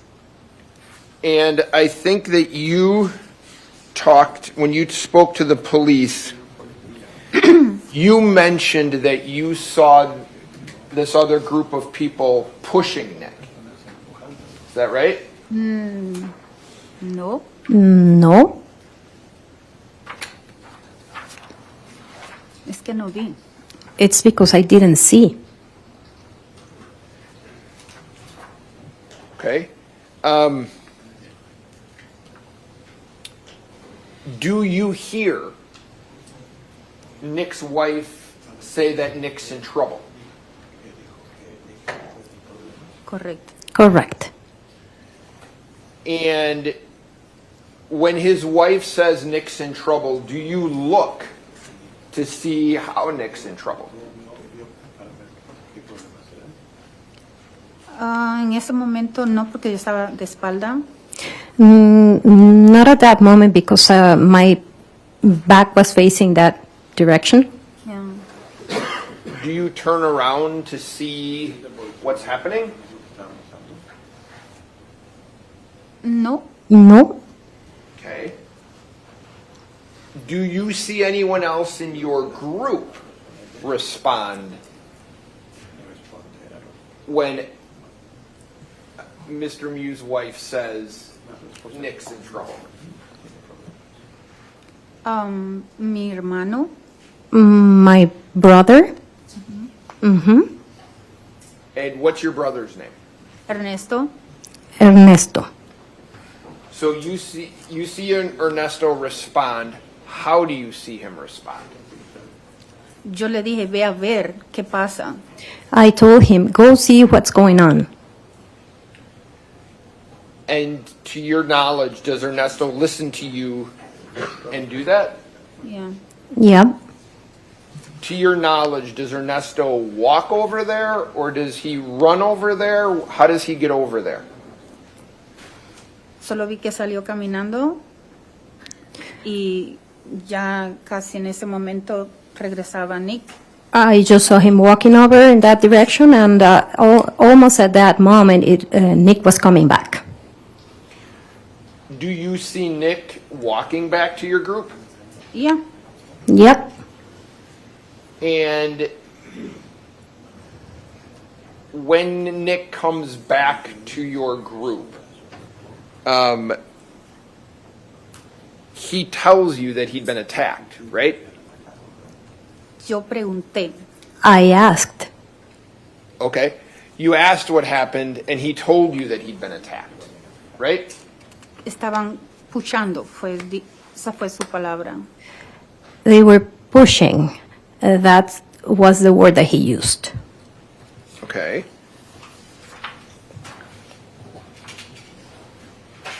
Do you remember telling the police that Nick said five people attacked him? Yo no recuerdo. I don't remember. What you do remember is him telling you they were pushing him? Yeah. Yeah. Okay. And you described him as calm. Was he quiet? Callado. Quiet. Did he appear to be in shock to you? ¿Puedes repetir? Can you repeat? Did he appear to be in shock to you? ¿Yo? You're talking about me? No, well, first I'm talking about Nick. Oh, Oh, What did you see Nick doing? How was he behaving? callado. quiet. Do you know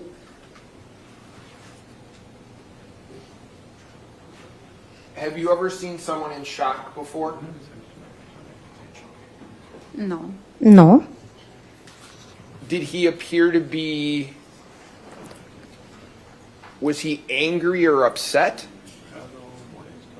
No. No. So he tells you that he'd been pushed. Is that all he says to you about what had happened? Correcto. Correct.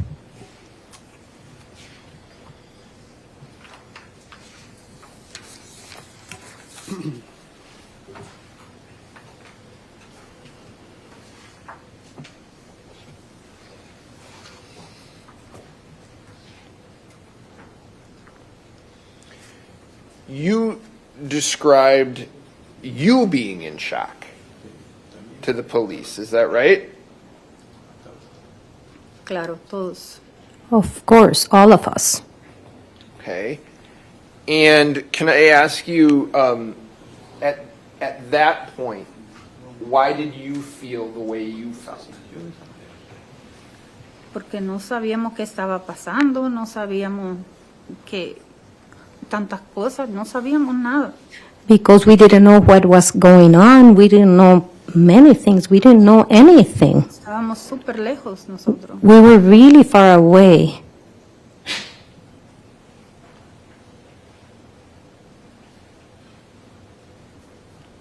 At that point, when Nick walked back to your tubes, were you in fear of the situation?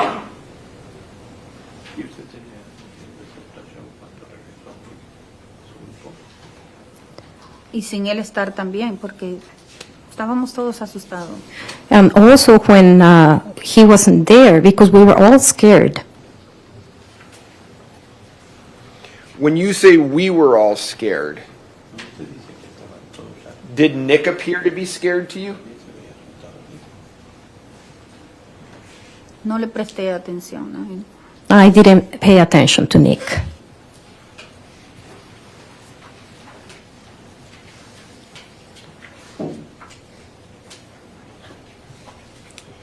Did your group stayed there for some period of time after Nick came back to the tube, is that right? Correcto. Correct. And do you remember about how long you were there? No recuerdo, pero mucho, creo. I don't remember, but it was for a long time. Yeah. Yeah. You didn't see Nick attempt to run away from you guys, like up into the woods or anything, did you? No. No. He just sat on his tube, is that right? Correcto. Correct. When your group headed back down the river after Nick came back, were there already police there? Oh, ya había pasado todo prácticamente. Oh, everything had already happened, basically. Did your group have any contact with police at all when you were on the river? Llamamos al 911 nomás. We just called 911. Tatiana. Tatiana did. And was that the only contact that you guys had with police or law enforcement of any kind while you were on the river? Correcto. Correct.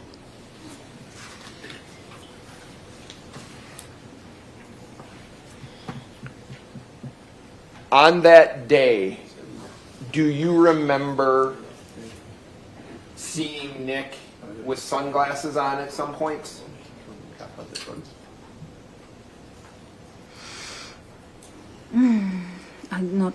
Yo no recuerdo. I don't remember. Okay. No recuerdo. I don't remember.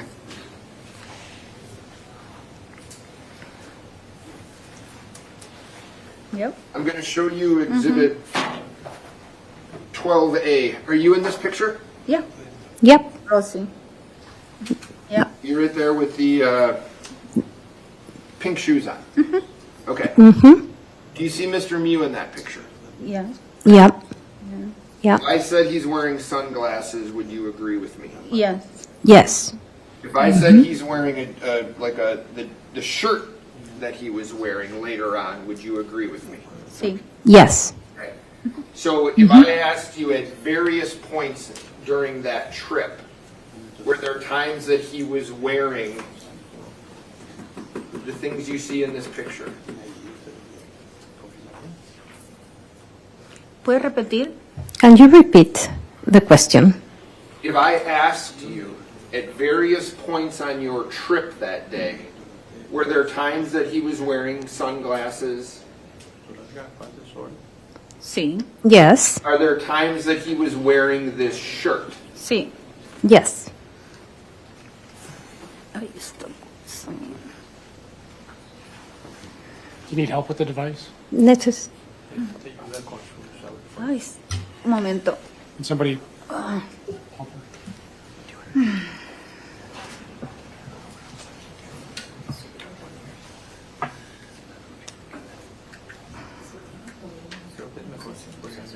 Ya, perfecto.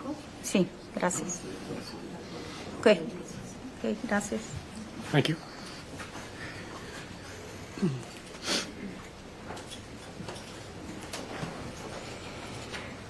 I don't have any other questions for you, ma'am. Thank you for your time today. Mr. Anderson, do you have more questions? Just one question. Alba, did you ever hear Nick say he wanted to leave and go into the woods, but Ernesto's told him to stay with the group? No. no. Okay, nothing else. Mr. Robson? Thank you, Ms. Torres. Your testimony is finished. Sí, gracias. Thank you.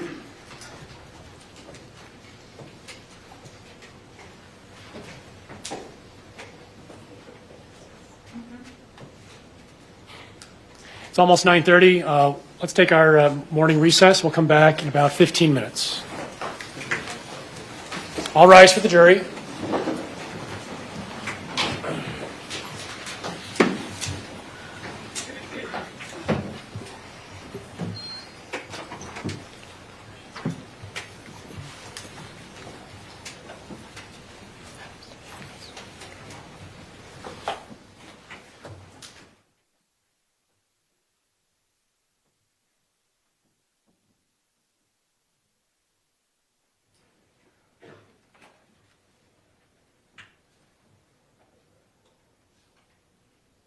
We will return at 9:40. We're in recess.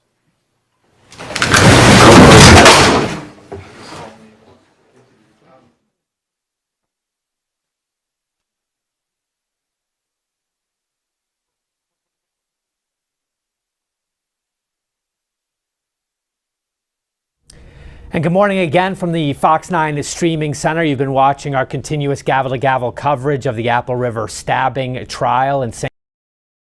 Mueve para allá. All to try to separate me. Yes. All to try to.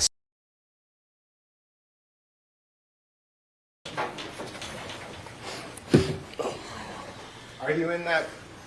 Are you on that image somewhere? Sí. Yes. Where? Del chorro amarillo. I have the yellow shorts. And white shirt and white bucket hat? Sí. Yes.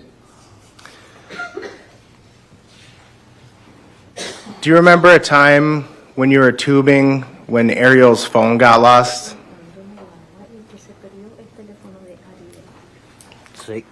Yes. And do you remember a discussion about looking for the phone or just leaving it?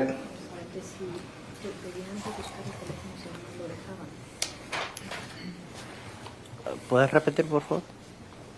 Que si recuerda que ese momento en que hablaron, si decidieron, si buscaban el teléfono o lo dejaban. Sí, en un momento decidieron de que no se iba a buscar el teléfono, que no querían porque la aseguranza iba a pagar el teléfono.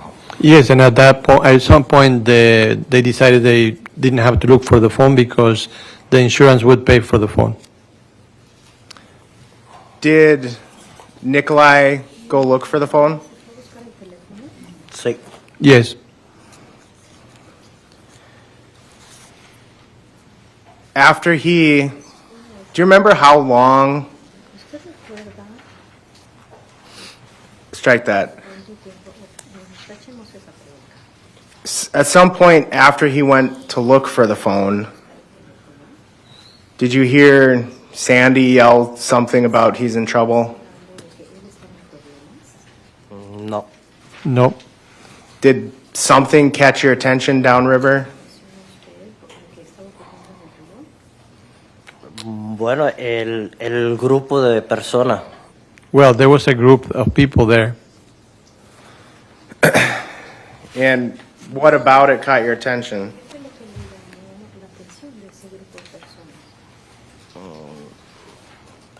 Alrededor de Nick. They were around Nick. Was there a time you saw Nick down in the water? No, porque es que había muchas personas. Estaba muy grande el grupo. No, because there were many people. It was a large group.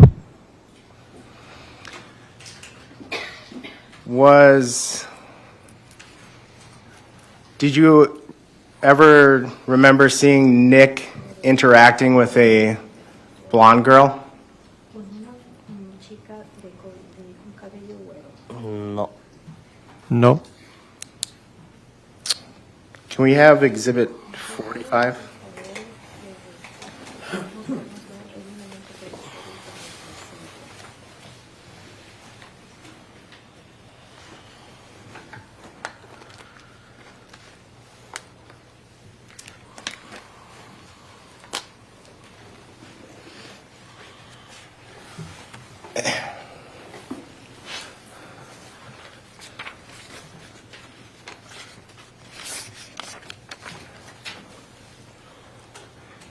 Sergio, do you remember telling police there was a girl, if I'm not mistaken, with a black leotard? Sí. Yes. Who said, "Go, go, go, go" to Nick?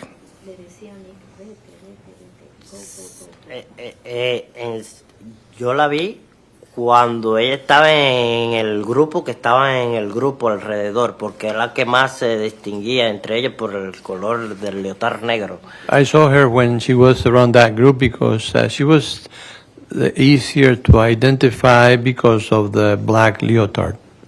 Pero en sí estaba bien un poco alejado porque del grupo del grupo porque no me moví de mi recámara. But I was far away from that group. I just didn't move from my inner tube. And do you remember telling police that Nick pushed her? No recuerdo. I don't remember that. Can I approach? Yes.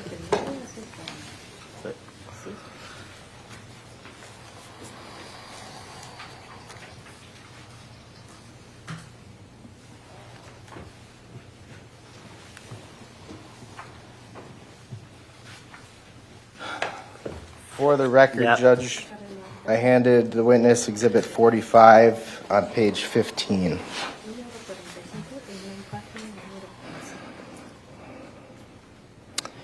Sergio, do you see this transcript? Sí. Yes. And about the middle of the page, Do you see where you said the woman yelled, "Go, go, go," and then Nick goes and pushes her? Yes. Yes. And you were far away, you said? Yes. Judge, I'm going to pull up some screenshots or frames.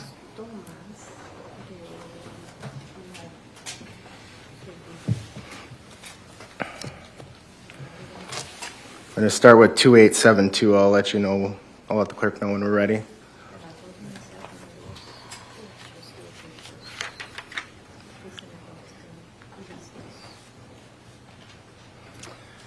And we're going to zoom in on the top left.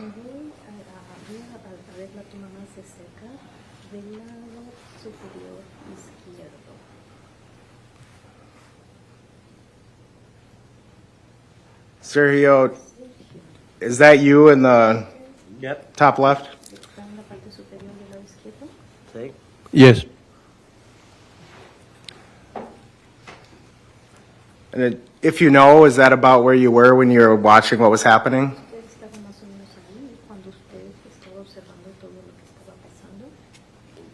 Yo estaba al lado de mi recámara, de la goma.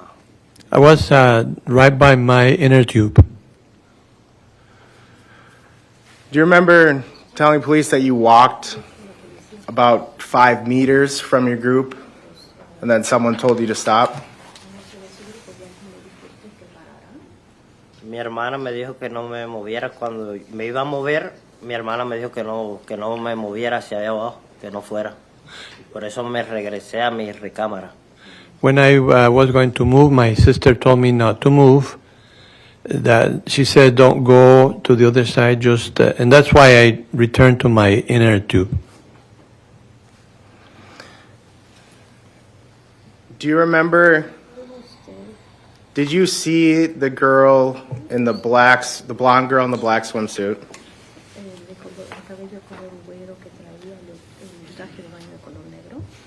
Did you see her fall or stumble backwards when Nick pushed her?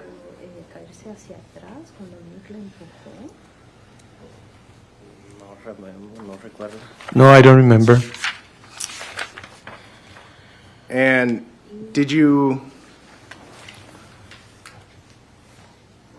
actually see if it was a push or a punch? Objection has been asked and answered. Sustained. Well, can we approach? Yes.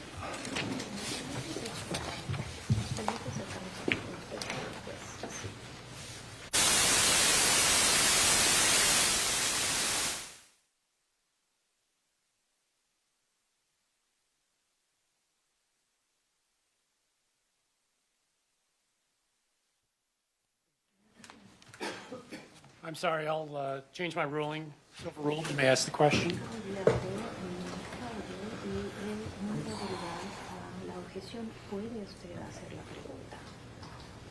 Do you remember if it was actually a push or if it was a punch or something else that Nick did to the blonde woman?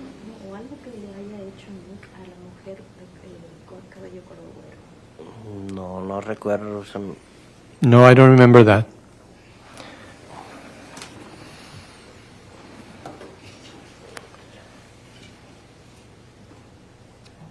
And Sergio, do you see on page 15? I'll direct you.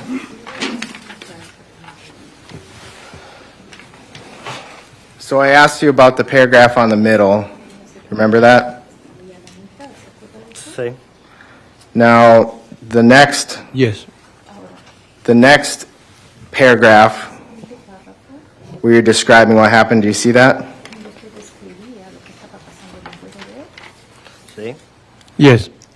And you said, you described that it was after Nick got out of the water, and that's when the girl said, "Go, go, go," and he pushed her. Do you see that?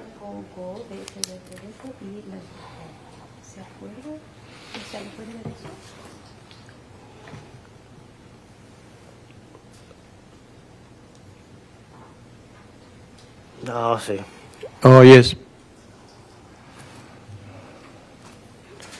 And then below that, you reiterate that it was after she said, go, go, go, go, that Nick pushed her. Do you see that?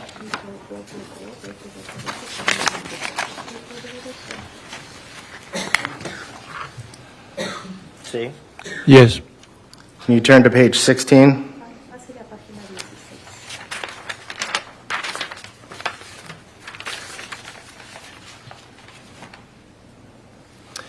On page 16, you described that she was wearing a black leotard, and you clarified that that was a black one-piece swimsuit.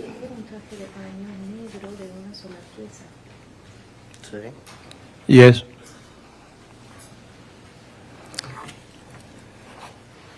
And then you, further down, you describe again seeing her, hearing her say, go, go, go, go, and he pushed her.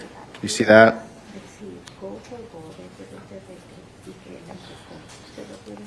Sí. Yes. And from your memory, when you're telling this to police, you thought that was the last thing that happened, and then Nick walked back to your group.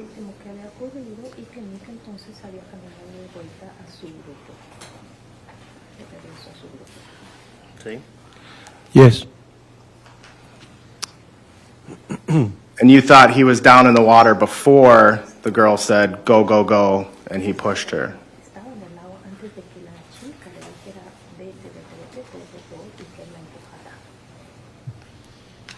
Right? Sí. Yes. And Sergio, have you ever seen the video from this incident? No. No. And so you were trying to recount what happened to the police as best you could remember?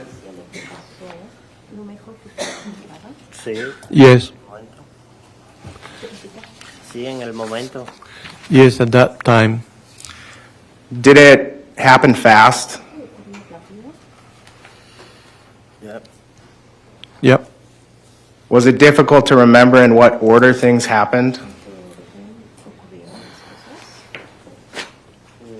Que lo que yo recuerdo fue que en el momento que se perdió el teléfono, Rosy se puso en una esquina a buscar el móvil en la orilla.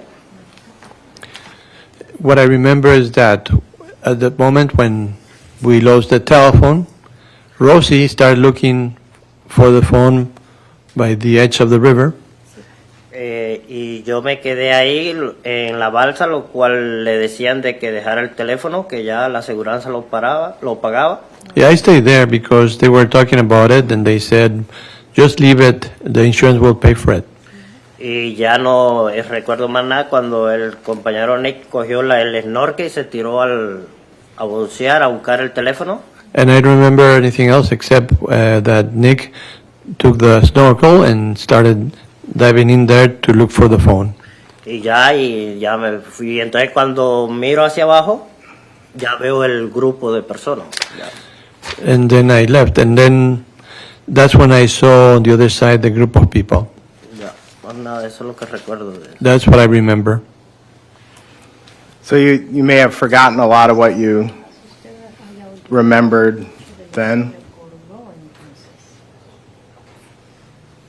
¿Puedes repetir, por favor? Can you repeat that, please? You can see the transcript where you describe seeing more to law enforcement.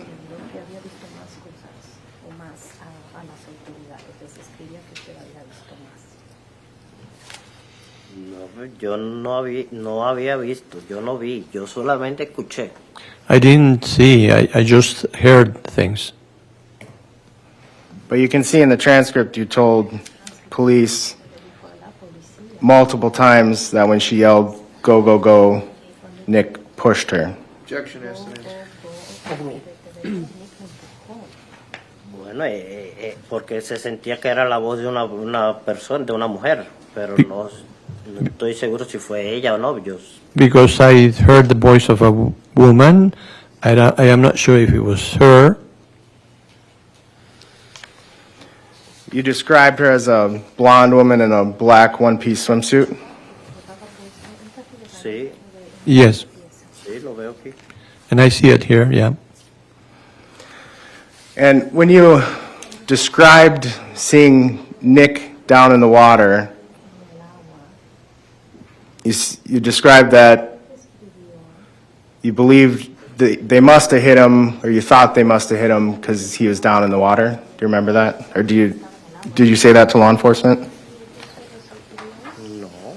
No, I never said that. No, No, Do you remember ever seeing anyone hit Nick? no. When Nick came back, did Nick come back to the group at some point? sí. Yes, And as he was coming back, did you see people that were injured? Sí, sí.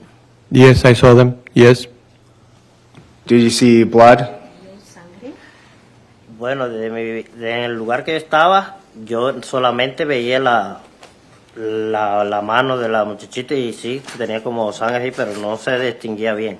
From the place where I was, I could see the girl with her hand over here, and you could see blood, yes.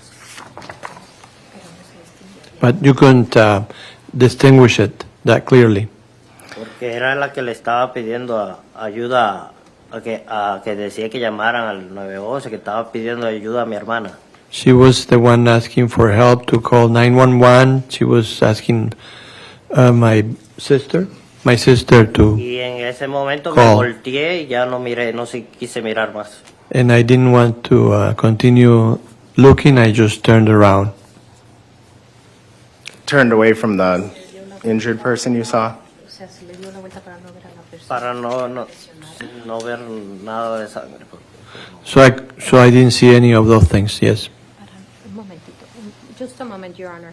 Señora, acérquese al micrófono. Dice usted para no ver nada de...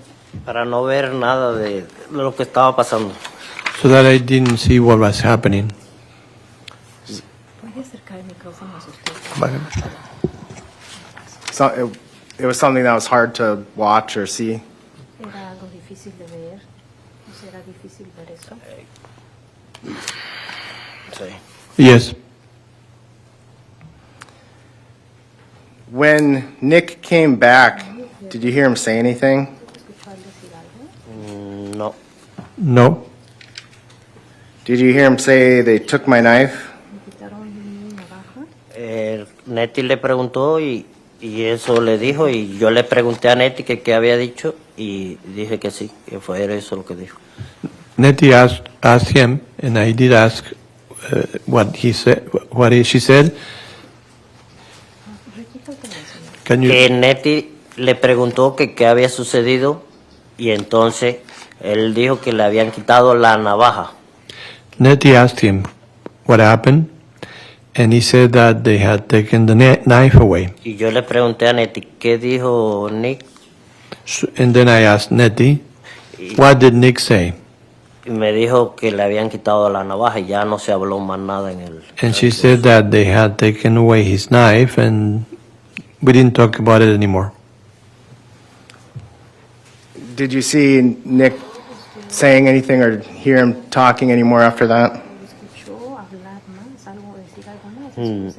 No. No. What was Nick like? What did he look like? How was he acting?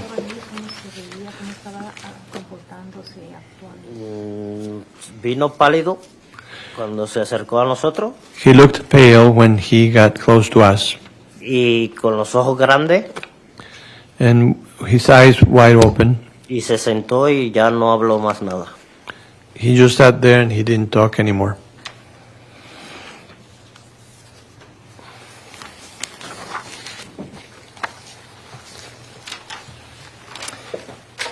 Do you remember when he came back and got back to your group him putting on his hat and jacket? si él se puso su chamarra y su gorra. Sí. Yes.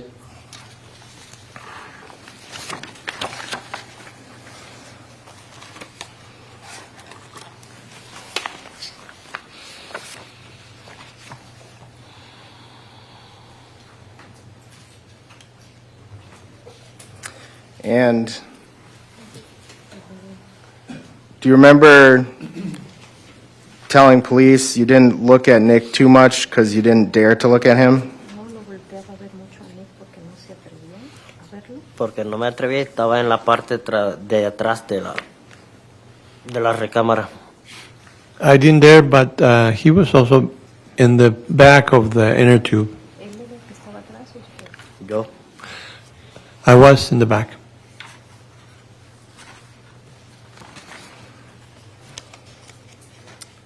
So can you turn to page 21? Por favor, pasar a la página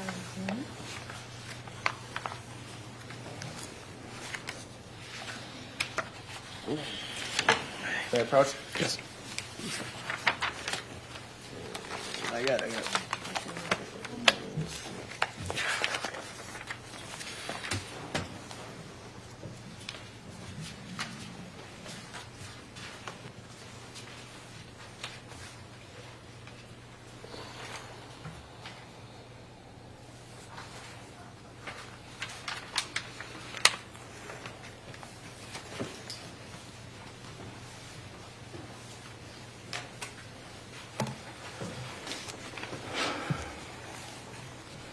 Sí. Do you see where you said? Yes. I didn't look at him because the truth is I didn't dare to look at him. No volteé a verlo porque la verdad es que no me atrevía a voltearlo. Sí. Yes. Do you remember how long you guys stayed at the sandbar? No. No. recuerdo. I don't remember that. El tiempo no lo recuerdo. I don't remember the time.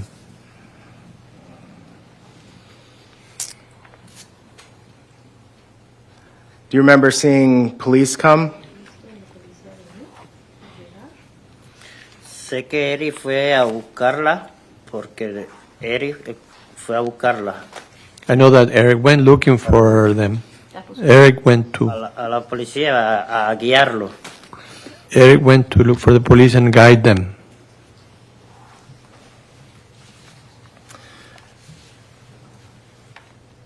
After Eric came back to your group, did your group leave?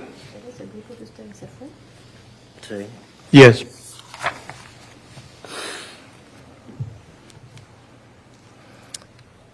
What do you remember of the time when you guys were tubing to the exit? De el tiempo de cuando ustedes se subiendo en la barca en el río hasta la salida. ¿Puedes repetir, por favor? Can you repeat that, please? Can you describe what it was like, what you remember from tubing to the exit? Cuando se fueron soltando en el río hacia la salida. Compañero Nick se puso la gorra, la chaqueta y ya no se habló más nada.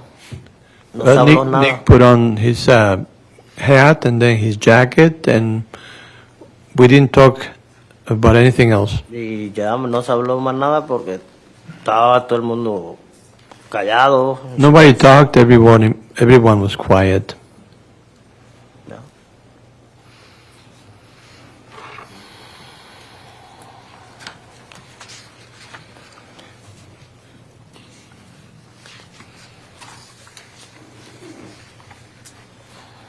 I don't have anything else.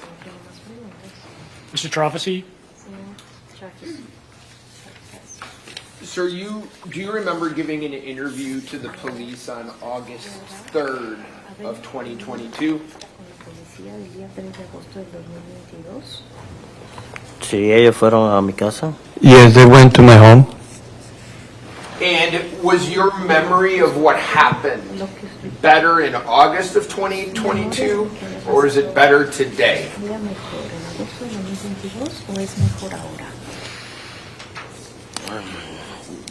Bueno, antes estaba mejor, yo estoy muy nervioso. Well, it was better back then. I'm very nervous now. Okay, so when you spoke to the police on August 3rd, about 5 days or 4 days after this happened, fair to say your memory is better of those events than it is right now. Sí. Yes. And when you were interviewed by the police,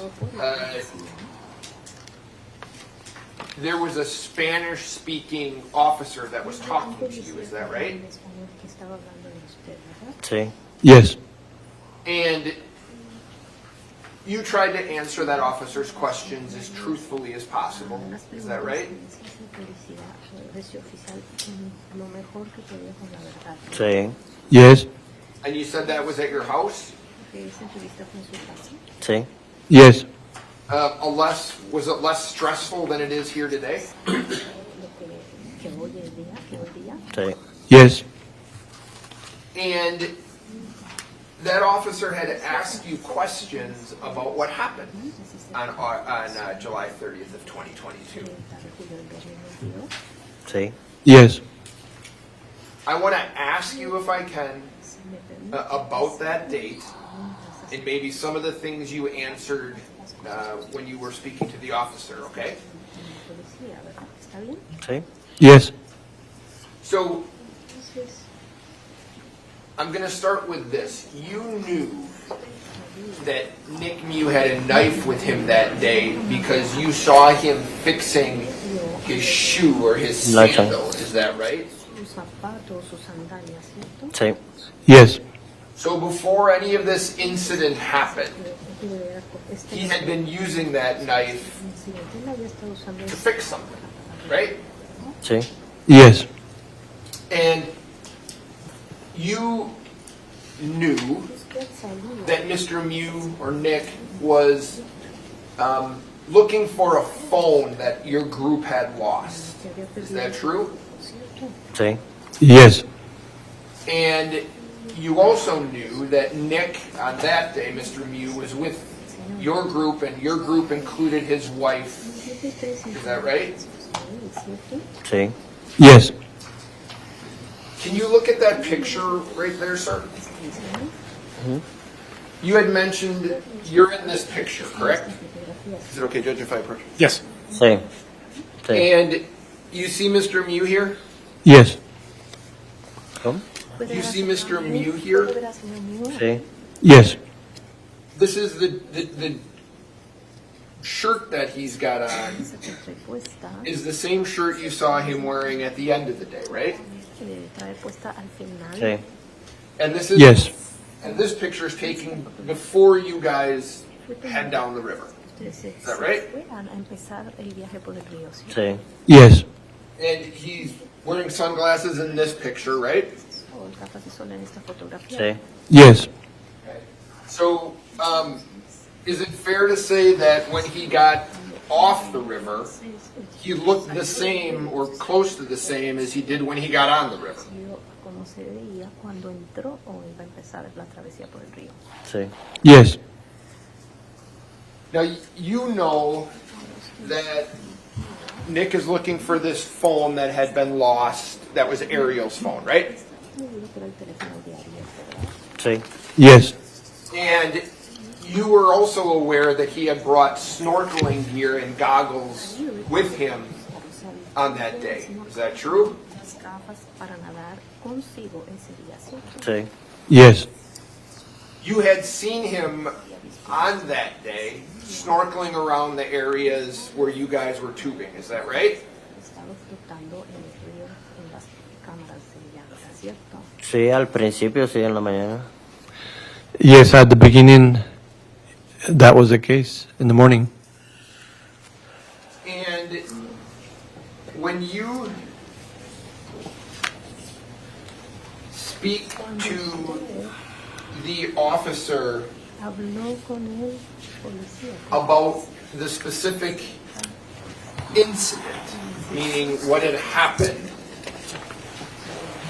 you recall telling that officer that you saw a group of people surrounding Nick.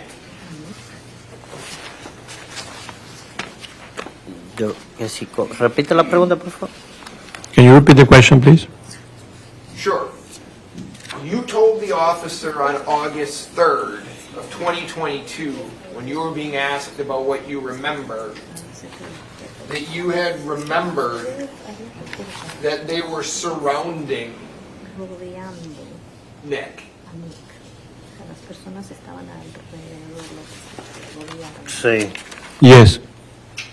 You told this officer that they were falling on him. Is that right? Your Honor, the interpreter needs a repetition. I'm sorry. The interpreter needs a repetition. You told the officer that you observed those people falling on him. Usted dijo al policía, Is that right? usted observó esas personas caer sobre él, ¿cierto? ¿Y cuando lo empujaron? Yes, when they pushed him.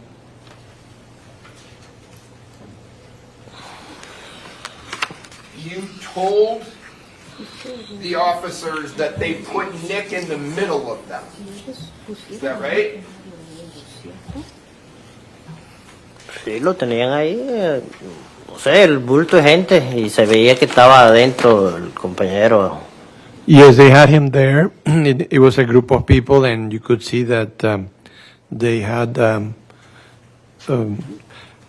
compañero, my friend there.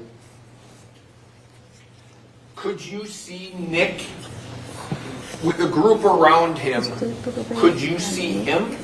¿Y usted lo- Con el grupo que estaba todo alrededor de él, ¿usted podía ver a Nick que estaba ahí? No, no lo podía ver, solamente el grupo, el grupo. No, I couldn't see him. I could just see the group. Claro, y ya. Sí, solo el grupo. Just the group. You told the police Usted le dijo a la that they hit him, meaning they hit Nick. Is that right? Sí, cuando lo empujaron al principio, que él se acercó, que nos se acercó, y cuando ya que lo empujaron, y ya ahí lo rodearon. Yes, when he had close, then they pushed him, and then they surrounded him. And you remember the blonde girl with the la chica black con suit on, is that true? negro, ¿cierto? Sí, no la recuerdo muy bien, pero sí, tengo más o menos la... I don't remember her very well. No, no la recuerdo. I don't, but I have an idea. I don't remember her. Well, do you remember telling the police that you heard the blonde girl telling Nick, go, go, go? Ujú. Sí. Go, go, go, vete, vete, vete. Sí. Yes, yes. You told the police that Nick pushed her. Is that right? Sí. Yes.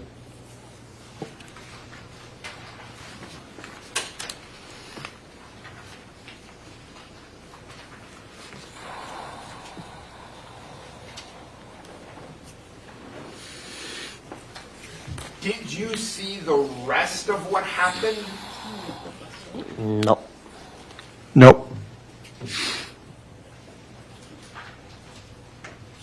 You see Nick walking back to your group, though. Is that right? Caminar de regreso al grupo donde estaban ustedes. Sí, cuando venía, lo traía. Sí. Yes, when he was coming, yes, I saw. And you described him to police as being white, pale, and scared. Is that right?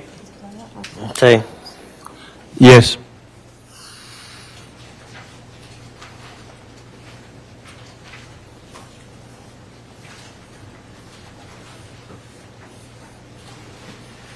You described him as having wide or open eyes.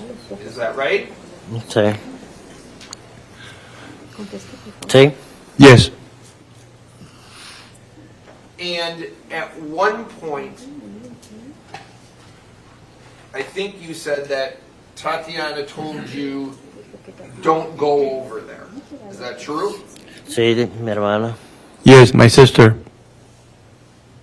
So Nick, to your knowledge, what you know, Nick was by himself against that other group. Is that right? Sí. Yes. No one, you said to the police, as far as you know, no one in your group went over to help him. Is that right? No, nadie se movió, solamente Ariel al final que bajó y Eri a ver qué lo que estaba pasando. No, nobody moved. And only at the end, Ariel and Eric went over there to see what was happening. But that was after it was over. Is that right? Please repeat. Sure. When Ariel and Eric went over, the incident had ended. Is that right? Sí. Yes. So in terms of assistance or help, Mr. Mew was by himself. Nick was by himself. Sí. Yes.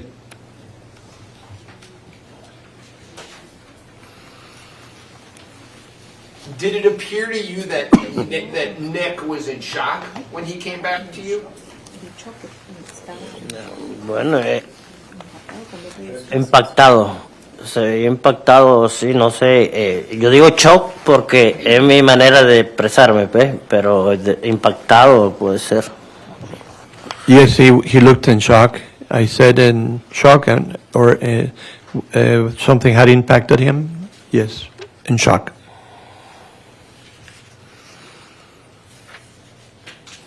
Do you remember waiting some time before your group moved on down the river after the incident? Recuerda haber esperado un tiempo antes de que su grupo se siguiera flotando por el río. ¿Puedes repetir, por favor? Can you repeat, please? Do you remember there being some time that your group waited when Nick came back before going back down the river? Su grupo esperó un tiempo antes de seguirse por el río. No recuerdo. Y cuando él regresó, ya el Neti dijo rápido, vámonos. Fue lo que dijeron. No, I don't remember that. When Nettie came back, when he came back, Nettie said, "Let's go." Do you remember telling the police that you waited until you were told to leave the area? Do you remember that? Oh. No recuerdo, pero si le dije eso, debe ser sí. No, I don't remember, but if I said that, it must be right.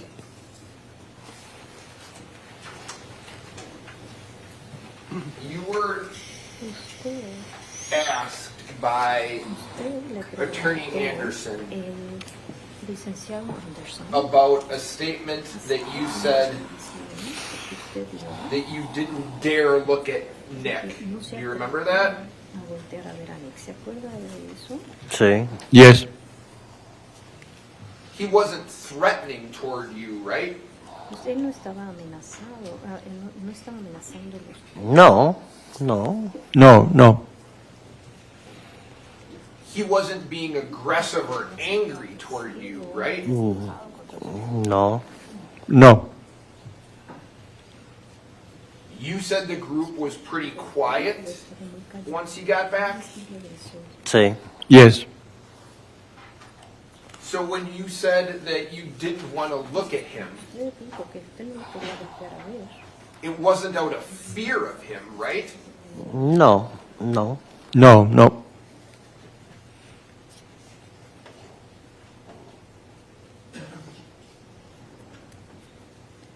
It was because everyone was in shock? Sí, no sabíamos qué había pasado en sí y no sabía cómo preguntar. Bueno, sí, todo el shock, sí. Yes, we didn't know what had happened, so we were in shock. Yes, we didn't know about anything of that incident.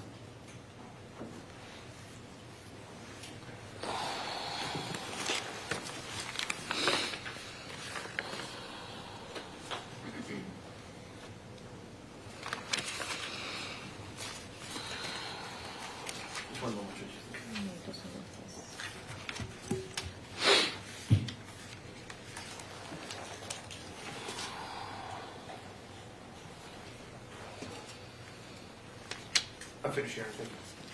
Mr. Anderson? A few times, or a couple times, you said Nettie. Who's Nettie? Ernesto, yo le digo así. I'm referring to Ernesto. I call him like that. Yeah. I'm sorry, Judge, I didn't hear that. Could the answer be repeated? I call him Nettie, but I'm referring to Ernesto. Thank you. How do you know Ernesto? Desde Cuba. From the time I was in Cuba. And are friends? Sí, somos vecinos de allá de Cuba. Yes, we were neighbors in Cuba. How long have you known Ernesto? Bueno, él me vio crecer a mí, como que dice. He basically, we grew up together. Close friends? Sí. Yes. How long had you known Nikolai Mew? Bueno, cuando yo llegué aquí a este país, que New trabajó con Nettie. When I came to this country, I met Nick lo Mew. conocí. He worked with Nettie. Y lo conocí en casa de Nettie. So I met him at Nettie's house. So, is Nick a friend too? Solo conocidos, nos reuníamos una vez o dos veces al año así. We were acquaintances. We met twice a year.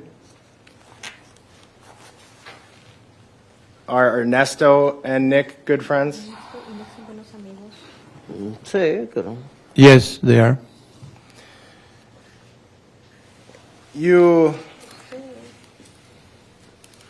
Defense asked if Nick looked like he was in shock. Do you remember that?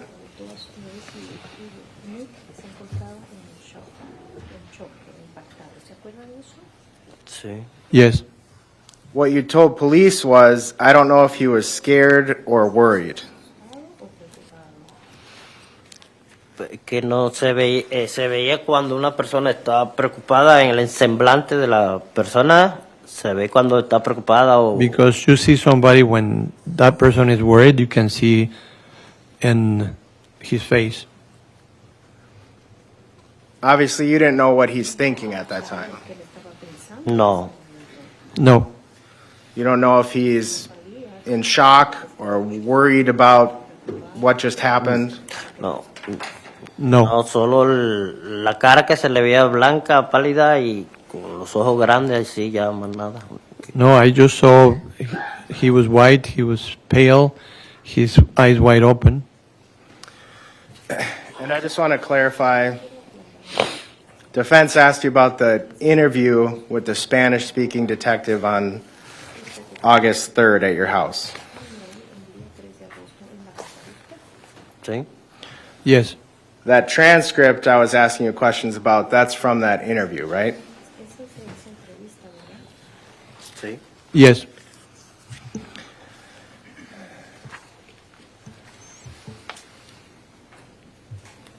And I just want to make sure I understand what you saw.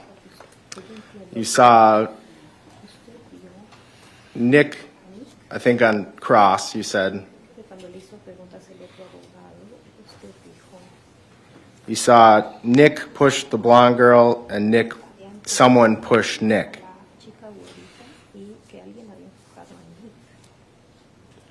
Do you see anything else besides that you remember? No. No.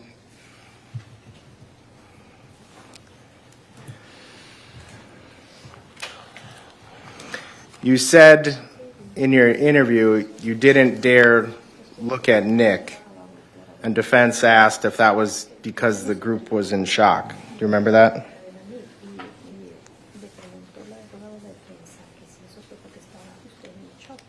Sí, estaba nervioso. Yes, I was nervous. You didn't say about anyone else that you didn't dare look at them, right?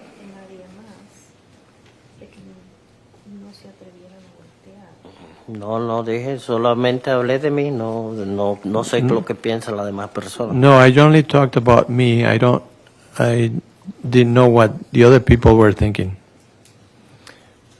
When Nick came back, did you see any injuries on him? No me fijé. No, I didn't notice. Nothing else. Mr. Trofasi? Sir, I'm going to just ask you, you were just asked about what you saw. And you told police that you saw Mr. Mew get hit, correct?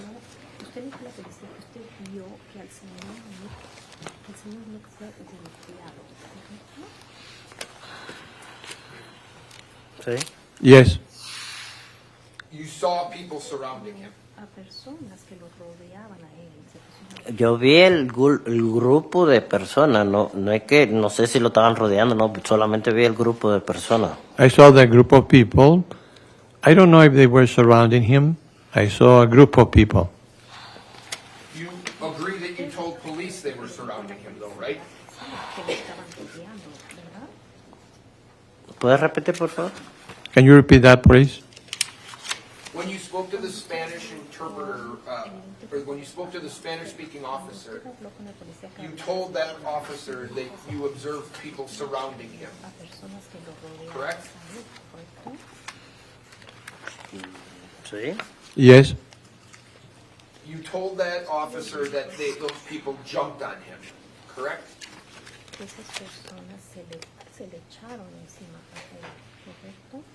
Sí. Yes.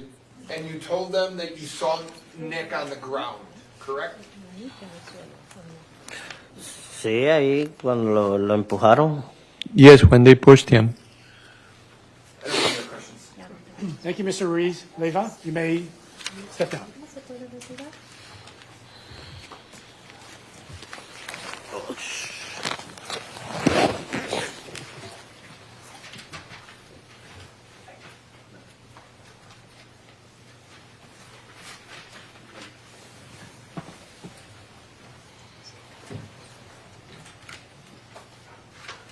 Judge, can I approach, please? Yes.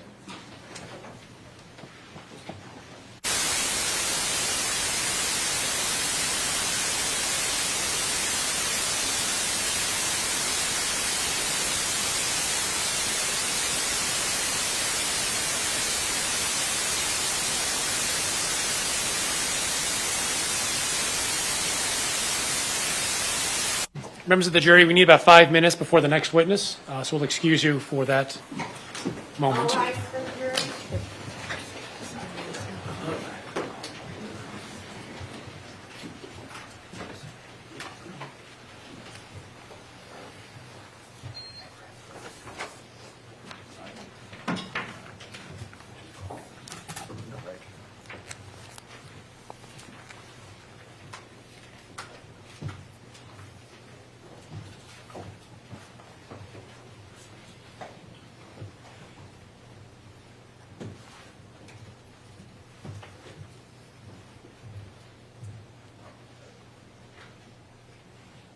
We are in recess until, let's just say, 10:45.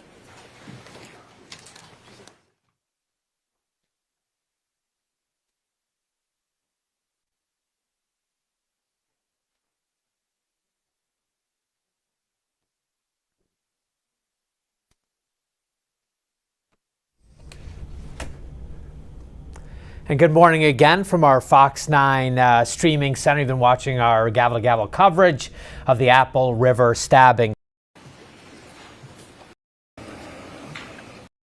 To him, right?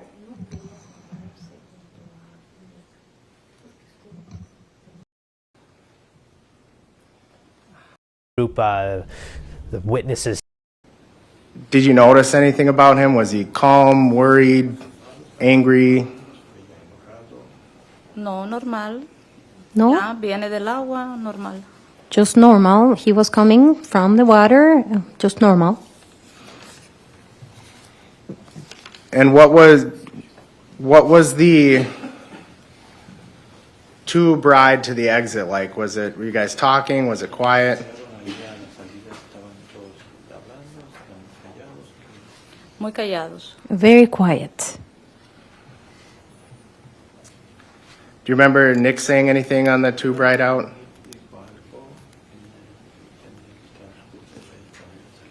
No, nunca. No, never.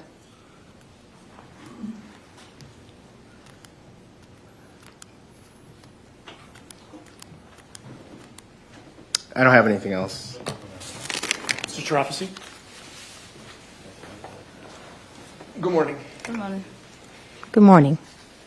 Ma'am, do you remember being interviewed initially, well, do you remember being interviewed by a Spanish-speaking police officer on August 3rd of 2022? Sí. Yes. Do you remember where you were interviewed? Sí. Yes. Can you tell me where that was? En la casa de mi hermano. At my brother's house. Redondo, sí. Okay. And that officer was asking you questions about what happened about 4 or 5 days earlier when you were on the river with Nick Mew. Sí. Yes. Sí. And Yes. your memory was better in August of 2022 than it is today. Is that fair? Sí. Yes. Okay. And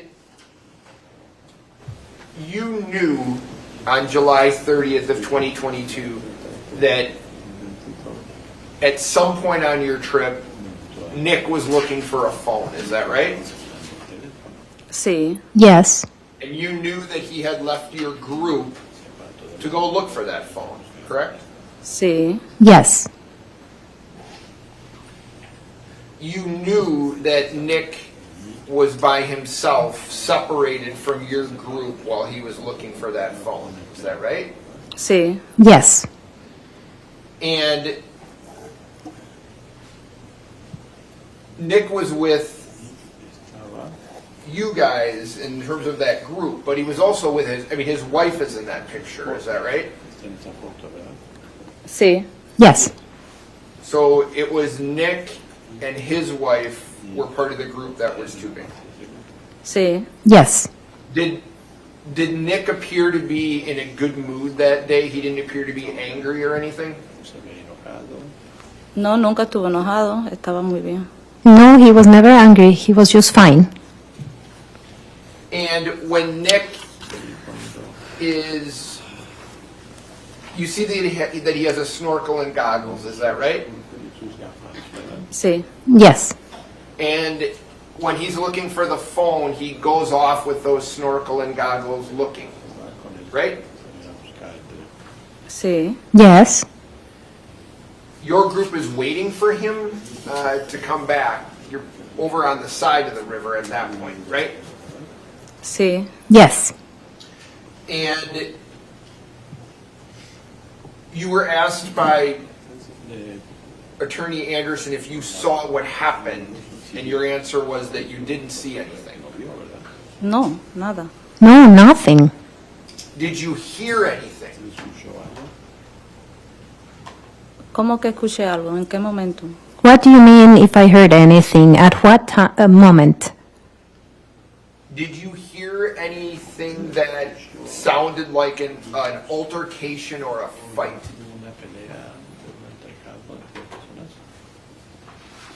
¿Pero en qué momento? ¿En el momento que ni baja o cuándo? No, no escuché nada. But at what moment when Nick came down or when? No, I didn't hear anything. What time are you talking about? there's a time when Nick's gone away from you guys with his snorkel, right? Mm-hmm. And then there's a time that you see him come back, right? You see him come back to your tubes. Uh-huh. In between those two times, do you hear people yelling or fighting?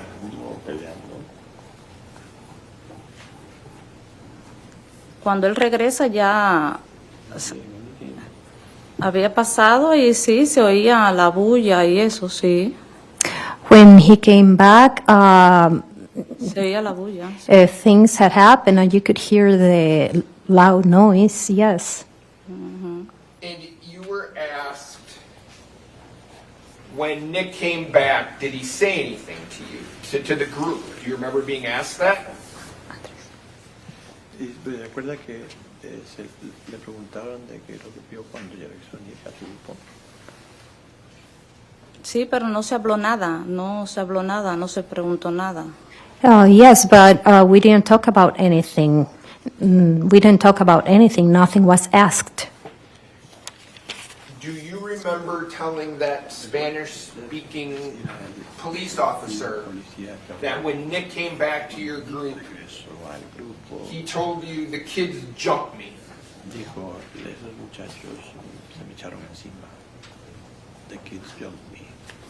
No, no recuerdo. No, I don't No se habló remember. nada, todo el mundo quiet. Everybody was quiet.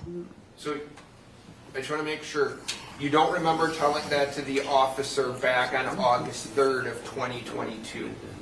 Usted le dijo eso al policía.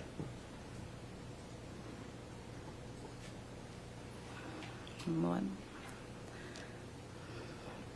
¿Qué? No, no recuerdo. No, I don't remember.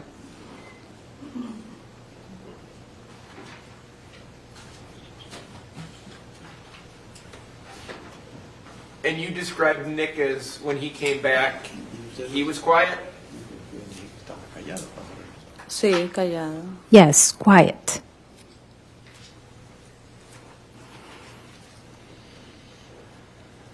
Before he left to go look for this phone, was your group talking and laughing and having fun? Sí. Yes. And when he came back to your group, the talking, the fun, that all stopped. Is that right? Sí, todo se acabó.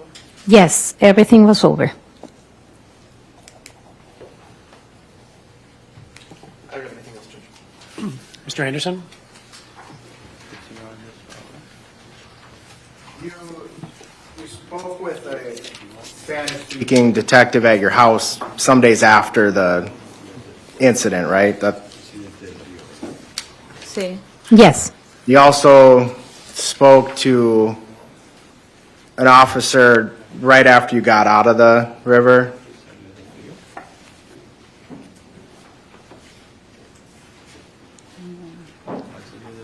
Al salir del río nos pararon allí, pero no recuerdo. Mucho policía, no sé. When we got out of the river, they stopped us there, but I don't remember. There were a lot of police presence. There was a lot of police presence. The officers that when you got to the exit didn't speak Spanish, right? No. No. No hablamos, no se habló, yo no hablé.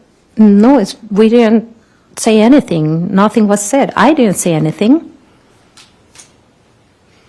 You told an officer there, you heard boys yelling, "Help, help, help." Do you remember that? You said that in English? Ah, no, eso sí. Oh, yeah, that Sí, I did, yes. Do you remember when you heard the boys yelling, "Help, help, help"? Sí, una chica. Yes, a girl. Oh, was it a girl who was injured?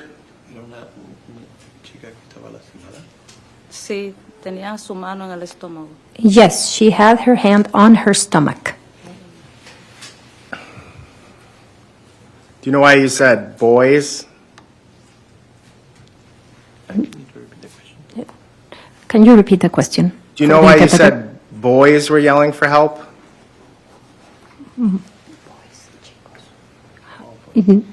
Please, could you please repeat the question? Do you know why you said boys were yelling for help?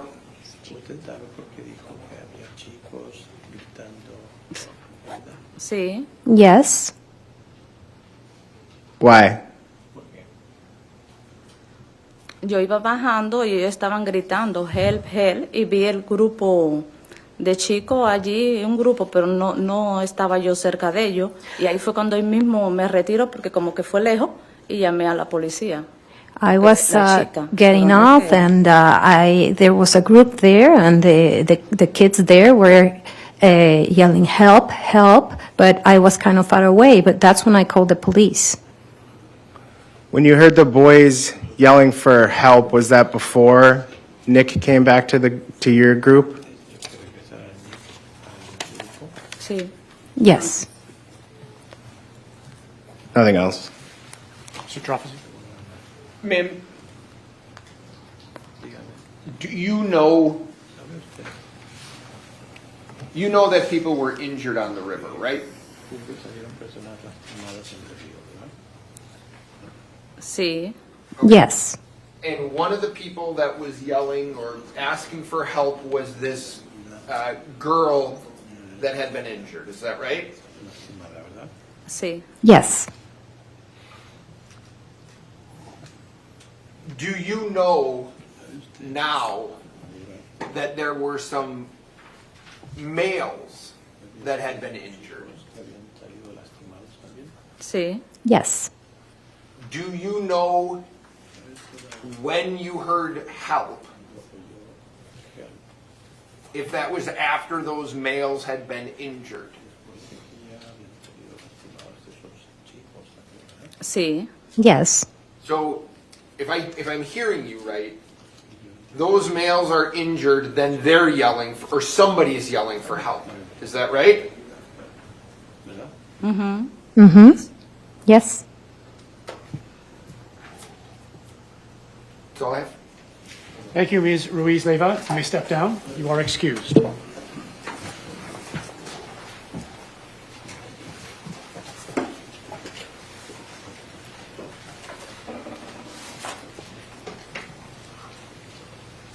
Who is the next witness? Yes.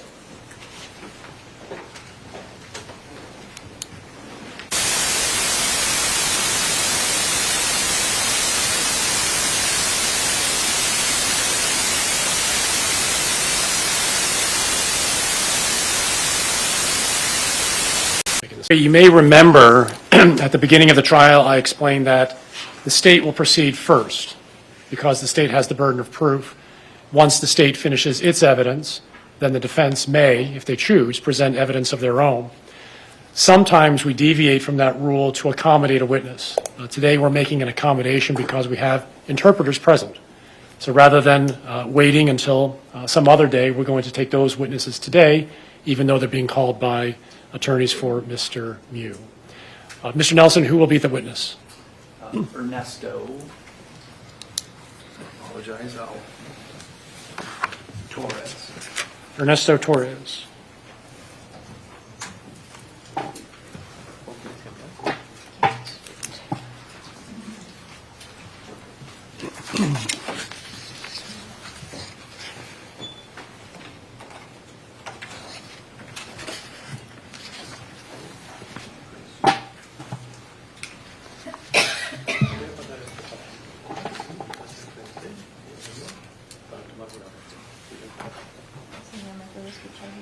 See, Mr. Torres?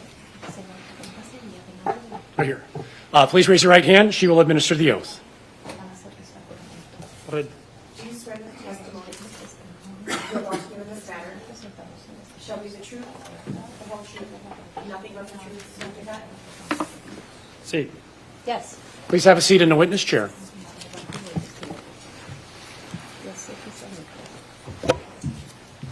Mr. Nelson.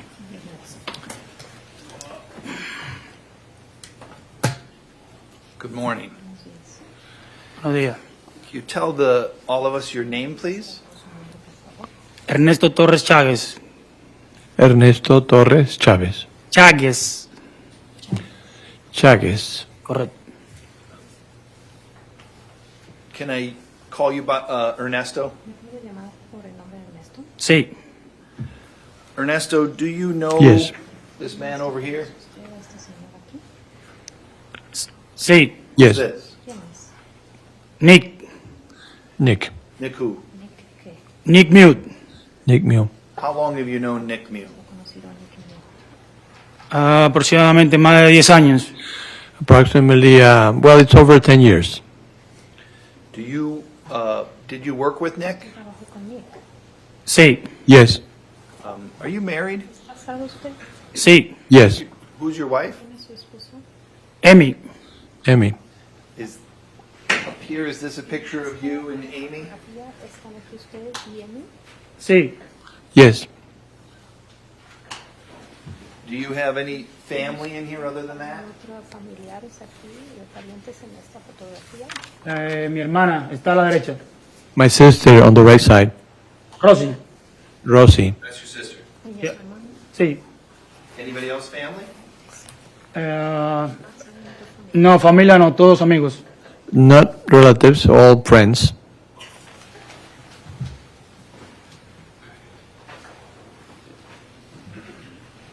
Did your wife Amy work with Nick as well? Sí. Yes. And when you said you're friends with Nick, obviously sometimes when we're adults we have lots of different friends. How close would you consider Nick as a friend? It's my best friend. You're at his house, he's at your house? Please, for the interpreter, could you please repeat the question? You've been to his house, he's been to your house, you guys hang out together.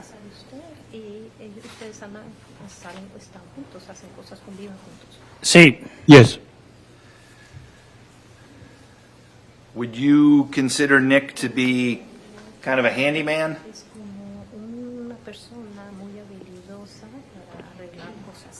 Sí. Yes. Why do you say that? Porque él siempre está arreglando cosas en su casa o cuando va a la casa de alguien necesita ayuda. Because Él está ahí para ayudar. he's always there helping things in his house, or he goes to other houses to help fix things. Have you ever seen him use tools to fix things? Sí. Yes. Have you ever seen him with a pocket knife? Sí. Yes. Have you ever seen him use the pocket knife as a tool to fix things? Sí. Yes. Can you tell me about some of those things that you've seen him do with the pocket knife to fix things?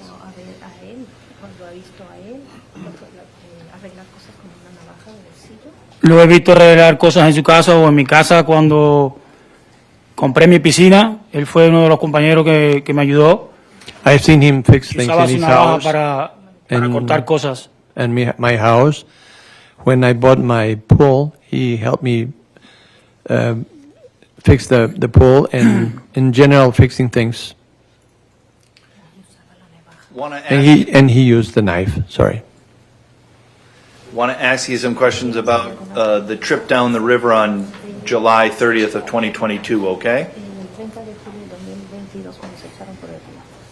Sí. Yes. Is that a trip you and your wife have made before? Sí. Yes. Prior to leaving your house that day, did you have a call? Did you call Nick Mew that day and ask him to bring anything? Sí. Yes. What'd you ask Nick to bring? Que llevara su navaja. To bring his knife. Why did you ask Nick to bring? And when you say his, just start over. His knife, is that a pocket knife or some other knife? No, la de paque. No, the packet. And why did you ask Nick to bring his pocket knife? Porque la vez anterior que fuimos al río, a la hora de salir, no podíamos, no teníamos con qué cortar las sogas y tuvimos que arrastrar todas las balsas juntas y era muy pesado. Because the last time we went to the river, we had all the inner tubes tied together and we couldn't cut the cords, so we had to pull them out of the river all together and bring them up to the place where we had to leave them. So you wanted him to have the knife to help cut the cords at the end of the trip. tuviera la navaja para cortar las sogas al final del recorrido. Y al principio también cuando amarramos todos los balsas. And at the beginning too, it's useful to tie them up. Why didn't you just bring your own pocket knife? Su propia navaja de bolsillo. Yo no tengo. I don't have one. And who's the guy that tends to have a pocket knife in your group of friends? De su grupo de amigos, ¿quién es el tipo que normalmente tiene una navaja de bolsillo? Nick. Nick. Is he the handyman amongst your group of friends? También es el que arregla todas las cosas, el más habilidoso en eso, del grupo de amigos. Sí. Yes. Is he? You said he had that pocket knife with him sometimes when he's come over to your house, right? Esa navaja de bolsillo consigo en otras ocasiones en que ha venido a casa de ustedes, ¿cierto? Sí. Yes. That day when you called him and asked him to bring the knife, were you worried about Nick Mew having a knife? No razón ninguna. No, there is no reason for that. You've known him for a long time. Sí. Yes.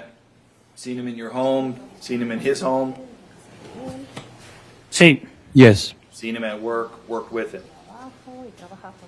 Sí. Yes.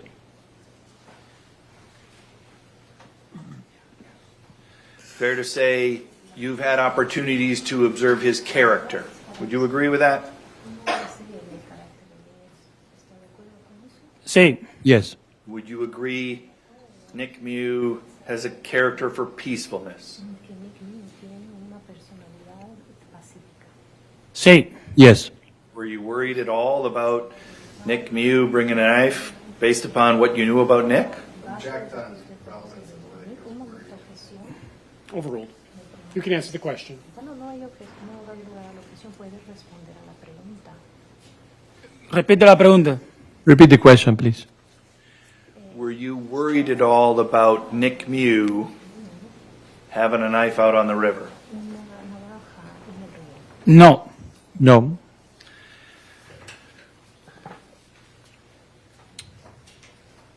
So now I'm going to ask you some more questions about the river, okay? Being on the river. Sí. Yes. When you were on the river, was Nick there with his wife? Sí. Yes. You see the picture there, I think it's 26. Sorry. 12A. Do you see that big photo? Sí. Yes. Nick in that photo? Sí. Yes.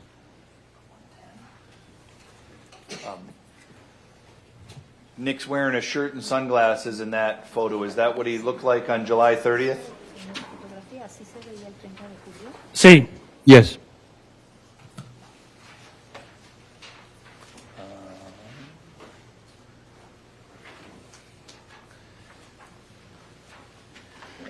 Yes. It's been marked as Exhibit 110. Do you see this picture? You see the picture? Yeah. Yeah. And you see Nick is wearing a hat in this picture? Sí. Yes. This picture, Nick doesn't have a, in 12A he doesn't have a hat, but on 110 he does have a hat. Would you agree? No trae ninguna gorra o sombrero, pero sí lo trae en el interrogatorio 110. ¿Está de acuerdo? Sí. Yes. Were there times that day that you saw Nick wearing a hat? ¿Usted vio a Nick traer puesto el sombrero o la gorra ese día? Sí.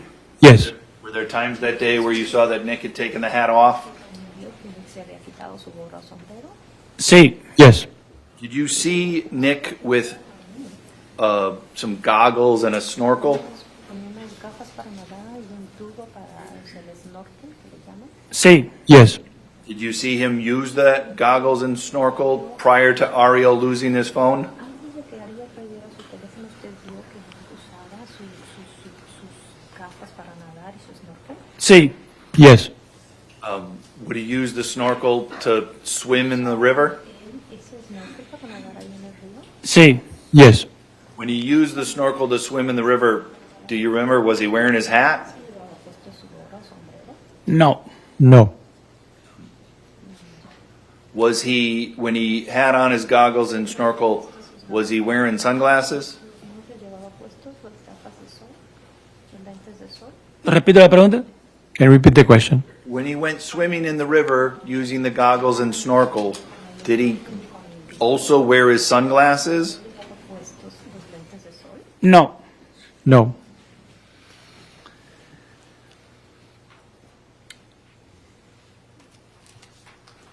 Was there a time when you were on the river that you saw, or that you came to learn Ariel had lost his phone? Después se enteró de que Ariel había perdido su teléfono. Sí. Yes. When he lost his phone, did you guys stop and have a discussion? ¿Tuvieron una conversación? No, really, en sí no paramos. Estuvimos conversando y él dijo que iba a buscar el teléfono. We Yo le didn't dije really, que se olvidara el teléfono, que se subiera a la balsa. Y él dijo, no, I go to find it. O sea, que lo voy a encontrar. no, we didn't stop. We didn't stop. We continued. Then he said, I'm going to look for the phone. And I said, no, don't go. Y dijo, me voy a ir a buscar. And then he said, I'm going to go look for it. The he you're referring to is Nick Mew. Y cuando dice él, ¿usted se refiere a mí? Correcto. Did you eventually? Correct. Did you eventually see Nick go look for the phone with his goggles and snorkel? ¿Usted eventualmente vio que Nick se fuera a buscar el teléfono usando sus gogles y su snorkel? Sí. Yes. Did you see him go in the same direction that the water was flowing? ¿En que fluía el agua? Sí. Yes.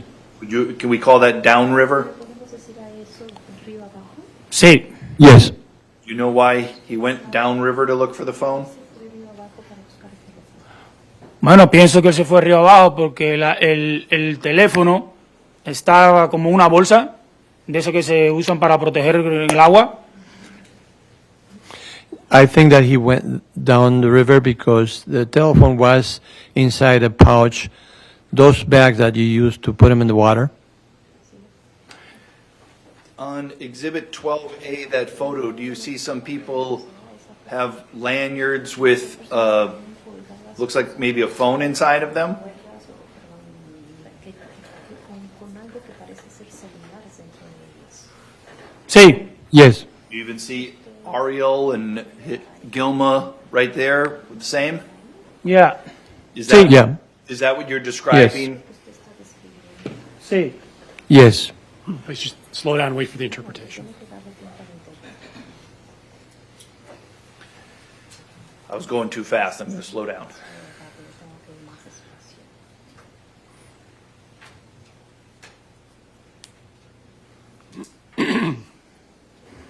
When Nick then left to go look for the phone, were you watching him? Sí. Yes. Did you look for the phone at all? ¿Fue a buscar el teléfono? ¿Usted fue a buscar el teléfono? No.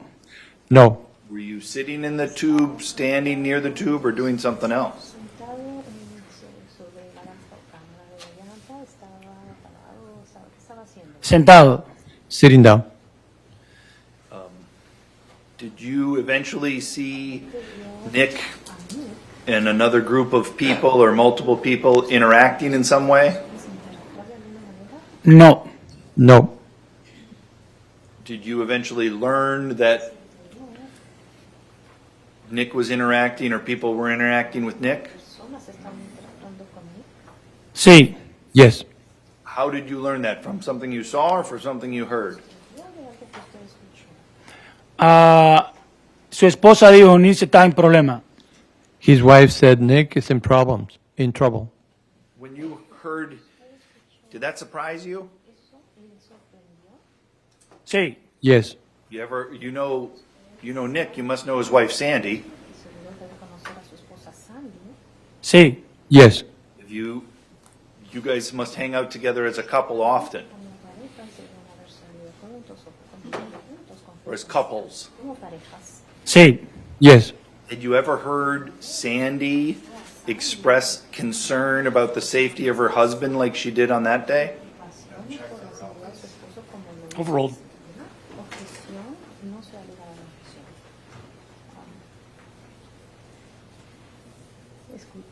Escuchó al esposo, a Sandy, expresar preocupación por la seguridad de su esposo ese día. En ese día, no entiendo la pregunta. During that day, I don't understand the question. Sure.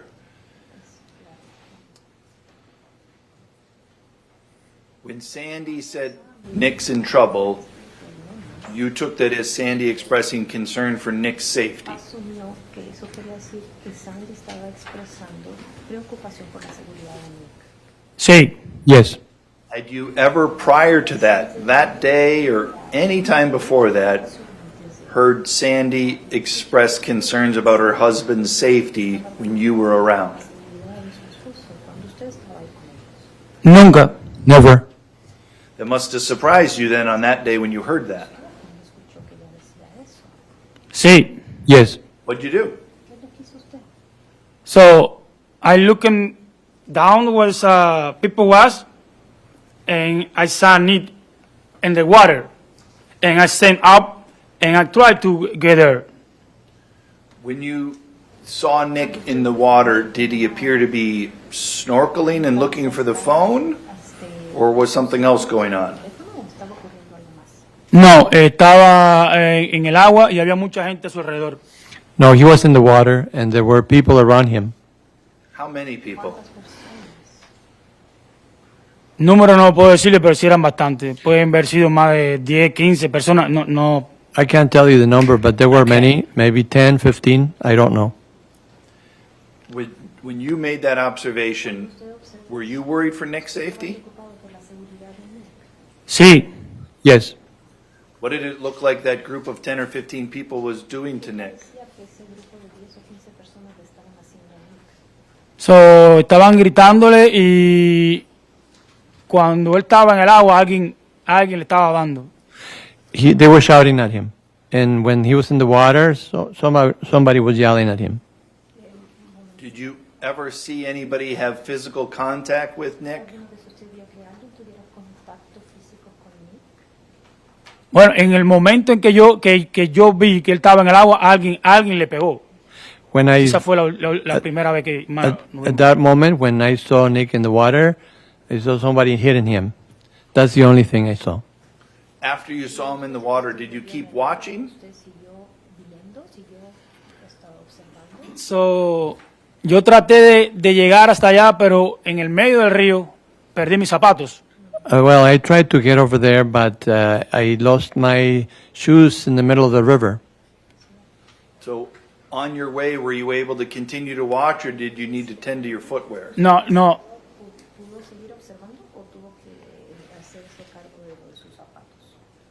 Estaba tratando de caminar, pero no podía. Miraba para el grupo, pero en otro momento no. I tried to keep walking, but I couldn't. And I did watch the group at some point, but not always. Did you see anybody being violent to or at Nick?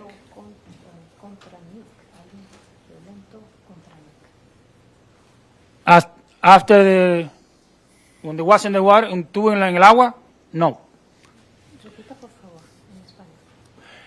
Después que vi que estaba en el agua, no volví a ver nada. After I saw him in the water, I didn't see anything else. And it sounds like you don't know how he got down into the water. When you first looked, he was already in the water. Correcto. Correct. At some point, did you see Nick walking back to you in the group?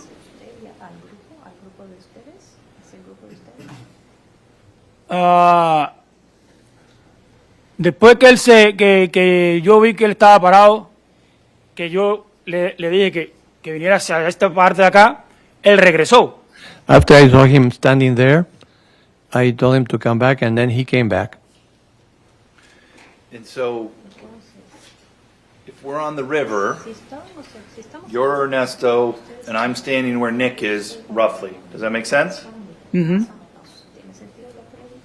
The river flows that way to downstream. Does that make sense?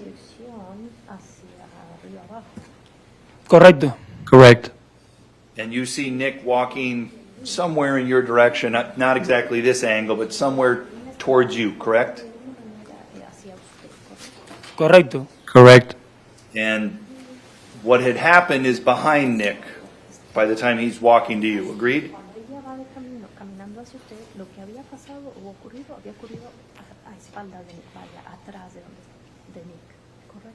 Antes, You mean before? repite la pregunta, por favor. Repeat the question, please. After you saw Nick down in the water, eventually you see Nick coming back to you because you called him back. Sí. I want to Yes. ask you about that moment in time.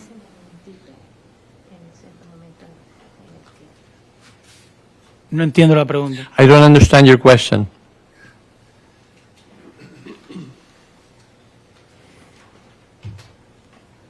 I want to ask you about what you saw when Nick was walking back to you when you called him back. Oh, Does that make sense? que yo le dije que regresara. That I told him to come back. I want to ask about that moment in time, what you saw. Okay. Okay. Okay. Okay. When Nick's walking back towards you, is he looking at you in the group, or is he walking backwards looking behind him? No estoy seguro. I'm not sure. You're looking in Nick's direction, correct? Sí. Yes. When you look in that direction, do you see somebody else other than Nick approaching you in your group, or you focus your... Do you see somebody else that draws your attention? Sí. Yes. What do you see? So, cuando el Ni venía por esta parte hacia la izquierda mía, alguien trató de acercarse y me hizo así con el dedo. When Nick was coming over on my left side, someone else tried to approach and pointed at me with the finger.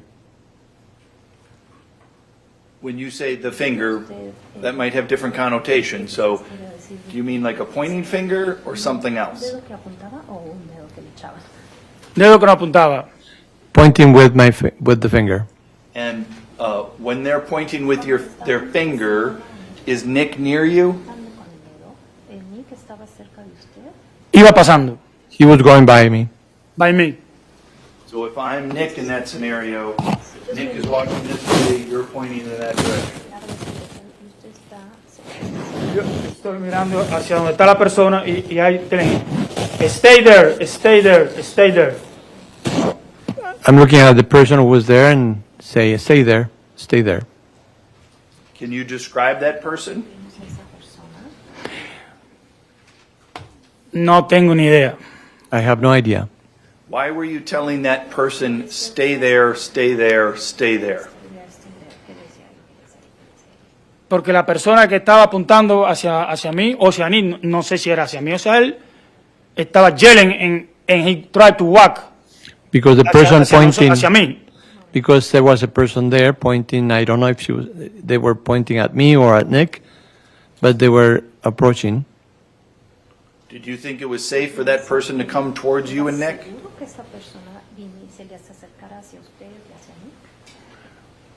Bueno, yo lo que traté de que esa persona no se acercara a nosotros porque quizás el problema iba a seguir si venían hacia el grupo nuestro. I tried to prevent that person from approaching us because I thought maybe the problem was going to continue.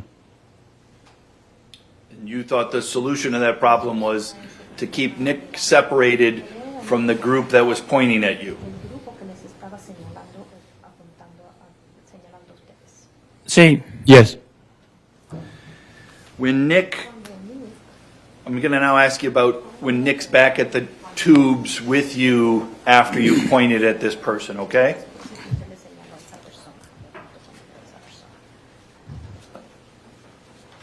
Make sense? Sí. In that time, what did Nick look like? Y se lucía muy preocupado y estaba como blanco. He looked worried and he was pale. I think there was a time you also used the word he looked white or he looked wide-eyed. Las palabras que usted usó, la palabra que se veía blanco o ojiabierto, con los ojos muy abiertos. Sí. Yes. Did you see those things when you looked at Nick? Volteó a ver a Nick, así lo vio. Sí. Yes. You said you've known Nick for a long time. He's your best friend. You ever seen him scared before? Había visto a él asustado antes. Nunca. Never. Did he look like he was scared then? ¿Se veía asustado en ese momento? Sí. Yes. Have you seen people when they're in shock before? ¿Ha visto a personas cuando están en shock antes? Sí. Yes. Did he look to you like he was in fear and in shock? ¿Estaba asustado y estaba en shock? Sí. Yes. Were you worried about him? ¿Estaba usted por él? Sí. Yes. And is that why you were pointing at other people because you wanted to protect your friend and keep him there because you were worried about him? Era su amigo porque mantenerlo aparte de ellos porque estaba preocupado por él. Sí. Yes. Would it be fair to say you didn't really know what had happened down there at that other group? You just didn't want anything more to happen? No. Sí, sí, correcto, sí. No, No sabía qué había pasado. I mean, yes, it's correct because I knew what had happened. I didn't know what had happened. So. Right. Did Nick stay then with the group at the tubes? Did he stay there that whole time?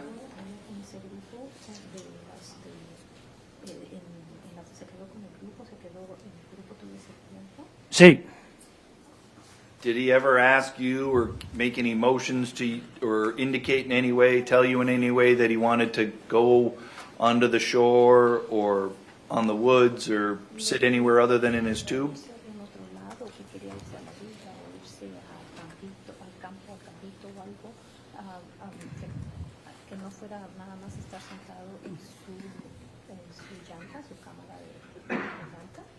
No. No. What did you see him do while you guys were waiting there? Solamente se sentó en la balsa y más nada, ni siquiera dijo una palabra. He just sat in the inner tube and he didn't say anything, no words. Did your impressions about him being in fear and shock, did that change over that time, or did he continue to look like he was in fear and shock? No, él seguía en shock. No, he continued in shock. How long did you guys in your group wait there at the tubes before you eventually floated down the river? Yo diría como 30 minutos o 35, no sé exactamente, pero fue un buen rato. I would say 30 minutes, 35 minutes. I don't know exactly. It was a while.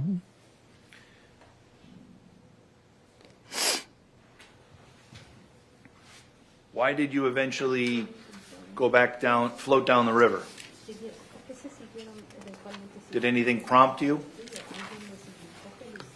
So, yo no estoy seguro si fue la policía o alguien que estaba en el grupo donde estaba todo el mundo allá, hicieron así para que como que el tráfico siguiera, la gente siguiera bajando. I don't know Y if ahí it todo el was. mundo empezó a bajar. Maybe the interpreter needs the witness to repeat his answer. Ok, no estoy seguro si fue la policía o alguien que estaba parado donde sucedió el problema, que hicieron así como que para que la gente ya podía seguir. I don't know. I'm not sure if it was the police or if it was something else, somebody else who was trying to guide people, and they were telling people to move, and to continue.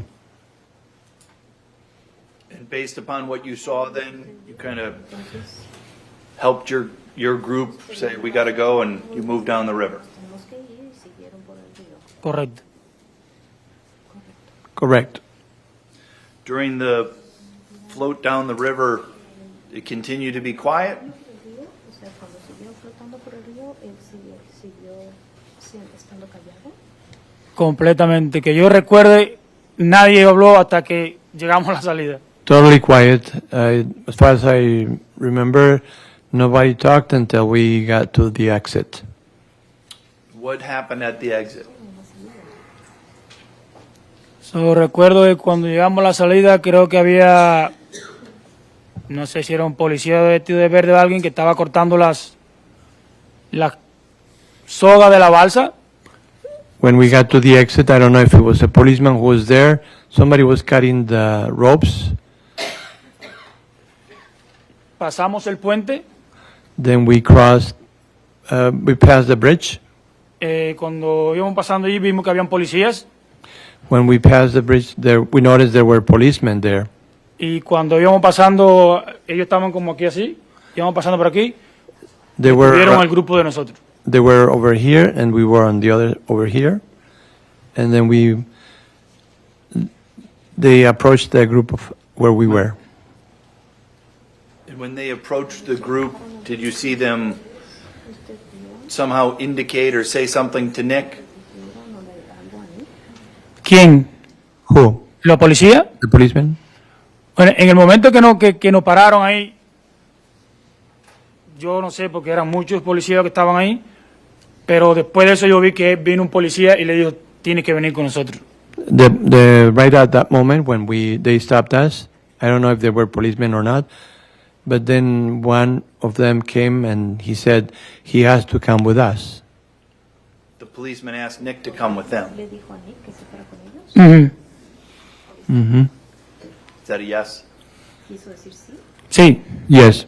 Did you then see Nick go with the police? Sí. Yes. Caminó normal. He was walking normally with them. Were you surprised at that point? Sí, nosotros estábamos en shock. ¿Por qué lo detenían a él? Porque realmente nosotros no sabíamos qué había pasado. We were in shock because we didn't know why they were detaining him. We didn't know what had happened. And you couldn't believe your friend who's peaceful would have done anything to harm someone. Nunca. Never. That's all. Mr. Anderson, do you have any questions? You've tubed on the Apple River several times, including with Nick, right?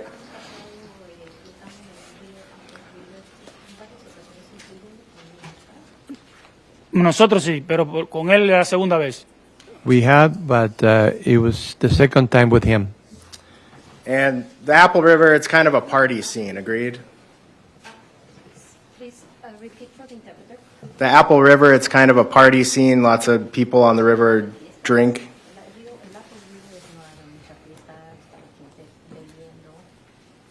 Sí. Yes. Your group was drinking. Sí. Yes. Probably most of the groups you saw on the river were drinking.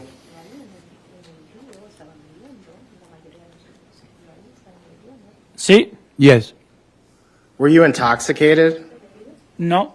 No. How many drinks did you have, do you know? Probably like 4 beer. Probably like 4 beer. And you said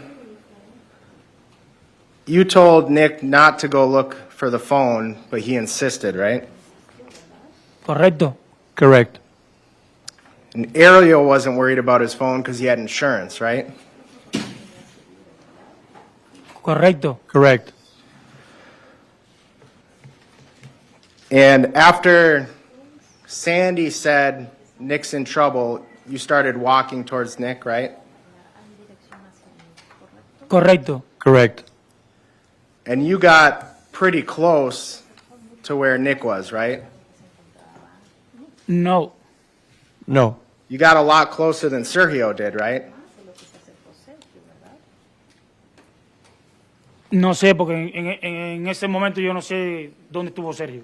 No, Pero sí no estaba cerca. I don't know because I don't know where Sergio was at that moment, but yes, I was close. And you saw Nick in the water, you said, right? Sí. Yes. You never saw Nick do anything to anyone? No. No. You said you were concerned for Nick's safety, right? Correcto. Correct. You walked over there, right? Sí. Yes. And you told police, I didn't see, we don't know what happened because Nick didn't tell us anything, right? Correcto. Correct. And you said that multiple times. Correcto. Correct. You told police multiple times that Nick ran away.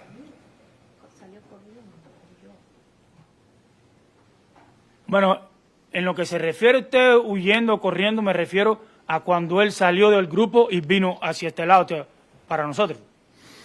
When you're referring to running or running away, I'm referring to when he left that group and approached our group.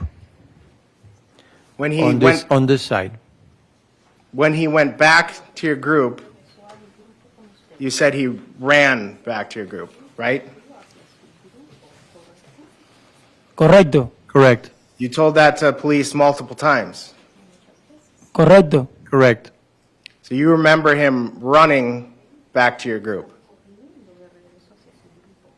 O sea, no diría yo corriendo, simplemente venía hacia el grupo, caminando a prisa, pero no, I don't know. Venía de regreso hacia el grupo. I mean, he didn't come running. He was walking fast. He was just coming back. He actually just walked casually back. Objection. Right? What's the objection? Vague as to the use of the word casual. It's overruled. He can answer if he understands. Do you understand the question? No entiendo la pregunta. No, I don't understand the question. You need to rephrase then. He wasn't walking fast back to your group, was he? Él no iba caminando. Él venía caminando. He was walking. But not quickly, right? No. No.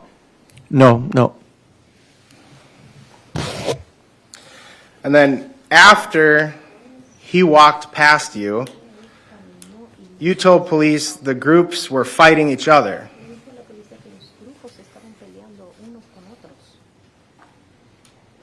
Bueno, yo no puedo decir exactamente si estaban peleando, simplemente como estaban todo el mundo gritando y eso, no sabemos exactamente lo que estaba pasando allí. I couldn't say they were fighting. Everybody was shouting. We didn't know what was happening there.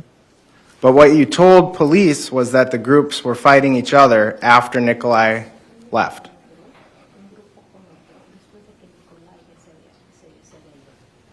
No recuerdo en estos momentos, pero puede, desde mi punto de vista, a ver las discusiones que tenían allí, puede ser que yo pensé, o puede ser que estaban peleando, o puede ser no. I don't remember right now, but in my opinion, because of the way they were talking and they were loud, they may have been fighting. You didn't see any injuries on Nick when he walked back, right? No. And your group stayed at the sandbar for a while because Eric was helping with the victims, right? No sé. I don't know. Was Nick helping with the victims? Was Eric helping with the injured? No sé. I don't know. Eventually, when you did leave, it was because Nick said, let's go, right? Repite la pregunta. Can you repeat the question?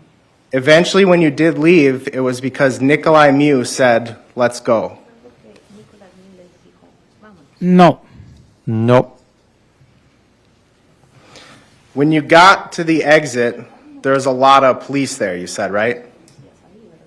Sí. Yes.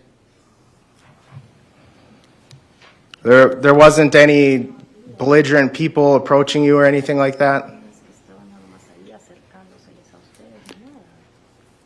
No podría decirle si personas acercándose o no, simplemente cuando va saliendo del río sabe que van personas adelante y van personas detrás. No sé a qué se refiere usted. I couldn't tell you if there were people approaching us or getting closer to us. There were people in front, there were people behind us. I don't know what you're referring to. You didn't get threatened or anything when you got out to the exit, right? No. No.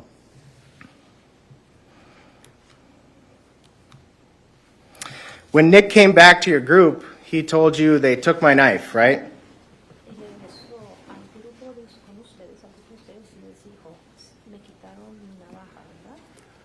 I don't remember. You told I police. don't remember. You told police multiple times they took Nick's knife out of his pocket, right?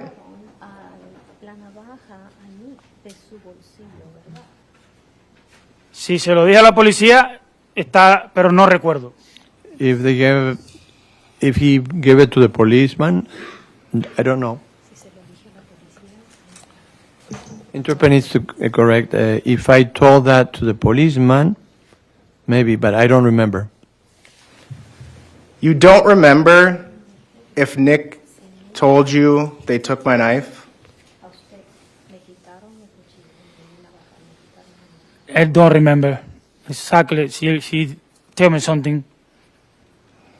So Nick And I was, don't remember where because when we sit down in the tour, we not talking nothing.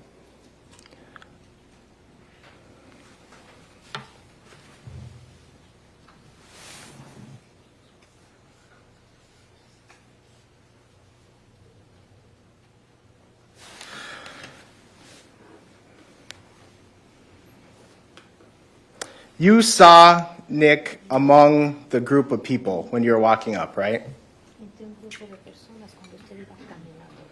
Correcto. Correct. You could see how the group was acting, you could hear them, right?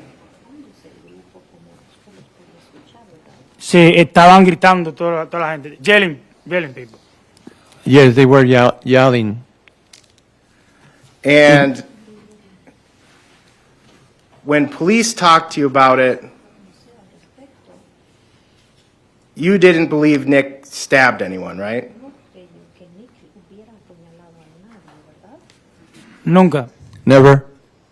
And you said, he's a big guy, he was in the army, he doesn't need a knife to defend himself, right?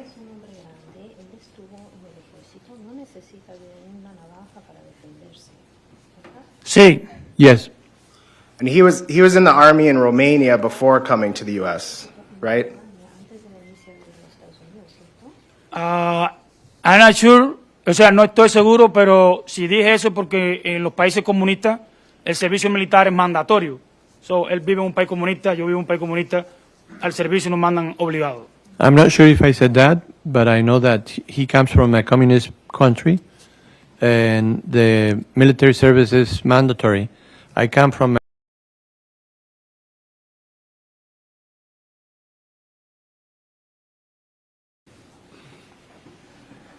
And you answered questions about Nick had his knife because he used it to cut ropes. He was going to use it at the beginning and going to use it at the end. Do you remember that? Correcto. Correct.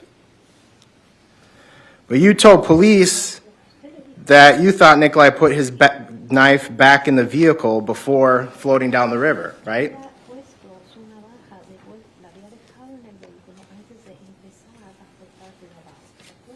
Correcto. Correct. And you also told police you never saw Nikolai with a knife on the river, right? No. Bueno, cuando hablamos del río, Solamente lo vi con la navaja al principio cuando se amarraron todos los tubos. No, well, when we were in the river, I only saw him with the knife at the beginning when we were tying the tubes. When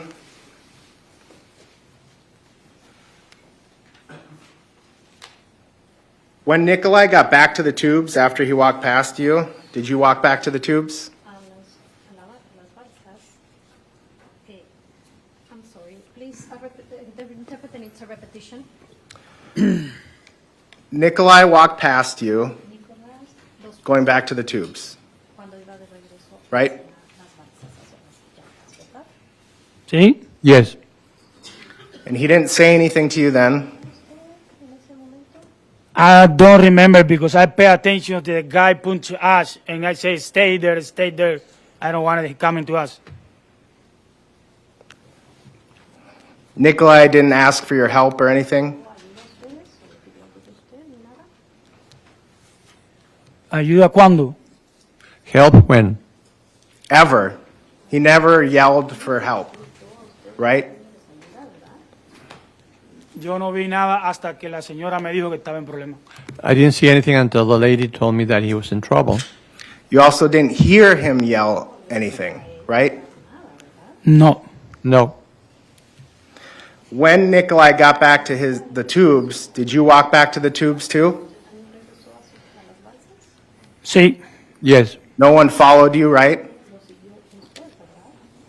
No, en el momento que él pasó así, al lado mío que iba para la balsa, yo estuve quizás unos segundos parado ahí con la persona que nos estaba apuntando y yo le decía, stay there, stay there, stay there.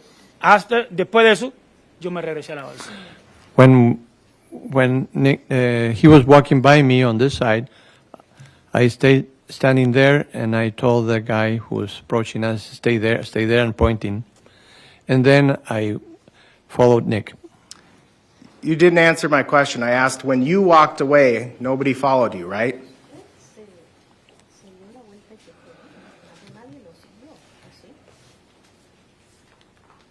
Que yo recuerde, no. As far as I remember, no. Si estoy de espalda no puedo ver. If I'm walking, I can't see from my back. I can see in the back. And once Nikolai got back to the tubes, he put on his shirt, right? Correcto. Correct.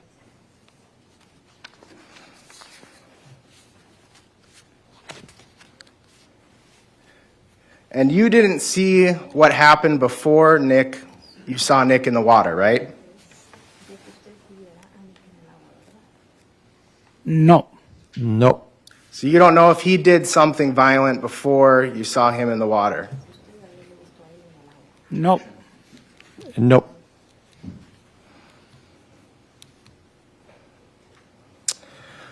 You said Nick appeared very scared, worried after he walked back, right? Sí, es normal. Yes, it's normal. And you'd never seen him scared like that before, right? Nunca. Never. And he wasn't smiling, right? ¿Cómo? He wasn't What do you smiling? No. No. That would be, you wouldn't expect him to be smiling if he was afraid, right? ¿Quién se va a reír en medio de un problema? Who's going to smile when you're in the middle of trouble?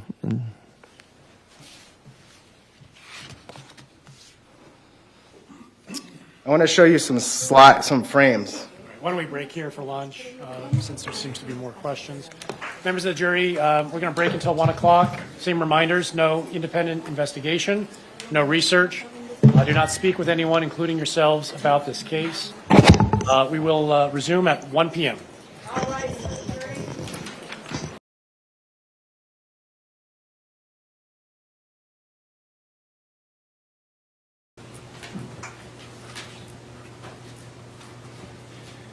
Did you see your husband give that snort?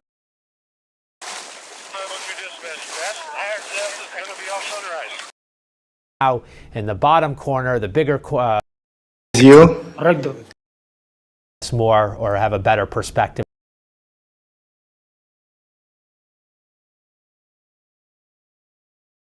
In this case, he's the one who testifies that, or quote, a feces, as his camera pans over to a photograph, Aaron.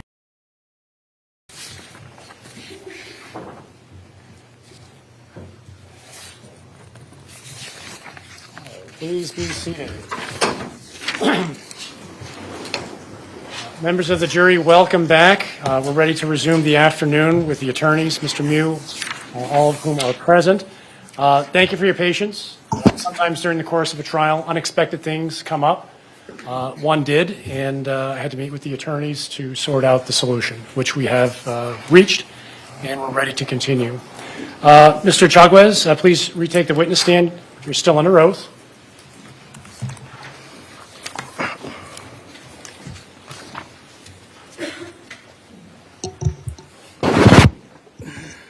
Mr. Anderson. Ernesto, you recall you said you don't know if you said to the officer on shore that Nikolai said they took his knife. Sí. Yes. May I approach? Yes. Can you approach? Yes.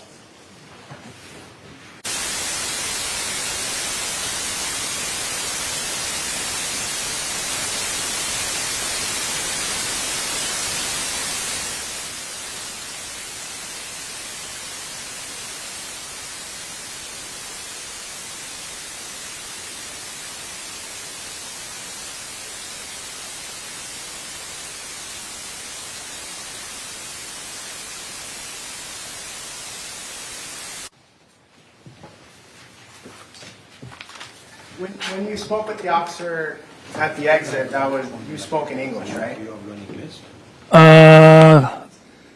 Creo que sí.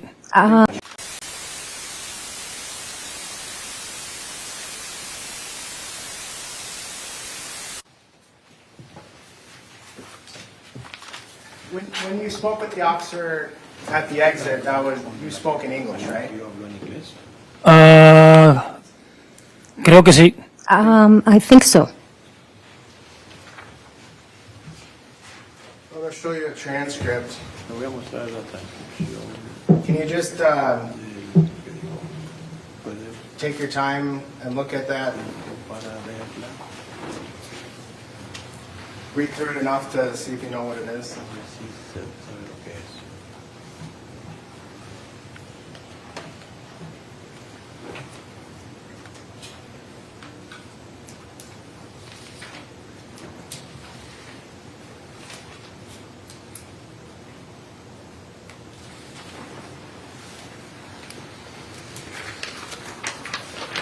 Want me through everything? No, does it appear that it's a transcript of your conversation with the officers at the shore? Yes. Okay. And I'm just going to show you. Can you read that? No, just read it to yourself. Yeah. Okay, down here.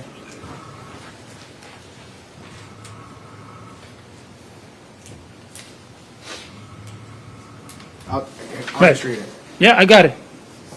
He said that somebody took his knife in his pocket, right? I said, I don't remember, but if that's what I say, it's okay. Are you saying you don't think? I don't remember. Okay. Judge. Yes.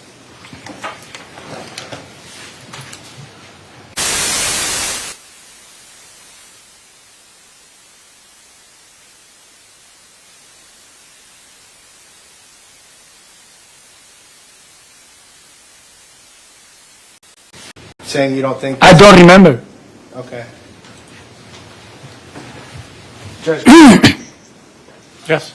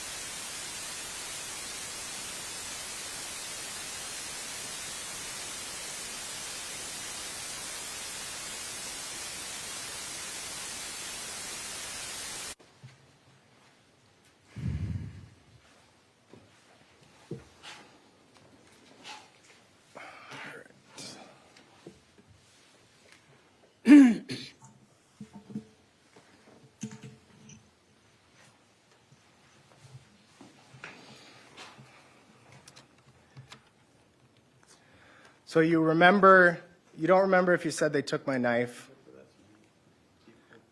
but you remember somebody pointing and walking towards you?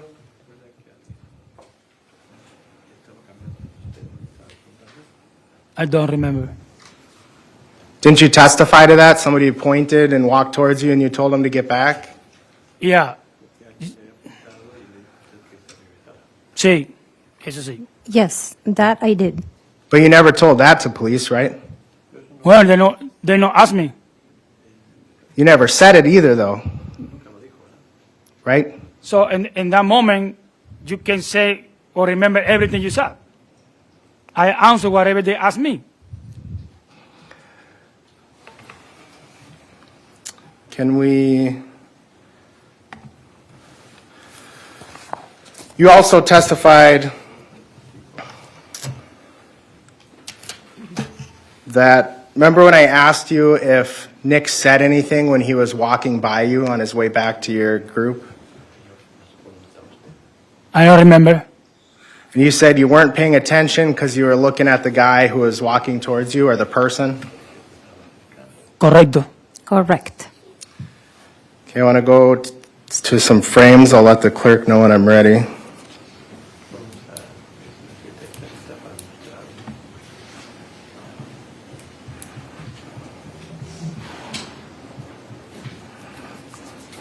And you did, the officer never asked if somebody was pointing at anyone but at you, but you did say, I told Nick to come and he came and that's it, right? Correcto.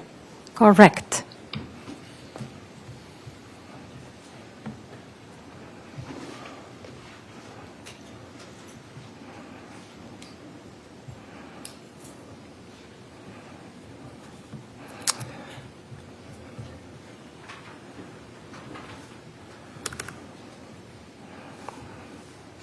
This is from the video. There's some graphic parts in it. This is 3291. I'm ready.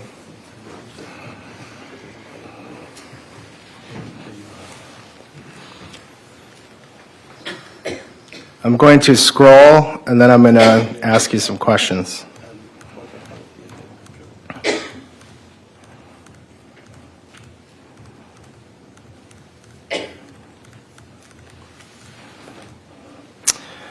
On 3318, that's Ariel in the American flag shorts and black shirt, right? Repita. Correcto. Repeat that. Correct. Correcto. This is Nick here, Correcto.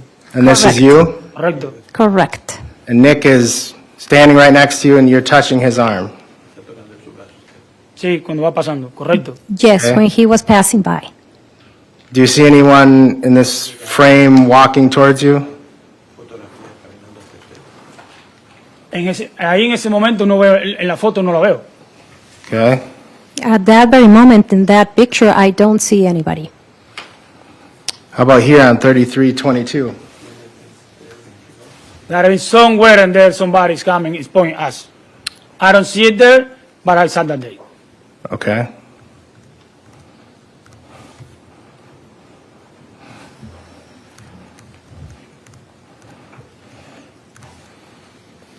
I've scrolled a little ways onto 3333. See anyone pointing or walking towards you?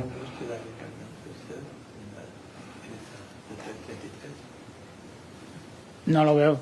I don't see anybody. Does it even look like anyone's looking at you? En ese momento no lo veo. I don't see anybody at that time. But depende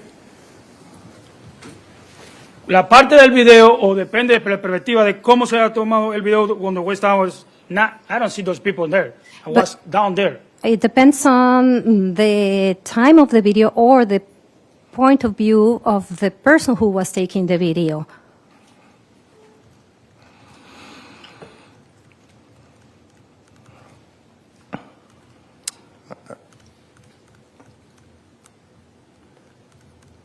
Stopped at 3359. You can turn off the screen. I'm going to go to another frame.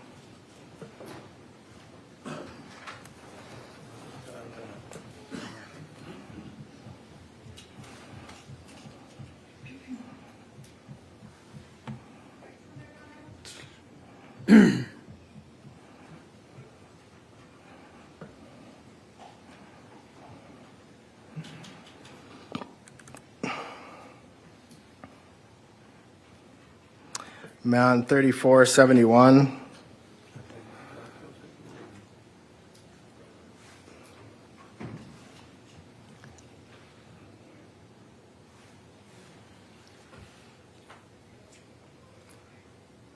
That's you right here, right? Mm-hmm. Mm-hmm. And you're actually walking towards the camera.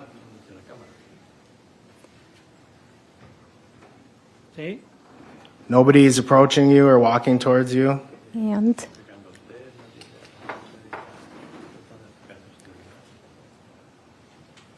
No. no, Nikolai isn't in this, right? No lo veo. I don't see him.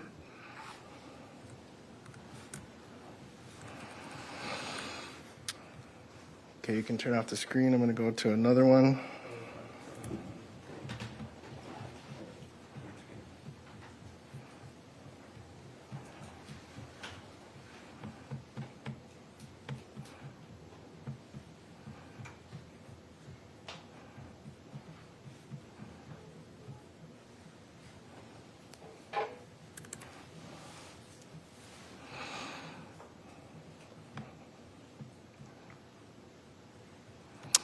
Okay.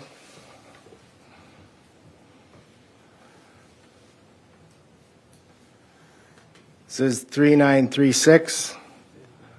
Is that you, Ariel, and Sergio on the top left? ¿Dónde? Where? Right here. Sergio, Ariel, you. Yeah. Yep. See? Yes. You still haven't walked back to your tubes? I don't remember. Well, in the He's photo. standing there, but in the picture, I don't know if it's after or before. Sure. Okay. Right?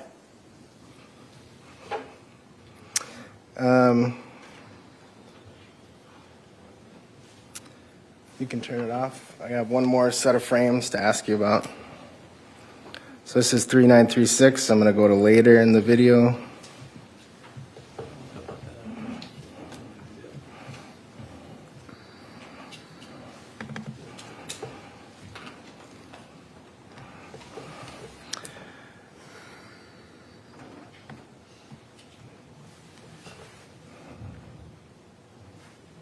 I'm ready.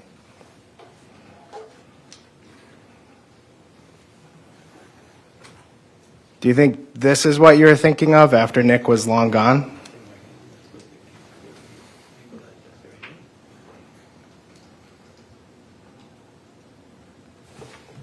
This is you, right? Yeah, that's me. And here's a girl standing by a group of other women pointing at you from a ways away? Or in your direction? I'm not sure, but this guy is coming this way from there. Probably one of the guys was in the middle. I said to him, stay there, stay there. The guy's behind the yellow teacher. This guy? Probably was that one. It was right here, in the front, this guy right here. This Like guy? here. Right here? Yeah, no, he's walking here in the picture. You can see he walk. When I say stay there, and he walked the other way. But in that time, he probably was right here when I have my finger, something like that. Let's keep going, we'll see.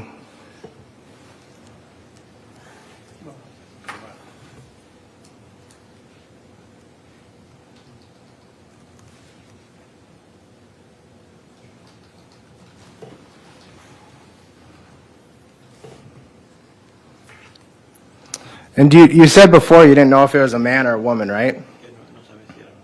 Who was pointing, and then and walking towards you and pointing, and then No, what was a man? it was a man. Was a man. If it was here, it would have been after Nikolai was long gone, right? ¿Cómo? It would have been What did you after say? Nikolai. Sorry.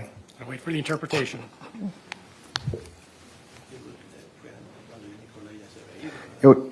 It would have been long after Nikolai was gone, right? Yeah, but the person, when he started pointing me, empezó a señalar hacia nosotros. Started pointing towards That's a us. start when Nico coming this way. So that's what I'm saying. I'm not sure he was in the picture or whatever the video was right there. He's as like he turned this way to the other people, but before he was a little more far and he pointed to us.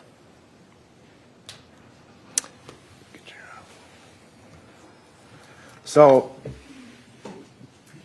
before when I asked what did Nikolai say, if anything, to you when he passed you, you said you didn't know because the guy was coming towards you.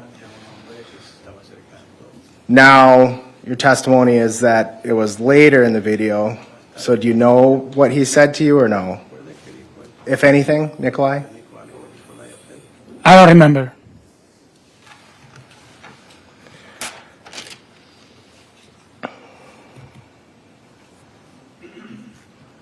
And you'd agree you got pretty close to where Nikolai was with the group, right?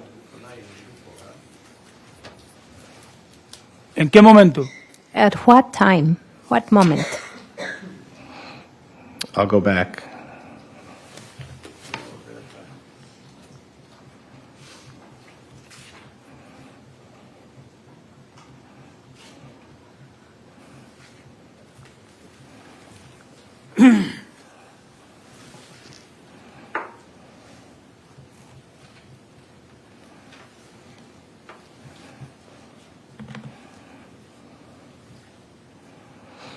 Can we have the screen?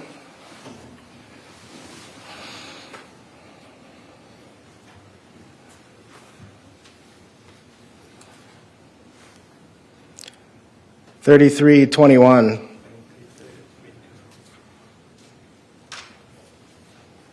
You got,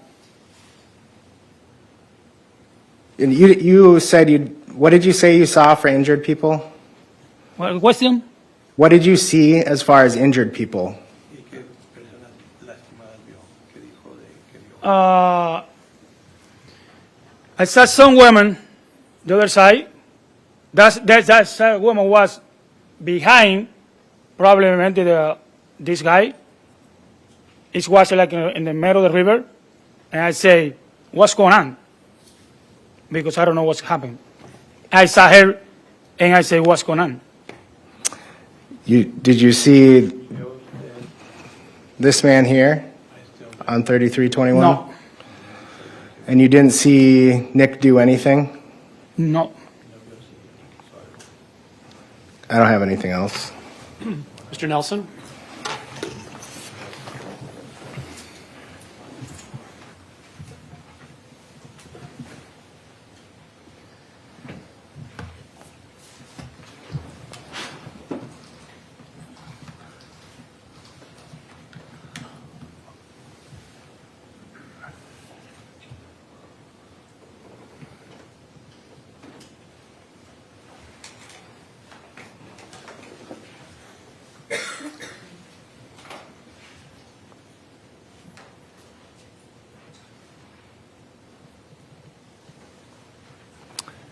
Can I have the screen?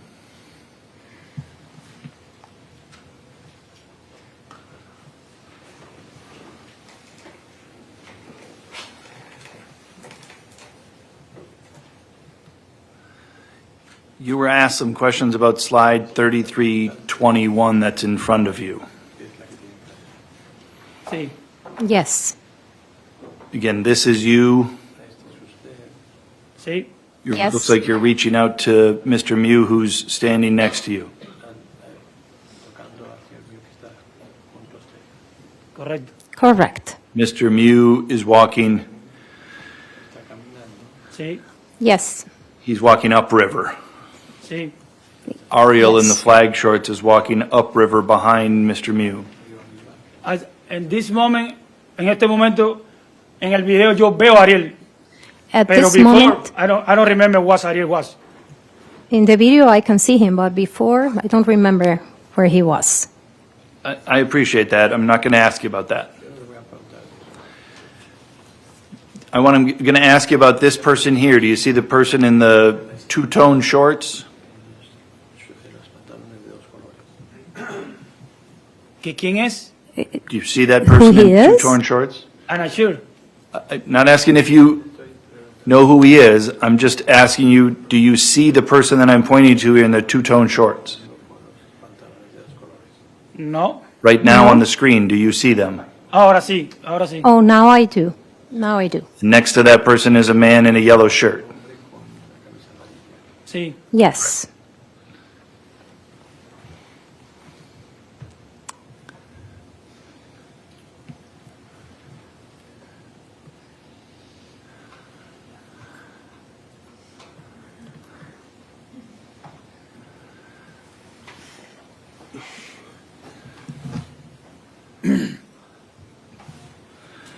I want to now ask you questions about slide 3922. Okay? Sí. Yes. You haven't watched the video, have you? Yes. You Yes. agree that you have not? No. No. Poor question on my part. Have you watched the video or have you not watched the video? No. No. The screens, the slides that we're showing you go in sequential order. So the first one is 0, the last one is 4,819. Does that make sense? Sí. Yes.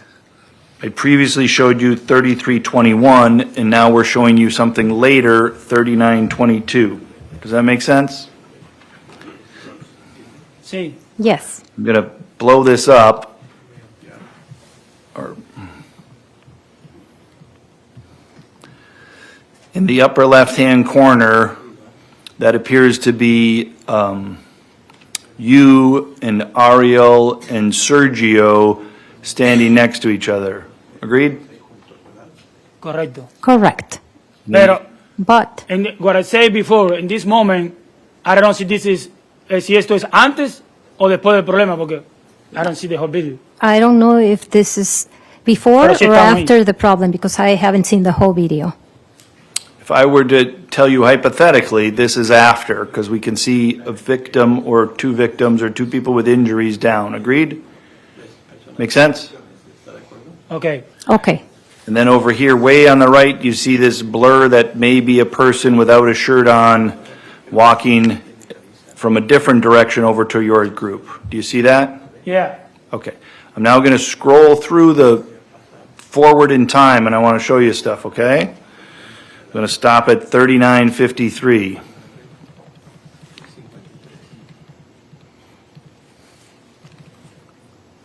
I'm going to blow this up.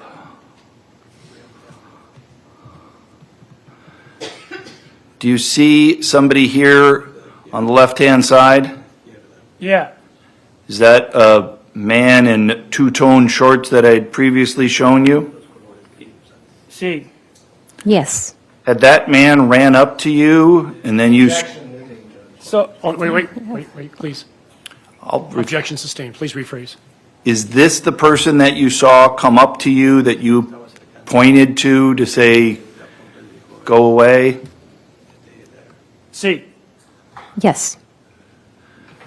And as we move forward here in time, the person in the yellow shorts that was in a different spot before is there too, correct? Sí. Yes. And then as we move forward to 4012, excuse me, you now see the woman pointing the finger at you, correct? Correcto. Correct. That's what I say what's going on. Understood. When you previously, when you spoke to the police, was there a Spanish interpreter there? No. No. Sometimes when you've spoken today, you've answered in English. Agreed? Sí. Yes. You, fair to say your preferred language is Spanish? Español. Spanish. You know some English. Sí. Yes. If you wanted to communicate something really important and make sure you were accurate, would you say it in Spanish, or would you say it in English, or would you say it in some other language? Español. Spanish. Why? Porque hay muchas palabras en inglés que tienen diferentes significados. Because there are many words in English that Y a have different a la hora meanings. de uno contestar, puede ser que la respuesta no sea correcta. And when one answers, maybe the answer is not the correct one. Also, when you hear words, is it easier for you to understand the words spoken to you when the words spoken to you are in Spanish rather than in English?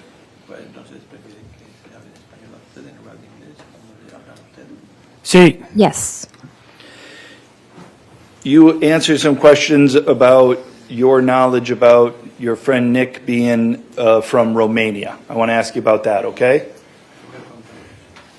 Correcto. Correct. Do you know exactly when Nick Mew immigrated to the United States? No. Do you know what age he was? No recuerdo. I don't remember. Do you know whether in fact he was or was not in the military at any point? No. No. When you spoke with the police, you told them you thought he might have been in the military for the reasons that you said here, because communist countries sometimes require that, correct? Mandatorio, sí. Mandatory, yes. You also told the police that you didn't actually know. You told them several times, I don't know, I don't know, I don't know. Correcto. Correct. Do you have actual knowledge as to whether Nick Mew was in Romania and served mandatory service for his country? No. No.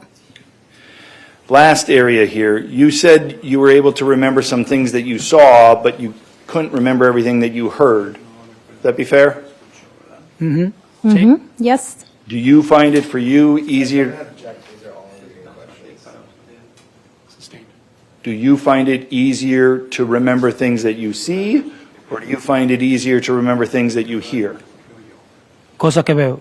That I see. That's all. Mr. Anderson? Is your testimony today important? Súper importante. Very important. Sometimes you answer in English, Oh, sí. Sí. Oh, yes. because you're also comfortable speaking in English. Because, a veces lo entiendo, a veces no. Sometimes I understand it, sometimes I don't. If you told the officer, he said that somebody took his knife in his pocket, that's something you can easily understand in English, right?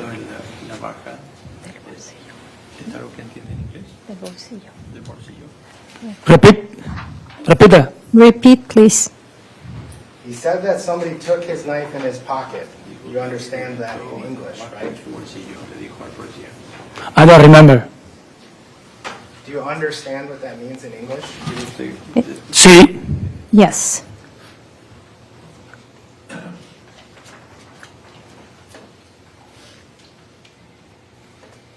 And if you told that to the officer 17 times, do you think you said that because you remembered it at the time? I don't know how many times you say 17 times. I don't remember. Do you want to see the transcript? You can show me. It's highlighted and there's numbers next to it.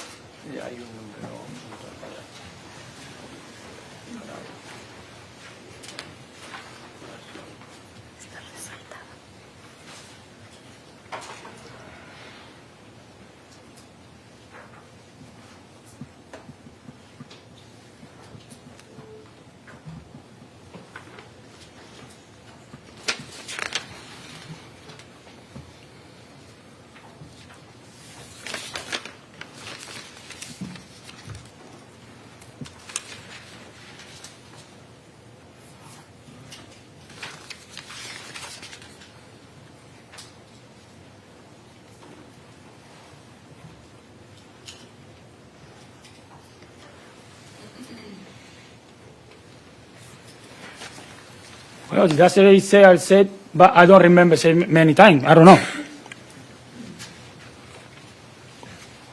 Do you agree or not agree that you told the officer that 17 times? I don't remember. You don't remember that, but you remember something you didn't tell the police from almost 2 years ago? What do you mean? ¿Cómo que algo que yo no le dije a la policía hace 2 años? What do you mean? Something that I didn't tell the police 2 years ago. This is a 13-page transcript, and there's 17 times on here where it says something about, he said they took my knife. Objection, asked and answered, cumulative. Sustained. He said he didn't remember. Ya lo dijo esto ya. Nothing else, Judge. All right. Thank you, Mr. Torres. Torres. Señor. My apologies. You are excused. You may step down. Torres Chaguez. Yeah. Yes, that was the part I was missing.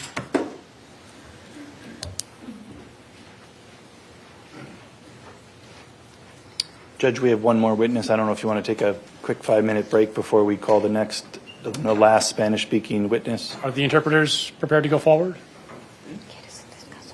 No, I'm fine. Good. Let's fine, continue. Your Honor. All right. Let's try to approach quickly.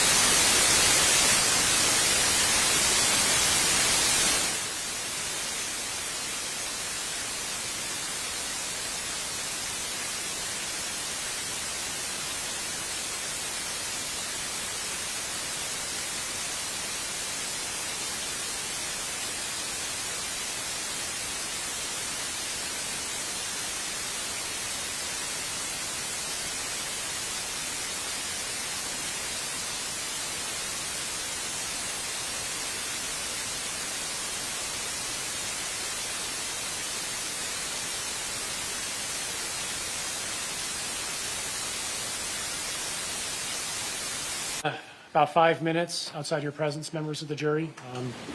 Please take the jury out. All rise for the jury.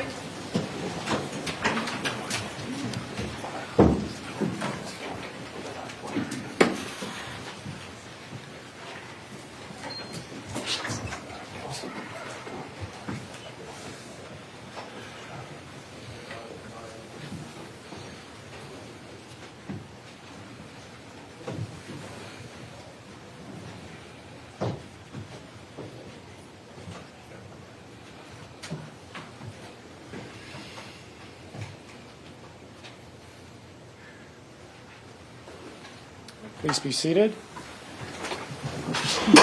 We are outside the presence of the jury, meeting with the attorneys and Mr. Mew.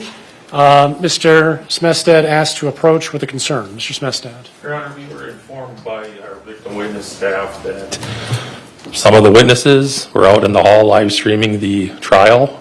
They're under a sequestration order.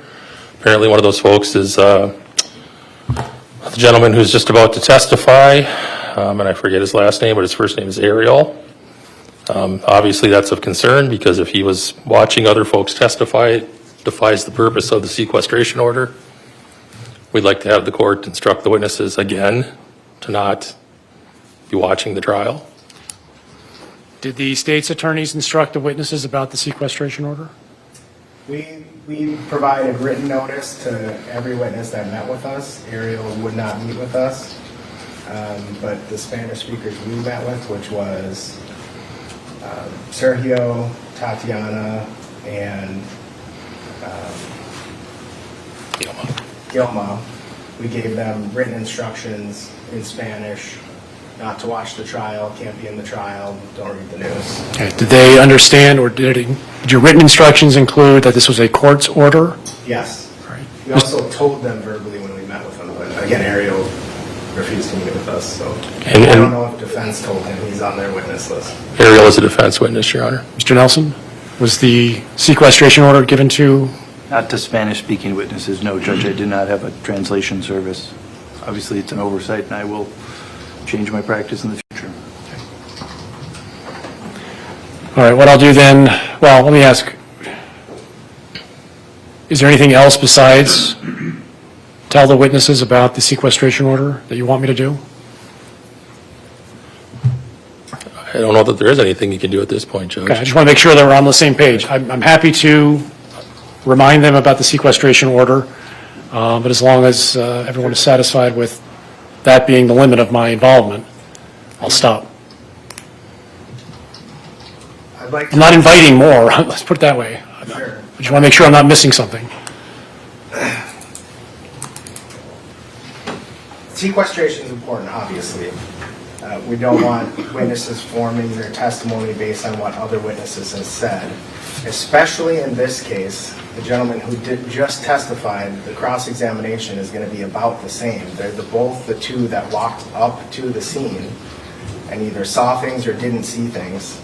He now knows what to expect on cross-examination. He's seen his friend go through it and heard it go through it. I think, and defense did not tell them about the sequestration order, which is just as much their duty as it is our duty. So I think it is knows what to expect on cross-examination. He's seen his friend go through it and heard it go through it. I think, and defense did not tell them about the sequestration order, which is just as much their duty as it is our duty. So I think it is a pretty big problem. I might ask for some sort of curative instruction that defense did not inform their witnesses of the sequestration order. But I think we can address that later. For now, I think it will be a point for cross. Mr. Nelson, anything to add? No, Judge. All right, what I plan to do is invite the witnesses in. I will assume that they had not received or fully appreciated the extent of the sequestration order. I'll explain it to them with the benefit of the interpreters. If the state wishes to cross-examine, you may.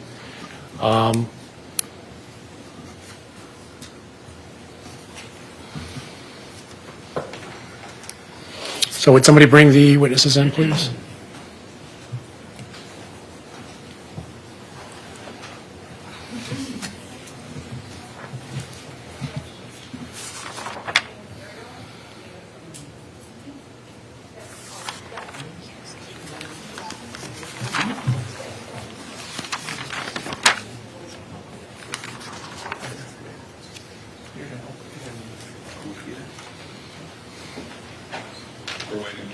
Okay.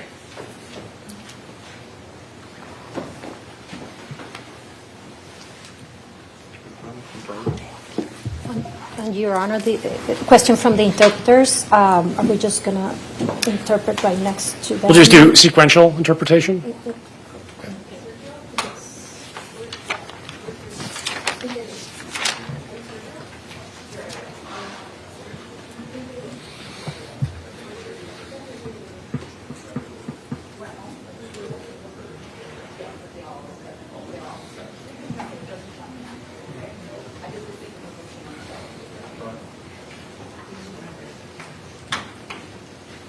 All right. Welcome back, everyone. We have Ms. Costanza. There she is. Ms. Torres. Mr. Ruiz Leyva? He left. He left. Okay. Ms. Ruiz Leyva. Here. Mr. Torres Chaguez. And Ariel. Here. What is your last name? Chaguez. Chaguez. Okay, Ariel Chaguez. At the beginning of the trial, I told the attorneys to tell all of the witnesses that they were not. Ms. Torres? Yes. Mr. Ruiz Leyva? He left. He left. He left. Okay. Ms. Ruiz Leyva? Here. Mr. Torres Chaguez? Okay. And Ariel, Here. what is your last name? Chaguez. Chaguez. Okay, Ariel Chaguez. At the beginning of the trial, I told the attorneys to tell all of the witnesses that they were not to discuss their testimony with other witnesses. I also told the attorneys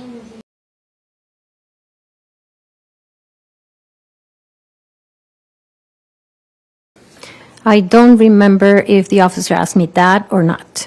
Let me just ask you this. As you sit here today, do you remember on July 30th, was Nick Mew angry or was he calm or did he have some other character, demeanor that you noticed? No, solo él estaba calmado. No. Zona pasivo. He was calm. He was calm. Okay.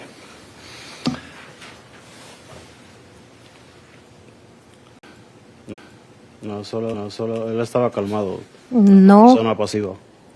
He was calm. He was calm. Él estaba calmado. No. Zona pasivo. He was calm. He was calm. Okay.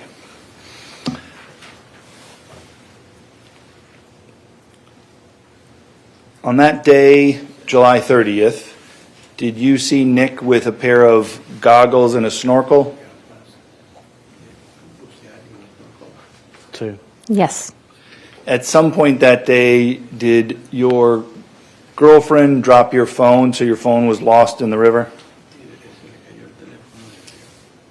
Sí. Yes. I want to ask you questions before the phone was lost, okay? Okay. Okay. Before the phone was lost, do you remember Nick using the goggles and snorkel to swim in the river at different times? Sí. Yes. When he did that, was he wearing his hat?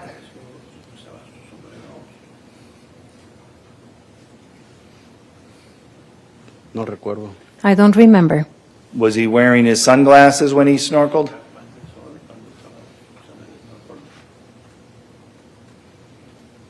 La tenía antes de usar el snorkel. I remember he had them on before using it. Do you remember that he put his glasses back on after he was done snorkeling? No, no recuerdo. No, I don't remember. Okay. I want to just jump ahead now to the phone and it being lost, okay? What did you guys do when you lost your phone?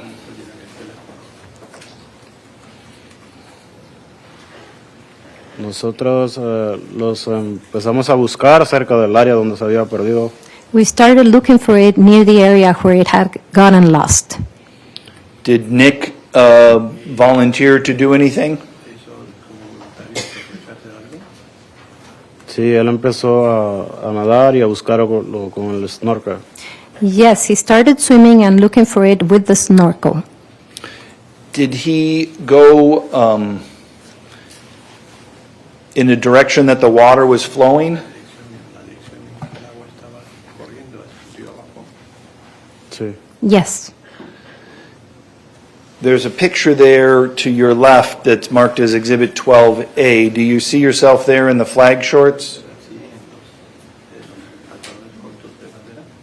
Sí. Yes. Is that the phone or in a lanyard around your neck?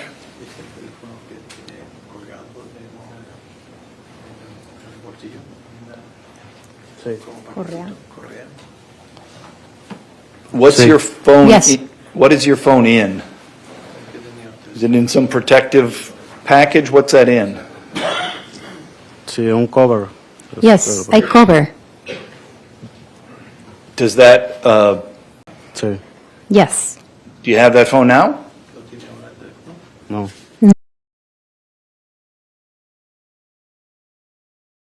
In a lanyard around your neck?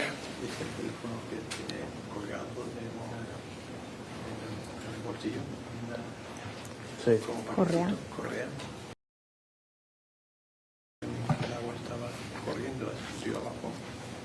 Sí. Yes.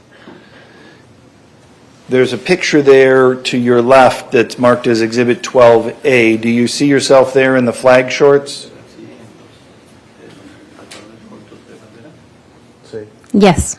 Is that the phone or in a lanyard around your neck?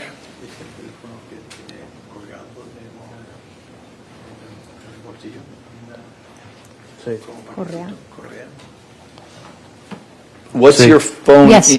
What is your phone in? Is it in some protective package? What's that in? Sí, un cover. Yes, I cover.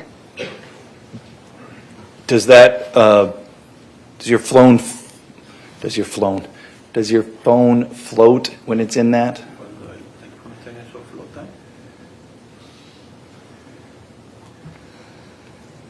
Supongo que sí. I suppose it does. You lost your phone that day, correct? Sí. Yes. Do you have that phone now? No. No. Did you get returned to you at some point? Sí. Yes. Who returned it to you? Un sheriff de, creo que de aquí. A sheriff, I believe, from here. Do you understand the police found your phone eventually? Sí, lo encontraron. Yes. And you got it back? Sí. Yes. Before the police found your phone, did you see Nick go and look for it?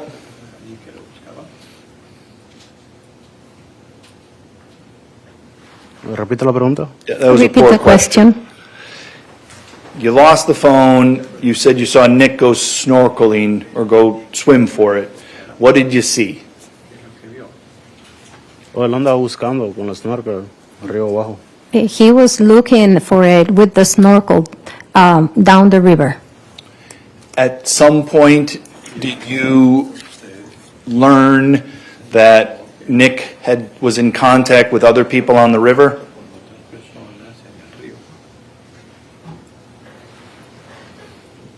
Sí. Yes. Was that because something you saw or something you heard? Lo oí por su mujer. I heard it from his wife. What did you hear from his wife? Ella dijo que Nick estaba en problemas. She said that Nick was in trouble. What did you do when you heard that? So, mi novia me dijo que fuera a ver qué estaba pasando. My girlfriend told me to go look and see what was going on. Did you go look and see? Sí. Yes. Did you walk downriver towards where Nick was? Sí. Yes. As you were walking there, what did you see? Pues primero estábamos bien lejos, que, no sé exactamente la distancia, pero estábamos lejos. Well, at first we were very far away. I don't know the distance exactly, but we were very far away. So, yo empiezo a caminar y iba con mi cerveza en la mano. So I started walking. I had my beer on my hand. Y que me voy acercando un poquito, veo pero estábamos lejos. Well, at first we were very far away. I don't know the distance exactly, but we were very far away. So, yo empiezo a caminar y iba con mi cerveza en la mano. So I started walking. I had my beer on my hand. Y que me voy acercando un poquito.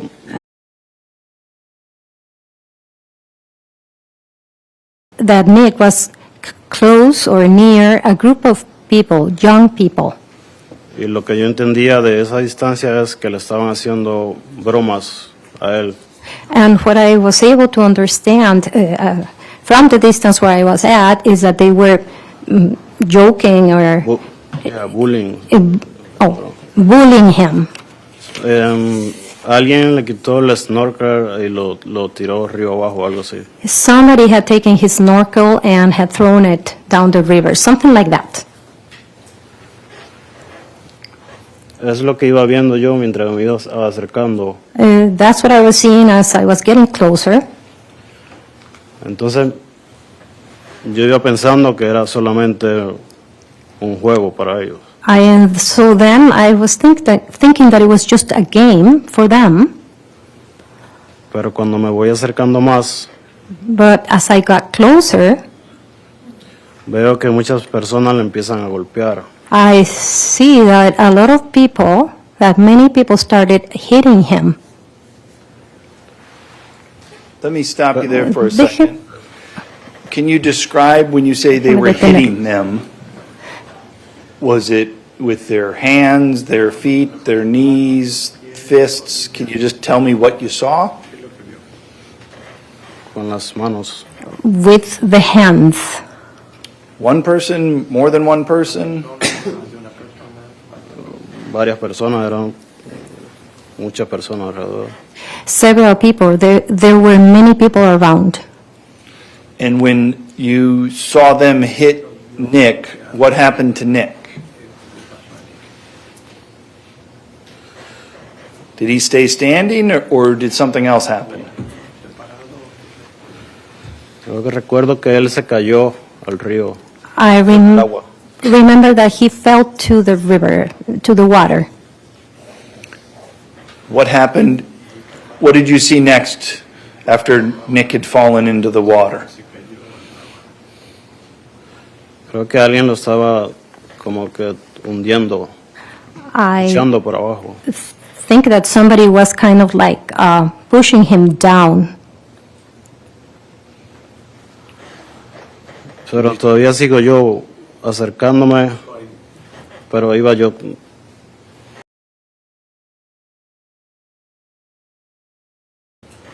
As you got closer, what did you see next? You see next?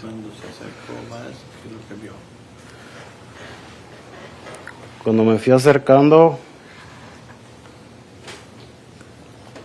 vi que alguien empezó a sangrar.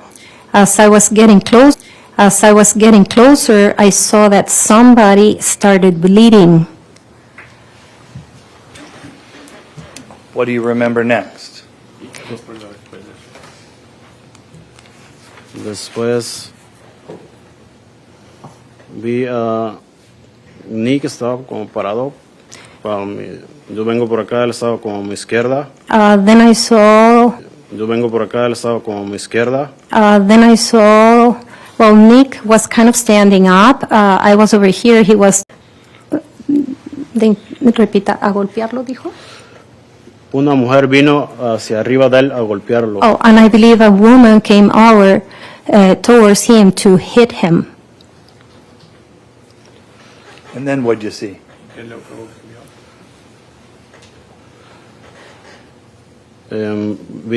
Nick respondió, pero, se defendió. Nick responded. He defended himself. Ya había muchas personas alrededor. There were many people around. Y fue muy rápido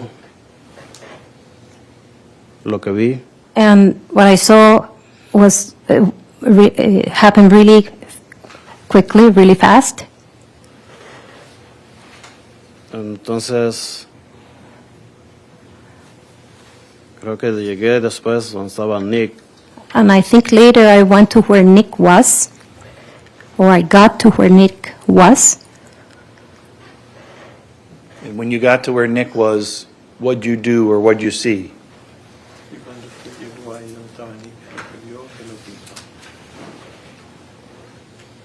Yo solo vi que él estaba, creo que se había levantado. I only saw that he was, I think he had gotten up.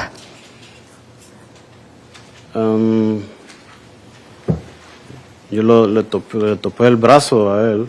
I touched his arm. Pero en ese momento ya había mucha sangre frente de mí de las otras personas. But at that moment there was a lot of blood right in front of me, blood that belonged to the other people. Esto pasó muy rápido, solamente estoy tratando de decir lo que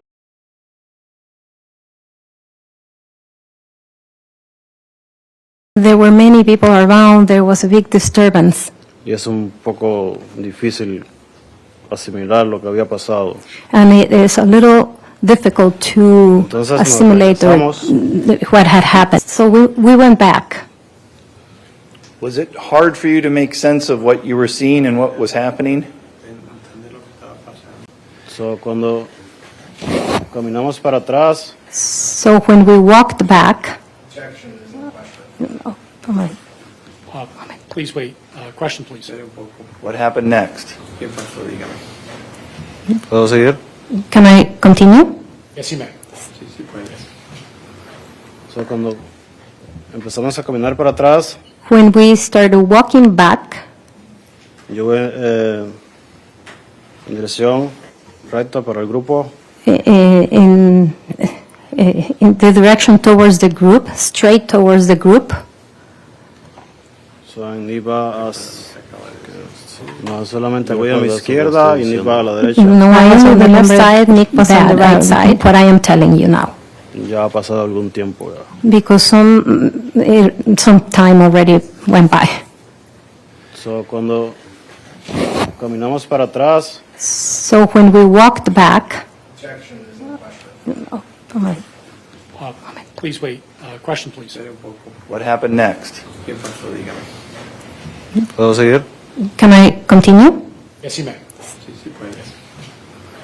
So, cuando empezamos a caminar para atrás, When we started walking back, yo voy en dirección recta para el grupo.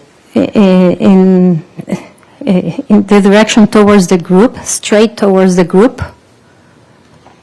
So, iba yo voy a mi izquierda y ni va a la derecha. I was on the left side, Nick was on the right side. En ese momento que hemos caminado un poco, And at that moment, when we had walked a little, veo yo que sale de la otra orilla del río el joven con la herida en el estómago. I see that on the other side of the river was the young man with the injury to his stomach. Y estaba gritando. He was shouting, Lo que me hiciste, lo estaba como gritándole a Nick. "Look what you did to me." He was kind of yelling or shouting at Nick. Y en ese momento el muchacho cayó al agua. And at that moment, the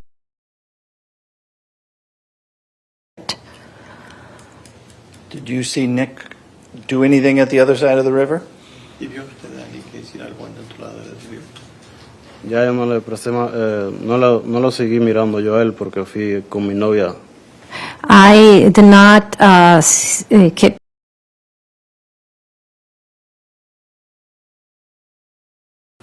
So, entonces seguimos caminando. So we continued walking, So, yo me dirigí hacia el grupo. and I kept going towards the group, And Nick siguió a la otra orilla del río derecho. and Nick kept going to the other side of the river, straight. Did you see Nick do anything at the other side of the river?